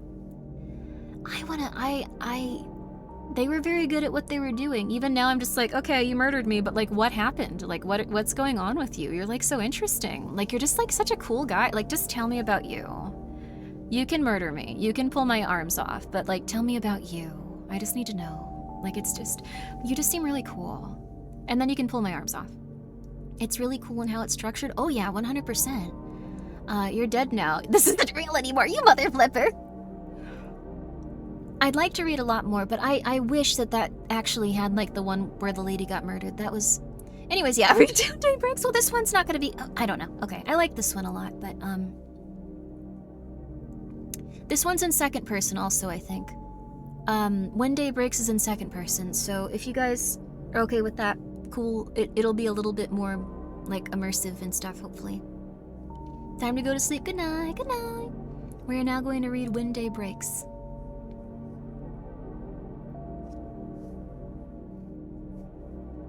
You find the access tunnel, hidden within a natural cave a mile off the main road. You don't need the keycard. The door is ajar. It smells here. It smells like them. Hopefully they've moved on. You've come so far already. You can't turn back now. There is a slick trail that leads from the cave entrance into the depths of the site.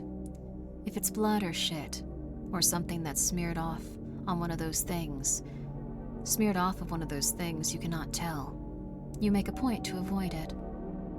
You're still receiving the distress signals. It only started broadcasting yesterday. Whoever it is, you pray they're still alive. Your footsteps echo through the empty corridors. Each footfall sounds for all the world like a dozen, as if you're not treading through the dark alone. It's echoing. Elevator is down, so you take the stairs, ending on floor B5, Keter holding. You pass several empty containment chambers. The horrors they once held are long gone, if you're lucky. The trail takes you to an office branching off the main hall, the source of the signal. The door is cracked open, but stuck. You plant your feet, push with all your might. Something skitters out of one of the rooms to your left and around the corner before you can get a good look at it. Your first thought is, dog. It was on the ceiling, though. You take refuge in the room, slam the door behind you. It's dark here. You're safe. You take off your jacket and head wrap. It'd be a damn shame to die from something like hyperthermia after all that's happened. The sole operating emergency light rotates in its casing, casting a pale orange glow across the room every other second, as if the room itself had a pulse. There's shelving haphazardly placed behind the door, a barricade. You scan the room. Soiled clothes, half-eaten food. Despite the presence of an adjoining restroom, there's excrement in a bucket in the corner. A Pamunic chamber on the northern wall would have been delivering consumables to the occupant. The trail terminates in the corner of the room, forming a sick puddle. You spot 3 pharmacy bottles. Upon further inspection, it reveals them to be various opioids. They're all empty. There's a desk with a computer atop it. Approaching the terminal, you can clearly see the blinking light of the power button. You take a seat. Turn it on. Emergency protocol activated. Clearance level safeguards removed. Full access granted. Secure, contain, protect. Loading, loading, loading, loading, loading. You hear footsteps just outside the door. Every step comes down heavy. The second drags behind it. Loading, loading, loading, loading, loading, loading. Loading, loading, loading, loading, loading, loading. Loading, loading, loading, loading, loading, loading. Authenticating. A dark shape blots out the light, streaming through the slit between the floor and the doorway. Authenticating, authenticating. You tense up, waiting with bated breath, praying it will pause. You damn the deafening thumping of your heart for betraying your position. Please wait, please wait, please wait. The shadow recedes. You breathe a sigh of relief, just as the screen comes to life. Opening file. Automated Secure System Notification Code 235, ASSN 235. There has been an error in retrieving the current iteration of the SCP-001 file. You are currently viewing revision number 3. Newer revisions can be accessed at the bottom of this page. Whoa, it's an audio file.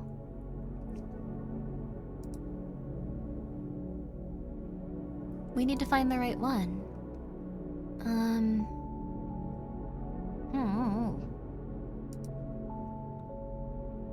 I think this is it. Okay. Revisions 3/12 updated 1,312 days ago. I'm glad you like the robot voice. Item, SCP-001. Object Class, Apollyon. Special Containment Procedures. Due to its nature, SCP-001 cannot be contained. Well, this is an audio file, I guess it would be it. Survivors of the SCP-001 event stationed within secure facilities are to remain in contact with one another. Personnel are encouraged to attempt to reach Site 19 by any means at their disposal. Personnel with knowledge as to the whereabouts of the O5 Council are to relay this information to the administrator. Survivors attempting to travel outdoors must fully cover their bodies in protective clothing. I'm gonna go back to the normal place. Referring several layers. Travel by foot should be limited as much as possible. Cities and man-made structures in general. Provided the greatest protection. Formerly wooded areas should be circumvented. Travel by air is preferable above all other methods. Personnel exposed to SCP-001 are to be considered lost. Compromised personnel are to be abandoned. Euthanization is not to be attempted. Collective instances of SCP-001-A that are a formidable size are to be avoided at all cost. Conductive electrical weapons have proven particularly effective at mobilizing instances, and may be used for self-defense. Incendiary weapons work as well. Cryonic mutations are the most effective thus far. Cryonic munitions. Testing has revealed that SCP-001-A is relatively safe to consume.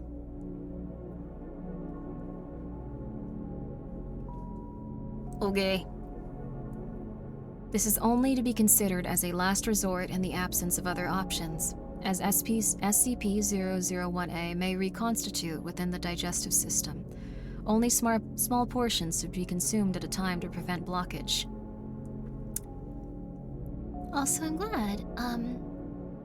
I'm really happy that you're enjoying all the voice stuff. That makes me happy to hear, even if it's something so horrible. Personnel stationed at Site-19 are to pursue research concerning off-world colonization. Shuttles must be constructed as not to allow light to penetrate the interior. To those of you with families, or God forbid children, I am deeply sorry. You must push on. Do not let their deaths be in vain. We do still have time. Humanity may still have a future. Come to Site-19. We need all the hands we can get. Learn to embrace the darkness, friends. Fear the light. The Administrator. Okay. Description. SCP-001 is the designation given to the Sun after an event on System Air. Data lost. EC-172 Contact System Admin.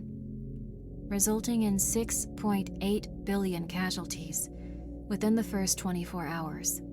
This event has been categorized as an XK Delta class solar singularity scenario. The SCP-001 effect does not seem to result from exposure to ultraviolet rays, but rather light in the visual spectrum, 390 to 700 nm. The effect is similarly present in moonlight. The moon also does this? No.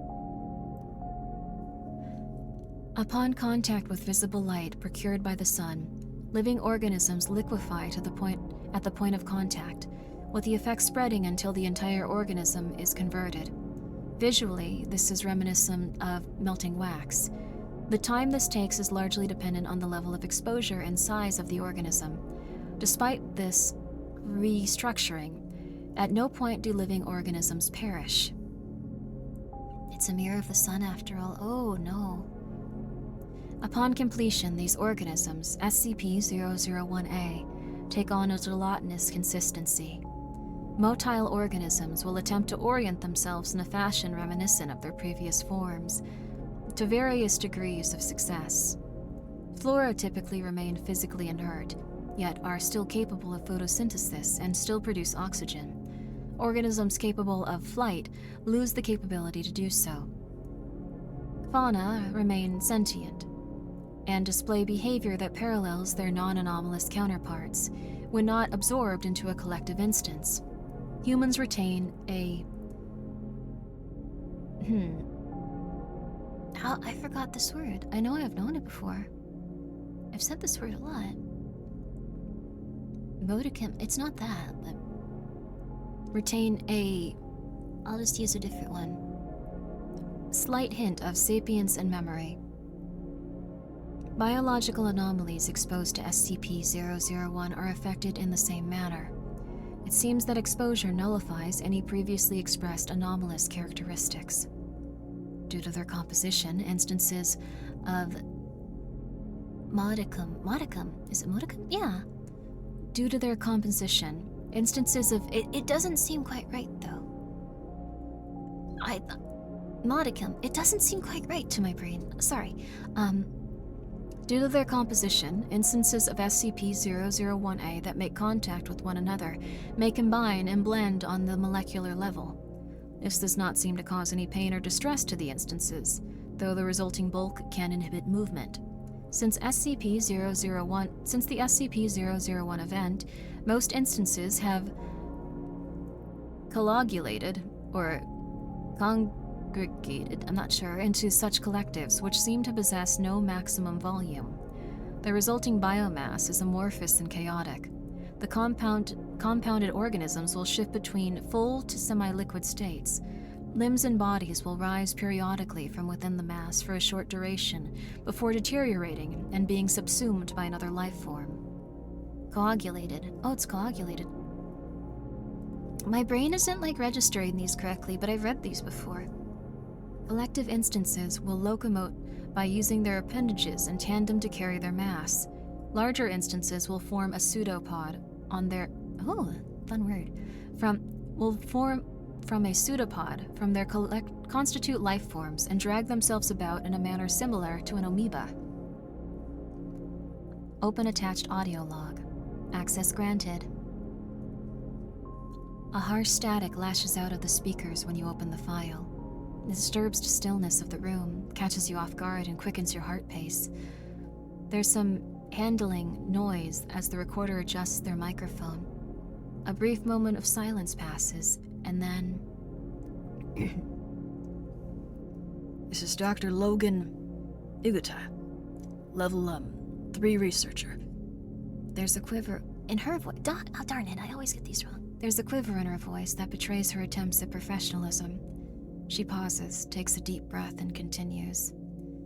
Due to Site-46's possession of several communicable info hazards, we have been cut off from the rest of the network under Blackout Protocol. As such, I'll be updating this as we come across new information. On the bright side, we are actually still receiving transmission from a few sites. A good number of personnel have made it seems. Some are planning to make a break for 19. Some are trying to fight the Dash-A's. Some, like us, are simply biding their time. Our site is sealed for the time being.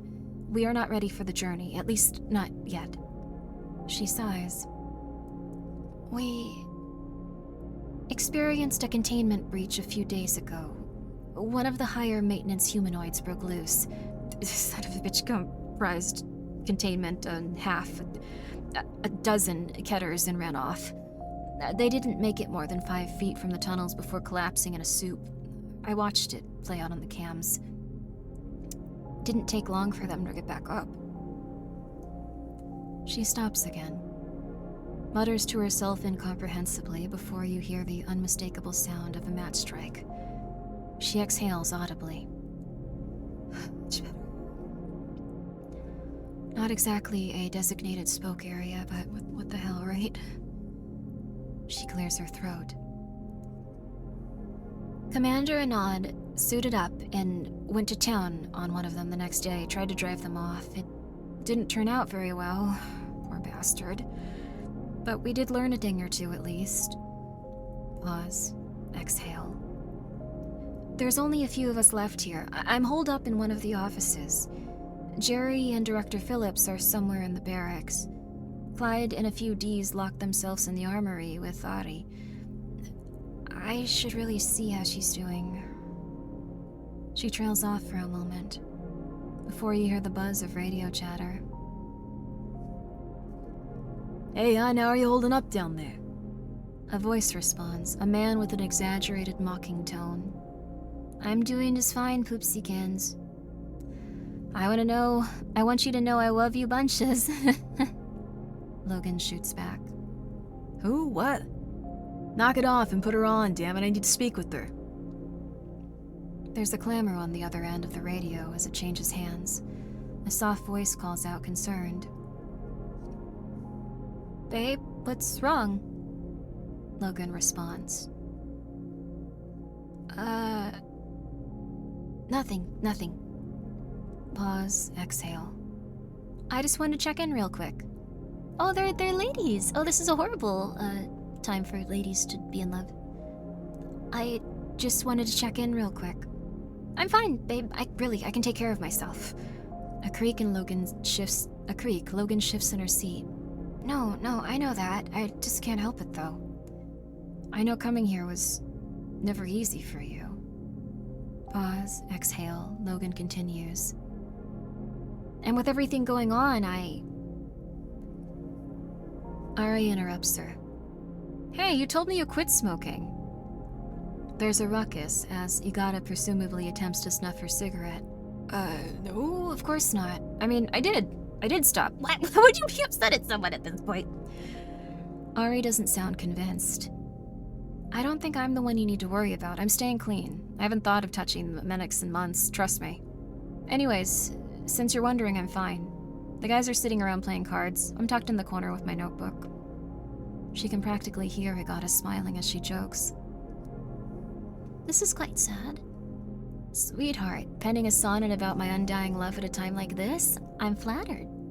Ari responds with a faint laugh. An elegy at the moment.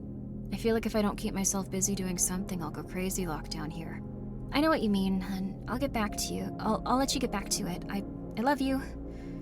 Ari replies, love you too, babe. A moment of silence, then a match strike followed by an audible exhale. And that's all of us. Everyone else was either topside during the event or they were killed in the breach. Director's orders to stay put. Keep an eye on the cams, both in and out around the facility. We got the 01 skips beating at our front door, and God knows what else locked in here with us. We still have electricity. We should for quite some time, and the place is stocked with enough supplies to last a couple of years. We're going to be fine for now. Pause, exhale. Everything's going to be fine. She waits a beat before ending the transmission. That's not good. Oh, these are being updated consistently. This one was, let me scroll up. 1,312 days ago. This one was 1,202 days. So this is like 100 or so days later, give or take. SCP-001. Revision 512, updated 1,202 days ago. Description: no changes submitted. Information collapsed. Open attached file, incident report 0010 or 1. Even machines can make mistakes. They've been sitting out there this entire time. Calling out to us, begging for us to come outside. The noise drew in more of them. There's this one mass that I'm sure must have a few dozen people, and God knows how many animals rolling around inside it. Screams and bleats and screeches and howls nonstop, louder than all hell. The worst one, making this disgusting moaning like they're actually enjoying it. They're not going to leave so long as they know we're down here. We managed to talk one of the Ds into going out, see if he could draw them away. He was surprisingly okay with the plan. All he asked for was a gun, and a single round. He made it out there, and one got hold of him. Tried to get his mask off. He managed to work the pistol up beneath his chin in time and got it off. I figured he was lucky. After he fell limp, though, it kept working at his suit, pried off the hood, poured itself inside, began tearing it off of him from within. He came back. Started changing, dripping out of the suit and screaming and screaming and screaming. They won't let us die. Director has a plan. There's an escape tunnel in his office. Tram under the site will take us to a safe house. We should be able to start towards 19 from there. That's not good. Okay. Revision 812, updated 1,200 days ago. Access granted. This is SCP-001. You see her for the first time.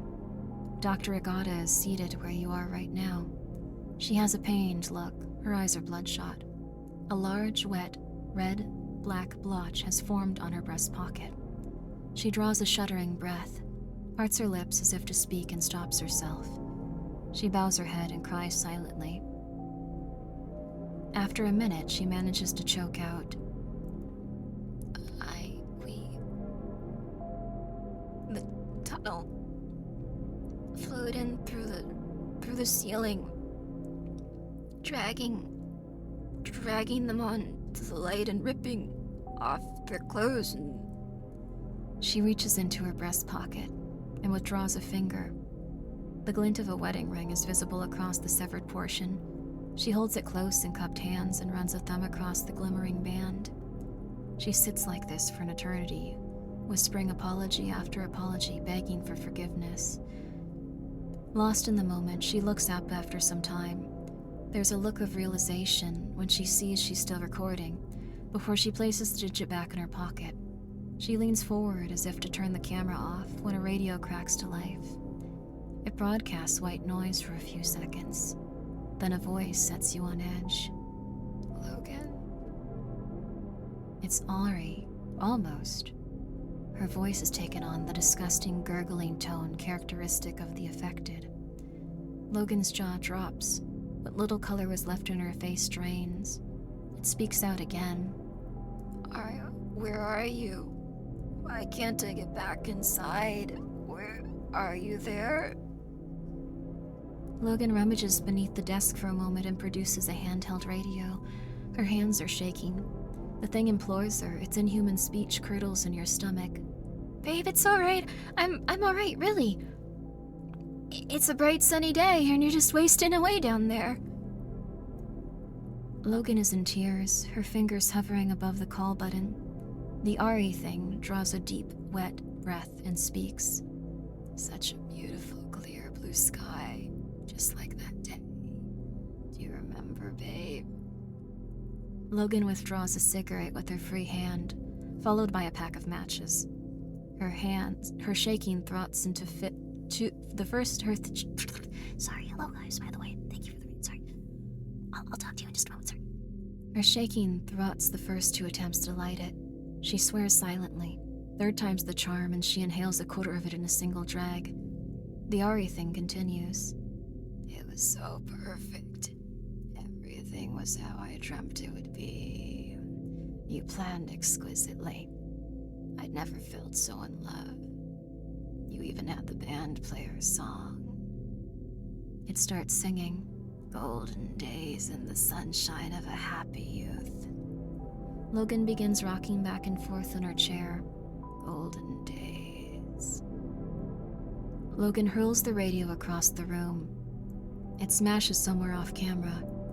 It's still somewhat operational. You can hear the thing singing. More voices join in chorus as the radio slowly loses life. A few dozen, then more. Golden days in our hearts, we remember them above all else. Days of our youth and love. They continue singing until the radio mercifully dies. Logan rushes out of her chair and you can hear her vomiting off screen. The video films the empty seat for several minutes before she returns to end the feed. That's not great.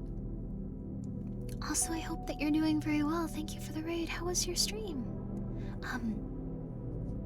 We're currently reading SCP-001 and it's kind of a bummer. Oh, Voices of the... I love that game. Did you play the new patch? I hope it was lovely. I hope it was lovely. But I apologize for not, replying for a bit. We're going through this very intense entry right here. Something isn't right. A lingering, paranoid sensation washes over you. You're being watched. You defensively dart your eyes about, though they take a second to adjust to the darkness beyond the monitor. The emergency light sweeps across the room, stretching and twisting, the shadows beyond recognition. That's when you spot it. There, in the corner, coming out of the puddle. Time slows to a halt. A pair of hands, coated in the lustrous black slime you followed through the facility, are on the other side of the sickening pool, as if something beneath the floor is bracing itself, trying to lift itself up. Something inhuman. The head comes next, rising from the muck. Matted hair conceals its face, plastered over it by the mystery fluid. It turns in your direction. It stares at you from the corner, which once again falls into darkness. The emergency light continues its journey across the room, washes over the puddle again, revealing nothing out of the ordinary. Oh. Also, I hope the new patch is good. That's lovely. I'm hoping you're enjoying it. Revision 9.12, updated 986 days ago. Access granted. Dr. Agata appears on the monitor. She's lost weight. Her eyes are bloodshot and wide. On the table before her lay a knife, a bowl, and a stack of manila envelopes filled with yellowing pages. Atop the stack is a blood-stained parchment. Despite the things we have to deal with here at the Foundation, I always believed we would be able to maintain control. We would hold the darkness at bay, let mankind flourish in the light. Site 19 stopped broadcasting last month. It's been getting harder and harder to find a reason to keep going, especially without... She grabs the knife, contemplates it for a moment. I keep going over it again and again in my mind, that day back in the tunnels, everything that happened. I've gone down there a few times, if only to hear her voice again. But it's wrong. That thing on the other side of the door, it's not her, not anymore. It sounds like her, it knows everything she knew, but it's not her. This light, it takes your body and steals your mind. But what about your soul? With this, she slices into the palm of her left hand and winces. You watch her clench her fist, draining her blood into the bowl. If this works, I can bring back something the light couldn't reach. I'll post an update here. For now, signing off. This lady's not doing very good. Revision 4847 Air, updated 985 days ago. Item, Hertz. Object, apologize. Special containment procedure. SCP-001 should not be contained. Survivors of the SCP-001 event stationed within secure facilities can never truly be with one another. Personnel are encouraged to get over themselves and stop thinking they know better. They can't hide down here forever, love. Personnel exposed to SCP-001 aren't people you can just abandon. I didn't ask for you to save me. It wasn't your choice to make. Euthanasia is not to be attempted. Conductive electrical weapons, why? Have proven partially effective at immobilizing instances. You couldn't stand to see me better off. Incendiary weapons tickle. Cryonic munitions are the most effective thus far. Personnel stationed at Site 19 have no regrets, neither did I. It's never too late, babe.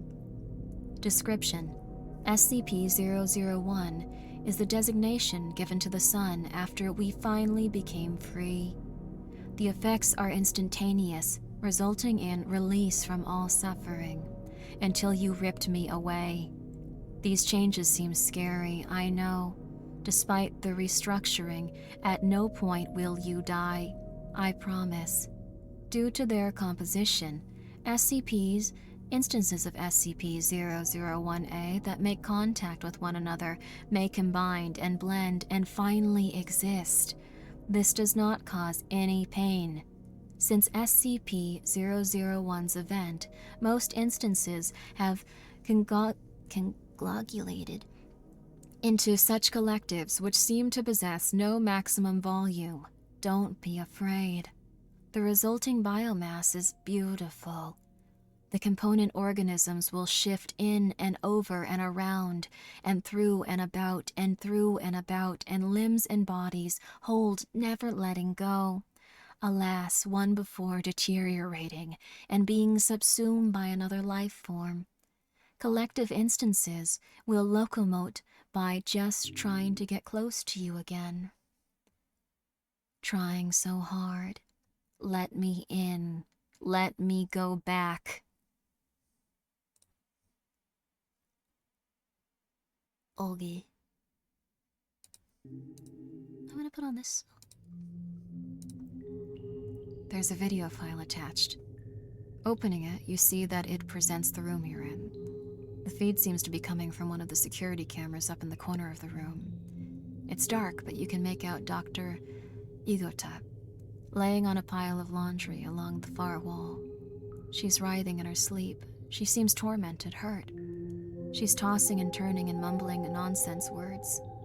The camera shakes. It lifts upward for a moment before it focuses on her again. It starts moving closer, slowly. The speakers come to life, picking up an airy, breathy static. As the camera moves closer to the doctor, it becomes clearer, crisper. It's not merely white noise, but dozens, hundreds of voices whispering unintelligibly over each other. You lean in, press your ear almost against the speaker, trying to discern what it is that's being said. Something strange sounds out amidst the discordance. Are you paying attention? This next bit is just for you. You're not quite sure what to make of it, though. Looking back at the monitor, the camera has come to a halt, inches away from the sleeping doctor. The voices stop. There is no sound.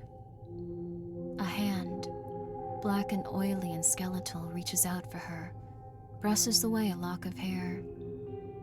Her eyes shoot open. She recoils in shock. The feed cuts out. Revision 1212. Updated 1 day ago.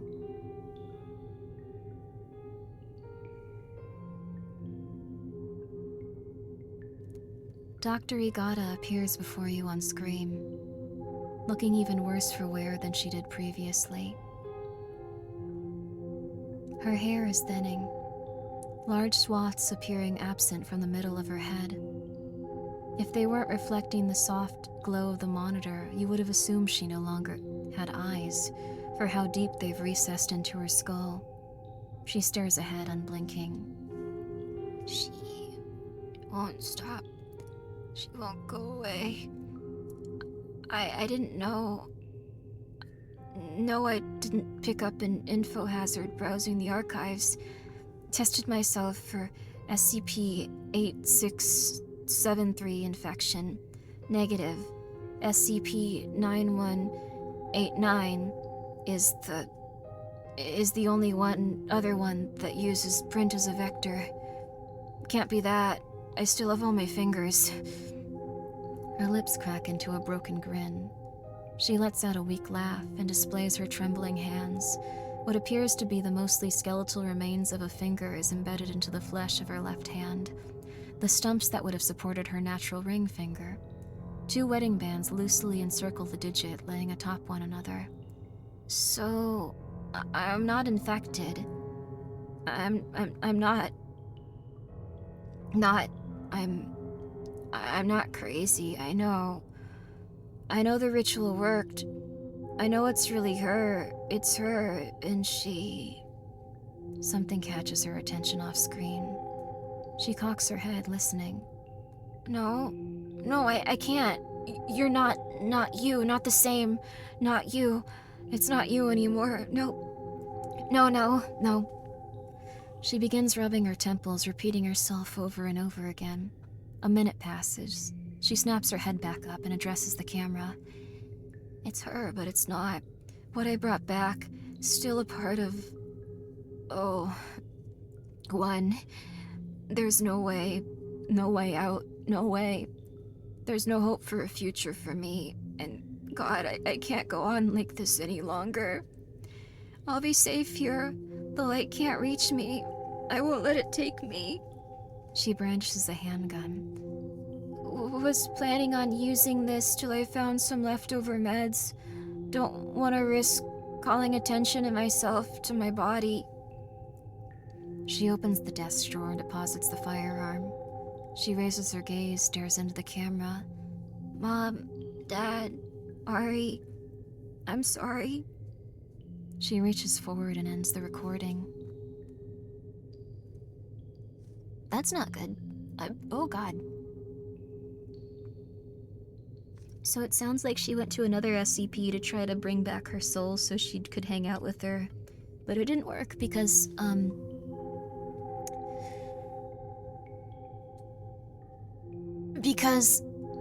you can't, I guess, bring them back, so she was just still a mush. That's horrible. Did it have to end like that? You open the drawer and pull out the gun.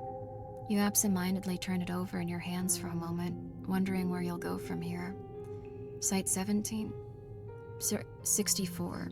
Surely you? Left? You can't be all that's left. The computer dings. There's been an update to the file? Item. Saffron skies rise the blazing sun. A chance encounter. Awkward displays. One day, my love, we'd be as one. With 2 entwined. A set course. Begun that frantic, wild, lustrous haze. Azure skies host the radiant sun. Special containment procedures. Above us, beaming as we run down that aisle. A fervent craze that day, my love, as we became one. With future unfolded, the life we'd won. Contain commitment and duty for the family we'd raise. Cerulean skies vary the shimmering sun. Description. Buried, shackled by faith, overrun by ever-growing resentment and malaise. Yesterday, my love, we were as one. Now you lie here, the life in you gone. In the dark outside of her rays, crimson skies bear the torch. Our sun today, my love, will be as one. System error, error, error, error, error, error, error, error, error. Without your prompting, the page begins playing a video file. You freeze when the image loads. It's a live feed, looking down on you from behind, about a foot away. A skeletal, inky left hand enters the frame, approaching you at a snail's pace. It's missing its ring finger. Without a second thought, you turn and fire in a frenzy, hoping to drive off the specter. Your bullets meet an empty wall. There's nothing there. A second passes before you hear it. You hear them, sloshing, wet thuds coming down the corridor, accompanied by a chorus of screams. It slams into the door. Could there be a place to hide? It strikes a second time. What appears to be a face, part human, part something, dribbles under the frame. Bits of flesh from God knows what oozing through the sides of and reconstitutes into fingers, eyes, feathers. A third, now it's pressing up against the wood, causing it to sag inwards. With a groan and a crash, the wood splinters. The door explodes open. Hands and arms stretch out of the mass, pulling you up, passing you from one to the next, and on and down the line. They drag you past the empty containment units, upwards, through the stairwell, through the halls, and towards the tunnel. You're afforded a freshest few moments in the darkness, and at the end of the tunnel, there is light.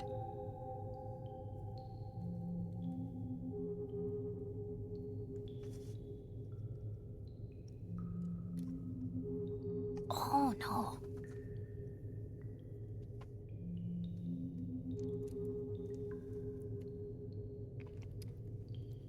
That one's a pretty horrible one.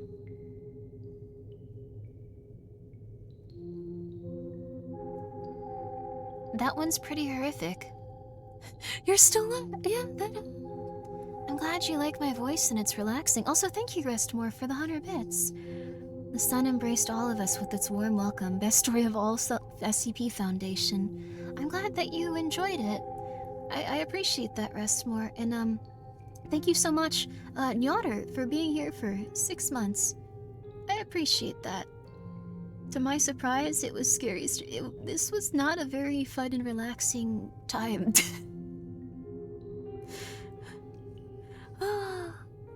Just snagged the last part of the story.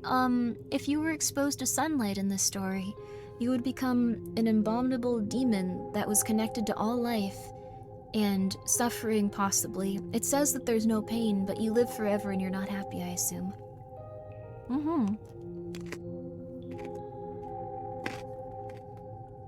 Yeah.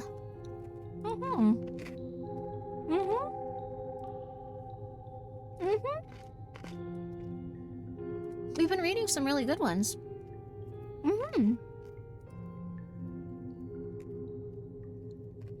Sorry, I'm also eating my little cracker now. Let's go for another.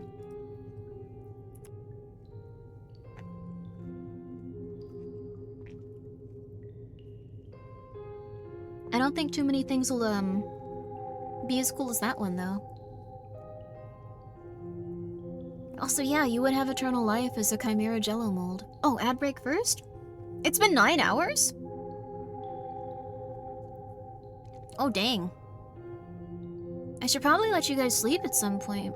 Sorry, I hadn't really considered that. We can get some rest if you guys want. After all, October 32nd is tomorrow. We have a whole entire month to do spooky stuff. You just woke up? We can do one more then. No, I missed my October. I'm doing more. Just woke up, let's keep going. Alright, if a few people just woke up. Alright. Alright, everyone, let's put this back on screen. We are going to wait for 2 minutes here as we play an advertisement. Apologies for the ads. You're still at work? Oh, goodness.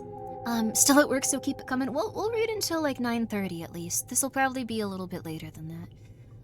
But I'm glad that we had a nice little Halloween marathon, even though the entire month was just going like, you're not doing that, Grimmi. You're not doing anything interesting this month. You're going to go and you're going to take care of things you have to right now. No Halloween. Halloween is going to happen. Site 13 is a novel in comparison. A lot of these are long, but I've heard some of them are long, super long. So that'll be exciting to like see some of those eventually. That'll be cool. What happened to Site 13 is pretty darn rad. I love it. Ooh, I'd like to read about it. I'm also reading some of the marshmallows that got submitted after. Oh, they're really cool. Like we should definitely read these at some point. Okay. We're going to continue onward. All right.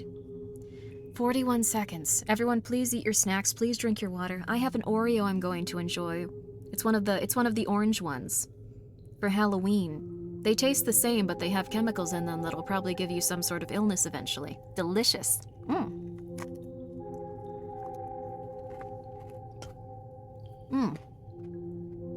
I'm so happy that I'm the type of person that can eat one Oreo without wanting more, because there's something very satisfying about one individual Oreos. I don't know. Red 40, that might be the thing. Site 13 story will shorten into a video format over an hour long. Whoa.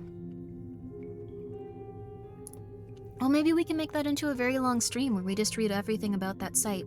I have some SCP books, actually. I'm very into SCPs. Got some red tea ready? Yo, nice. Okay. This is just a normal SCP website. One thing that I find interesting is that a lot of them will change the format of it. And sometimes you'll just leave it completely normal. I'm just sometimes cutting off the sides so you don't see like, go to the archives, here's the Wikipedia, and stuff like that, so. But this is very, very standard. There we go. They're completely different SCPs based on the country of origins. Wow, that's so cool too. Different regional variants, oh my god. You've never stumbled into a cool guy SCP? I sometimes, like, I'll usually ask you guys, like, what SCPs do you think are fun? And this was one of them. This is SCP-1730.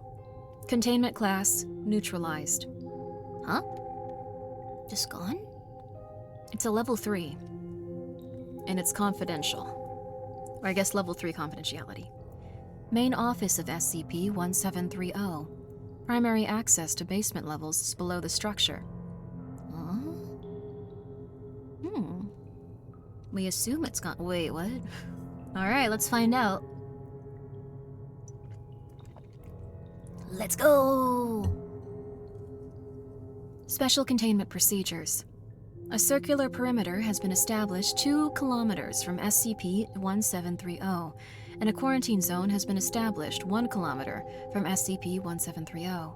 Personnel who are to enter SCP-1730 must first undergo Class 7 hazardous conduct preparation measures, including the application of a modified Maxwell-Harden hazardous material reinforced airtight suit.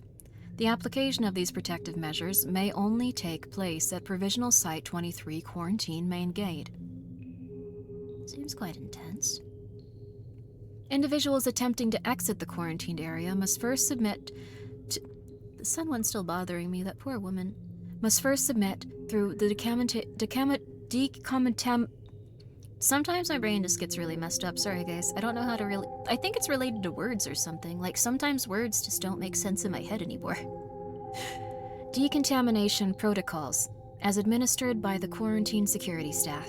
Individuals failing to meet the quarantine extraction parameters are to be held for further decontamination or, in the event of decontamination, it becomes unfeasible, termination. So they just murder them. Okay. Containment update. Dangerous biological and cognitohazard entities have resulted in high casualties of security rescue teams. Mobile Task Force Zeta 9, Mole Rats, has been assigned to all current exploration efforts. I like that they just send in like these really cool units and almost universally they get murdered. Containment update. Due to the events detailed in Exploration Log 7, all future exploration of SCP-1730 have been suspended indefinitely, pending Overseer approval. Huh? Okay. I also do like doing the sounds, I'm sorry. Containment update. 02/01/2016. Due to information gathered by Foundation surveillance team, exploration and recovery efforts onto Site-13 are no longer indefinitely suspended. Details will be available on a need-to-know basis. Assigned Mobile Task Force units will be alerted by their superior officers. Why are they sending them back in? Containment update. 05/15/17. Mobile Task Force Apollos 3 Game Wardens and Tau 5 Samsara are activated and assigned exploration of SCP-1730. See Amendum 1730-8 for details.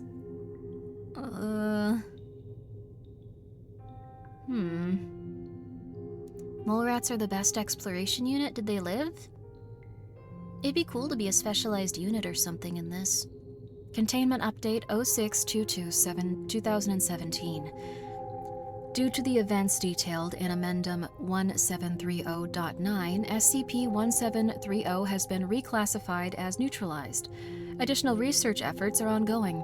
Debriefing reports will become available as they are declassified. What is going on? This is like the weirdest like intro I've seen to one of these, like in the special like the procedure to contain things is it doesn't really give you any idea of what it is, and it's just like they went in, things are bad, they're fine actually, they went in, things are worse, they're fine actually, it's not even there, why are you asking? Like, it's very strange. Okay, all right. Also, thank you, I will have some water. I appreciate the hydrate. That tastes very good after this long, thank you. Description: SCP-1730 was a large complex of structures 15 kilometers northwest of the US-Mexico border, within the Big Bend Ranch State Park, and that was discovered on June 5th. Due to the isolated nature of the complex and low survival rate of individuals who come in contact with it, it is possible that SCP-1730 has been previously discovered but unreported. SCP-1730 bore identifying markings and contained documents to support the claim that SCP-1730 was at one point Foundation Site-13. Oh! Originally located near Nome, Alaska. This conflicted with the extant records, which showed that Site-13 was a project that, while intended to be constructed in Alaska, was scrapped for the larger and more advanced Site-19 and was never completed. Flora located on site was identified as native to Alaskan region, native to the Alaskan region. How SCP-1730 came to be at its location prior to neutralization is unknown. They built it in Alaska and ended up near Mexico? SCP-1730 was, upon discovery, in a severe state of disrepair and appeared to have been left abandoned for an extended period of time. The site power generator had continued to operate in a damaged state, despite a number of fuel leaks and fires throughout the facility. This resulted in intermediate power failures throughout the site, hindering exploration and rescue efforts. The origin of SCP-1730 is still unknown, as the nature of many of its anomalies entities contained within. Why is that scratched out? It is confirmed that the 2nd through 15th basement levels were utilized for entity contaminant, though the state of that contaminant has deteriorated significantly. Oh, containment! I'm starting to lose it. Entity containment, though the state of the containment has deteriorated significantly. Huh. Yeah, where are these photos coming from? They didn't build it in Alaska. Why are the plants there? Huh? Also, I'm gonna at least get to the end of this page and we can start going through it next time. I want to see what this is. I want to see what this is. I said 9:30. I'll get to 9:30. Thank you. I probably should relax at a certain point. It was believed that a contagion of human survivors existed somewhere deep in the lower basement levels of the facility. Why do they keep scratching these out? Messages written in English were discovered throughout the site, consisting of warnings as danger and death here, and other messages such as not my body and bleed. A recurring message, what happened to Site 13, was found in several different locations in the basements. Several logs of data were collected by the remaining functional site terminals, the relevant data of which is contained in the amendums below. Worth noting that that inconsistencies exist between the logs and what has been determined through exploration, including site layout, staff makeup, and contained anomalies. Additionally, all logs are presented as they were the original SCP-1730 documentation prior to the neutralization of the anomaly. Oh, there is a lot. Oh my goodness. Okay. Oh. This is interesting. They might have had an SCP that just completely obliterated everything they were doing. Yeah, this is gonna be long. Okay. Well, you know what? We'll come back and we'll read this one next stream. That'll be the first thing we do. We'll have a nice little time, unless it's like a novel's worth, and then we'll have a specific stream. What time do streams start at in ET? I usually stream at 7 p.m. PST, although sometimes I make exceptions and start a little bit earlier, start a little bit later, stream in the absolute dead of night. It really just depends on how poorly I'm doing in terms of my sleep schedule. But I'm very happy you guys enjoyed the SCPs, and I'm happy we got to play 2 horror game demos, and I'm happy we got to... What do we even do for the first part of the stream? We did something else. I don't remember what it was, but we did something else. What was it? We did marshmallows. That was fun. But I definitely want to read this one, especially once I can recognize what words are meaning. Oh, you're in Hawaii. Wow, that's so cool. But guys, let me hand you off to someone though. Let me do that real quick, because I really enjoyed this. I'm not even gonna close Opera. I'll just keep it up there and just be like, I'm gonna do this at some point. Because I thought that was great. Also, this might be the last opportunity I get to go, vote for Lena for the Horror Game Awards. So if you'd like to, please go and do so. Everyone, thank you so much for making October the best it could be, even if there are already some silly little things. Already read this SCP, I'm here for the voice. I'm glad you like the voice. I like pretending to be an SCP researcher and being like, sit down, please. I have precious little time to say this. I will not repeat this again. If you don't understand this, or if you don't hear something and you get murdered by some sort of skunk with a human man's brain, that's not on me. You weren't listening to the SCP, to the report. That's not on me. So I like doing that. I like role-playing as a cool lady. I should do a completely in-character SCP stream at some point. Also, thank you for coming by, Serge, and Kortova, and Zarkolia, and Razin. You would work in Universe as a researcher. They have necromancers on staff as well. They do! I like that they have demonic people and necromancers and... Oh no. When I see certain people online, when I go to Twitch, I'm like, uh-oh. Oh wait, no, they're saying it's a late night stream. I got really scared. I got really scared. We haven't raided Zoran in a very long time. So let's do that. They invited me to a nice collaboration, first of which didn't happen, but it was with some very nice people. But then the next one was the supermarket one. That one was lovely. So let's raid Zoran the bear. He's also a wizard. But I guess,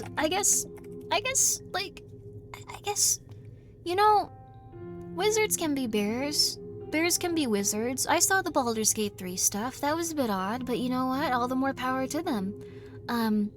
When I get assigned to my first containment and Grimmi yells at me over the loudspeakers to walk into the pitch black cave in front of me, no! I wouldn't want to do that to people. But thank you, Plum. Thank you so much for coming by and being here for 5 months. Thank you for subscribing. I appreciate it. I'm going to send you over to Zoran the Bear. Very nice person. It looks like he's playing Star Wars? something Star Wars. Late Night Galactic Conquest and Yappin', so that'll be lovely. Oh my gosh, there's so many of you guys here. It's so late. Well, thank you for coming by, and thank you for spending a little bit of your Halloween with me. It's my favorite holiday, and sorry that I was just like, life is hard. I really did enjoy spending it with you guys. Thank you for coming by to the stream. It was very lovely. And if you guys get the opportunity to, I hope that you can have a lot of nice fun even though Halloween is over. I hope that you can have a lot of like very spooky stuff that you enjoy in the future. Thank you guys for so much. Thank you so much. It was very lovely. Confidence, bruv. Are you British? Cool. Good for you. I had a very nice time. Thank you for reading us. Thank you for coming by. I hope you have a good holiday. I absolutely had a wonderful, wonderful Halloween with you guys. And it was after a very silly month, so very happy about it. Everyone, please have a nice night. Please have a good time with Zoran the bear. I'm gonna go pass out because it's been 9.5 hours. But it was lovely. Please be safe. Please drink a lot of water. Bye-bye, you guys. Bye-bye. I'll be back tomorrow or the next day. Bye-bye. Bye-bye. Check out these little keychains if you want, but it's not that. Bye-bye.